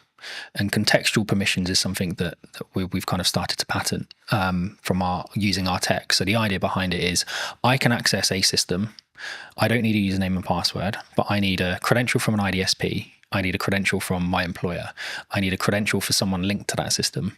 I need a credential maybe from a school or university. All of those credentials must confirm specific assertions about myself, right? I'm under 16. I'm a UK citizen. I go to a particular school in a particular area. That means we're putting the control of the people that need it, schools, etc. But we're not then enabling people who have bad intentions to come along and manipulate that system, because they would have to manipulate it in 5, 6, 7 areas at the exact same time. So now, if you want to access the internet, well, you could have your Origin handle with all of the credentials on it, and we would know straight away how old you are, right? And parents mostly can be trusted. So your parent could create a credential for you. But if that doesn't match your school's credential, well, then that's going to create an issue. So you don't have the permission to access that service or that particular piece of content. And that for us is really important. Context is much more important than just, well, we think you might be over 18 because you click the button. Yeah. Yeah.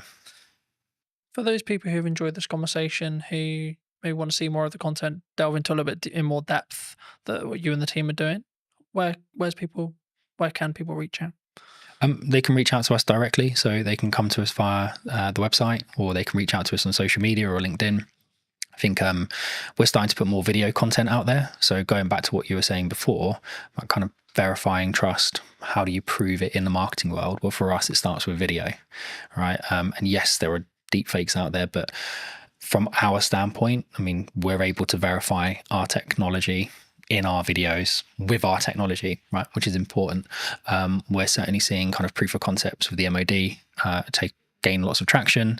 We're talking to OFDIA, the Office for Digital Identity and Attributes, about shaping kind of how the UK consults on digital identity. And I think all of those aspects are important. So it's not just about us. I think people should be looking at digital identity as a whole in a much more holistic way.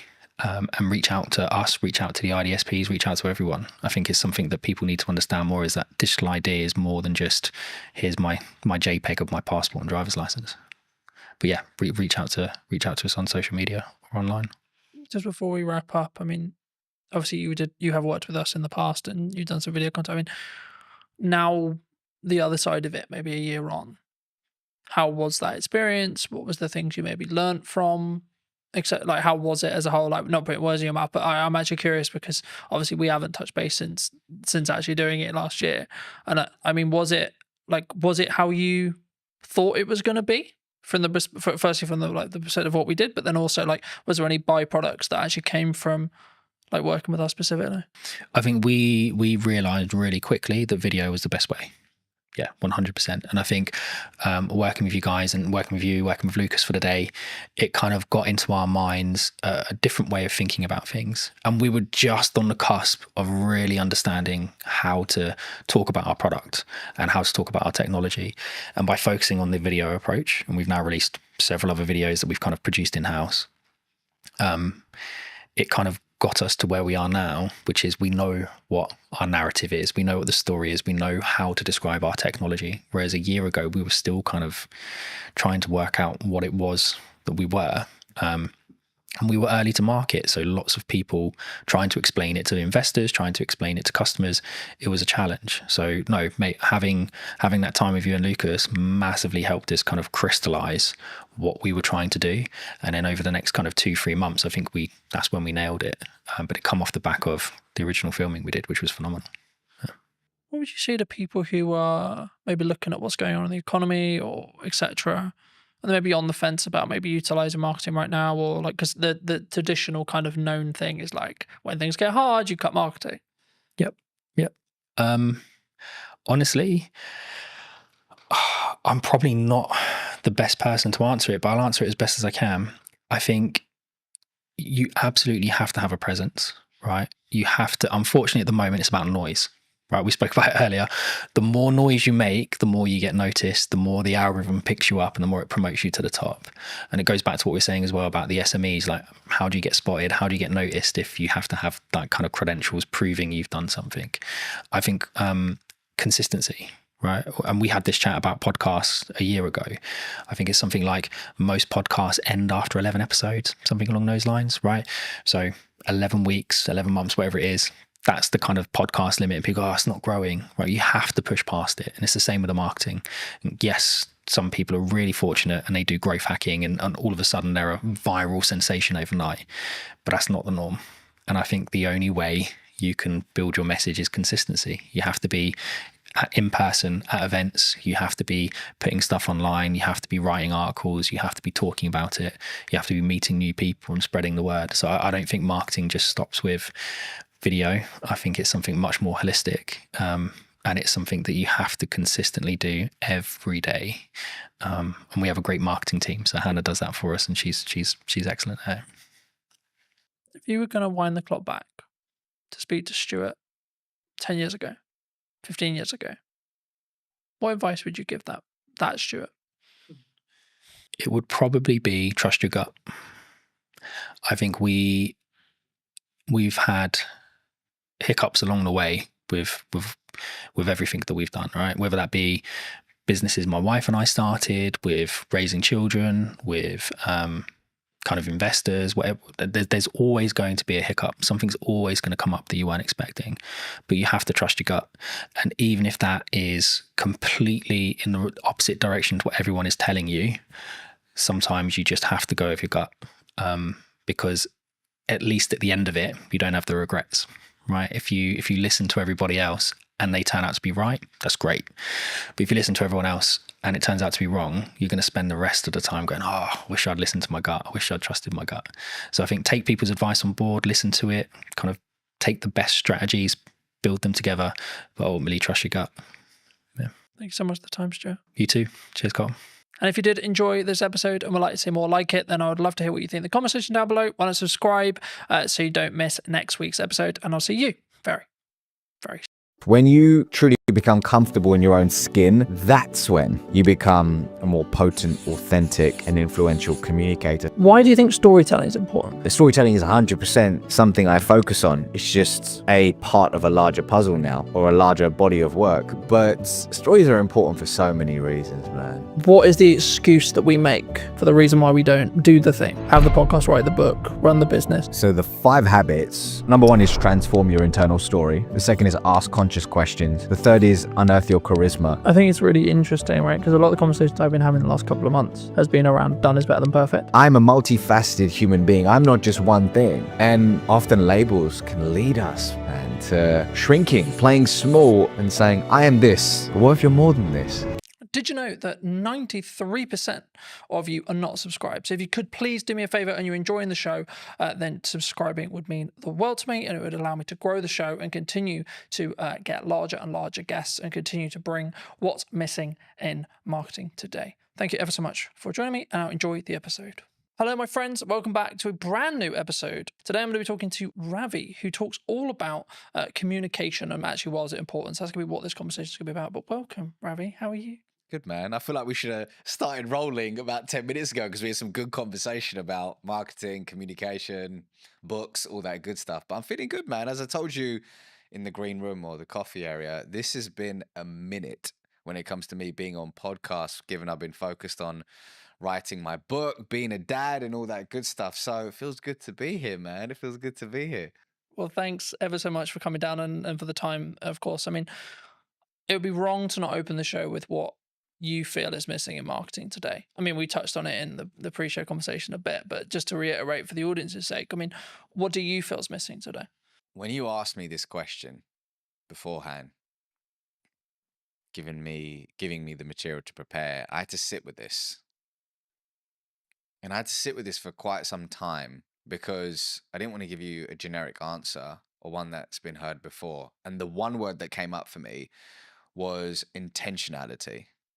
And actually, that's not just in marketing, that's in life right now. Intentionality. I mean, if you just scroll on social media, log on to LinkedIn, log on to Instagram, whatever it could be, there's an addiction to instant gratification, meaning, okay, I want to grow my follower account now. I want to achieve XYZ now. And as a result, I may put out AI content, which feels perfect, which feels like it's going to connect with people. But the truth is there's a disconnect because perfection doesn't exist, man. Perfection doesn't exist, and imperfection equals connection. And our intentionality behind things, our death grip on our desires, and the instant gratification that comes with it, it's just leading us to this place where, and it's funny to say this, the bar is so low in some senses that the number one way to stand out is by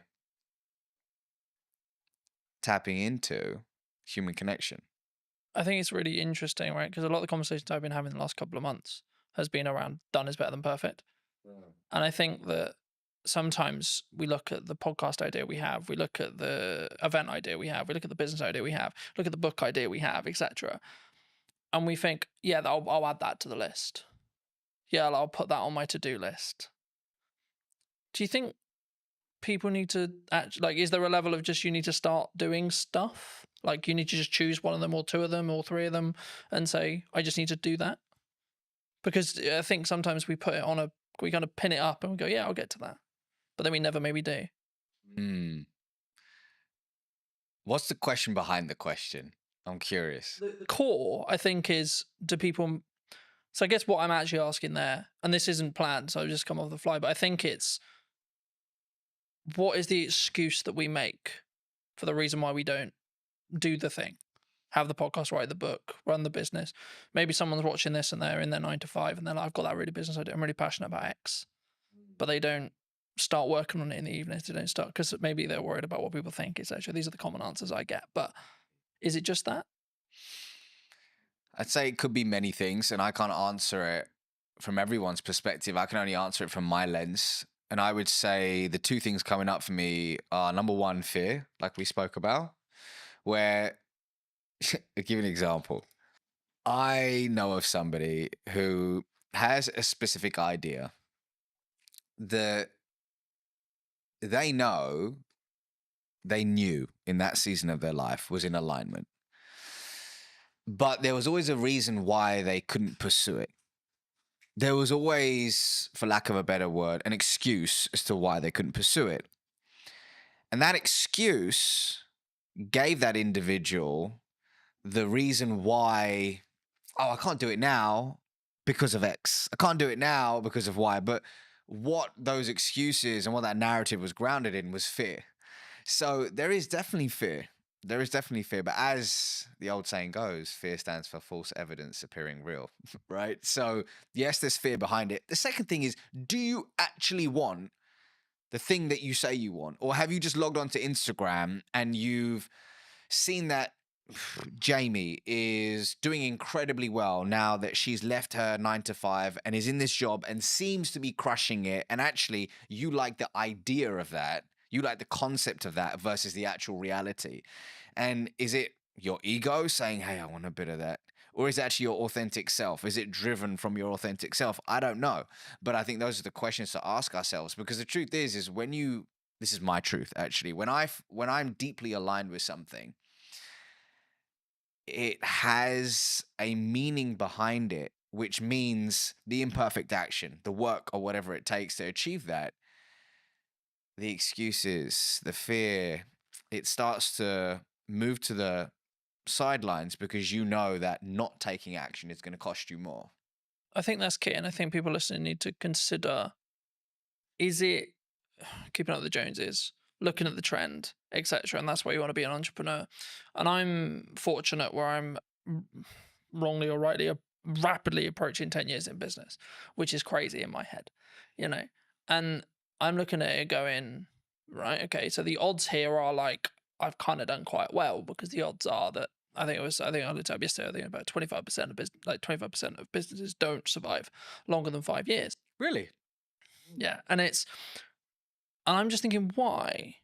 And like from listening to what how you just answered the last question, I think for me the key is they weren't in line with, like, they weren't true. You know, they weren't willing to die on that hill or put the flag in the sand or etc. You know, I think entrepreneurship before COVID was cool, right? Because or even during COVID, when there was loads of money floating around and it was, quote, easier. I think that's when people looked at it and went, yeah, that's cool, let's do that. Oh, work-life balance. Oh, free. Oh, I make lots of money and I get all the time and I get all the freedom. But now we're in a world where what most people I talk to, and I'm sure you've had it as well, which is like, well, this is just as normal. This is what real business is. You know, things are harder, you maybe lose a client, or things are harder in the economy, etc., etc. That's just another day at the office, you know? And I think for me, I think that's where the true entrepreneurs will stand through. What do you think people get wrong, though, in either that step or then how they communicate that step to their friends, their family, maybe the clients they want to work with, the market? Because obviously a lot of what you do is about communication, right? And that's why I want to focus on that, because it is your unique skill of expertise and etc. But I also think it's the most underrated one, because it's like, well, there's not much to it, Colin. You just have a conversation, right? Well, before I answer that, to back it up for a second, you know what was cool when I was growing up was everybody wanted to be an investment banker. Everybody, you know, there was like, everybody would watch the movie Wall Street, Gordon Gekko, Greed is Good, and they were like, okay. And the movie American Psycho, Patrick Bateman, they're like, okay, I want to be an investment banker. And it's so funny how entrepreneurship is now the thing. Like, I think about my daughter, she's nearly 3. I think at 10, she's probably gonna, a YouTuber won't even be a thing then. I don't know what will be the thing, but it's crazy to think how these things move in seasons and how whatever is flavor of the month, people gravitate towards. The question is it in alignment with you and your goals in this season of your life? You know, Ravi now with 2 kids under 3, married, is very different to Ravi in his 20s. Very different. But in answer to your question, so actually to back it up, is the question, what do people get wrong about communication in business, or have I missed or misunderstood that? What do you think people get wrong when they communicate what they're looking for, either in a personal relationship, let's start there, and then maybe then going into a business relationship, and how we show up and how we communicate? When you say what you're looking for, meaning how they communicate their desires to the external world, I think, actually scrap that. I believe that often we forget to look within before we communicate our desires to the external world. And I think it's important to, in today's noisy world, just find solitude, regulate your nervous system, and find neutrality so you can really figure out, hey, what is alignment for me? Is the thing that I say I want actually the thing that I truly want? Or is there a path that is more aligned to me in this season of my life? I think that internal communication is super important and really tapping into your unique genius. I believe everybody has a zone of genius. Everybody has a zone of genius. But so much of the time, when we look externally, we say, oh, Colin's doing this thing. Colin's pushing out content 24/7. That looks so dope. That looks so cool. Maybe I should do that. But actually, your zone of genius may not be being in front of the camera. Maybe your zone of genius is writing. And you should go all in on writing. Yet, what looks good is Carlton on video. So you disown your genius and you move towards a path of misalignment. But hey, sometimes we need to have the disconnect to allow for the reconnect, right? And that's a part of the journey. So I think, once again, actually scrap that. I believe that looking inward is a step that is often missed in today's world when it comes to thinking about our desires in business and personally. I think that's really important for people to consider, but also like it made me think of where I was at the early part of my 20s, and now I'm in my later half of my 20s, right? Yeah. And I think the definition of the word success when I was 20 was very different to what it is now. And I find, like, I can say this now, like, in hindsight, but I find that really interesting in how it's developed and changed. And I think that's kind of, to an extent, what some people misunderstand, right? When they look at maybe, I'm going to do this business, and maybe it didn't work. Or maybe they gave their all for 5 years, and then actually they're like, you know what? Yeah, I could, but, you know, like, I'm just going to go get something that is close, but not there, right? And it's a job and it does what I need it to do, but then I can focus on everything else. And they're putting that first. Do you think that people sometimes struggle to, I don't want to say the word abandon what they used to call success, or what their definition of that used to be, but do we need to, as we move forward in the seasons of our life, do we need to constantly readapt and constantly be okay with changing what success means, do you think? It's funny you say that, because if I think about the version of me in my 20s and what I defined as success, so different. And it's wild. But I also needed the 20-year-old version of Ravi to, like, actually, a better way to put it is, I acknowledge that younger version of me. I have compassion for that younger version of me. And I know that he did the best he could with the consciousness that he had at the time, versus berating that version. You know, some people say, oh, God, man, I was such an idiot. I did so many years. Yeah. Actually, we did the best we could in that season of our life with the tools that we had. So I've got to honor that version of me. But when I look back, I'm like, wow, I'm glad I've evolved. I'm glad I've evolved. And I think we do need to be comfortable with not labeling ourselves. We need to be comfortable with labels. I will give you an example. Somebody could say, I am an entrepreneur. I am an entrepreneur. And on the face of it, great. Gives that individual a sense of belonging, pride, identity, brilliant. However, let's say that one of their buddies hits them up and says, hey, Jamie, I've got this role at Netflix. It's in the C-suite. I've spoken to people internally. We think you would be incredible for it. But Jamie's like, hold on, but I am an entrepreneur. But actually, it's not working for them in a way that they would have hoped. And actually, being in the C-suite at Netflix could be more expansive and abundant for them, but they reject it. And they say, no, but I'm an entrepreneur. So the labels that we give ourselves can often create these mental cages where we shrink our desires, we play small, and we often reject abundance. Versus, instead of saying I'm an entrepreneur, we could say I'm somebody who runs a business.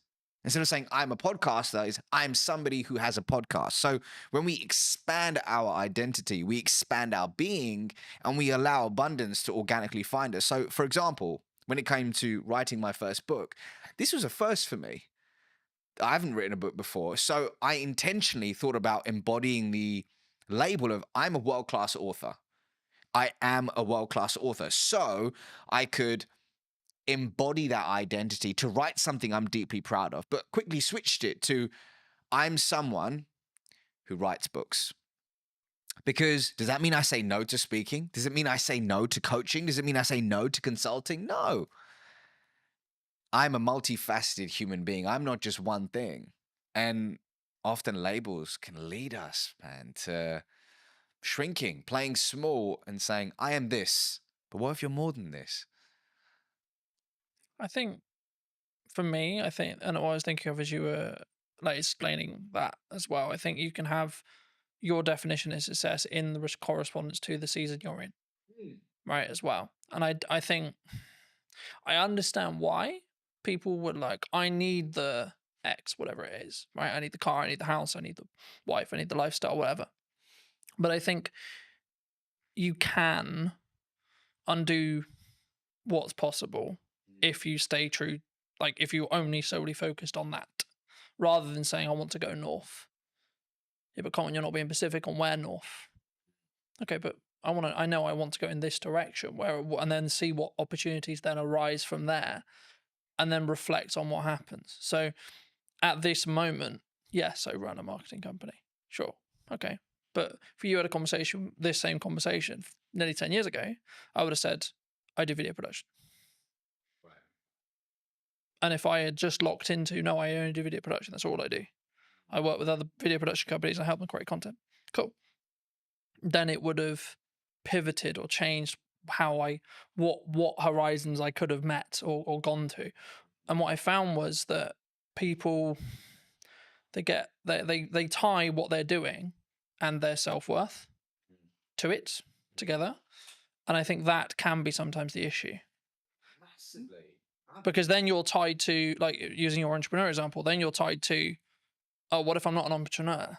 Now I'm lesser, right? Because that kind of implies you failed. And then to you, that means actually me as Colton has failed. Not the company has failed, or not the company served its purpose and it got me to the Netflix role, or etc.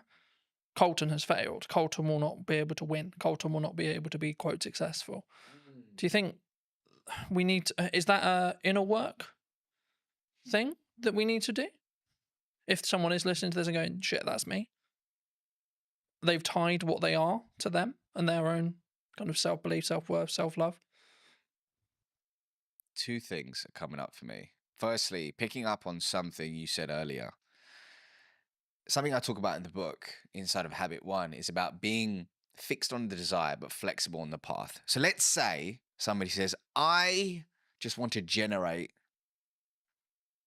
more revenue. Broad, but more revenue, okay? And they have the idea that the path to get there is landing net new business. They build this whole team around it, but all of a sudden, this beautiful opportunity arises with their existing client base. If they are fixed on the path and go, no, we're just going to acquire net new business, and they reject this abundant opportunity, they may not reach that idea of more revenue. But the idea of pivoting, being open to the infinite possibilities to reach that said desire, which will evolve, and it's okay to evolve it, is super key. Yes, that requires inner work. But going back to your question about self-worth, I used to work in investment banking. And one of the reasons why it took me a long time to hand in my resignation notice back in August 2016 is when I left that world, was I had pinned so much of my identity and self-worth to I am an investment banker. I'm somebody who works in an investment bank. So much pride, status came from that, which stroked my ego, and it was beautiful until it wasn't. But that experience, I'm so grateful for it, man. I'm so grateful for it. And it was, I believe that everything, this is my belief, that everything's happening for you, not to you. Whatever you're experiencing right now is a lesson that you need to learn to be able to transform your identity into the human being that can receive and sustain their true desires. So somebody listening to this right now may say, man, I'm so annoyed that my team member or my employee just keeps doing this frustrating thing. They keep being late to work or they keep missing XYZ and you're getting frustrated. Why can it not be like this? It is not fair, you keep saying. However, you may have requested from the universe, whatever your North Star is, that I want to be an influential leader. Well, you've requested it. So as a result, the people, the projects, the challenging circumstances are coming your way to sharpen you, to expand your being so it can, once again, your identity can be transformed into one that is able to receive and sustain. So whoever's going through, whatever you're going through right now, see it as a gift, an opportunity to transform your identity. So if you are pinning your entire self-worth, over-indexing on career, whatever it could be, see it as an opportunity, right? Does it take looking inward? I believe so. For me, that's the way forward, but you got to figure out the right path for you. I think for me, lacking in the business world, and this is a very broad stroke, there's obviously exceptions to the rule, but I think sometimes is lacking is the self-accountability side of it, right? So whenever I have a project or a podcast or something I'm doing, I'll go, right, even if it went well, cool. Great, it went well. Great, the client's happy. What can I do to make sure that experience was better? What can I do to make sure that that went closer to plan? Where was the issues? And there may not be a lot, but even if I get one thing, that will allow me to then build on it and so on. And this really comes into effect when you have something maybe that didn't go well, or maybe you unfortunately passed away some clients or etc., which I think, from my perspective anyway, is part of if you're growing, right? If you're adapting and you're changing what you're doing, the clients that you and a client come together and you both want to go north at some point, okay? Then a period of time passes and they may want to then go east because you may have got them to that point. And at that point, of course, you're going to part ways. But I think we in business, we sometimes struggle to think about, oh no, I have to have this client because they were my first client, or we idolize that person that we're working with or the organization we're working for, etc. Especially when you look at like my dream client list when you start out, etc. But the reason why I think it links here is because it's then how you show up. It's then how you communicate. It's then how you communicate, A, in marketing, but then B, when you're having the follow-on sales conversations or continued client care conversations. Actually, do you think we need to take more accountability for that? As in the client needs to, some themselves, but also us as a provider. Accountability for what exactly? You mean that? What we've done. Because I think it's very easy to go, oh, it's your fault. When something goes wrong, it's your fault.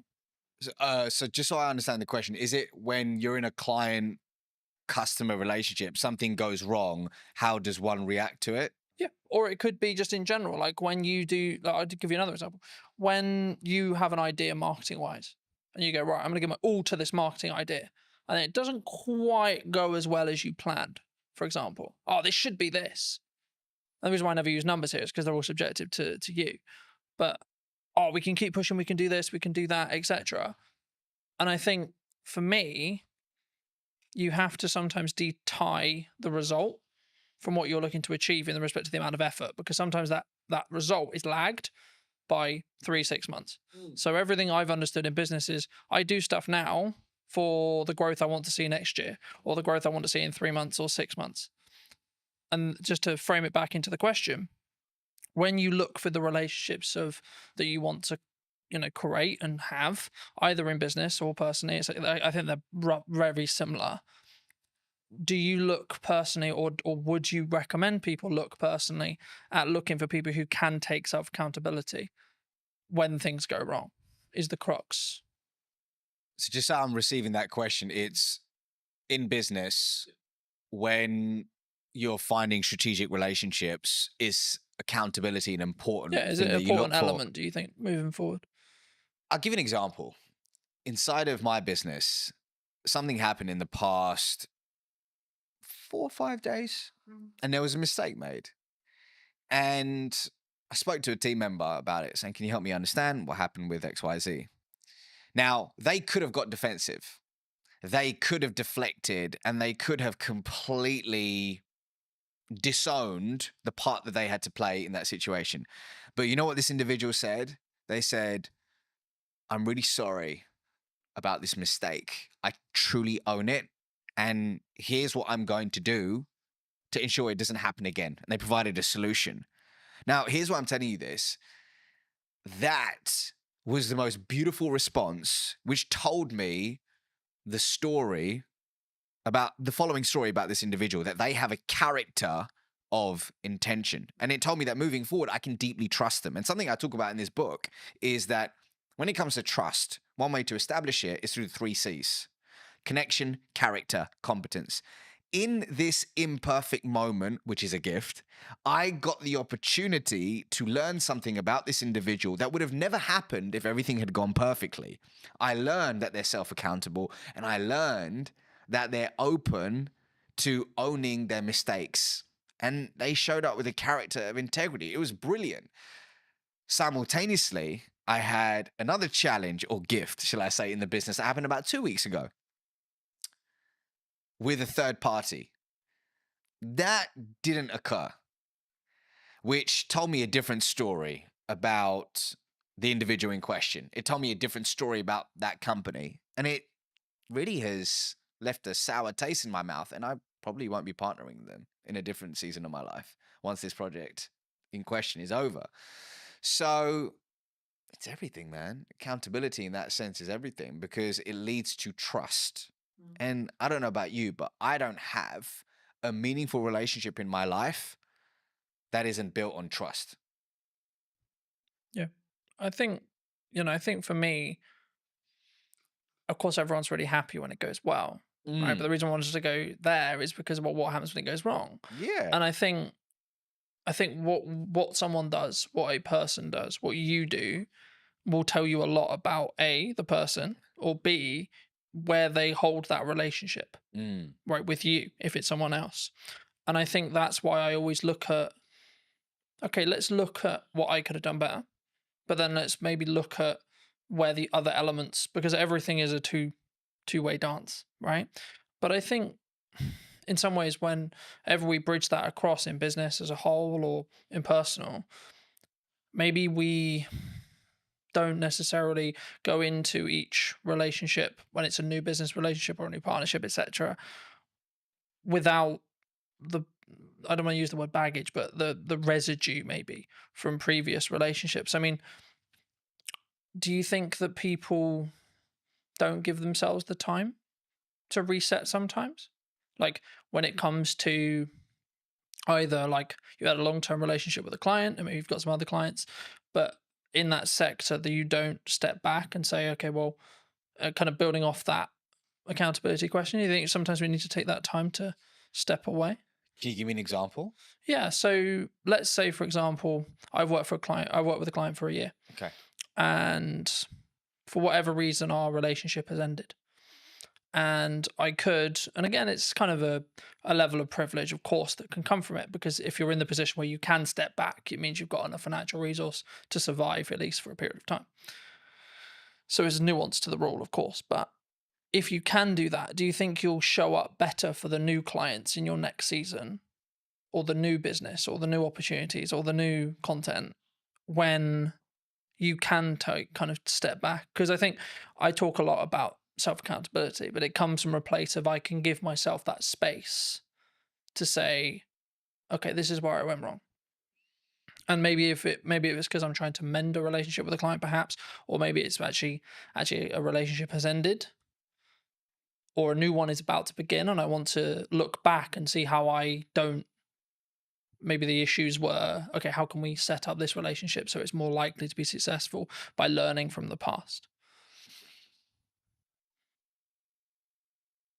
The definition of reactive behavior, in accordance to the spiritual wisdom of Kabbalah, is engaging in any behavior that is grounded, and I'm paraphrasing, in fear, lack, or scarcity. So if we are operating consistently from a place of fear, lack, scarcity, we're engaging in reactive behavior. And I think, rather, I believe, a lot of our day to day, especially when we're flying through our day on autopilot, meeting to meeting, doing X, Y, Z, we can unknowingly slip into reactive behavior. We can unknowingly and unconsciously end up having unconscious conversations, and we don't leave this space to look within. So, in your example, let's say if somebody has lost a client and they haven't really sat back and said, okay, let's look at the facts here and what part did I have to play in that, and truly owning it, then they're going to make the same mistake over and over again. And they won't have the opportunity to transform their identity into the person they need to become to achieve said desire. So your point about self-accountability is important, but it's all down to the fact that, if your calendar is just, there's zero white space in it, and you don't have a personal practice in the morning or whatever it is in the day to ground yourself, it can lead to this unconscious behavior, which is a problem in today's world. Because in our conversations, one of the biggest problems is engaging in short-term behavior that kills long-term reputation. Do you think that people have too many busy things happening? They take too many meetings. They take too many opportunities. They don't know how to say no. I can't speak for everyone. I can speak for the clients that I've worked with. I can speak for the people in my world and through my lens and expertise. And what I can see in today's world is the addiction to being busy is real. And often work can be a form of escapism to run away from something we're experiencing, something we're feeling, or whatever it could be. However, I believe we've confused being busy with being productive. I believe that often the inability to say no isn't just, oh, I just love working on several things at once. I just love just chasing all these different things. But what's behind it? Is it your inner people pleaser who's struggling to say no? Is it a story that you're telling yourself of I'm not enough, which is triggering, which is a launch pad for these behaviors? What's interesting is I heard a quote a little while ago, which is, stop setting yourself on fire to keep others warm. And in a different season of my life, that's what I did. I consistently set myself on fire to keep others warm. And what I mean by that is saying yes to people, projects, and opportunities that were misaligned with who I truly was and my desires, and then saying no to myself, which is a recipe for disaster. The question is, why does somebody struggle to say no? And when an opportunity does come up to say no, how can you do it with warmth? And I'm happy to give you an example of something that I had to do recently to actually say no with warmth. But actually, some people want to say no, but they feel guilty afterwards. What are they going to think of me? They don't want to be not liked. Am I missing out on this? But there is a way to say no with warmth. Do you think that psychologically? Do you think we're naturally more likely to say yes because of that? We want people to like me. I'm going to say yes to you because I want you to like me. If somebody is struggling to say no, on the face of it, people give advice that like, okay, well, what is it costing you by saying yes to this? Okay, here's what we're gonna do. We're gonna focus on you figuring out what's aligned with you, so you can start saying yes to the right things and no to things which are misaligned. That's great. I mean, an exercise which Dr. Zoe Chance of Yale University does with a lot of her students, she's a senior lecturer over there, is she gets them to say no. She said this on my podcast many years ago. She goes, I get people to say no for 24 hours to everything, as long as it doesn't result in a divorce or anything crazy, right? But get them to say no to everything so they can start flexing that muscle, which is brilliant. And that's great on the face of it, looking at all those things. And then there's going slightly deeper is, okay, but why do I struggle to say no? What is the story that I'm telling myself? Is it true? How long have I told myself this story? How do I reframe this story? How do I find positive evidence to start stacking evidence for the new story I want to tell myself? How do I reinforce that story?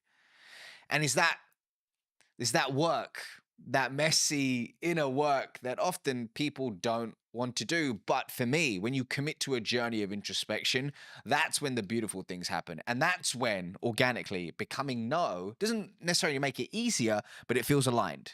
And you start wanting to do the inner work because you know the fruits that come with it. I think for me, it's a mindset, right? I see it as something I've tried to do is like, I have a certain window of time, let's say 3 months, and I'm only allowed to say yes to one, maybe two things at maximum during that window. So is this really worth those 2 shots? Yes or no? You know, and I think it's not like something you can like if it's a job offer, etc. And I like look and go, okay, is that going to help? Am I the right fit for the client? And sometimes I'll go, I don't actually know. That's when you explore more, you have more conversations, etc. But the key for me is making sure that whenever you do work with a client, or whether you do a body of work, write a book, run a podcast, etc., that it sticks into what you were starting to talk about at the beginning of today's episode, which was, is it authentic? Is it connected? And it's kind of I hate using it because it's kind of become a buzzword now, right? Being authentic on social and being authentic in content, but only you know whether you are. And something I did want to talk to you about, and I know it's maybe something you're maybe trying to move away from, and I would love to hear if that is something you're moving away from, potentially why, but like, why do you think storytelling is important?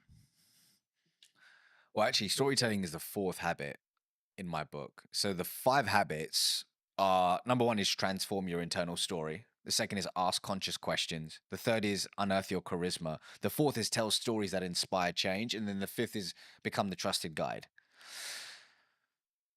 So to hit on your point, storytelling is 100% something I focus on. It's just a part of a larger puzzle now, or a larger body of work. But stories are important for so many reasons, man. But let's take it back to the work of Zoe Chance for a second, Dr. Zoe Chance. So in her body of work, she highlights that human beings all have a gator, an alligator, and a judge within. Now, behavioral economists will liken this to system 1 and system 2. And what she says is the gator is the fast, instinctive, and unconscious part of us, where our emotions live, that drives 95% of our decisions on a daily basis. The judge, like a judge in court, is slower, more deliberate. It requires conscious effort to make rational decisions. So the judge, or rather the gator, is automatic. The judge requires conscious effort, and the gator is more dominant. Interestingly, the gator is the first responder in Zoe's eyes. The gator is the first responder. And what it's doing a lot of the time is actually filtering what information we should pay attention to. And it's rationalizing, or rather, the judge is rationalizing the preferences of the gator. Here's why I'm telling you this, is that a lot of the time we lead with facts, we lead with figures, and we lead with data. And it's not about not using them, it's about understanding the context and when to lead with them. But for me, what we need to think about is how can we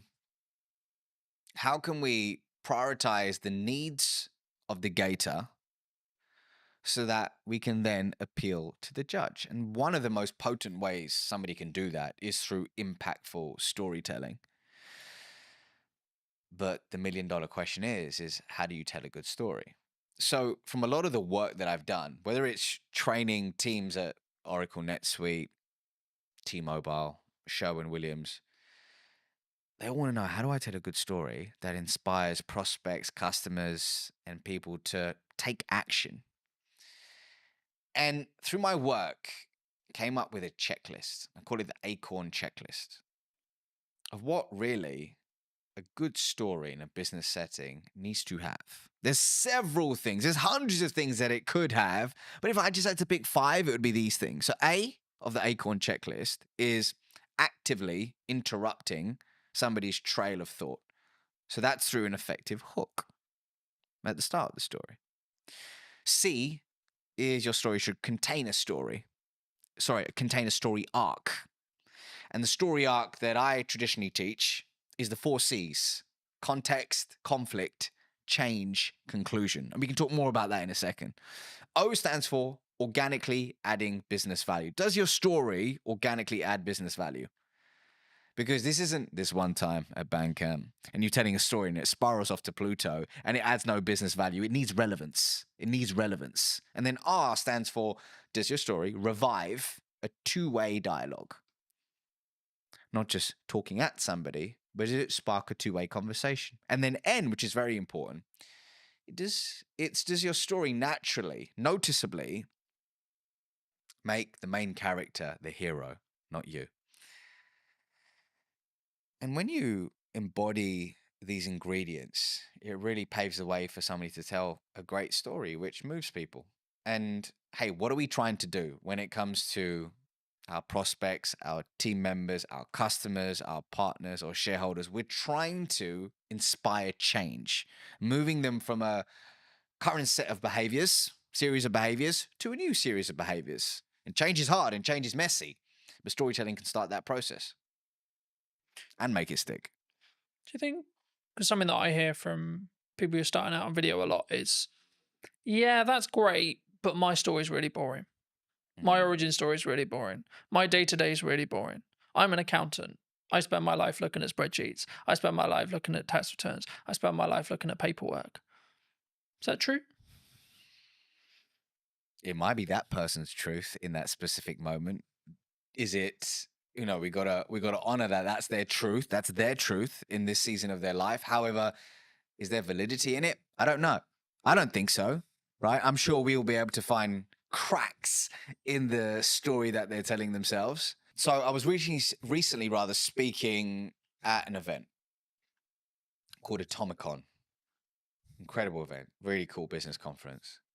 And at the end of my keynote, this individual came up to me and they said, it's really interesting when you were telling stories about your kids and this and that or the other, there was humor in it. There was fun in it. It wasn't like, oh, I went through this immense pain and this happened and that happened. And that's what I struggle with. I was like, what do you mean? Tell me more. And they said, well, I'm struggling to craft my origin story because I don't have this huge moment in my life where, oh my God, I was down and out. I was at rock bottom and look where I am now. And for me, that's a recipe for disaster because it can leave you in analysis paralysis and forgetting that often the beauty is in the imperfect moments, the relatable small moments. When I came out on stage that day, I told a story about my daughter and how she was mimicking breath work that I was doing in some season of my life. And as a result, it made me realize that how I do whatever I do in my life, she's going to mimic it. And my job isn't to tell her what to do, it's to show her who to be. That was the crux of it. But that came from a seemingly insignificant moment in my day-to-day life. So I think what it boils down to is creating a story bank. And I have a process for that, but creating a story bank where you're collecting these insignificant moments, figuring out which one of them can be transformed into a story and testing them versus sitting there trying to think of that one story and then going, I don't have it. I'm going to wait for it. And then just doing nothing. So everybody has a story to tell. The question is, do you have an intentional, going back to our question at the beginning, do you have an intentional approach to finding them, identifying them, and then delivering them in low stakes scenarios to test and tweak and iterate for high stakes scenarios? It's a real process. I think it's something that you'll adapt as well. like as you move through the seasons, right? Like you might not talk about the current season or the season you just come out of, but you potentially will talk about maybe season 1, season 2, season 3, etc. And I think for me that allows you to tweak and adapt and show that you're a non-finished article as well. Building off that, like my level of success at 20 was very different to now and will be very different in 10 years. And I think that's the constant thing, and the thing that kind of goes through the core of that is, what's my improvement today? What's the 1% thing I can do? What's maybe the thing I heard from you today, or the thing I picked up whilst watching something, or the key takeaway from the book I just read, or etc. And I think sometimes we don't give ourselves that time. That's why I asked you about the kind of the busy schedule thing. And something that I've tried to do is book less, like put more barriers in the way of those meetings, put more barriers in the way of guests coming on the show or etc. And then have more of a filter of who comes on, why, who am I having a conversation with, why, how can I be present in content, what content am I doing? And the reason why I do that is because then I can be more present and more focused on, and doing less work means I'm more present in the work I'm doing. And it means actually I'll be more transformational, so to speak, to that client, to that customer, to that guest, etc. I hope, I believe, anyway, in that respect. But for those who've really enjoyed this conversation, where's best to reach out to you? Where can they get the book? That kind of thing. Yeah, so if you click the link in the description, I'm sure you'll put it in the description, but you can pre-order my book now, which is available on November 4th, and it's called Relationship Currency. And really what it's about at the core is teaching people in any conversation how to build trust, cultivate authentic relationships, and master the art of communication along the way. So, hey, if this conversation has aligned to you, then pre-order a copy and I'll see you on the other side. But otherwise, I'm on LinkedIn, YouTube, Instagram, TikTok, all the places, just at the Ravi Rajani, and you can find me there. Magic. Thank you so much for coming on. And if you were going to talk to either yourself 5-10 years ago, or someone who's your junior, what advice would you give them? About life, about communication, because I could take this so many places. Wherever you want. Let's stick to communication. And I would say the following. I would say you can listen to podcasts like this. You can watch videos. You can absorb books, courses, and all that good stuff. But if you truly want to be able to communicate with influence and with intention, it doesn't begin with that. It first begins with a journey of introspection. And for some people, that can mean seeing a therapist. For some people, that can mean journaling, seeing a coach, or speaking with a friend where you can speak freely and remove the mask. But here's my truth. When you truly become comfortable in your own skin, that's when you become a more potent, authentic, and influential communicator. So start within, and then look at all the cool stuff, such as the podcast and the books. But hey, if you can't look within first, there's no hack, gimmick, or trick that will save you. Thank you so much for the time, ladies and gents. I hope you took value from this episode, and thank you for coming and spending the time with us today.